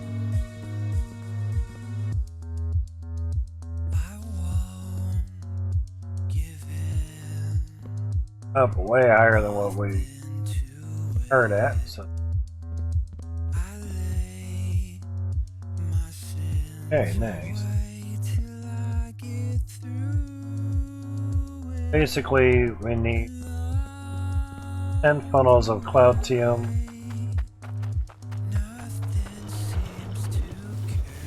6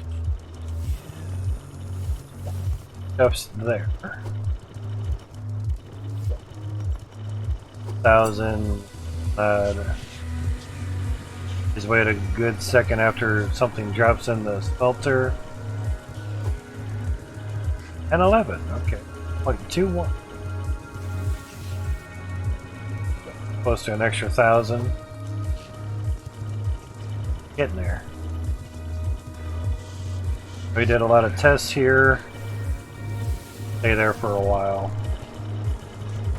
But we did consolidate the shardy bars because, frankly, after a while, who cares what shards? But in the beginning, first pretty much 6 hours of the stream. Yeah. Chapters are going to be a pain in the ass on that one. Like I say, it.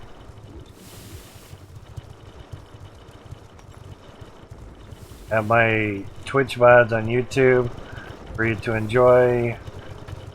May not be a lot of chapters because chapters take a lot of time. Especially if there's a lot of them. Beginning of the stream, stuff starts. Those are simple. That's, minute into the stream. Find out when I actually start it and put a timestamp there. Boom, done. Multiple chapters, that takes quite a while. Basically just jotting down a notepad when a certain time is, stopping it. That's why when I was doing this earlier, like, okay, and then looking at the clock, like, alright, starting for 144 tier 2 drills, go, press it, press the valve, and then say, so basically, timestamp right before it. Now, the ending, now of course it was just for 1 minute, but you also want to see what the results were from, or what the results were at the end of that 1 minute test. So basically it's going to be chapters of starting instead of start and then stop. You're going to have a chapter in between stop and the next start, so it's going to be the start of one. It's not going to be a start and then stop and then BS until you start again. That gets a little way too much. I'm sure it's better to do it that way, but it's not like they have 10 questions that are going to get answered and go one after another, like say a normal YouTube video would be with timestamps and everything. ePostVox, one of his videos I watched recently, didn't have a single timestamp at all, and he covered like 10 or 12 different things. A single timestamp in there.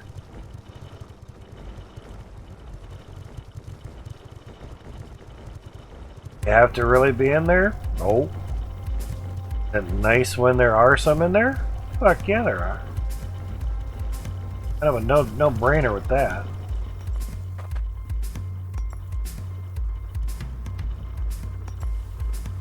We do have this set at 100. So it doesn't go off in a while, but we had 360 of them running.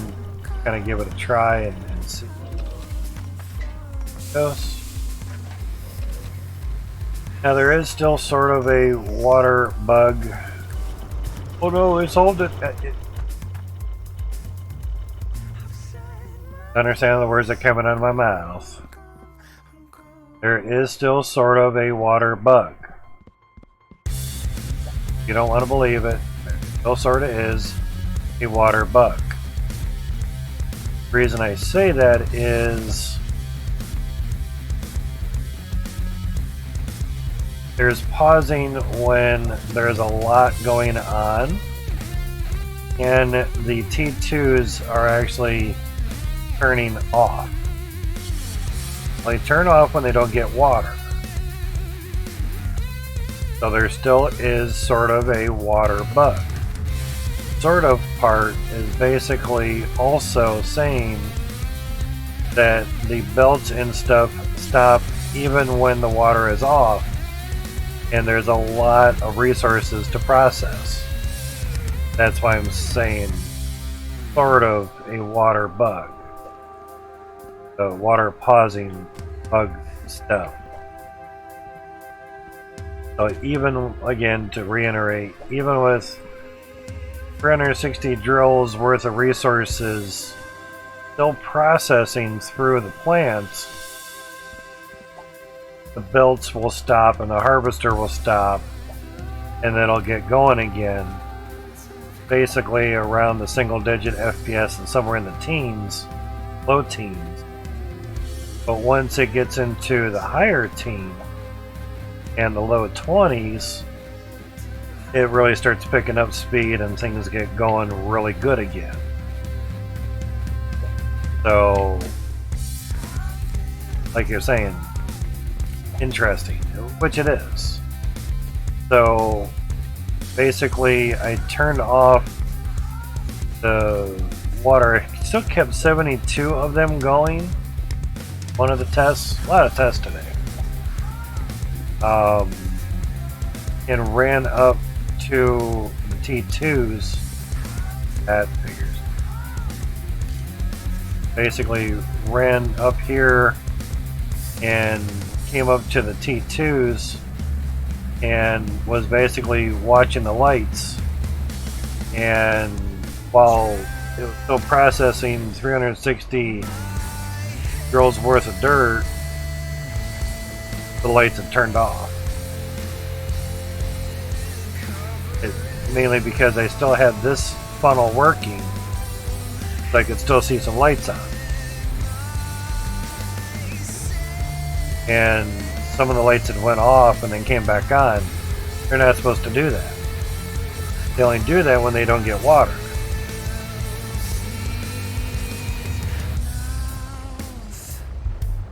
So that's the sort of water bug I'm talking about.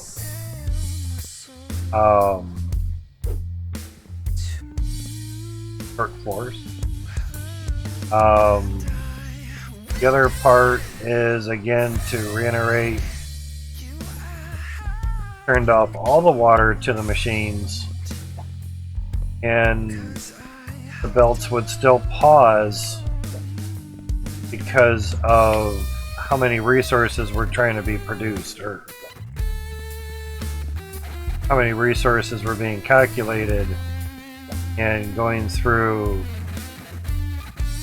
sorting facility. Produced was the wrong word. Resources were produced. Trying to solve the produced resources. This is what I was trying to say. So, yeah, it's in a bit of work.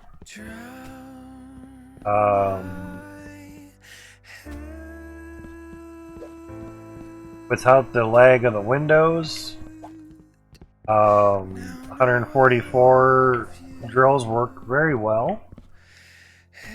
I'm sure if you just use 10 sheets and not windows, you probably wouldn't have window lag, but then again, I have 10 windows, 10 funnels worth of windows, now almost 15.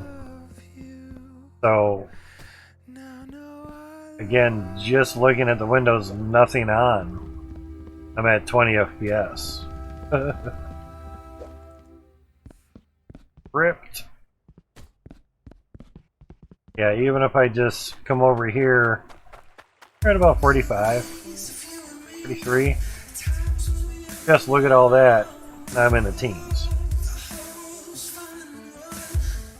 Better on the FPS there.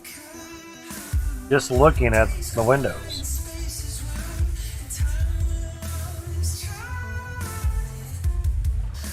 We were in the mid-20s last time. Not as bad as I had thought, but you know, it's take it. Yeah, definitely. Oof. Now, watching 72 drills worth of resources down at the processing plant processes. I would usually get 50 FPS.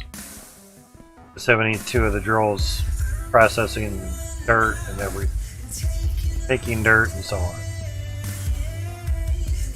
Now it's about 40 FPS. So I'm thinking the windows that are being seen down there are causing lag just for those being there.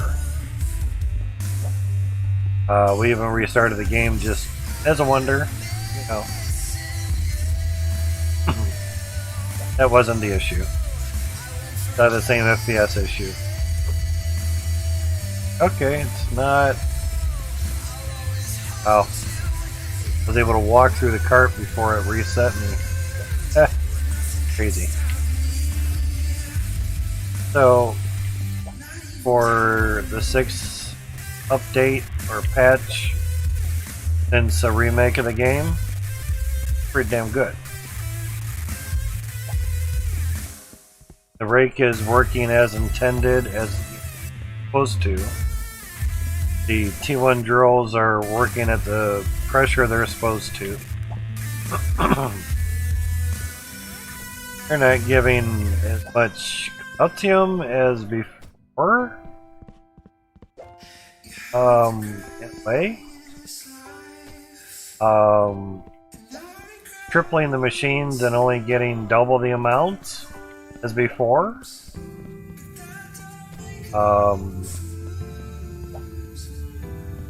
Yeah, it's alright, I guess. So, that. But having more pressure on the T2s definitely increased the yield for a 1-minute test. Almost doubled the yield of the Cloutium, just increasing the pressure for 72 T2s. Like 38 weights. Then I increased the pressure, basically just got the pressure tank closer to the T2s. And it went up to like 65 weight or something like that. 70 would be double of 35.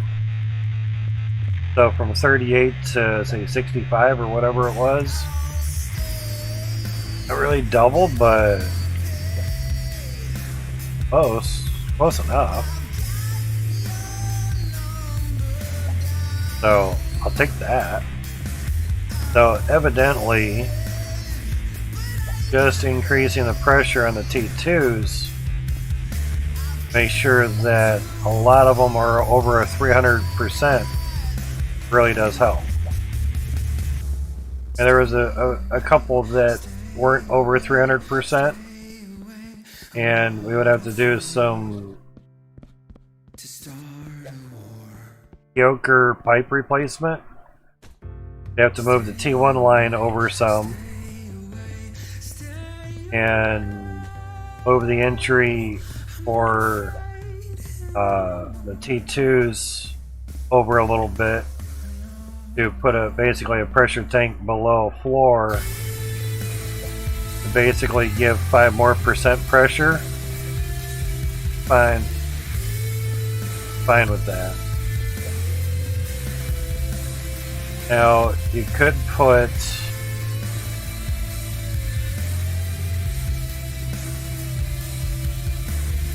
over here. Oh, these are lower. Forgot about that. Forgot the floors were lower. Basically, would have to turn this T-pipe and force it away towards T1 pipe here, and in front of this T-pipe put pressure tank pretty much right where this straight pipe is right there, that would be a pressure tank feeding into this T-pipe to obviously feed into the T2s, yeah? Or that would only be 15 pressure tanks. That would doable. Or don't have a pressure tank there. Or turn these elbows into pressure tanks so this line gets as much pressure as possible. But another pressure tank here, so this line gets as much pressure as possible, and so on and so on and so on and so on and so on. How much Cloutium do you really want? Build another fucking funnel. We got. So yeah. Before we had it here, which is pretty early on. Now that all the drills are working at the correct pressure that they're supposed to, we now have a pressure tank right here. So we have 1, 2, basically there would be the T-pipe. That's why 5%. That's all we would gain by basically moving this whole line over a couple. All that, the whole line. Then all these T1s basically take it probably from right there and just move it straight down. So literally moving it all over 5 squares or something, just so we can get a pressure tank right where that straight is to gain 5% more pressure.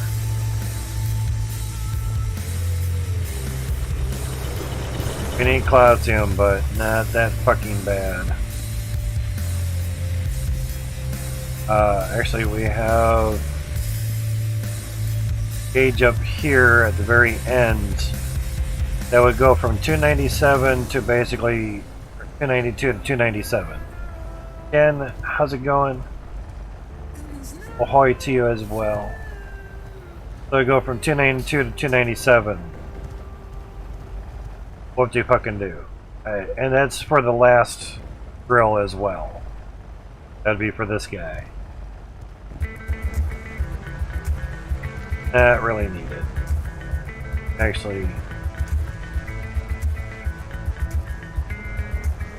rounds. Obviously, it'd still be 292. But at the very least, now each row. There you go. Each funnel worth of T2 drills all be at the same pressure versus getting a lot less down the way. So even down here we're at 325 pressure. Turn it around that way.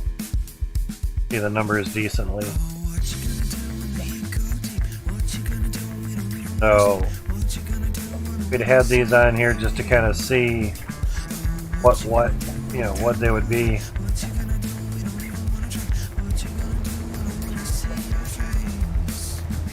And yeah, gotta raise these up, but run those going. So yeah, getting a pressure tank on every single one of these straights is doable, but not really needed, to be honest. Good enough as is, doing great, processing well. But to go from have Cloutium on there.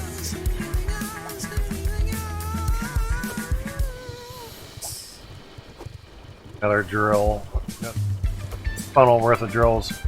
I'll go from 38.6 for 1 minute test.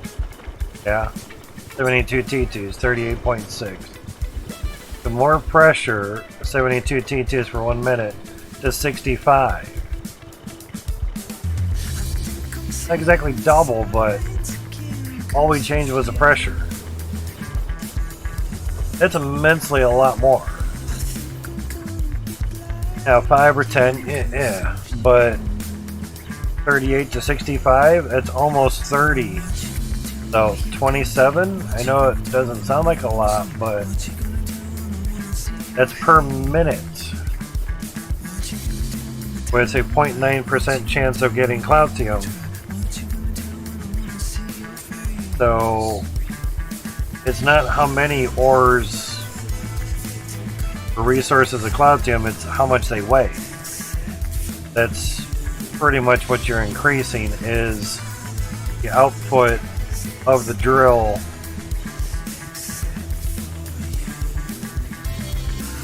If they don't spit dirt out any faster, then you're increasing the ore size. If you're not increasing the ore size, then you are increasing how fast the dirt chunk is coming out, which then you could be getting a couple extra chunks of Cloutium in that same amount of minute. A better test would be 20 minutes. Let it go. Hey Zeus, how's it going, man? Yep, the game is running a lot better. A little less FPS, but it's a lot smoother. And really want to see it chug a lug. How's your day been going, Jesus? Hopefully it's been well, man. Really want to see it chug. Turn that on too. 360 RIP FPS. 360 T2s. I'll just wait, it gets worse.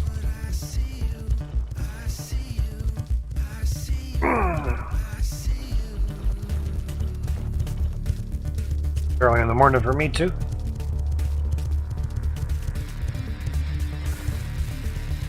Going all nighter here? At times, yeah. But it's early morning for you as well. 6 to 7 FPS is pretty much where it resides. Look at the shardies though. Look at the Cloutium going through. Cloutium, yeah.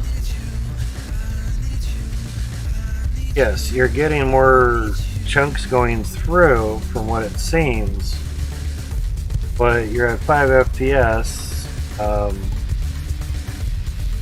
The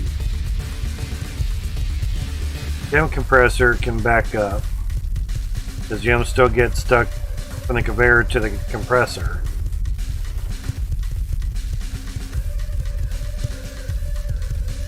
But when we did this before, the water stopping was horrendous. We could only literally run it for a minute. It took a minute to clear it. The golden irons is continuous flow. And we were at like 0 FPS. Crazy. 1:20 a.m. Gotcha. 6 a.m. yesterday. First 4-hour nap. Gotcha. Okay.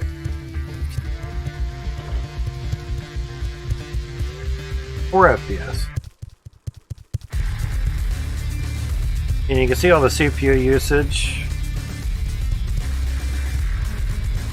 Some are in the 20s, some are in the 30s. Mostly in single digits. So all this, oh my god, the FPS is so slow, my computer's gonna burn up. It's struggling, it's hemorrhaging, oh, it's going so slow.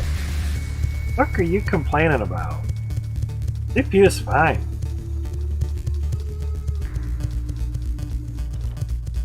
$40 degrees on the CPU. It's actually enjoying this.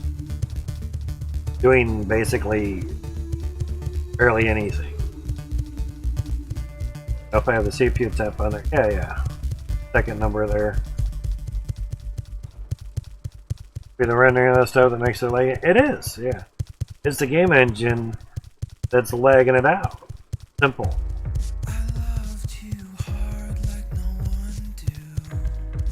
All there is. And all those shardies, all that light, that's just even work.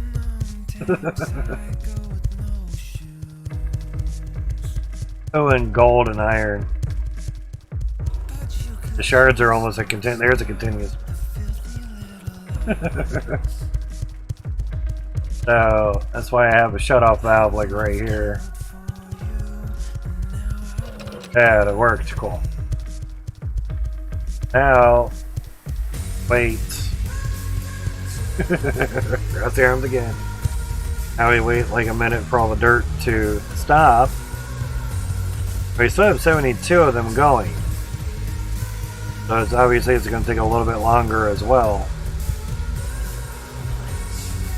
Now obviously if we have everything built, then yeah, we can turn on a lot of drills and back up on the Cloutium, yeah. But for the T3 stuffs, there's going to be a new resource. So kind of a good thing to have like 1,000 T2s on hand to build up whatever this new fucking resource is going to be. Now see, I have the water off to a lot of the T2s. We're still getting pausing. This is what I mean by the sword of the water bug is still around. Once the majority of the resources get processed, FPS come back, the stopping and starting of the belt non-existent anymore, and things are a lot smoother. And actually the computer is working more from the 50 watt range now versus the lower 40 watt range. So the CPU is doing more now than what it was in the single FPS digits ranges.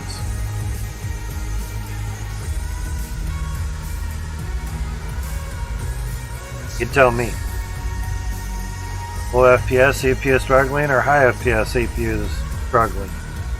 Struggles when it has to do more FPS. I did a video converted a video file and it used every single one of my cores. I used 205 watts of CPU power. That was burning my computer. I was at 95C. That's melting your computer down. Fans were at 100%. It literally couldn't cool it anymore. Like, damn. 205 watts being used as well, too. Rated for 95. TDP, thermal design power. I'm not overclocked. I'm at 4.9. It can go to 5.0. I'm not overclocked. That is utilizing your CPU.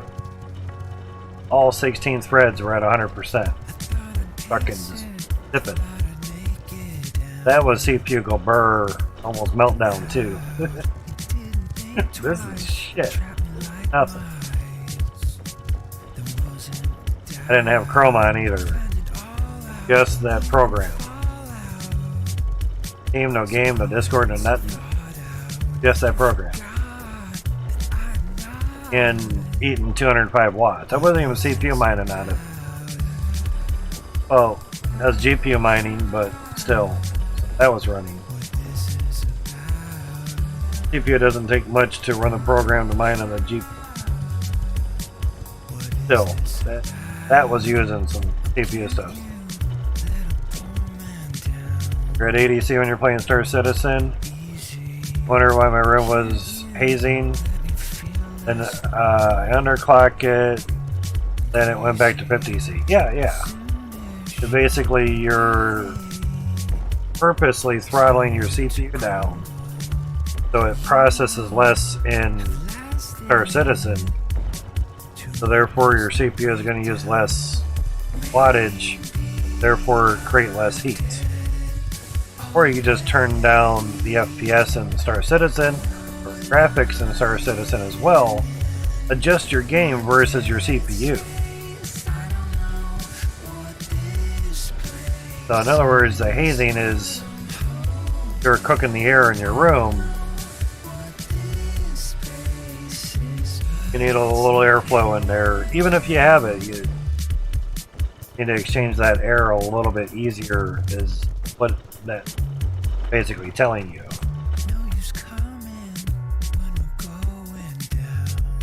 More ways than one in a sense. Like Carta. Okay, so I'm like, what level we on now? But yeah. That's why I always kind of chuckle when someone's like, oh my god, game's gonna kill my computer. Please folks, that's not how it works.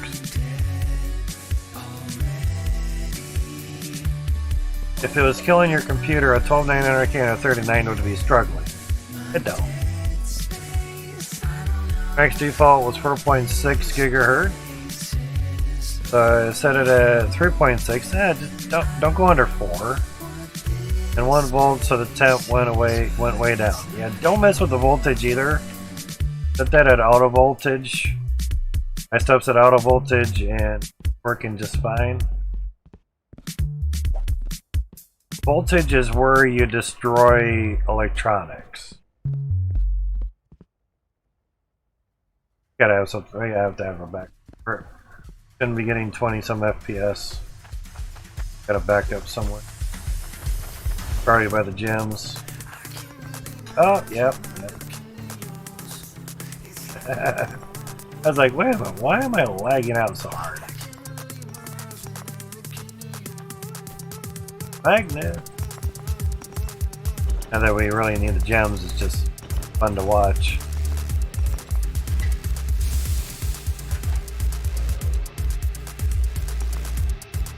And tag. Move back a little bit, get the magnet out of there. Oh yeah. Gem explosion. Hey, that's cool to watch, yeah.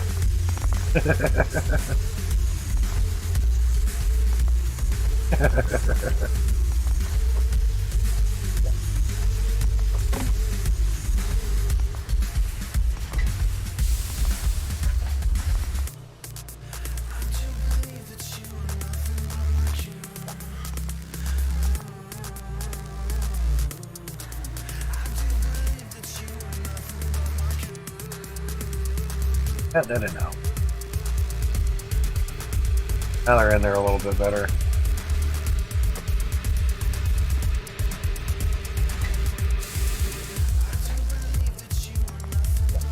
Gotcha. So again, with the low FPS, things, if they stop for too long, they're just gonna freeze in the game and stop.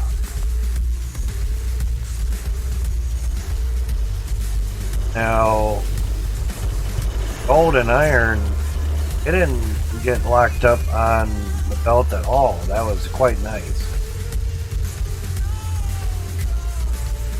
Normally that would have locked at least a couple of them up easily.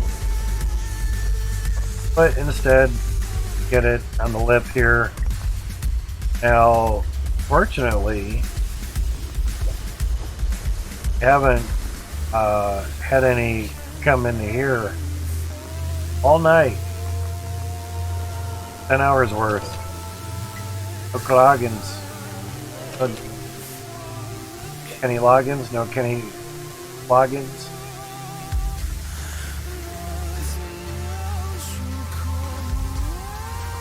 As in fact, no. 250. But if things actually do kind of like pile up and then back up, won't let it do that. So, all right, back to building.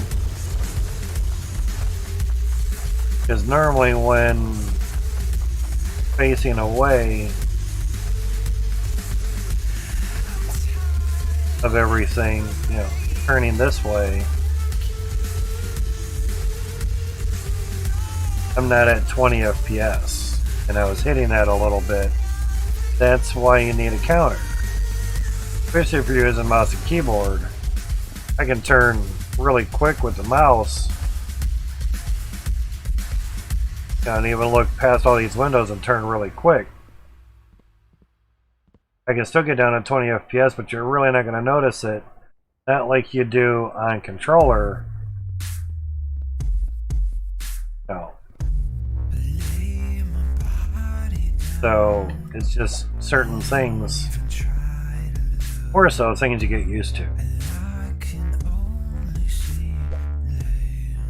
Now, what you could do too, Azus, is on your CPU is put it on auto, which I think you've tried before.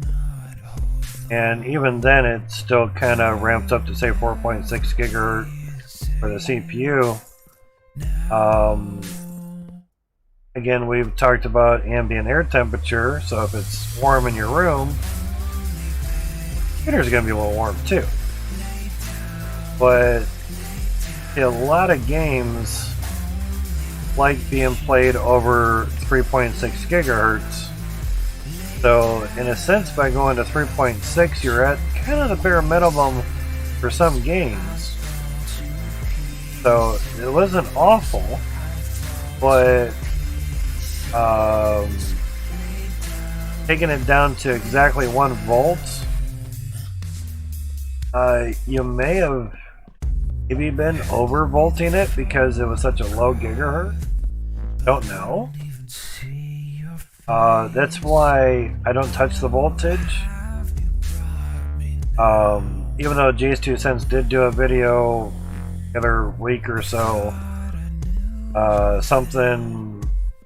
reasons why you should undervolt Intel CPU. Haven't watched it yet. Because I don't touch voltage. I know if you're overclocking and you lock it at a certain voltage, it can be more stable. But I just know if you mess with the voltage and you get it wrong, you could hurt the CPU. I don't have the funds to just go buy another CPU.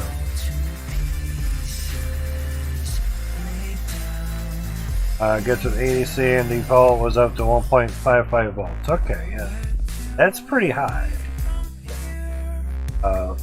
What was your CPU again, if you don't mind saying? Not to say I get a lot of people in and out of here, but it happens. So, lose track of who has what. Ryzen 5 3600. Okay. 3600X. Yeah.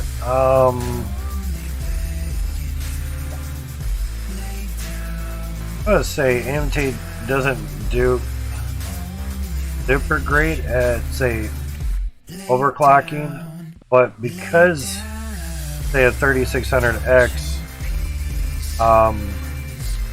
probably 4.6 would be like saying it's default max. I would say 4 gigahertz would be a good happy medium for that CPU. Isn't that 3.6, 4.6? The only ones from AMD that really got into the higher gigahertz was the newer 5000 series or Zen 3.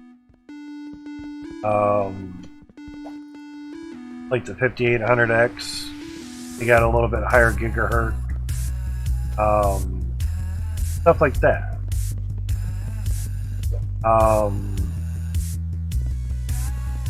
So basically I see them doing that to compete with Intel.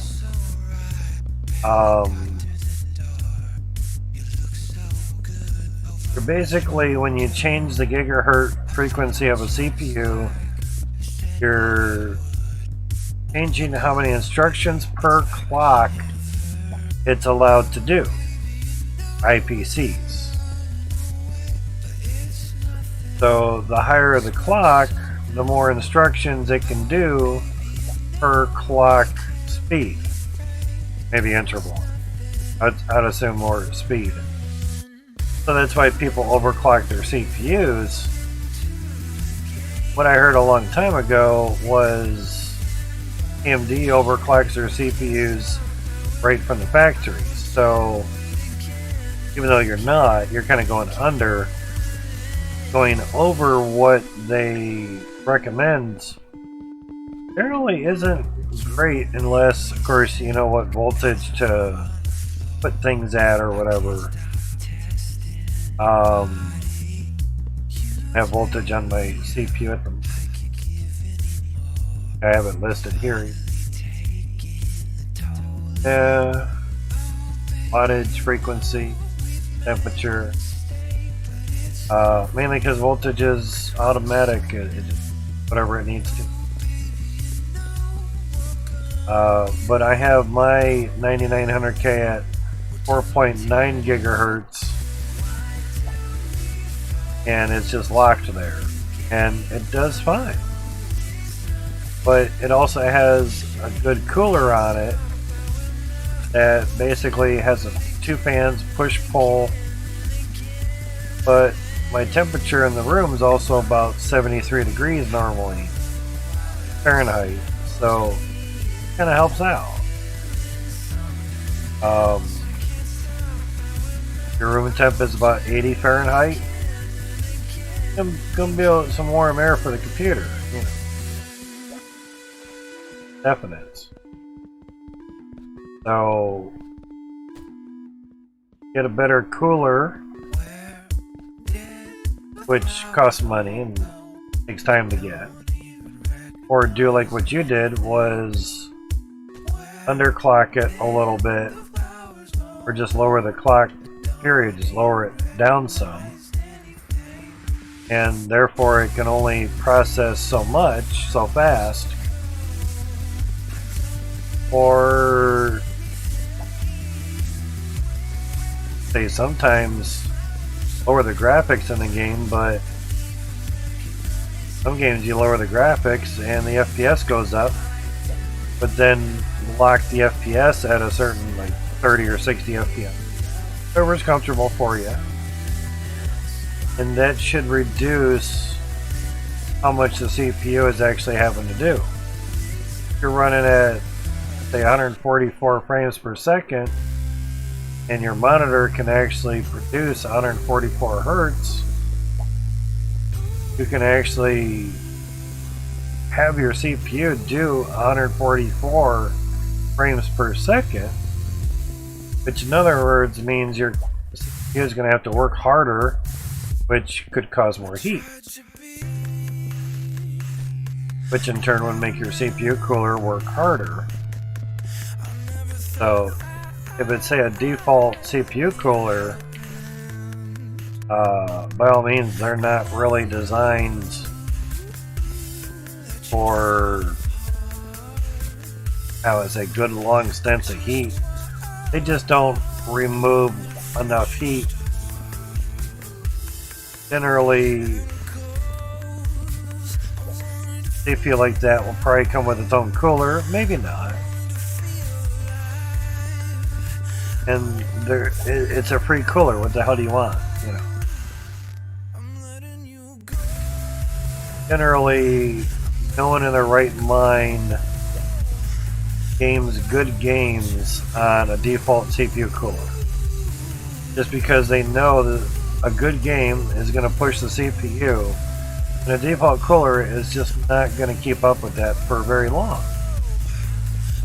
CPU temps are going to basically start climbing, and you're not going to like it, like you witnessed. So that's why I recommend any type of aftermarket cooler if you can afford it. And it's not to try to quote tech deals. If you have 40 bucks, you have 80. 40 bucks, you have 40 bucks. Hello? Did you miss the part where he said he had 40 bucks?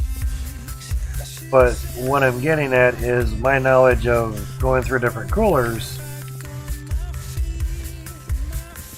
I'd spent about 50 or 60 bucks on a cooler when I really should have spent about 90 bucks and just been done with it. But no, I spent like 50 or 60 on a cooler, and then like 30 on fans, there's your 90 fucking bucks. Could have just bought a Dark Rock Pro 4 and been done with it. But for a $60 cooler for a budget build, because the CPU didn't come with a cooler, so I buy a cooler at least. Something.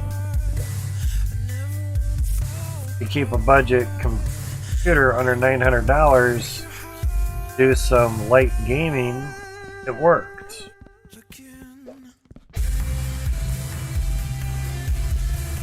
But then, of course, later when more money came in, I bought better fans because the temps were getting a little good, you know, a little high, and I wanted to make sure the CPU stayed nice and cool. So I bought fans that went more than 800 RPM. You know. So more fan speed, more air that got moved, cooler the computer got. And bought better fans than what came with the case. Those had 1200 RPM on them. They were free for $12 or something. Cheap ass fucking fans.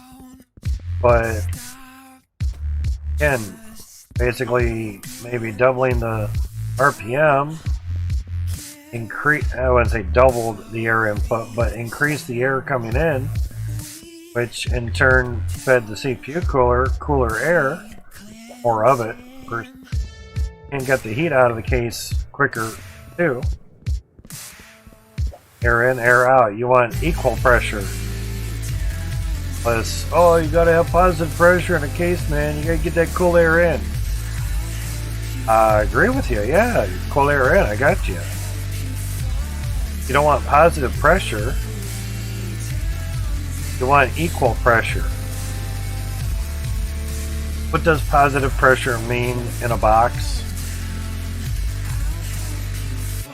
You have more air going in than you have air going out.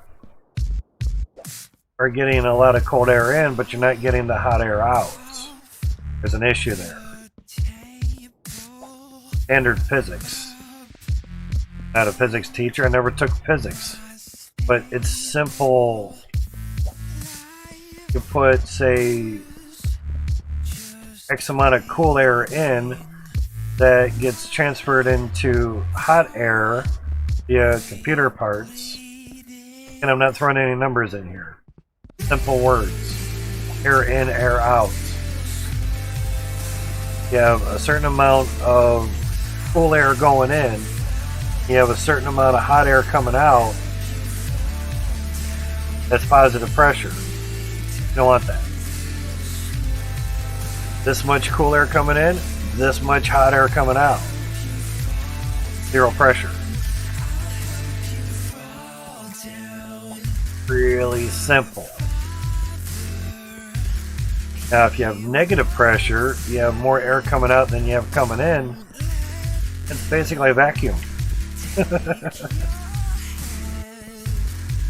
And a lot of times, the air coming out of, say, a vacuum cleaner is kind of warm, right? Why is it warm? Well, for one, it's probably cooling down the motor that is operating the vacuum. That's a good reason. You're going to have vacuuming for 8-10 hours straight every other day or every day. Maybe 10-20 minutes once a week or something. A vacuum cleaner's motor is not designed to efficiently stay cool for 8 some hours at a time. How it's designed.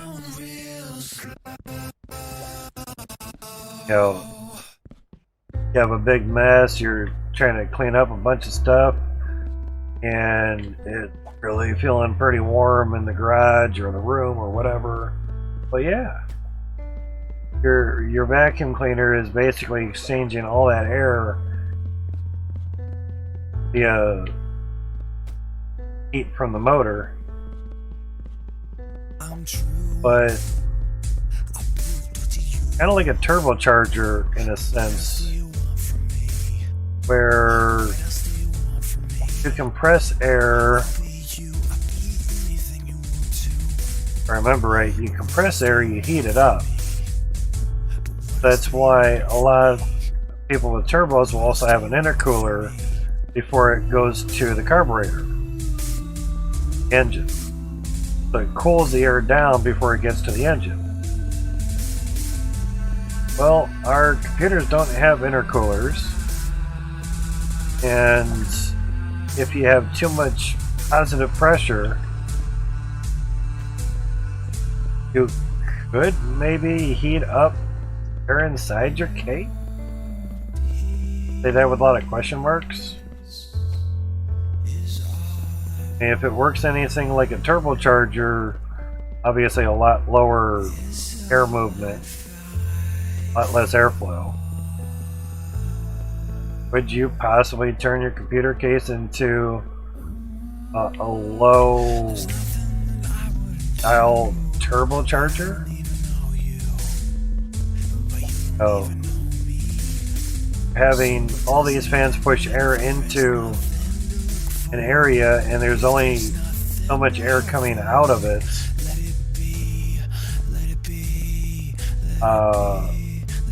But then again, like if you have some hot food and you blow on it, you blow with a very small opening with your mouth, out comes cool air.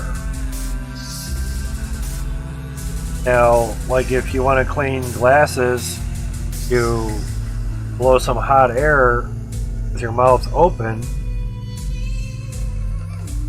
and you get a lot of moisture with that hot air. Cold air doesn't really have room for moisture, that's why it's cold. Hot air, there's more space in between the molecules, which give it room for moisture, humidity, wetness. So, kind of the opposite of, say, the turbocharger compressing the air. When your mouth has a small opening and you blow air out through it, lungs, air gets cooled down. Science is crazy weird that way. In physics and everything. It doesn't make any sense if you're compressing air and it heats up, but then you compress air with your mouth and you blow it out a very small opening and it gets colder. Really, really, really weird.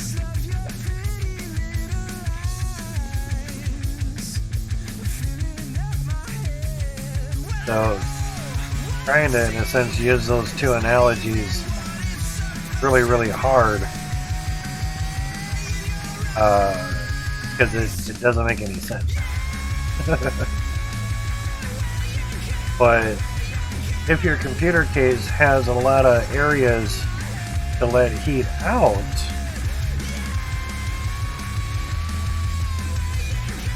then you could do some positive pressure. But again, if your computer case has a lot of spots for air to get out, then you're not really giving it positive pressure, you're equal pressure.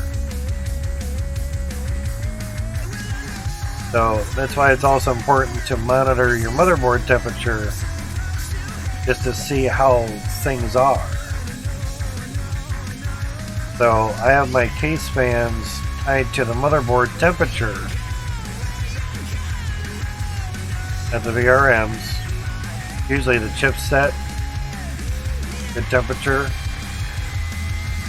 Usually. VRMs could be good as well too, because if they get hot, that means your CPU is doing a lot of work.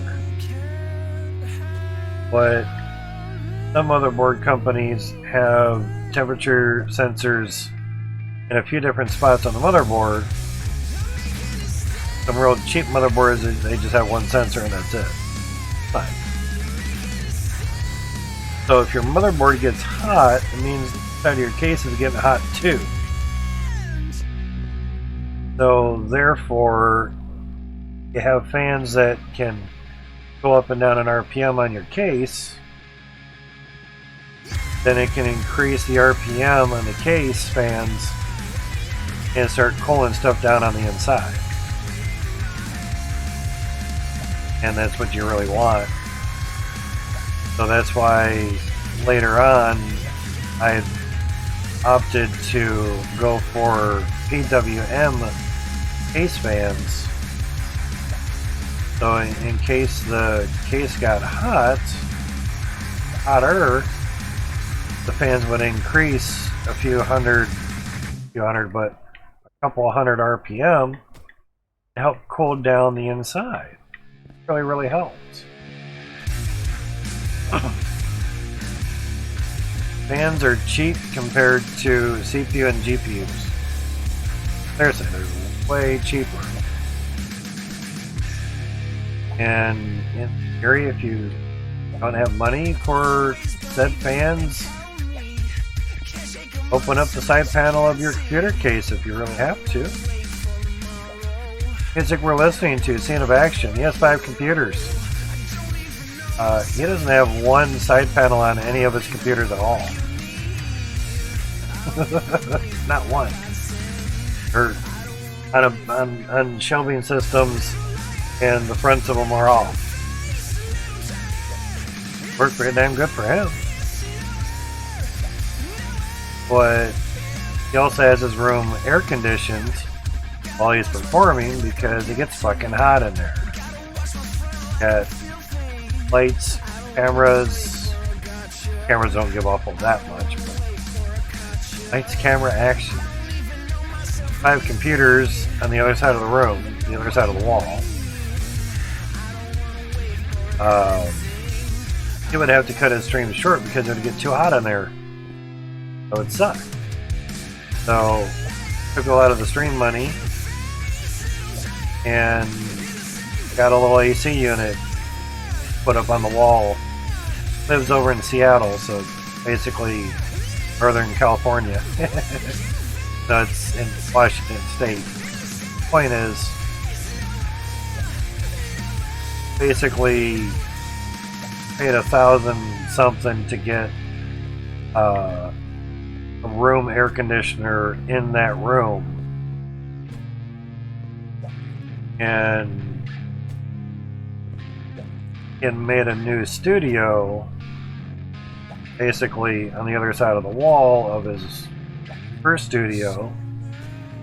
And he asked the AC dudes, it's like, hey, hate to ask this, but how much is it to move that AC unit like 10 feet over? Well, we would have to drain the refrigerant out of it, then put it back in, so yeah, $1,000. He's like, oh my god. Okay, how much would it cost to just put some ductwork from like one room to another? He's like, oh, like maybe $100. He's like, okay, and can you come over and do that? Oh my god, you didn't know it was gonna cost like $1,000 just to drain the refrigerant and then recharge it back up. Yeah, and relocate it like 10 feet. It's easier just to get some duct work, be done with it. So during one of his performances in the first studio, he's like, I can't believe I'm saying this, but I gotta turn the AC up some because it's too cold in here. I gotta turn it up to like 70. It was at 68 just so it could stay cool in here. You're performing, you're doing a lot of work, you're getting hot, want to stay nice and cool. So yeah, he had to increase the temperature so it wasn't so cold in there. So he had a nice little remote control to do it, so creature comforts. if it's your main job working from home, spending the money to make it comfortable in that room, in that house, it's all worth it. So, you shouldn't be able to sit in your house doing nothing, just sitting there sweating this day and age. Shouldn't have to do that. I mean, people are? Sure.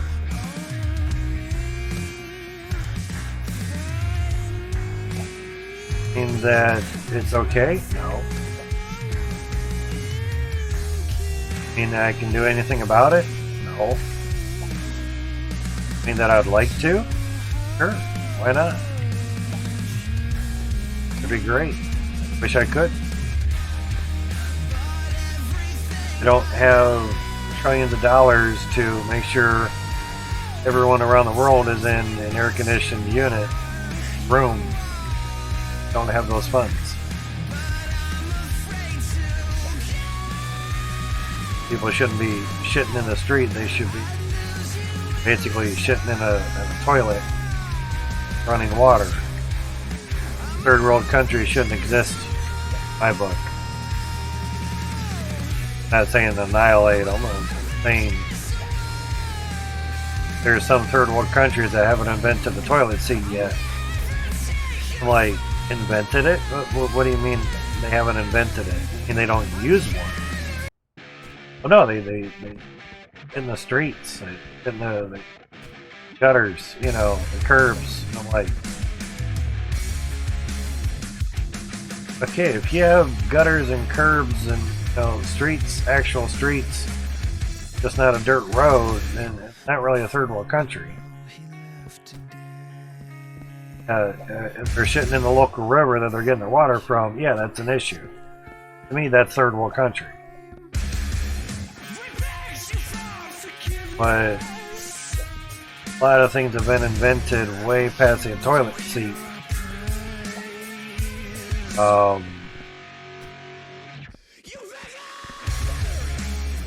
Things are out there, you just have to be able to get the ability and have the means to get those means made. And wonder of, are the third world countries being third world because just all they know? Or is it because they just, not to say they don't want to change, of course they want better, but if they don't know better, then probably they don't know what to look forward to. Paris, San Francisco, the poop patrol to clean up after the people living in the street, so the third world country problem? Yeah, so not just a third world country problem. Exactly. Certain parts of Cali are not being ran correctly. Because I've seen photos like that of, like, oh, so yeah, you think this is like, you know, downtown Detroit or some third world country or something? No. You're saying white fire in San Francisco. But then they blame it on the Democrats. Like, can't get politically and blame it on a political party when it's been that way for a long time. Say longer than that party's been in control of said area. At that point, just start have to blame the state. They're the ones running the show. Who is the governor of the state?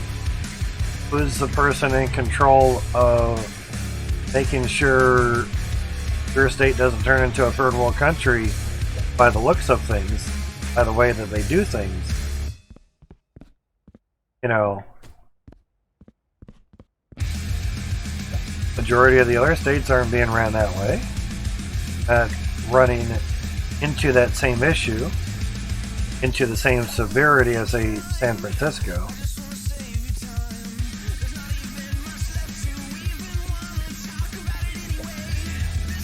In a sense, like back in the day, that's the last thing you would think of was San Francisco. Or any city in America, really.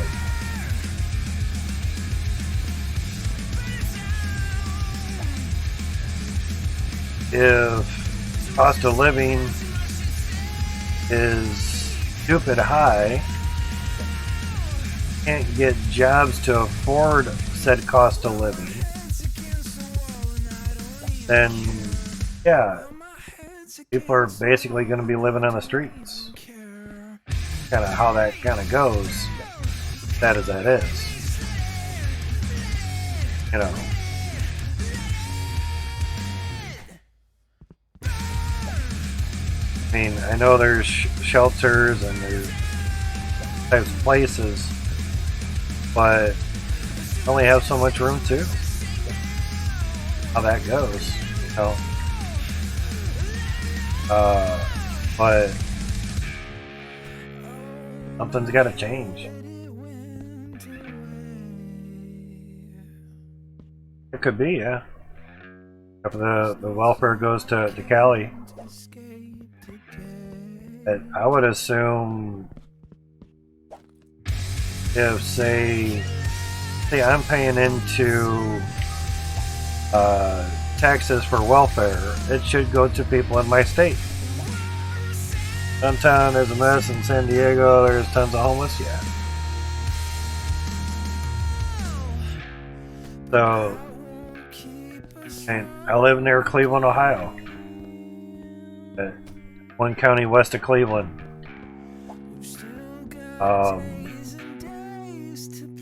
Population of Cleveland's been declining for decades. And it's not generally people moving out either, it's people dying. People being killed. It's becoming a mini Detroit. Mini, you know. You mean that as mini, you know. Could say Detroit's turning into a mini Chicago. And Chicago's turning into something pretty awful. More so with crime versus, say, homeless. You know, $6 US gallon, yeah. $2,100 for apartment. Whenever people leave, yeah. But nobody in their right mind lives in Cleveland because they love it there. They live there because it's all they can afford. There's lots of places in Cleveland that are super fucking expensive. There's a lot of places that are super fucking cheap. There's a ghetto type area that's dirt cheap and really shitty. Reason why they would call a ghetto a ghetto. Yeah, you want to live on the east side of Cleveland? Yeah, that's where a lot of the poor live. Not so poor live on the west side. Where's most of the crime? Everywhere. Cleveland doesn't give two shits what side you're on. If there's crime, there's just going to be crime, period. Oh yeah, like Chicago, Detroit. That's what I'm saying. Like a mini Detroit. Super mini Chicago. Nowhere as bad as what Chicago is right now. Maybe it used to be back in the heyday. Oh, we're out of windows? But probably the only thing that's really big in crime in Cleveland right now is the people riding around in ATVs and four-wheelers and dirt bikes. Ooh, it's so terrible. I'm sure Chicago would go for some of that right about now. Yeah, that's pretty good.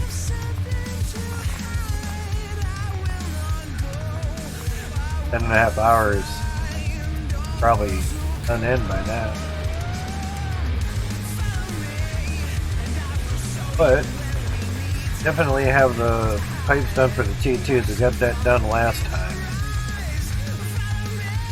So basically we just Cloutium for them. A lot of the windows done. Can't even get up any higher.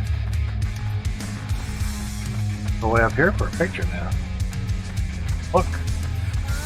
Good though.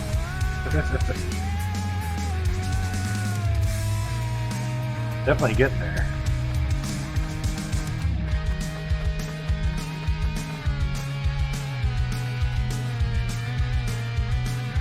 Lampus. Yeah. Darker. Oh, I don't want to adjust the time. I want to go up. Thank you.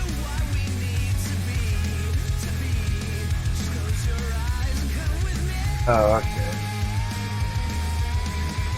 Actually, toggle mouse.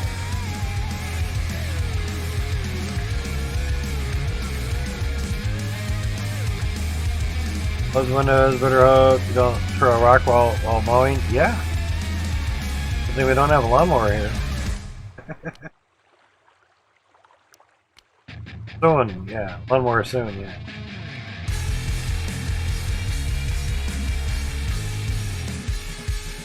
Yeah.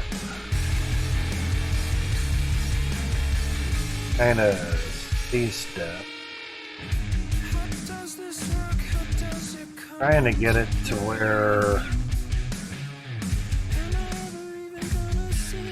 E3 stuff. Also trying to include the top of those windows too. Thumbnail for Twitch and YouTube, so you're gonna get people to be like, look at those things going up there. The funnels get, oh my god, stuff like that. Ow.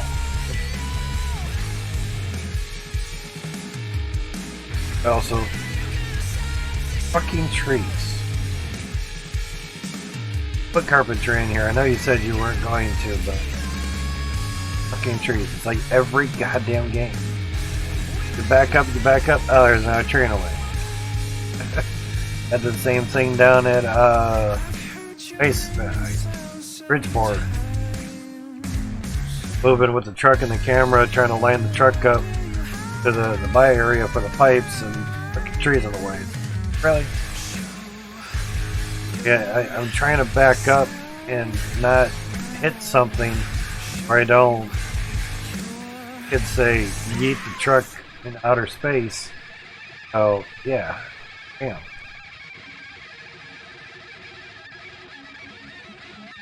Crazy. But it's also trying to pick good spots.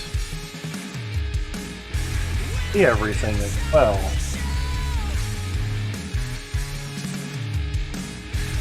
Trying to. But I get high enough, it won't have any trees left. Oh, that issue there, just go above the trees, yeah. Issue solved.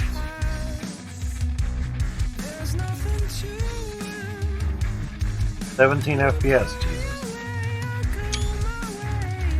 Now, this picture I saved because it makes it smaller on the computer rather than what's saved from Steam as an uncompressed photo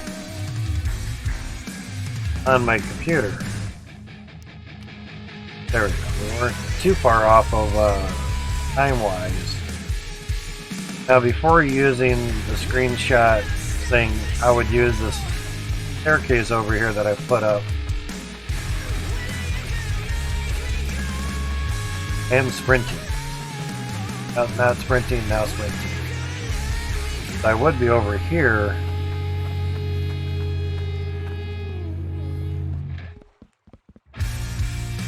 I would take the screenshot from here. Kind of get the top of the windows in there. Maybe over a little bit or something. Get them all in there. And as I was getting more funnels, couldn't really keep everything in there. So some of the thumbnails, the edges of the funnels are kind of chopped off. But still, in a sense, trying to show the work and everything. But it's hard to show all the work over there when the majority of the funnels are hiding it. You know.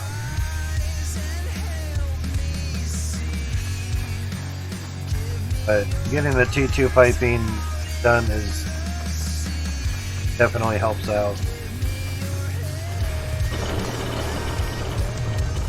Flop it off there. Everything's on, no matter what or where it's at. That too. Pick the jimmies. Good. Top of the handle there.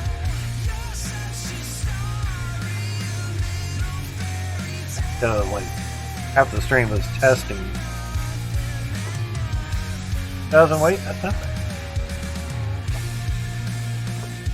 Pretty good. I remember when if you had a bar in there and you tipped out another one, it would shoot out. Come a long way. 15,871. Hell yeah.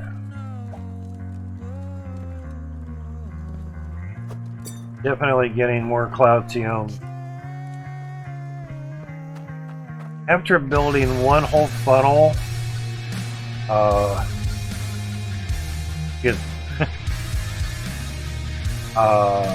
piping included, I would basically get just enough Cloutium for 72 girls.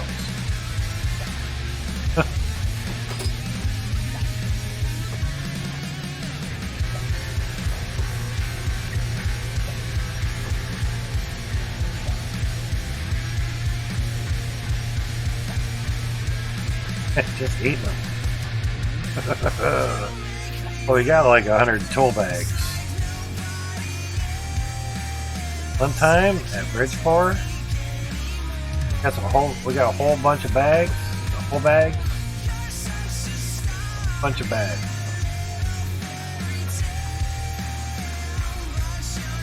Team was good. We're just a lot of extras. We got a lot of tests. Basically, these side ones were T1s.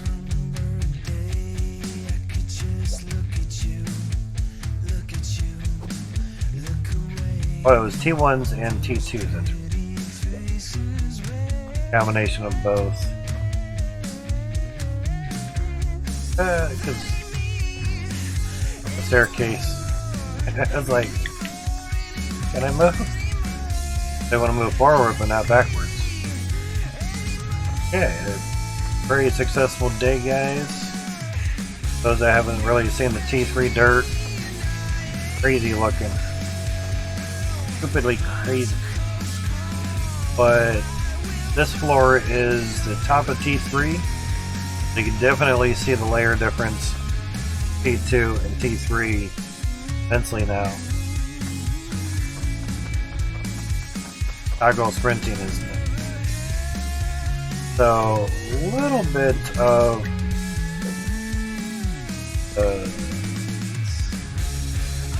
color difference on the T2 on the top of the dirt.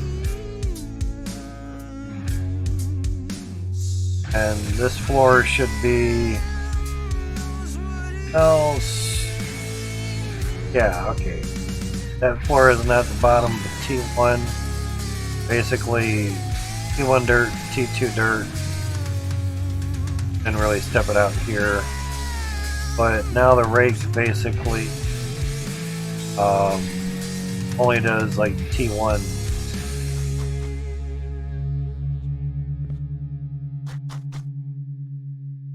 So very, very different.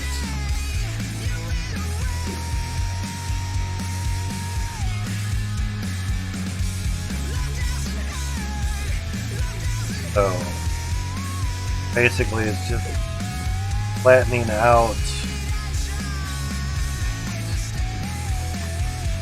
So that's basically here too. But it's basically raising the dirt to flatten it to the bottom of T1. Because if we go down here, try to do here too, it says no. Not gonna do that.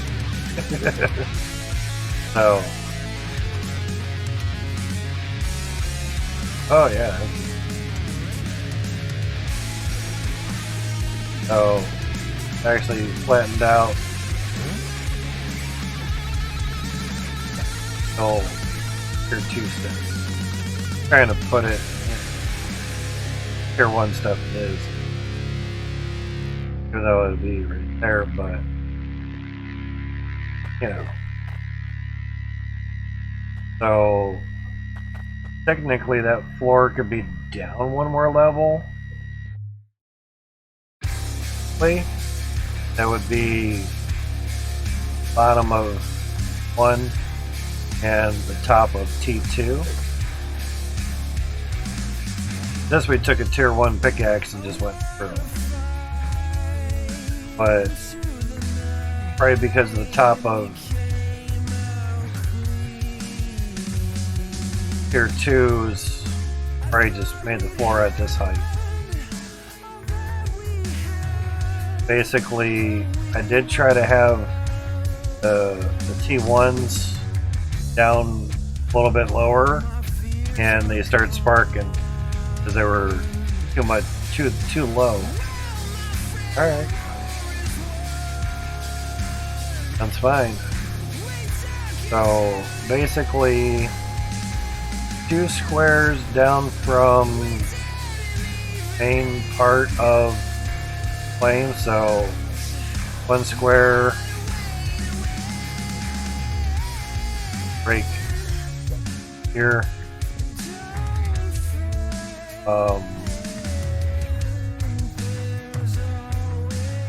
Kinda difficult.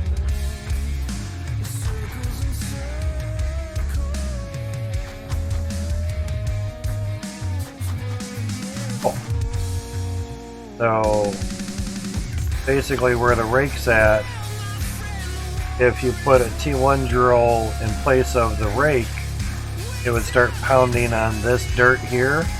That's where you'd start getting Cloutium. Basically 2 squares into the dirt from where you drive on, basically. At least here in South Home is when you'll start getting Cloutium.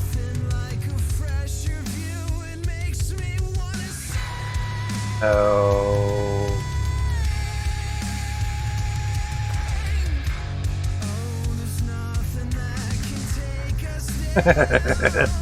right at the top of those wood on those T1s. That doesn't help very much. You get 2 rows of T1s and shit.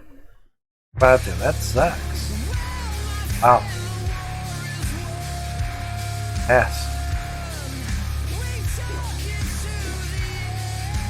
Because you could legitimately put another row right here. And in line with that, it would say pound on there. Because that's pretty much the square here with that window. That's where the next line of T1s would go. Sucks. That bites. But the claim is very wide. Wants the clouds. I don't want the clap. No, not the clap, the clouds.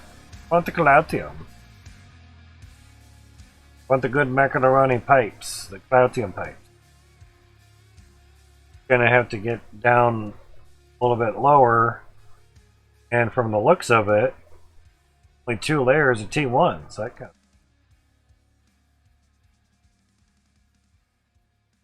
also, it means in the starter claim it's going to be worse, which is a good thing. It's going to be even worse to get Cloutium. There's no real rush to get Cloutium to get T2 pipes, 2 drills, because at the moment there's no benefit really to get T2 drills, because they don't produce anything more than what T1s do. They produce a larger amount, you know, a bigger weighted resource. That's all they're producing.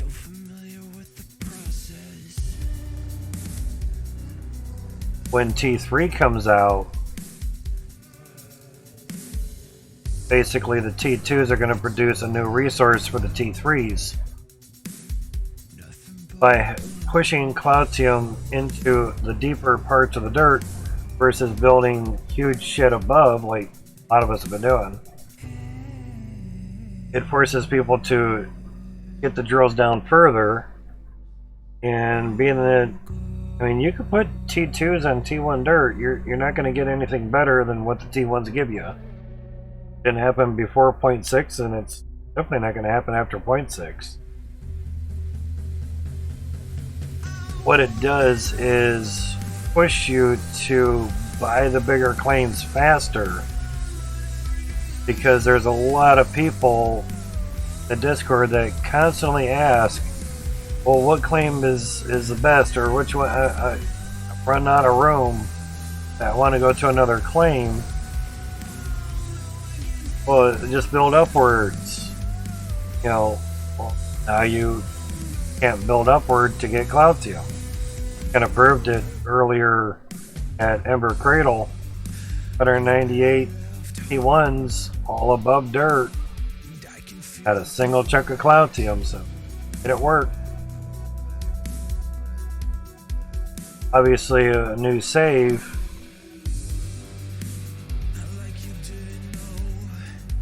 Excuse me.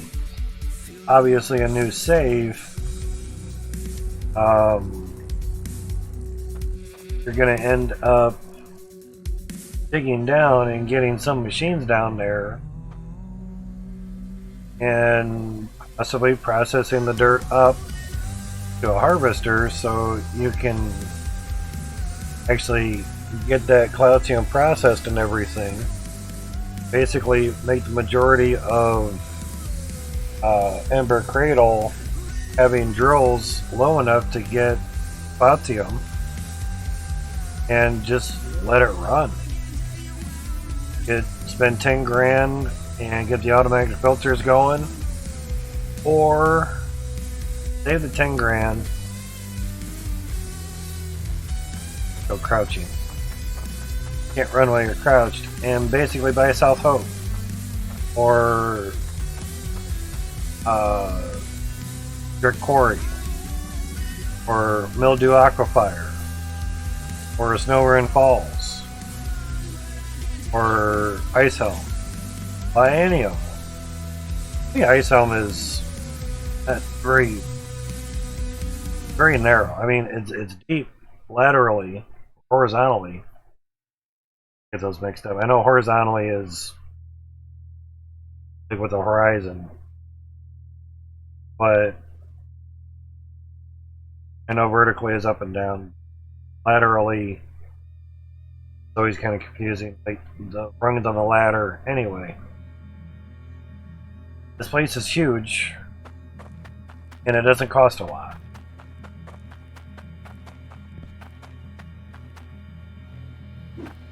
Really, really huge, and evidently you can do a fuck ton here. We haven't even gotten to this whole side yet. So dirt here. Evidently the dirt replicating glitch is gone now, so don't have infinite dirt. I guess for a while that was there to help out, but evidently it's gone because I tried it earlier, and these little parts of dirt that I have sticking out, that was from dirt replicating. Don't do it anymore. Come on. Eat those. Alright, so actually I'm going to get this character over on the other side. I'll find some of my dirt there. So, try to pick up where I left off, so pretty much we left leaving off here. Save there. To the main menu. That took a while. And then we're gone. We're exits. Hit the desktop.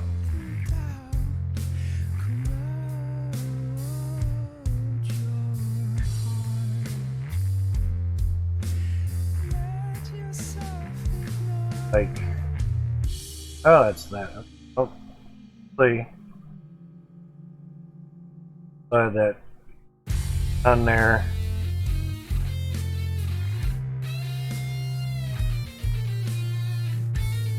I want to share. If it fudged out my internet or not.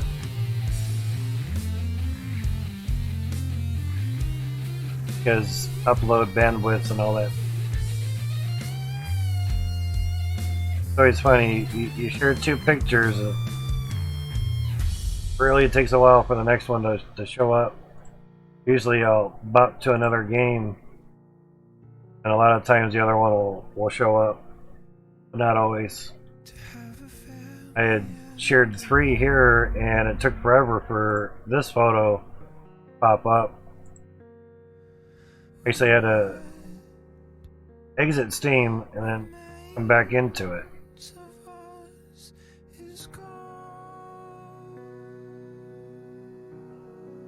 Gold Hunter is live. You guys want to say Gold Hunter? You can got Gold Hunter MP.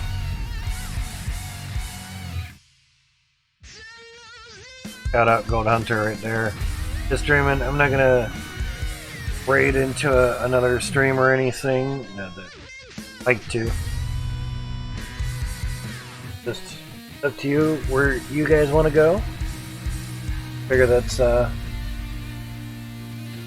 more up to you guys.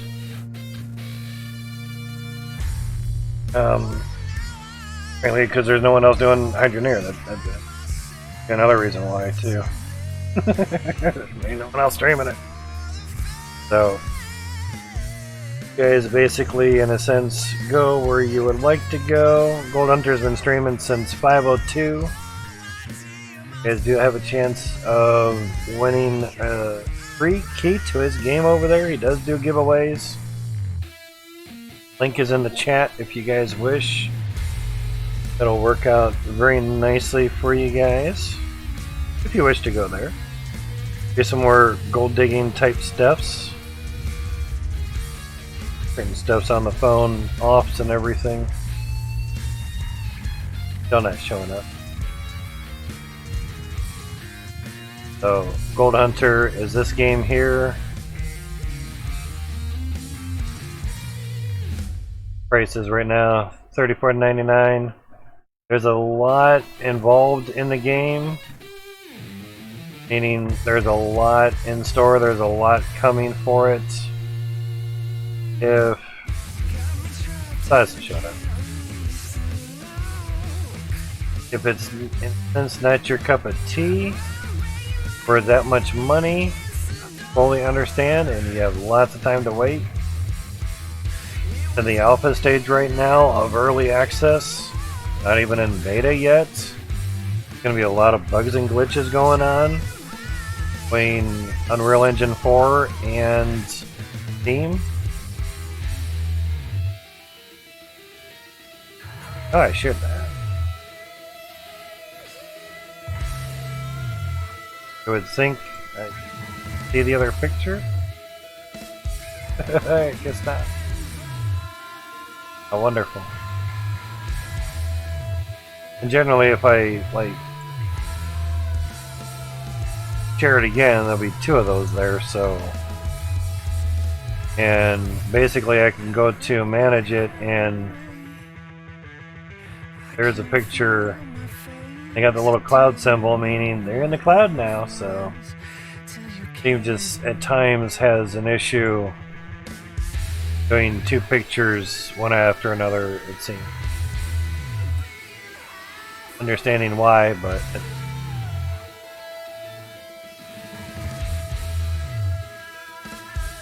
definitely wasn't from oh, also the Windows, yeah. Definitely 0.6 there.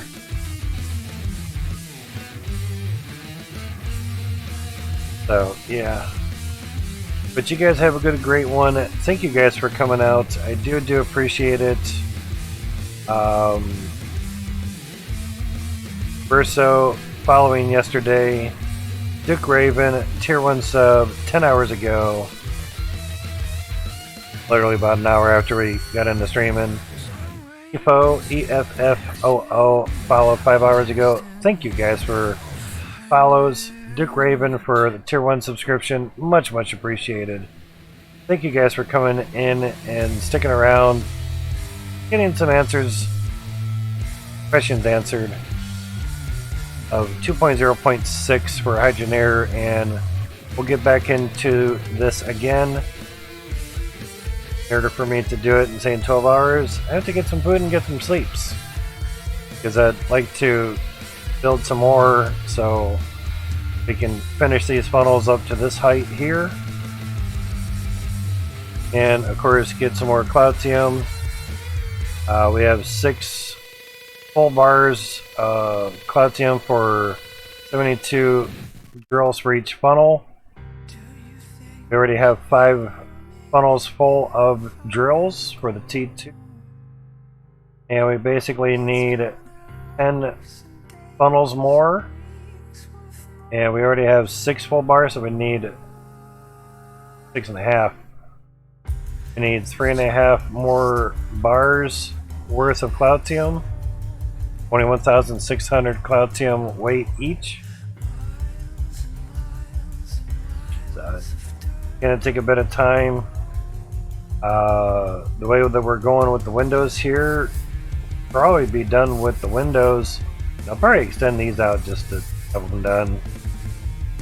And laying the T-pipes for the T1s. And wait. Here twiddle our thumbs, wait for the 2.1 farming update or something.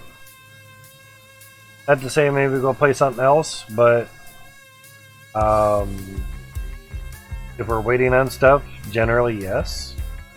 We'll smack up some Fishing Planet. New lake in there. Kinda depends. Basically play something, or depending if there be a 2.0.7 for Hydroneer. Go see what that'll be about. Basically continue to improve. Possibly set up, would probably be better, set up a harvester and or a cleaning station for each one of the funnels, and give that a test and see if basically just all of these on this belt is just too much in one spot. If there's a sorting station for each funnel, maybe it'll work better. Can't hurt. I mean, if you have money, all this stuff is real cheap to buy, basically. And basically just taking this whole system and just turn it around, or it'd be turn it around this way. Have them facing outward from each funnel. Not sure which side to do it. Whether it be the back side or this side. This side's all cleared out. Just it starts ramping up. So 6 one, half dozen of another. It just kind of depends on which way we want to go, and go from there. So you guys have a great one. I will catch up with you guys later. You guys have a great one. I love you all. I'll try a button here to stop the stream. Have a great one. Bye-bye.